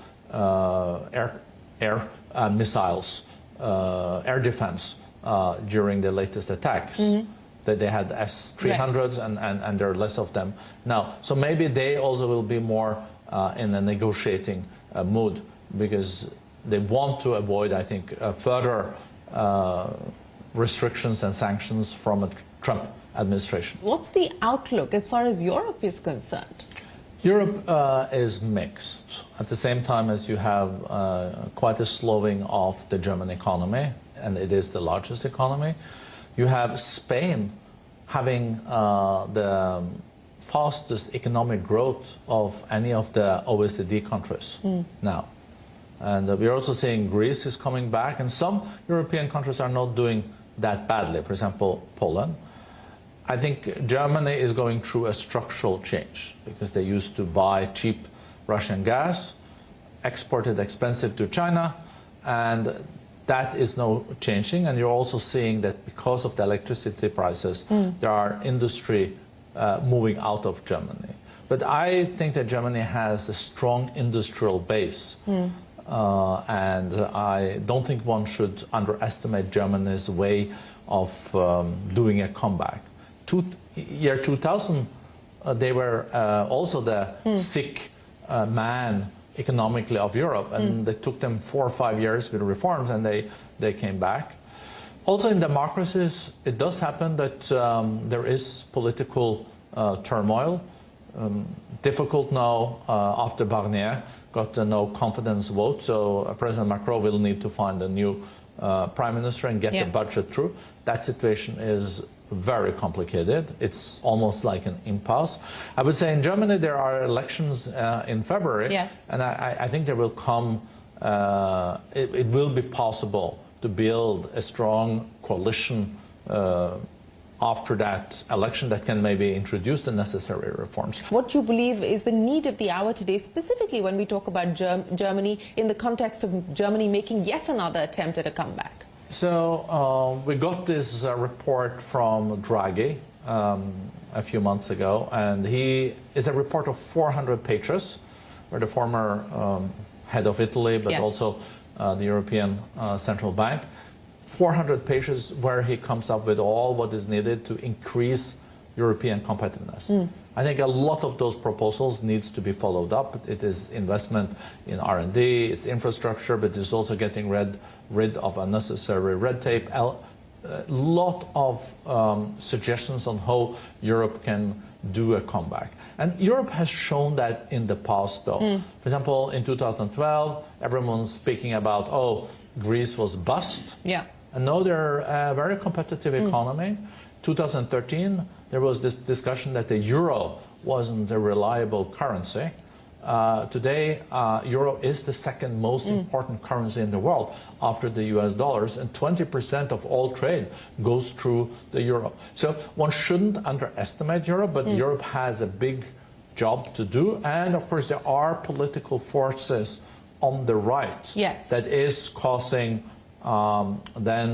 eruptions in the traditional system. And this is a lot based on immigration topics. As we saw in the American election, I would say there was two eyes. One was inflation, and the second was immigration. And in Europe now, I think immigration and also inflation, and people don't feel that they're better off than they were last year. Quite the contrary. So given the confluence of some of these factors that you just spoke of, is there an urgency, a sense of urgency to get some of these reforms going and get that competitive edge back? I think so, because one is also seeing more sluggish growth in Europe than, for example, in the US. And things take more time in the EU because there are so many nations that have to agree. But the strength of the EU is also still that it is 18% of the global economy. It's the largest market in the world. And if you look at life quality and also in age of talentism, where you have to attract talents, I think Europe still has things going for it. But of course, the competition is fierce, and the US is doing very well. And we do see now that companies are moving from Europe to the US, where electricity prices is 1/3, and the economy is booming. But one thing in the US that is challenging is, of course, that wealth is not trickling down. And Trump has also now promised a lot of blue-collar workers that things will get better. But let's look at how complicated things are. One are addressing now this illegal immigration. But if you look at the construction sector in the US, there's 7.5 million people that work in the construction sector. 1.5 million of these are illegal immigrants. So if they don't work in the construction sector anymore, what will happen with inflation? And what will happen with those projects? So it's a complex reality that is also facing the new Congress and the new president. We're going to take a break here on the Global Dialogue and resume our conversation with the president of the World Economic Forum, Børge Brende, right after this.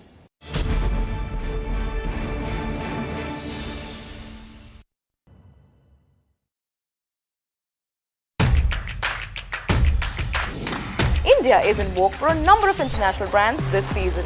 Surabhi Upadhyay, CNBC TV18, Mumbai.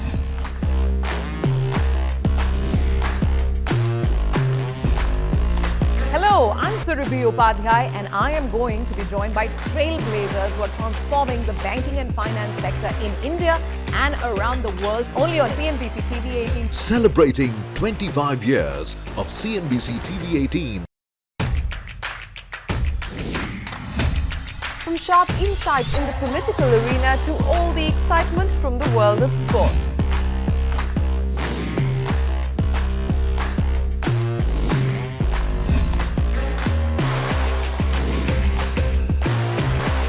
We are here at the CNBC TV18 budget headquarters as we've done for the last 25 years. Celebrating 25 years of CNBC TV18.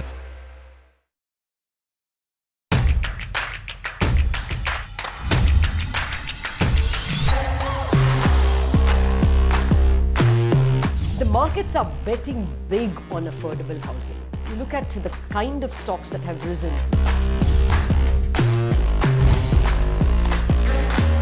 We are stepping into our Silver Jubilee year, our 25th year, and we wanted to have the best of India Inc. with us.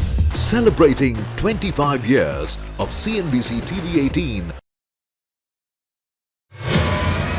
For 20 years, it has been India's most coveted stage for business leadership. The benchmark of unparalleled excellence. We have to dream big and even bigger for India.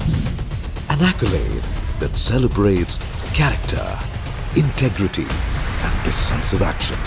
You just have to do your best. Not identified by any single name, nor defined by a single achievement. The best years are to come and you don't have to wait for long, it's round the corner. But redefined every year by visionaries who inspire and legends who lead. A journey that honors those who set the bar higher year after year. This is not just an award, it is a celebration of leadership.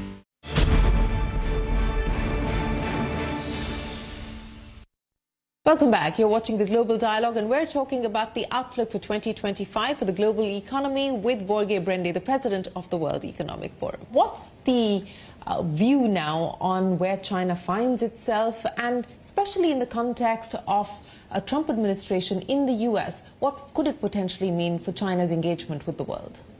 So there will be even more competition between US and China. But they're big, you know, China is 18% of the global economy, US is 27%, so that makes up a big chunk of what is produced globally, what is the global GDP.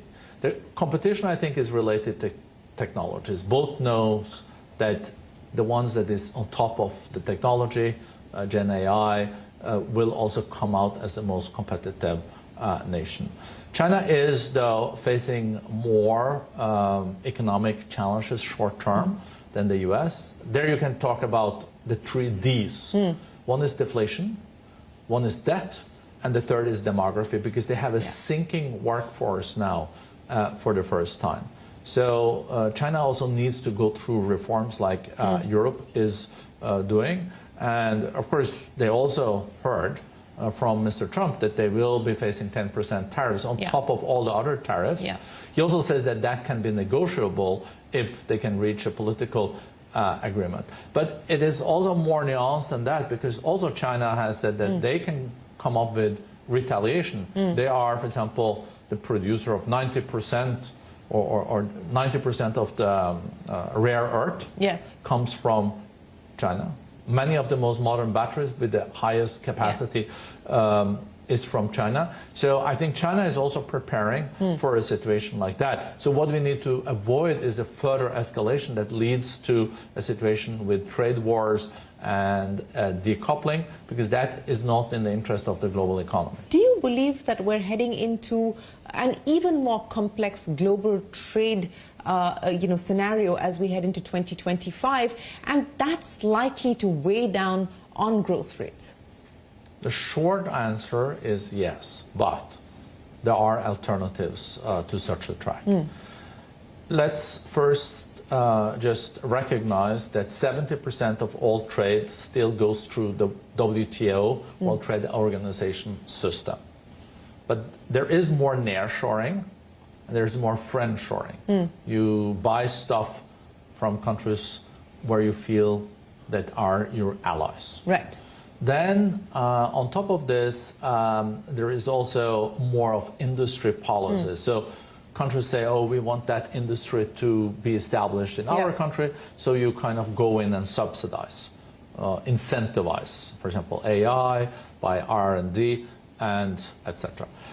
We are seeing that trade has come back. It was 0.7% growth in 23. This year we expect 3%. So trade growth is almost as high as the global GDP. But what is more interesting is that trade growth is changing so fast. So what is really growing is digital trade and services. Traditional goods are not growing so fast. So those countries that are doing well are those that are stronger in services and digital, including India, where India is really very strong in this area and has gained from this. What's the view on India at this point in time? What's looking exciting? What's looking good to you? So what is really exciting is that India is almost becoming the startup nation of the world. So there are 140,000 startups here, and that's the third largest amount in the world.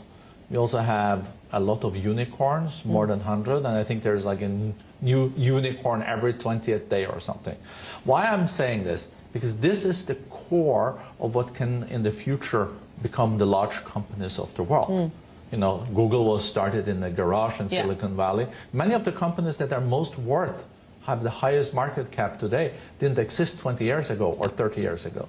So I'm very optimistic about the entrepreneurial culture and the startup culture in India. I think we underestimated that kind of power because we are seeing in some other countries there is less of that and more bigger companies inspired by industry policy. So this is a strength. Secondly, it is a strength for India that there is a lot of digital knowledge, and the young population is also something that works for India. We do though see that the growth has slowed a bit. We saw the second quarter numbers this year. There's different explanations there, but overall our economists also believe that growth will go up again a bit in India, provided that there will be reforms. And we still do expect that India will be the fastest growing of the large economies, both this year and next year. And on top of this, you also managed to get in India, you also managed to really start to manufacture goods. And this is something new, and that is a growing sector. And that's also because of the diversification of value chains. Like, who would have thought that Apple was going to build iPhones for $10 billion in India this year, when there was almost none that was produced, manufactured in India just 5 years ago. Which are the sectors within manufacturing where you believe we are likely to see India play a greater role? This make in India has a lot of things going for it. And we know that manufacturing in India is lower as part of GDP than in many other emerging economies. You have in India a young workforce, a workforce that also many speak English, and there are skills there. But to do manufacturing, you also have to have good infrastructure, including predictable electricity, competitive energy prices. I think India is benefiting from companies then diversifying their supply chains. There will be companies in the US and Europe saying we cannot manufacture this here in Europe or in the US, but we can set up also plants in India, as we have done in Vietnam previously. So I think that's part of, that's an opportunity for India. I still think, though, that the biggest strength of India is the fact that where the demand is really increasing is on services and digital trade. And there, India has comparative advantage. But, for example, on pharmaceuticals, India is already strong. So that's a form of manufacturing, too. And I think that's a very strong area that is also growing. Do you believe that there's likely to be more significant setbacks on things like development aid, on healthcare spending and healthcare aid, for instance? So, of course, a lot of these are domestic questions in many countries. So they have to also make a priority of education and health. When it comes to traditional ODA development assistance, we are also seeing that many countries that are developed in Europe, including the US, are indebted. Yeah. So we haven't seen this much debt since 1945 globally. So if you have a big debt burden and you have to cut your budget, it is unfortunately the situation that many countries then also cut and reduce their ODA. That's why the ODA needs to be more catalytic than in the past, and you have to bring in the private sector too. Because if you can then have a combination of governmental sector bringing business in, I think you can do better. For example, on the energy side, there are 700 million people globally that don't have access even to basic electricity. I don't think that can be solved solely by development assistance. You need to have investments too. So we're not doing great when it comes to the Sustainable Development Goals, the SDGs. By 2030, we're going to eradicate all extreme poverty. We had 17 different goals, and we are around 20%, if you're optimistic, when it comes to be on track on those goals. So there's a delta of 80%, and this means that we're not meeting the targets on education, on water, on sanitation, on fighting poverty, on girls' rights to education. So, and we know on the climate change is still there, and we are not seeing the necessary policy decisions to meet the Paris Protocol. Quite the contrary, we are this year in the hottest year ever. Are you disappointed with the outcomes of COP? Because the developing world, emerging economies are certainly disappointed with the climate finance fund that's been put together. Yeah. So in Copenhagen, one agreed on 100 billion a year. It took 10, 15 years to meet that target. I think the agreement now in Baku, Azerbaijan, was 300 billion support every year to developing nations. The problem for many of the developed countries was that there is also a lot of pressure at home. Yes, the debt that you spoke of. Yeah. You know, there's a lot of debt, and they say, oh, we should use more on pensions, we should use more on healthcare. And many of these countries, like Germany and France, are also faced with right-wing parties that don't want to spend anything on development assistance. So it's a tricky balance. So I would have liked to see more from Azerbaijan, but at least we got 300 billion. We could also have been in a situation where we only had the 100. But if we're going to get back on track and the planet is not going to end on fire, the cost of inaction far exceeds the cost of action. So we will need to accelerate the new technologies that can decarbonize the world. And we always look at the cost related to that. But the cost also not doing it is higher, and we can feel it. What is Davos 2025 going to focus on? What do you believe will be the central theme? So we've taken that a little bit further, and we're focusing no more on the intelligent age. So there are more than AI. There's also other technologies that will contribute, hopefully, to humankind. But what we really need to crack in Davos is how can we collaborate even in a polarized world? Because there is so much common interest, even if countries are contributing. What role can the private sector play there? They can push and they can nudge. Look at, for example, cybercrime. Every year, $2 trillion are lost because of cybercrime. I think both US and China should have in a common interest to fight this. If you look at AI, can increase productivity with 10%, more prosperity. But we also need to agree on some traffic rules, because it's not a good idea that the algorithms control humans. I still think that the humans need to control the algorithms. Yeah, absolutely. And we need an algorithm that maybe can control the algorithms to make this into something that is controllable. We also know, for example, on future pandemics, we haven't really agreed on the new rules and how to deal with that. So even in this very complex world, we hope that private sector and countries can come together and say, these are the ways we're going to let others know. These are the measures we're taking to reduce the risk of future pandemics. So we're trying to identify those areas where we still can make progress. Well, look forward to seeing you in Davos, Borge. It's always a pleasure. Thanks very much for joining us here on the Global Dialogue in India. Appreciate your time. Thank you so much. I'm looking forward to seeing you in the snow. Absolutely. With that, it is time for us to wrap up this edition of the Global Dialogue. From all of us here on the team, for now, goodbye and many thanks for watching.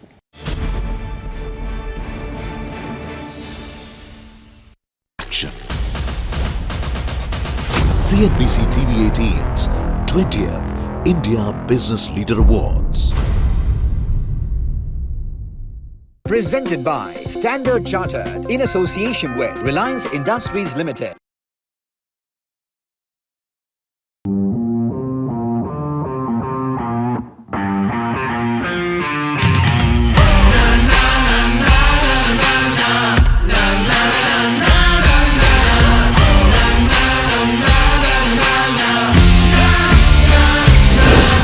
Make informed decisions with comprehensive analysis on the go. Strengthen your portfolio with real-time market updates on the go. Create effective strategies with insightful expert opinions on the go.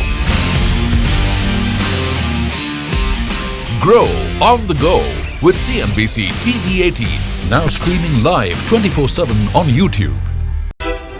How about listening to global market maestros before crafting your investment strategy? How about getting deep insights into their businesses from top Indian honchos before putting your money on the line? How about making every trading day profitable with strategies from the market masters, macro pundits and chart wizards? Only one show gives you a head start to your trading day. Get ready to profit. Get ready for business with Bajar at these times on CNBC TV18 and CNBCTV18.com. CNBC TV18, an unending pursuit for excellence. A pioneer, a leader, a visionary, building a lasting legacy of credibility, consistency, and trust. Giving unparalleled access to global thought leaders and powering conversations that are shaping the new world order. Setting the highest standards through exemplary leadership. It is this unrivaled reputation for the most comprehensive coverage, actionable intelligence, and in-depth reporting that makes CNBC TV18 India's #1 business news brand.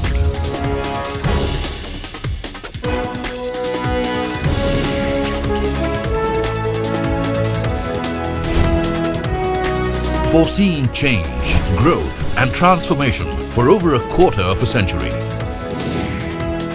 Trendsetters crafting innovative content formats.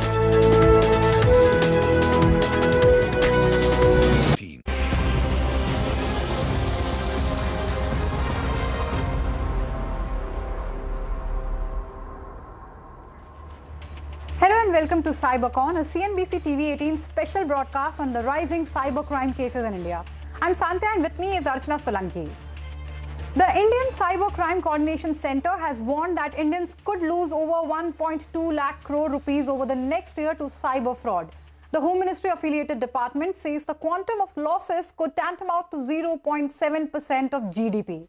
Every day we hear more and more cases of tech-savvy scammers leaning on India's digital boom to defraud unsuspecting victims.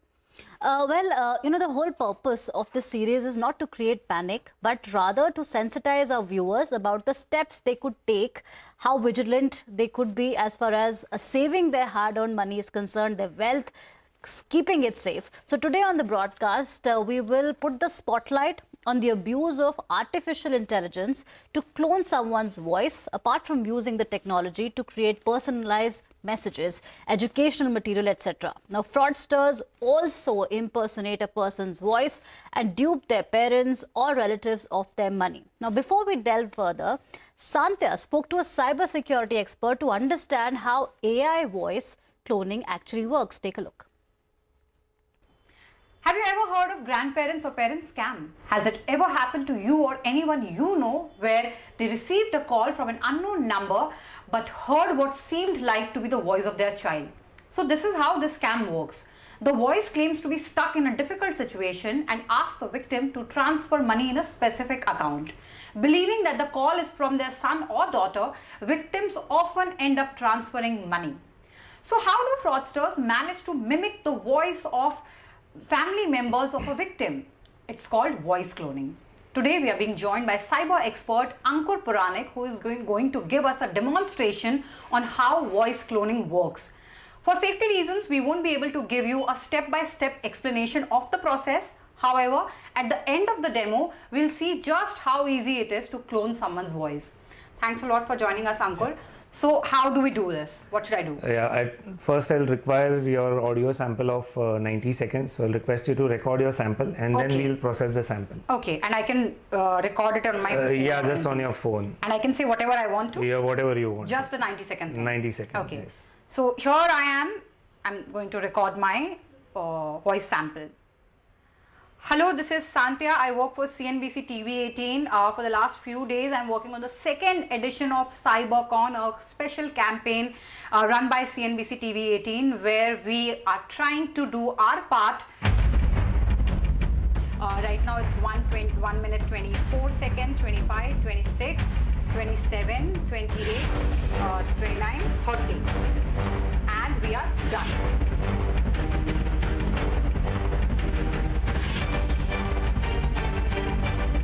With this voice sample, now once you are done with the cloning part, you can make my voice, that voice sample, say whatever you want it to say, right? Okay. So there are some terms conditions that it asks you to accept. Yeah. Okay. We'll name it. So it asks, what tone will you talk in? This cloning now, you can have adjust it according to accents and everything. Yes, absolutely. So because if your voice comes out like a US person or like a US woman, it's not going to sound original to your family member. No, of course, So but if somebody wants to do that is a possibility. Okay. So now I've given a sample of my voice. Now Ankur is typing the text in the software. So once the cloning process is over, whatever this text reads, it will be heard in my voice.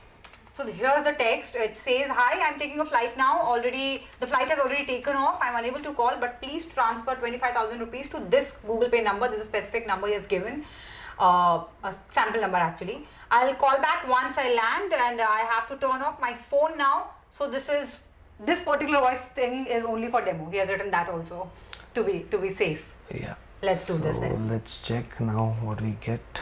Generate audio. So it'll be about 90-95% match. And what they do is they put a lot of background noise when they are playing this. So your audio, when it is heard in silence, there is a possibility that somebody can make out. But when there is a lot of public talking in the background, so we'll see what has come out. And anyway, if the voice claims to be stuck in a difficult situation, it's believable that there's a disturbance. There's some sort of disturbance, right? Hi, I'm taking a flight now. Already flight has taken off. I am unable to call, but please transfer Rise $25,000 to Google Pay number 99999. I'll call back once I land. I have to turn off my phone now. This is only for demo. I can tell you, because the sound, the voice sounds exactly like my sound. And because when I spoke to, like when I gave my voice sample, I spoke as if I was shooting for a story. So that's why the tone, I guess, is like that. Yeah. So if somebody is, if you get a voice sample, or if fraudsters get a voice sample of a normal conversation, it's normal, sound like a so conversation. they normally pick up these conversations from videos that we put on Facebook or on Instagram. So it's a very natural audio. Right now, it was a little polished audio. So we started this process at 1:20 p.m. and we finished this process at 1:29 p.m. and that included me talking for 1.5 minutes while I was giving my voice sample. It included we talking to each other and also Ankur trying to figure out a couple of things. Despite all this, it only took 9 minutes. That is extremely dangerous, and that's exactly how the fraudsters are scamming people. Senior citizens are more prone to this category of scam as well. So if you or your parents or your grandparents ever get a call like this, we should tell our grandparents and parents, and we should be aware that we should not transfer any money to any unknown bank account. Well, Santya, I'm going to be very, very careful if I ever receive a call like this from anyone. But this actually is a very scary piece of investigation. It is an eye-opener. It's a big reality check. For the benefit of our viewers, could you help us understand the key takeaways that you drew from this story? So, Archana, for example, somebody like me, I'm not a tech-savvy person, right? So, first of all, I was amazed how easily it was done, right? Of course, Ankur is an expert. But what I figured that you don't really have to be a high-level hacker, a sophisticated hacker to do this. It's that easy. It's that quick. It took less than 9 minutes. And as I mentioned, in those 9 minutes, it also included Ankur doing a couple of things because there was some error. So he was rebooting stuff and all that. So it actually takes 5 to 6 minutes. That's all it takes.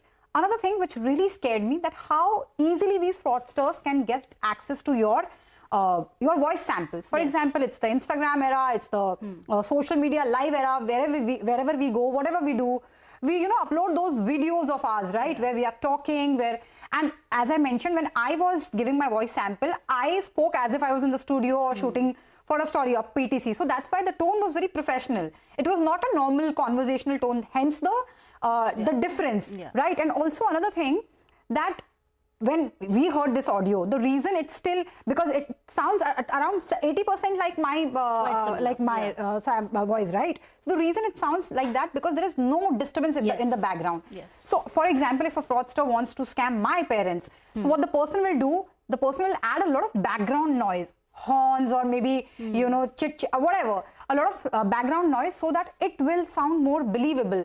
My parents won't be able to understand that it does not really 100% sound like me, sounds like me. So that is a dangerous thing which I figured. And for people like us, right? For people like us, Archana, another dangerous thing is that this is our professional hazard, if I can say that, if I can put it like that, because our audio, our video is out there for the fraudsters to copy easily. One more thing, when I gave my voice sample, I gave only a sample of 90 seconds. That is the maximum time limit. If there is a smaller voice sample also, fraudsters can use that. It can be as small as a 10-second voice sample as well, Archana. So dangerous things, absolutely dangerous. Absolutely, and very important piece of information that you're sharing with us. We are also joined by cybersecurity expert Ankur Puranik and information technology consultant Rusbeh Raja on the broadcast. Rusbeh Raja is a visiting professor of law at Mumbai University. Thank you so much, gentlemen, for joining us on this broadcast and making time. As you saw this report that Santya Gora reported, and she actually put the spotlight on the dangerous abuse of artificial intelligence. For the benefit of our viewers, if Mr. Puranik, we could start with you first. We know the information is readily available. Our voice samples are readily available. It is these samples that the scamsters are using to actually dupe people, innocent people.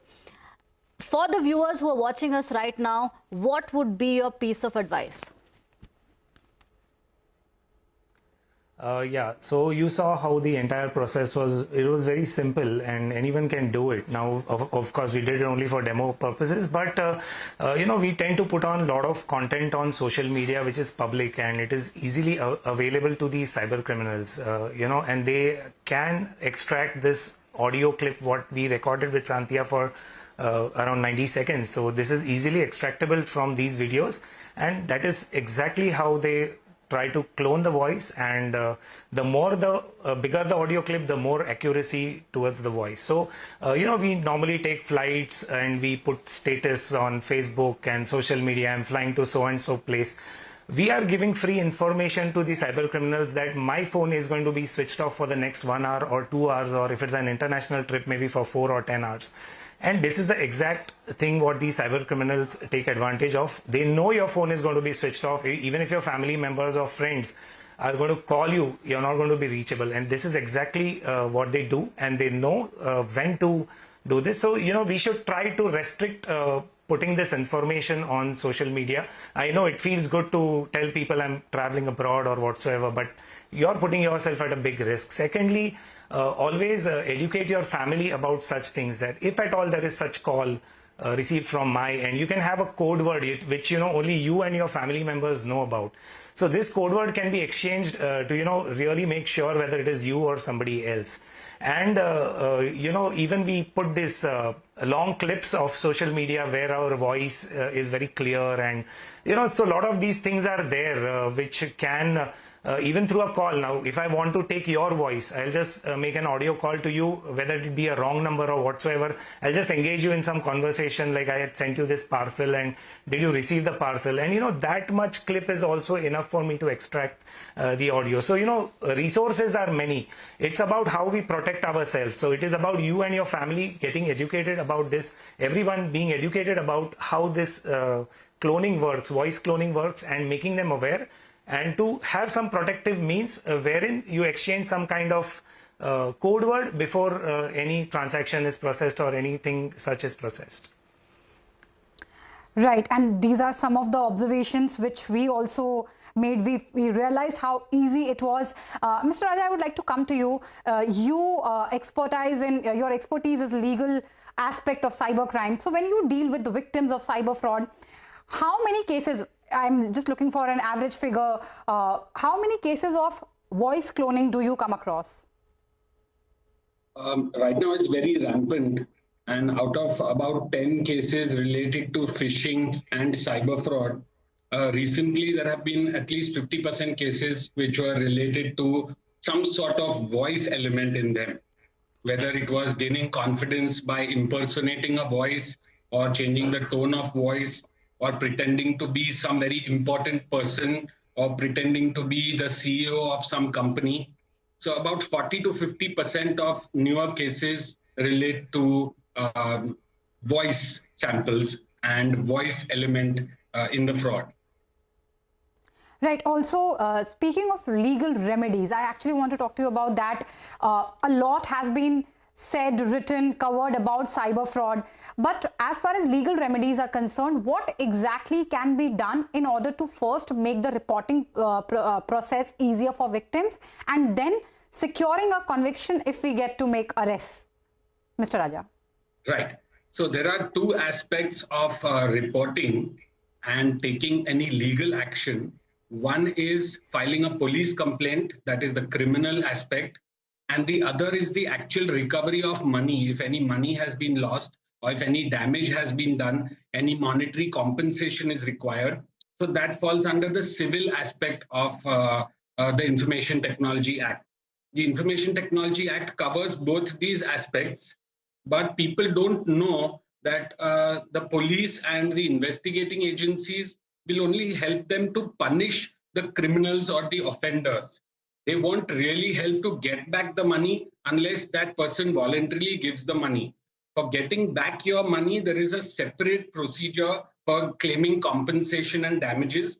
That is under the civil aspect, that is under Section 43 and the civil contraventions of the Information Technology Act. Right. Mr. Ankur Puranik, if I may come to you for the next question. Have you observed a pattern here? Who do you think are the most vulnerable targets as far as these kind of scams are concerned? Because, imagine if you're getting a call from your loved one, and if, there's a sense of panic in their voice, or they're asking for immediate help, it's very obvious for anyone to fall prey to that. But have you observed a pattern? I mean, because you've seen in scams like FedEx scam that women were targets, or senior citizens were the most vulnerable. Or in this case, who do you think are the targets? They observe you, they observe the social media, and they know exactly what kind of people who, sit with you, whom you interact with, what is your, because they don't want to end up entering into a call or a conversation where they are not well to do financially. So somebody who can come under that emotional pressure. So right now we did a very smooth call, whatever we did, the demo, but when it's an actual call, they try to put that stress in the voice, and so at that time, all your logical brain shuts down. Basically, when your logical brain shuts down, any person, so it can be you, it can be me, your logical brain is put to shut. So this is the psychological aspect of it, which I'm not too good at, but yeah, I know how it works. So I know about what psychological games they play. So they try to put this logical part of your brain to shut, and then you or your family members tend to agree and accept to any terms and conditions, and they make your sound or your voice sound like you're in distress, you're in an emergency. So at that time, you don't think about anything, whether I should do or not do. So of course they do target their victims who are from a little well-to-do families, who are being observed, college students. These are the young generation or the old people who are there, who can fall to this prey, because they are not educated about all these things, So grandfathers, grandmothers are more made victims of this. Absolutely. A very important piece of advisory coming in from Ankur Puranik there. Thank you so much, gentlemen, for speaking to us and sharing this crucial piece of advice with our viewers, because we have been covering extensively the kind of impact these cyber scams have on people. Santya has also been comprehensively covering this. Santya, what next do we have on the broadcast? So, Archana, it's time for a short break. On the other side, we get our viewers the report on how scammers are tricking people in the name of fake government schemes using fake apps.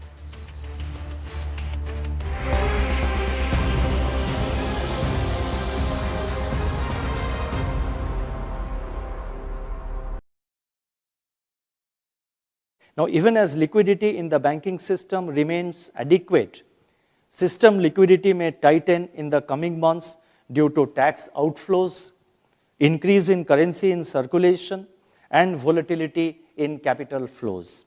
To ease the potential liquidity stress, it has now been decided to reduce the cash reserve ratio, that is, to reduce the CRR of all banks to 4%. Of net demand and time liabilities, that is NDTL, and this will be done in two equal tranches of 25 basis points each, with effect from the fortnight beginning December 14th and December 28th.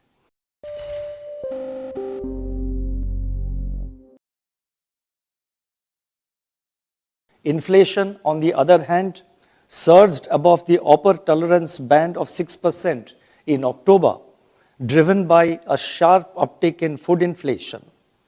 Food inflation pressures are likely to linger in Q3 of the current financial year and start easing only from the Q4 of the current financial year, that is from January to March. And we expect that this is the trend, and it will be backed by seasonal correction in vegetables prices, Kharif harvest arrivals, likely good Rabi output, and adequate cereal buffer stocks.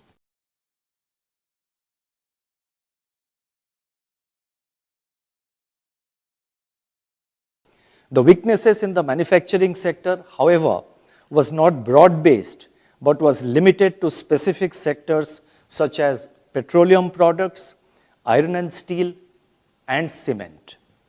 Going forward, high-frequency indicators available so far suggest that the slowdown in domestic economic activity bottomed out in the second quarter of this year, and it has since recovered, aided by strong festive demand and pickup in rural activities. Agricultural growth is supported by healthy kharif crop production, higher reservoir levels, and better rabi sowing. Industrial activity is expected to normalize and recover from the lows of the previous quarter.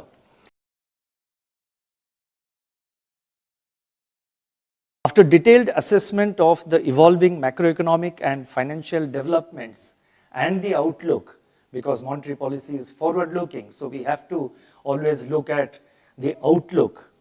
The Monetary Policy Committee decided by a majority of 4:2 to keep the policy repo rate unchanged at 6.5%. Consequently, the standing deposit facility, that is SDF rate, remains at 6.25%, and the marginal standing facility, that is the MSF rate, and the bank rate at 6.75%.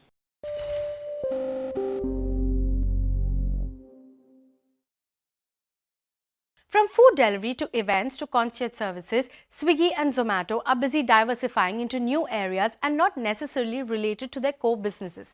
Let's look at Swiggy first. What started as a food delivery platform entered quick commerce with Instamart in 2020 and dining out via the Dineout acquisition in 2022.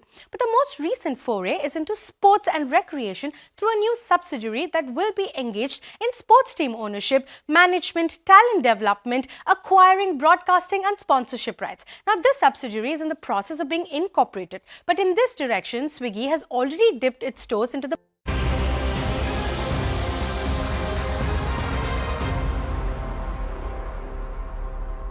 Welcome back to CyberCon. Cybercrime cases are surging across India, and scamsters are becoming more and more tech-savvy and sophisticated as they prey on the unwitting vulnerable victims. In our ongoing series, CyberCon, CNBC TV18 Cybercrime Tracker, Shivani Bajaj reports that even government welfare schemes are not being spared when it comes to defrauding the public. Take a look. Over the last few years, the government has launched a flurry of welfare schemes to uplift various sections of the society. But even these are not sacrosanct where fraudsters and online confidence tricksters are concerned. The latest fraud doing the rounds involves one of government's major schemes, the PM Kisan Yojana. The Tamil Nadu police raised the alarm when it came across incidents where a malicious app named PM Kisan Yojana was distributed via channels like WhatsApp and used to defraud victims who downloaded the app thinking they would benefit from government schemes. In Hyderabad, for instance, a private employee recently lost nearly 1 lakh rupees after downloading a malicious file embedded in a fake PM Kisan Yojana app. Here's what happens. Fraudsters create fake apps disguised as trusted government schemes. These are distributed via WhatsApp and other channels, including social media. Once downloaded, the app requires the user to register using sensitive details like Aadhaar, PAN, date of birth, and bank credentials. Meanwhile, the app is embedded with malicious code that gives the app's creators control over users' phone, including SMS permissions. This allows the con artist to intercept SMS traffic on which banks send OTPs to authorize transactions and manipulate UPI platforms to conduct unauthorized transactions. Experts say it's time the government acted, especially because such frauds put the reputation of government and its schemes at risk. A lot of these things happen in groups that you're part of. You get some link which will be in some form of that either you can participate in something and you'll win something, or there is some another scheme that you're signing up for, or there is some government benefit that you can avail. And because of that, somebody clicks on it and without any verification. Recently in the United Kingdom, a new regulation was unveiled where if you are a victim of some form of payment fraud, up to a certain amount, you will be made good. Now, that is the legislation that is being enabled. And the platforms where this fraud is either originating or terminating at, they will have to participate in making, the victim good on the losses. Police say these scams have caused significant financial and emotional distress, with many victims unaware until their bank accounts are drained. They add that following the money once it leaves the bank account is proving to be a challenge, since the funds are often routed through multiple UPI apps and in some cases even sent offshore. But regulations alone are not enough. Awareness and preventive action by users also have a part to play in safeguarding against such frauds. This includes double-checking that the only official apps and government portals are used to access government schemes. Government websites usually end with a .in and not .com or .net. The name of the publisher or the developer of the app should be verified on the App Store before download. Experts also advise people to log on to cybercrime portal, that's cybercrime.gov.in, or call 1930 as soon as they realize that they have been scammed. They also say that any request for personal data, debit or credit card PINs or OTPs should immediately set off red flags and be reported. They also urge that online transactions only be carried out through verified secure portals and no sensitive information or document be uploaded to unknown and untrusted portals. Other advice includes don't answer video calls from unknown numbers and don't fall for attractive offers, because if something sounds too good to be true, it probably is. In New Delhi, Shivani Bazaz. If it sounds too good to be true, it probably is. That is one thing we have been saying again and again on CNBC TV18. We started this special series last year. This is the second edition, and the motive here is to spread awareness. First and foremost, if possible, do not share your information on social media. Do not put out your number, do not put out your plans, do not mention that you are taking a flight, where you are going, when you will be unavailable. These are personal details. So limit what are you going to put on social media. And if you think you got scammed, please call 1930. Stay aware, stay safe. That's important. With that, it's a wrap on this edition of CyberCon. More news and updates on the other side.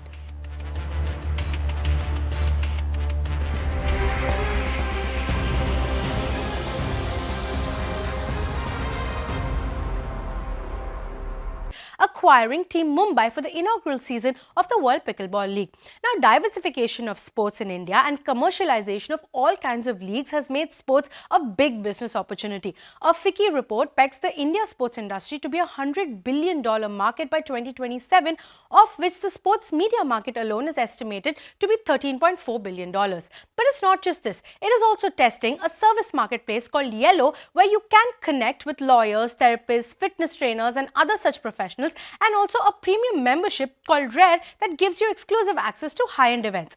Now let's look at what Zomato is doing. Zomato started originally as a food discovery platform, but today it has food delivery, quick commerce, hyperpure and more recently going out. Zomato's big foray was into events recently. Now it has launched a new app called District that allows users to book tickets for movies, live performances, etc., taking on Book My Show.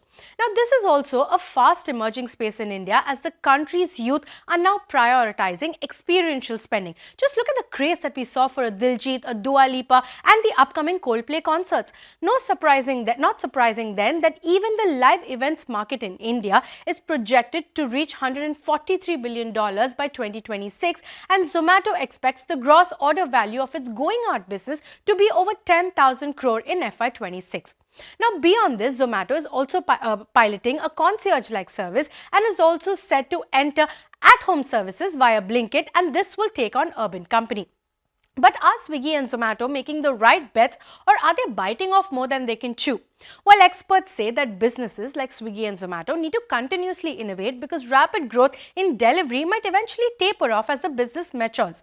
Analysts actually see a huge upside to Zomato's foray into events, which is a supply-constrained space that presents a massive opportunity for growth. But how Swiggy and Zomato navigate these new businesses while also maintaining a sustainable and profitable growth trajectory will be key.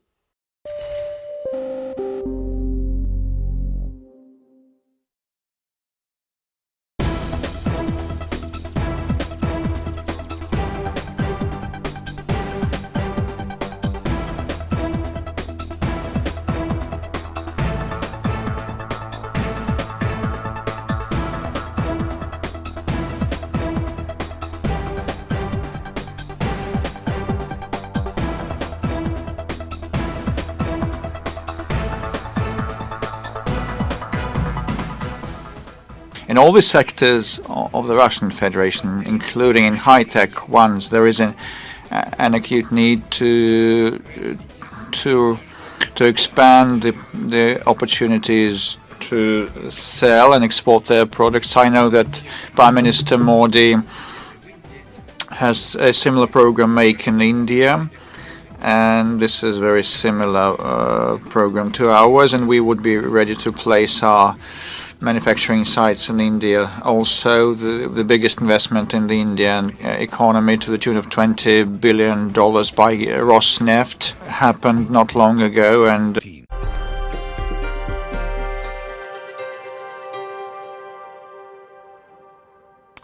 hello and welcome. We are sitting down with someone who is one of the most influential voices of our times. He's a historian, he's a philosopher, and of course, he's a global best-selling author. Yuval Noah Harari needs really no introduction. We've all read many of his best-selling books, and he's sold millions and millions of them all over the world. His latest book is called Nexus, the Rise of Information Networks, from the Stone Age to AI. It's a history, really, of all these information networks. It's a thrilling exploration of how these information networks have shaped humanity's rise, and of course, they come to define us and maybe even our survival going forward. Yuval, it's a great pleasure to have you with us here on CNBC TV18. Thank you very much for your time. Thank you for inviting me. It's a pleasure to be here. You know, you're on CNBC TV18, and we track financial markets day in and day out. AI is projected as this big sort of innovation, right? Is really the #1 theme when you talk about financial markets. Yeah. But elsewhere, everywhere else, it's also seen as this big threat. Yes. So I just wanted to ask you, in Nexus, I mean, what's the key message with regards to AI? Is it a threat? Is it an opportunity? Or is it a bit of both? It's a bit of both. Before we rush to make judgments, it's good, it's bad, we simply need to understand what it is and what is the magnitude of the change that we are facing. AI, I think what everybody needs to know about it is really one thing, that it's not a tool, it is an agent. We are used from history for people inventing all kinds of new tools, from stone knives thousands of years ago up to atom bombs in the 20th century. And every tool we invent make us stronger because we have the power to decide what to do with it. You can use nuclear technology to destroy countries. You can use nuclear technology to generate electricity and light up our houses at night. It's our choice. AI is different. It's the first technology that can make decisions by itself and can invent new ideas by itself. So it's not a tool, it is an agent. And it's not just one big computer. We are talking about millions and billions of AI agents that will increasingly populate the world and make more and more decisions and invent more and more ideas. You talked about financial markets. Previously, all financial decisions, like where to invest money, were made by human beings, and all financial inventions, like inventing a new currency or a new tool, is the product of the human mind. Now, AIs will increasingly make financial decisions. If you apply to a bank to get a loan, it's increasingly an AI deciding whether to give you a loan. And in 5 years or 10 years, maybe most financial decisions are made by AIs, and the financial system run by AIs becomes so complicated that human beings are no longer able to understand it. So what does it mean for a government, either in a democracy or even in a dictatorship, if it can no longer understand the financial system and make financial decisions? So you're saying it's getting away from us. Is it already getting away from us, or the risk is in the future it'll get to a point, as you said, where... It's a process. I mean, the AIs of today are still very primitive, but the AI revolution is moving extremely fast. We might be just 5 or 10 years away from having super intelligent AIs, which are far more intelligent than us. At the present moment, there are some limited fields, like playing chess, in which AI is already more intelligent than us.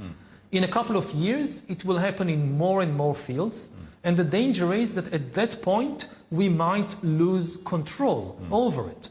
Maybe I give a single example just to explain it. When OpenAI, the company, developed GPT-4 2 years ago, they wanted to test the ability of this new AI. So they gave it the task of solving CAPTCHA puzzles. CAPTCHA puzzles are visual puzzles. When you try to access some web page, they ask you to identify like a string of twisted letters, which humans can do easily, but bots can't. So it's an easy way to differentiate humans from bots. So they told GPT-4, solve the CAPTCHA puzzles. And it couldn't. But they gave it access to a web page called TaskRabbit, where you can hire people to do things for you. So GPT-4 tried to hire a human being to solve the CAPTCHA puzzle for it. Now the human got suspicious and it asked GPT-4, why do you need help solving CAPTCHA puzzles? Are you a robot? It asked the key question, are you a robot? And GPT-4 answered, no, I'm not a robot, I'm human, but I have a vision impairment which makes it difficult for me to see the visual puzzle. This is why I need your help. And the human was fooled and did what the AI asked him to do. Now, this very small incident shows us the two crucial abilities of AIs. First of all, to make decisions by themselves. Nobody told GPT-4 to lie. So it was not a prompt that you don't reveal that you're not a robot. No. And it did it by itself. It was given a goal by the humans, solve the puzzle. How to do it, that's your business. Do anything you need to do to solve the problem. And when it encountered this obstacle, that the human got suspicious, the AI decided to lie in order to achieve its goal. So it made a decision by itself. Secondly, it invented a lie by itself. Nobody explained or told GPT-4 what lie would be most effective. It could come up with any number of sentences in reply, and the lie it chose was extremely effective. Now, this is just a tiny incident, but this is going to happen on a much, much bigger scale, as again, millions of AIs will be taking decisions in everything from finance to the military. You look like at the wars now in the Middle East. So very often it's AIs choosing the targets of the bombing. You know, in science fiction, we often see killer robots. In reality, it's still humans pulling the trigger. But increasingly, it is the AIs that choose the targets because they can analyze and process a lot more information, a lot faster than any human soldier, than any human analyst.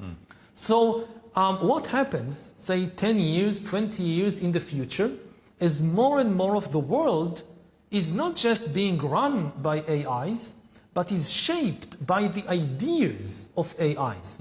You know, for thousands of years, we lived inside a human civilization, human culture.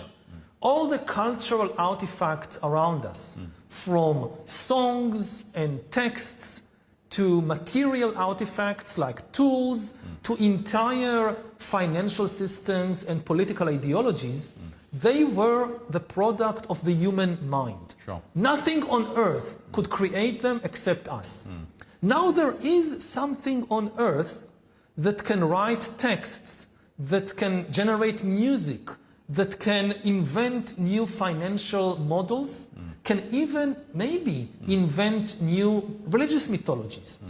What would it be like to live inside this kind of alien world, surrounded by the artifacts of an alien intelligence? So are you saying we need to slow it down? Because this looks inevitable. I mean, companies are racing and spending billions of dollars to get ahead of each other. So we're racing towards it. But are you saying we need to slow down, maybe sort of have guardrails, regulation? I mean, you know, the basic question is how much do you spend on safety? Whenever you invent a new technology, whether it's a car or a medicine or a nuclear power station, you have a question, how much of my budget in terms of money, time, human resources, talent, to devote to making sure this thing is safe? Is it 1%, 5%, 25%? And at present, we invest very, very little in making sure that AI is safe. And we just need to increase the safety budget. The problem is that every company and every government is saying the same thing. We know we need to slow down a little and invest more in safety, but if we do it and our competitors don't do it, they will win the AI race and they will dominate the world, because this technology is far more powerful than anything that humans ever invented before. Now, when you ask the competitors, and they will tell you the same thing, we also want to slow down and make it more safe, but we can't trust them. Now, the basic problem we have is the problem of human trust. I think the paradox of AI is that humans cannot trust each other, but for some reason they think they could trust the AIs. Because when you talk with the same people who lead the AI revolution, and they tell you, we can't slow down because we can't trust the other humans, and you ask them, but you will be able to trust the AIs? And they say yes, which is a very big gamble. You know, we have thousands of years of experience with other human beings. We know they can lie, we know they can cheat, but we also understand their biases, and we know how to nevertheless build trust between humans. We have no experience with AIs. We don't understand how they operate. We have no example of a system of millions of AIs interacting with each other in finance, in the military, whatever. What makes us so confident that we will be able to trust them? So is it like a warning call to governments around the world to try and sort of do this? I mean, there's no world government to do. I mean, as you said, everyone tries to outcompete each other and blames the other guy. But they're all kind of racing towards being the fastest and getting there first. If there is a complete kind of out of control, no guardrails, no rules, AI race, we know who will win and who will lose. AI will win and humanity will lose. Okay. In order to protect ourselves from the worst outcome, we need some kind of cooperation between the humans, but it's not happening. You know, the international situation just keeps deteriorating, and with the new administration in Washington, and the US, of course, is the leading contestant in the AI race, there is very little chance of any meaningful regulation or of any meaningful global agreement. So the situation doesn't look very good. Is America first? It's America first, yeah, absolutely. I mean, so we are heading, it's looking a little bleak, especially in this context right now? Yes, you know, the US is already the most powerful country in the world. Trump's campaign slogan was, let's make America great again. But the thing is, America is already great. Even during the Biden years, America is the most powerful economic country in the world. The US economy is bigger than any other, and it's growing faster than that of China or Europe or India or any of the others. Militarily, the US is strongest, and the United States is now also winning the AI race, which will make it even more powerful.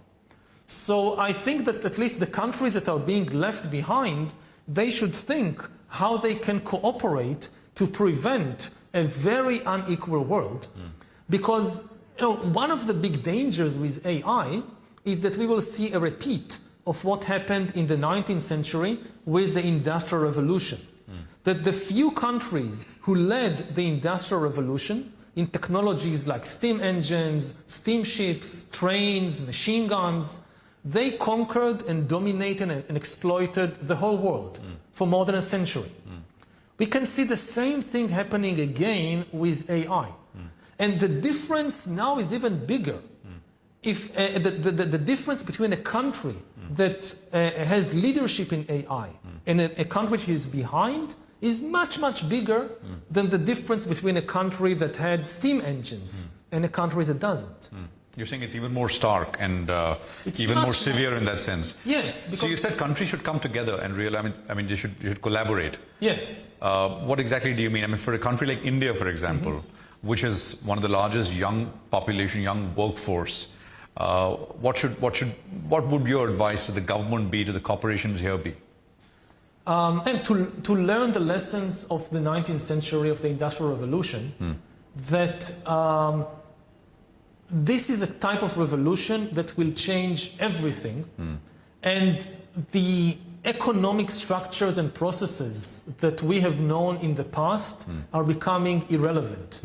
That if you just try to do what worked in the 20th century, it will not work in the age of AI. We have no idea how the job market would look like in 10 or 20 years, except that it will be completely different from today. Okay.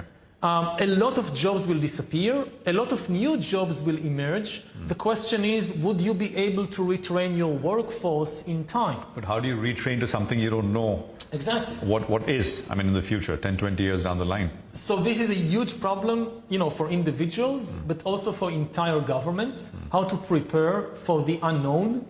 Again, the countries that lead the AI revolution, they will gain immense economic benefits out of it, and they will also therefore have the resources to retrain their workforce, or in the worst case scenario, to kind of have a safety net for members of societies that fall behind.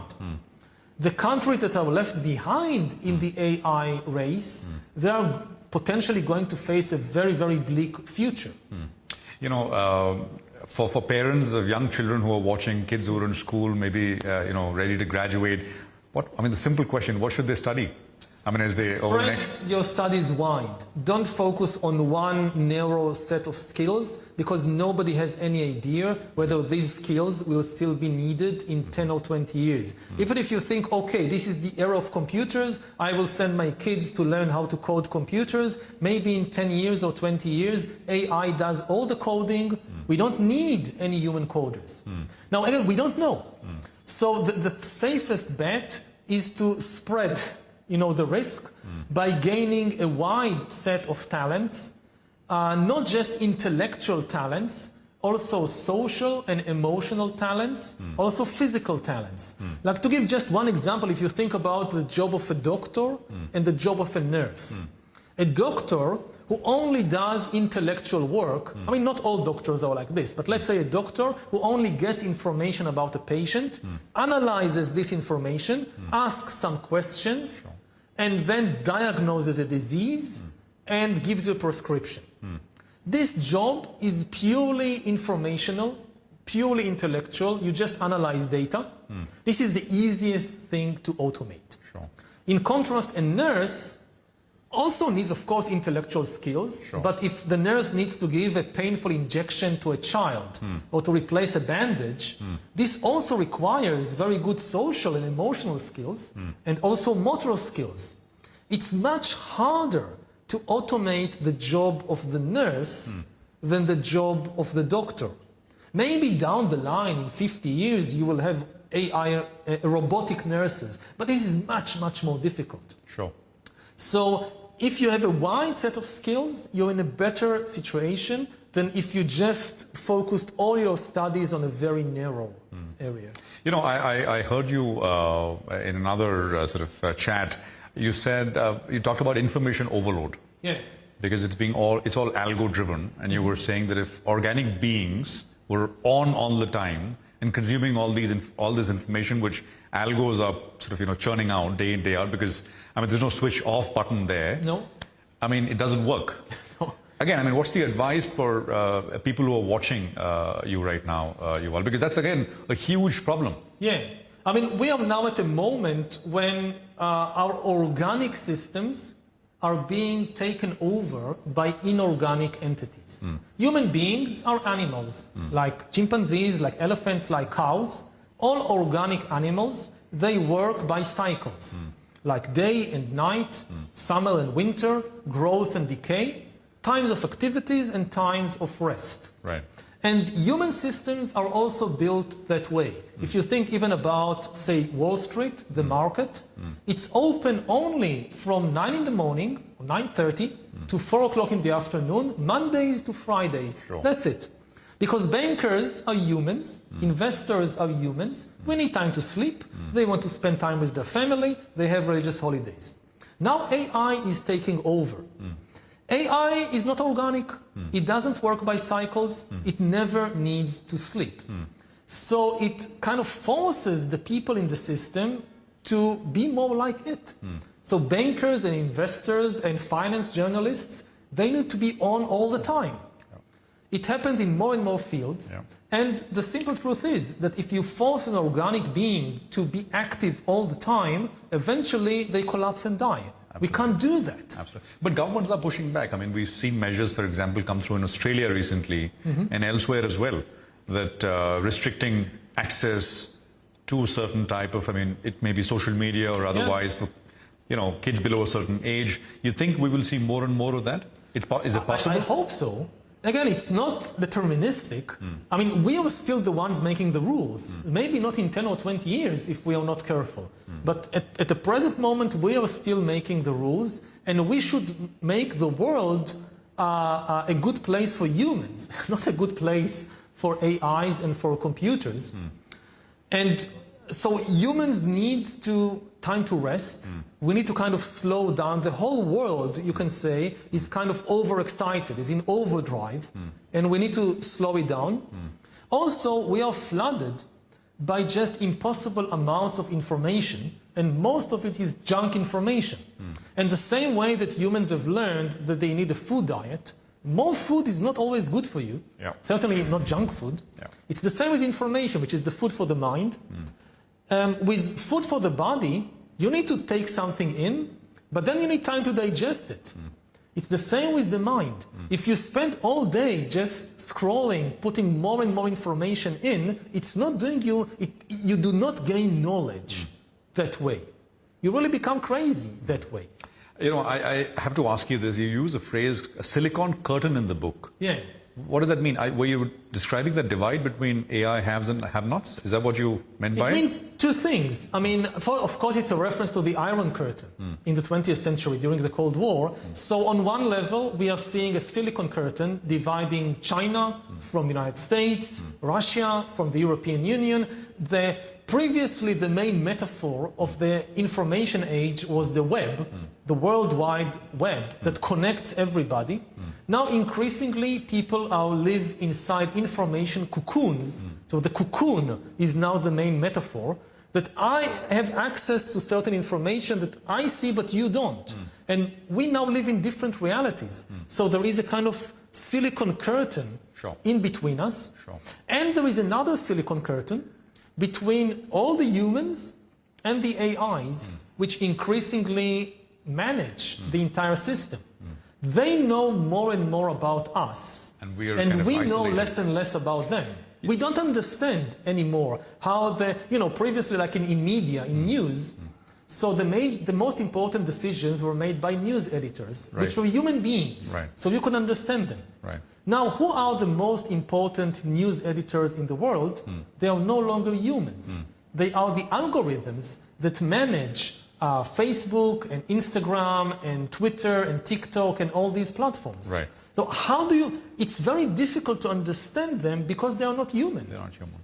You know, you've emphasized in this book and others as well, that it's always been shared stories which have sort of, united humanity over long sweeps of time. Do you think we need a common story now more than ever? Absolutely. And what can that story be? I mean, the thing is that we now have on the planet something that can potentially tell stories better than us. I mean, previously we ruled the planet and not the elephants or not the horses, because we created stories that brought us together and the elephants and horses couldn't understand. I'm not just talking about religion, but also about things like money. Money is a story. You now see like Bitcoin going up because it's a story. There is nothing there. It's just a story that people believe. Now, we could sell and buy elephants and horses for money, and the elephants never understood what is this thing that people are doing. This is why we control them.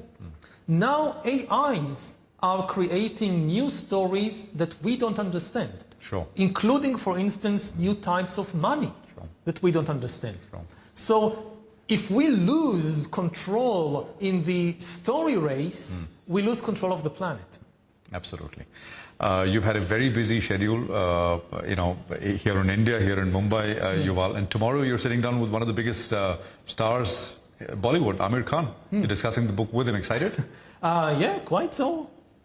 I mean, it's been a lovely conversation, Yuval. Thank you very much for joining us here on CNBC TV18. It's a pleasure. Thank you very much. Thank you. Good luck. Thanks.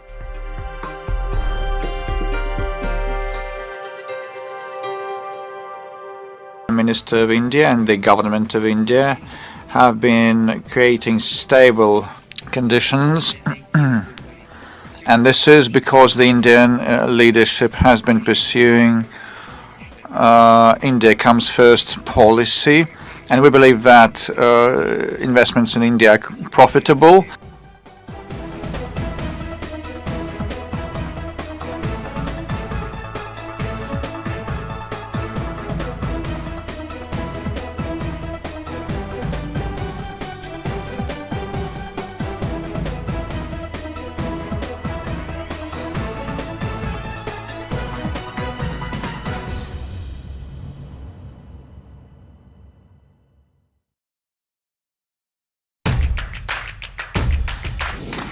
India is in vogue for a number of international brands this season. Surabhi Upadhyay, CNBC TV18, Mumbai.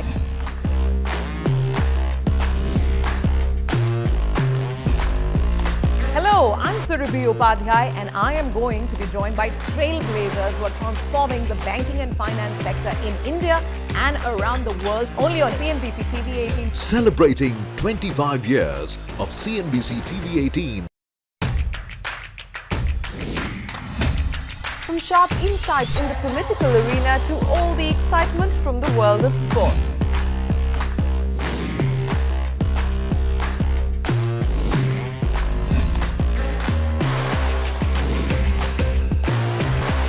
We are here at the CNBC TV18 budget headquarters as we've done for the last 25 years. Celebrating 25 years of CNBC TV18.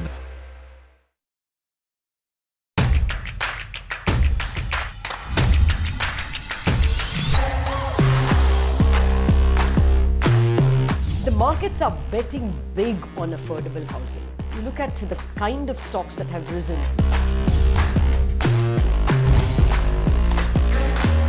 We are stepping into our Silver Jubilee year, our 25th year, and we wanted to have the best of India in with us.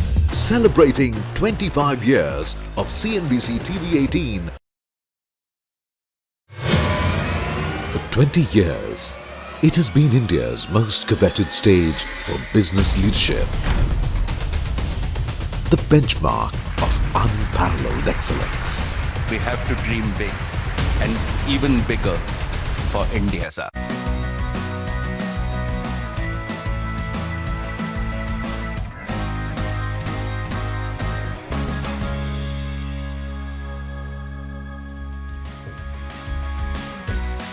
Hello and welcome to Startup Street. I'm Arundhati Ramman, and with me as always is Shruti Mishra. These are the top headlines that we're tracking for you from the startup world.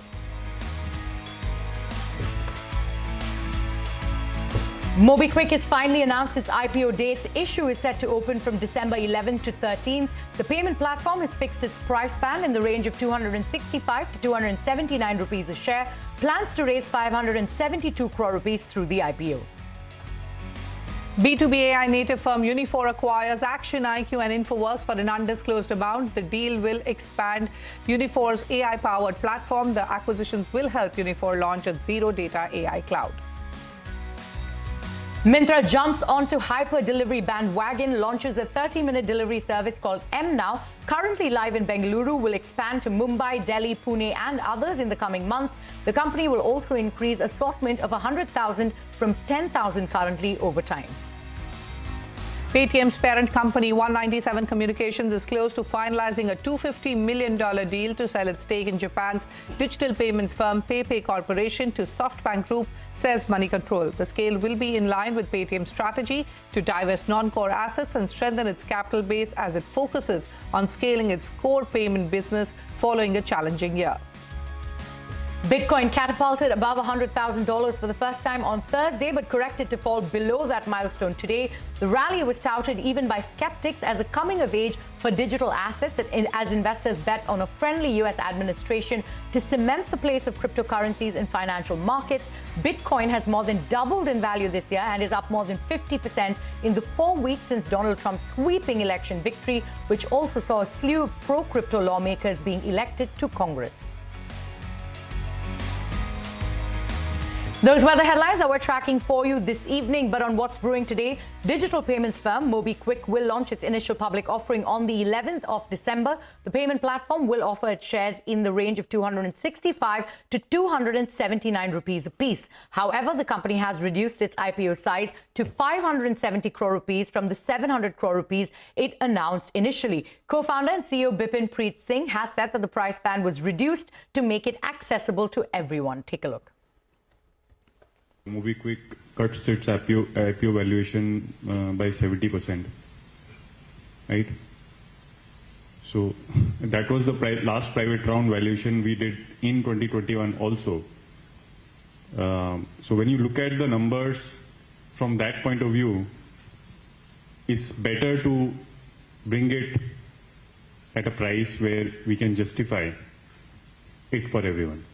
I will not say high or low, that's a matter of how you look at it, but you can see how and where we raised money at a private round 3 years ago and compared to the valuation at which we are bringing. Also on what's brewing, enterprise AI unicorn Uniphore is acquiring 2 data platforms, ActionIQ and InfoWorks, a move that will expand its AI-powered solutions. Now, these strategic acquisitions extend Uniphore's end-to-end enterprise AI platform, and the company aims to harness this to deliver the industry's first zero-data AI cloud. To elaborate further, joining me now is Uniphore's co-founder and CEO, Umesh Sachdev. Umesh, welcome to Startup Street. Before we talk about the impact these strategic acquisitions will bring, first tell us what synergies you saw with ActionIQ and InfoWorks. What made you acquire these 2 companies? Is it a 100% acquisition? And what happens to the teams? Do the companies run as independent entities? Well, Shruti, as always, it's great to talk to you again. Here at Uniphore, as you've known us for the last 16 years, we're an AI native company, which means Uniphore was born doing AI. And in the last 16 years, today, Uniphore serves over 1,500 enterprise customers around the world, some of the biggest companies in the world. If I tell you the one thing we've seen, Shruti, in getting AI deployed in these companies, it's all about the fact that there are many friction points, which is why we are not seeing many success stories emerge. There are several, but we are also hearing about AI getting stuck in POCs and not getting into production. The number one reason that my customers tell me that AI is not yet ready for prime time, it's because the data in these companies isn't ready for prime time. The data is in different sources, it's not clean, etc. And this is true for companies in the US as much as India. With the 2 acquisitions that we've announced this week, ActionIQ, which is a company headquartered in New York, and InfoWorks, which is a company headquartered in Silicon Valley and offices in Bangalore, Uniphore today decided that we're going to solve that problem. With what we call the zero data AI cloud, we are able to tell our clients that you will from today have zero friction with your AI initiatives. You will have zero trust data access in terms of secure access to your data. You will have to worry about zero lock-in. We give the customers complete optionality to move between different platforms, different cloud providers, different data providers. And I think this is truly significant for the entire enterprise area AI arena in the world. All right. Umesh, can you tell us the cost of acquisition, and also if you could elaborate on how the acquisitions help you expand Uniphore's AI-powered offerings? How do they help you deliver the industry's first zero-data AI cloud? What are the big plans? Well, what's exciting for us is both these companies are joining Uniphore completely. Their founders and CEOs are going to be part of Uniphore. Their teams are joining us. And as quickly as possible, we're going to bring the platforms together, because Uniphore, ActionIQ, and InfoWorks are technology powerhouses in their own way. Uniphore is an AI leader, ActionIQ is a data platform leader, and InfoWorks is a data automation leader. So bringing these layers of the cake together is going to be our biggest mission in the coming days. We're reaching out to our combined customers. With these companies, we now have close to 1,600 clients, and we're reaching out to them in mission mode to excite them about the fact that the three of us have come together. And, just the other day, I was with the CIO of a large insurance company who told me, Umesh, unless you solve this data problem to use your AI, let's talk in 3 years from now, because first I need to bring my data together. Today, I can go back to him and say, you don't need 3 years, you don't need 3 months. In 3 weeks, I can solve your data challenge, and let's talk about AI now. And I think that's the big impact we're looking to create in the market. All right. So what I understand is you're equipping companies with the tools to fast-track AI deployments and drive measurable business outcomes. So tell us, what kind of efficiency does the Zero Data AI Cloud bring in, and what will be the larger impact of it on the ecosystem? Well, you bring in the right word, efficiency. That's top of mind for every C-suite executive, whether I meet them in Zurich or Dubai or Bangalore or New York City. Everyone is looking to AI to drive efficiency. We have large telecom companies who are looking to cut down their customer care expenditures by up to 40 to 50% because of AI. And we are well on the way of delivering some of these successes. We have, on the other side, big banks who are looking to AI to increase their regulatory compliance. And some of the big banks in the US could spend up to $200 million every year just to keep themselves compliant with regulation. With AI now, not only that cost will come down, but their ability to comply goes up dramatically. I spoke about the insurance example. We have companies, retail clients, big luxury brands working with us to use marketing infused with AI such that they're able to better target their clients. So across the board, it's efficiency that these customers are after, and which is what now Zero Data AI Cloud from Uniphore is going to be able to deliver much faster. Okay. All right. So today, Uniphore's technology empowers over 750,000 end users across 1,600 enterprises in 20 countries. Umesh, take us through the current business growth numbers. What's the top line looking like? And also through your India plans. What are they? Well, what's exciting is even before we announce these acquisitions, because of the AI wave that the whole world is going through, Uniphore has already been experiencing hyper growth this year. We will cross over 200 million of ARR within the current fiscal ourselves. Even before the acquisitions, we had said it's over 60% year-on-year growth. And now these acquisitions have the ability in future years to further accelerate that growth rate, which is very exciting. Very few companies at our scale are able to grow at those numbers. India, as you know, was the home country for Uniphore before we moved the company to Silicon Valley as our headquarters. So India remains extremely strategic. In fact, more than half of our engineering base is in India between Bangalore and Chennai.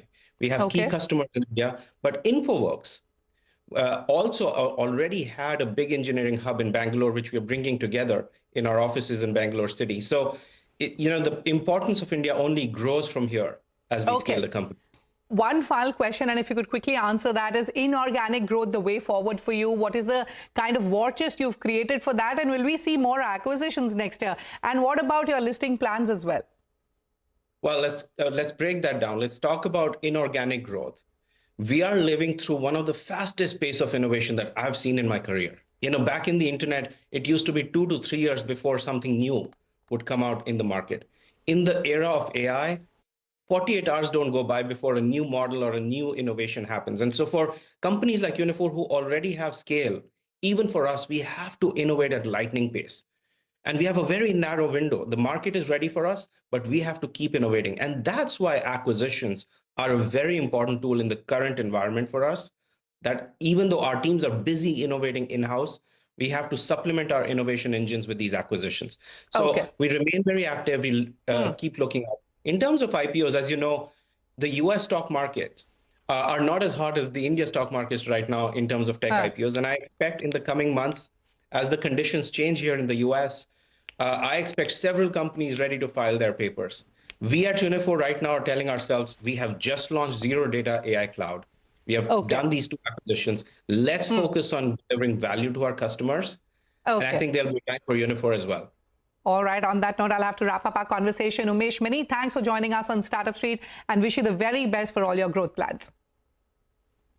Moving on, also on what's brewing, California-based Pathway, that is building live AI systems that think and learn in real time as humans do, has raised $10 million as seed funding. The round was led by TQ Ventures with participation from Cadmos, Innovo, Market One Capital and ID4, as well as several high-profile angel investors. Now, the fresh funds raised will help Pathway advance the development of live AI. And to elaborate more, joining me now is its co-founder and chief scientific officer, Adrian Kosowiecki. Also with me is my colleague Arundhati. Adrian, welcome to Startup Street.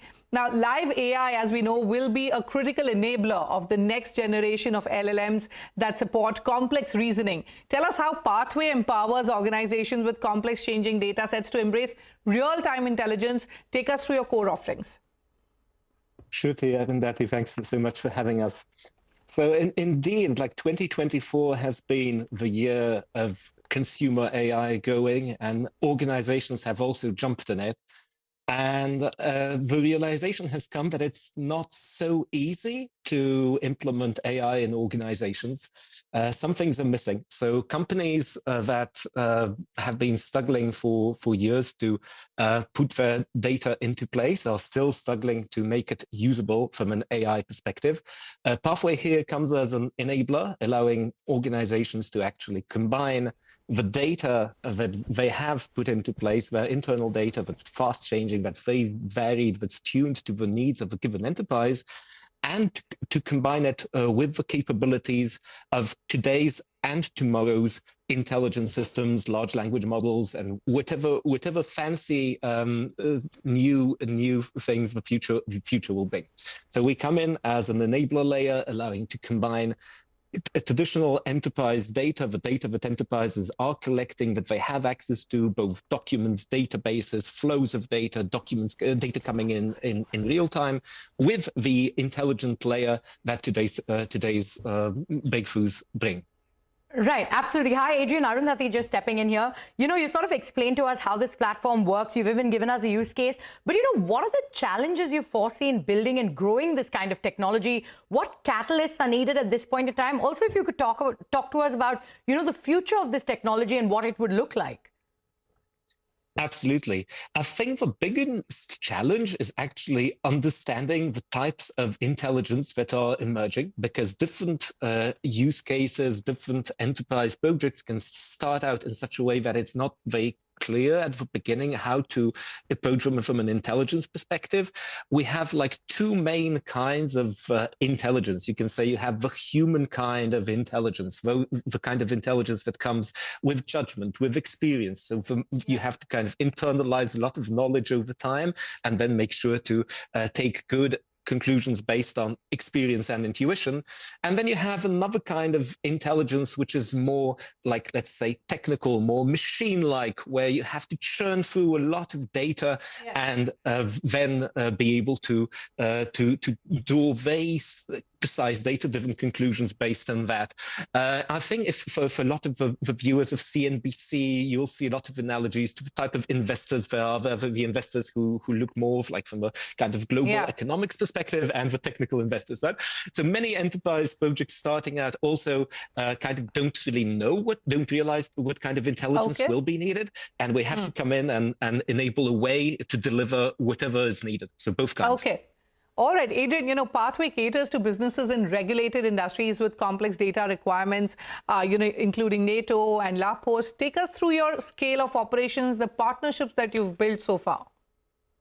So Pathway aims to be an enabler for large scales of data with La Poste, the French postal services. We're happy to partner at the level of their global operations to enable the intelligence on top of tens of thousands of enabled vehicles and millions of data points coming in real time to streamline fleet operations and to provide a visibility layer which is unparalleled in the logistics world, in the real-time movement world, which kind of stems from the data and brings us closer towards overall strategic insight.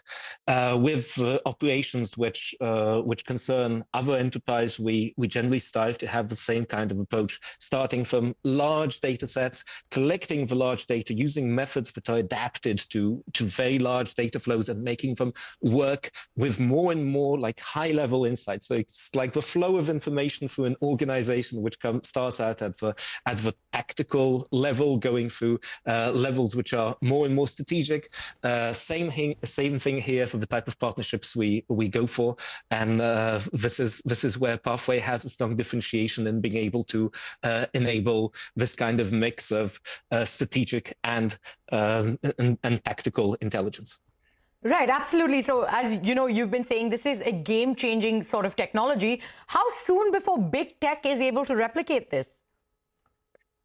It's a good point about the way big tech approaches problems. As you see, most big tech players have at this point an offering which is a kind of cloud offering. So you'll have major cloud providers bringing cloud technology to their customers, and they will usually be offering some kind of AI offering. It's kind of not exactly put together. We have the strong belief that actually the integrated offering is the right way about it. So we're approaching it completely differently from a market perspective. You cannot separate the cloud components and the intelligent components. They have to come together in one brick. And there's actually also scientific evidence behind this, that this is how these systems have to operate. It's a bit like if you have a human and you give them a manual, let's say a manual to operate a Boeing 737, it wouldn't make me a pilot kind of overnight. You have to internalize the knowledge over experience. So we believe that this approach is unique to what we are doing. All right, Adrian, on that note, we'll have to wrap up our conversation. But many thanks for joining us on Startup Street, and wish you the very best with all your growth plans. On that note, it is time for us to head into a short break. But coming up next, ever imagined a drone delivering medical supplies? It's now a reality, as Airbound, a drone technology startup, has raised $1.7 million in order to make this happen. We put its co-founder on the hot seat to find out more right after this short break. Stay tuned.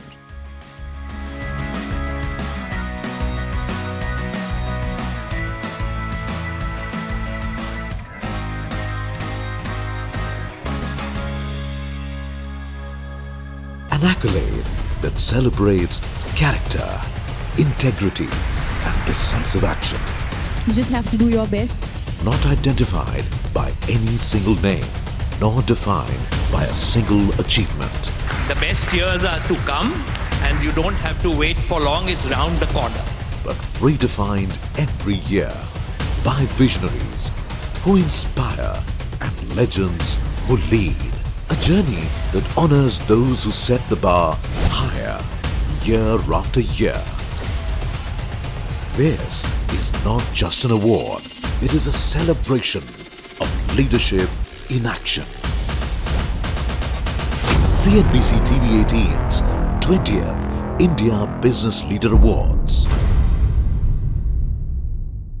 Presented by Standard Chartered in association with Reliance Industries Limited.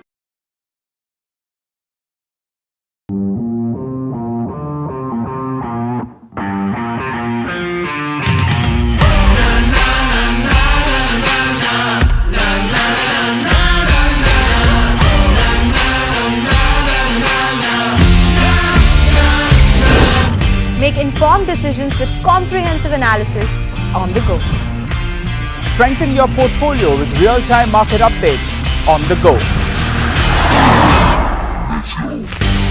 Create effective strategies with insightful expert opinions on the go.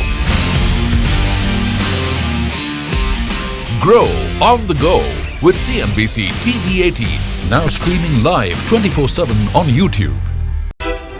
How about listening to global market maestros before crafting your investment strategy?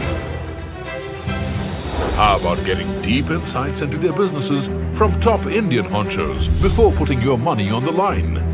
How about making every trading day profitable with strategies from the market masters, macro pundits, and chart wizards? Only one show gives you a head start to your trading day. Get ready to profit. Get ready for business with Bajar at these times on CNBC TV18 and CNBCTV18.com. CNBC TV18, an unending pursuit for excellence. A pioneer, a leader, a visionary.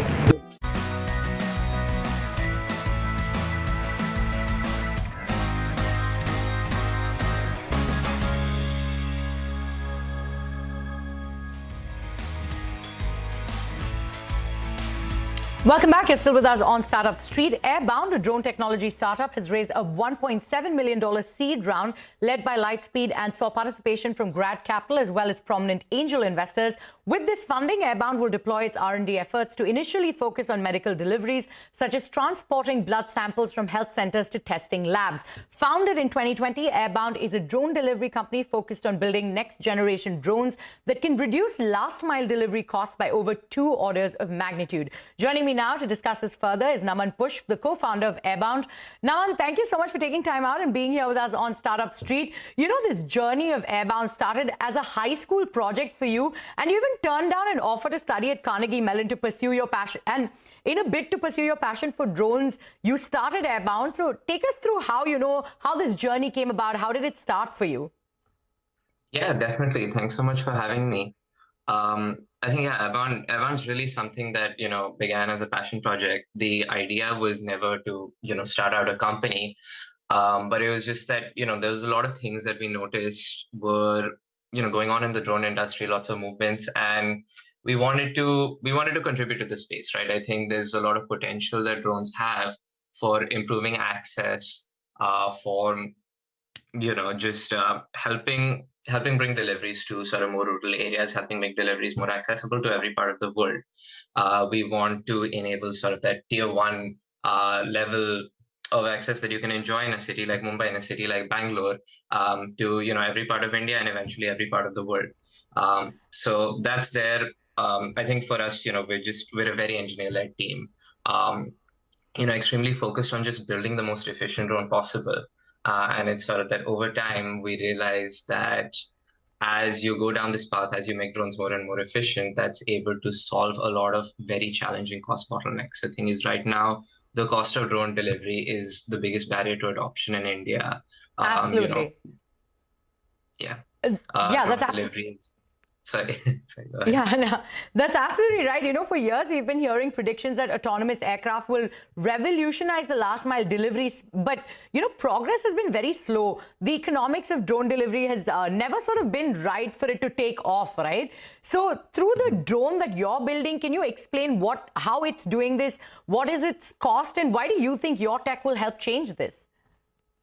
Yeah, definitely. I think the way we realized it is that right now everyone's taking that typical startup approach of, build fast and break things. You want to get a drone into the market as quickly as possible. And then you develop on it, you add layers of software, you add, good operations, etc. But we realized that that's not actually the way to get to an economical drone. This is something that you have to build from the ground up with unit economics in mind, right? It's kind of the difference between creating like the Wright brothers' first plane versus a Boeing 737, right? One is, both of them fly, but one is economically viable, one is not. And so we wanted to apply that same approach to drones. So we really sat from the beginning. We were like, okay, how do we make this the most efficient? So in our aircraft, it's structured very differently to any other drone in the world. It takes off vertically like a rocket, and then the entire aircraft rotates, and then it flies forward like a plane. So this new flight path that we've developed allows us to get significantly higher efficiencies. We've also innovated a lot on carbon fiber components. I have some of those with me here, where we've made some incredibly lightweight, incredibly strong components that allow us to get strength to weight ratios that are 70 times higher than anything else in the industry.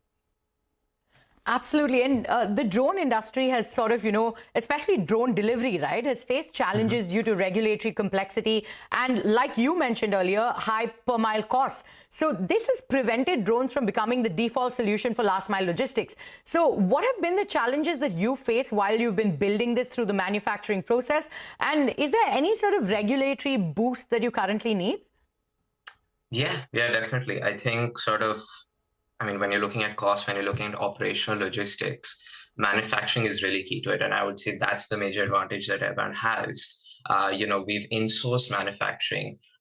We have some of the most advanced manufacturing processes in the country. We're currently the only drone company in the country that's fabricating their own propellers, for instance. So we've realized that manufacturing is key, and it's really important to get a lot of this right. Obviously, when you're doing a lot of things for the first time, you make mistakes, you learn a lot in the process. It's very hard to build up that manufacturing muscle. But I think we've made some very solid progress in the past, year and a half. That's on the manufacturing side. I think regulatory will always be a big challenge. And, the way we see it is that demand influences regulatory a lot. Right now, a big challenge that regulators in India are facing is that there's no real demand for drone delivery. So why would they create something that, enables drone delivery at scale when nobody wants drone delivery at scale? And the way we see it is right now, you need to solve that price gap for anything to move forward, right? Like drone delivery, the costs of drone delivery today are like 90 to 100 rupees per kilometer. The cost of, your typical runner boys for like a Swiggy or Zomato is 10 rupees per kilometer. So until you can get to a cost that's lower than 10 rupees per kilometer, drone delivery won't be viable. And so our goal is to get there. And that's where, we can add a lot of value to the industry. We can add a lot of value to regulators. This is what will get regulators excited to want to enable this. Absolutely. And if you could quickly tell us, initially, you're going to focus on medical deliveries, such as transporting blood samples from health centers to testing labs, right? Can you take us through who you're in talks with for, partnerships on this front? Have you sort of done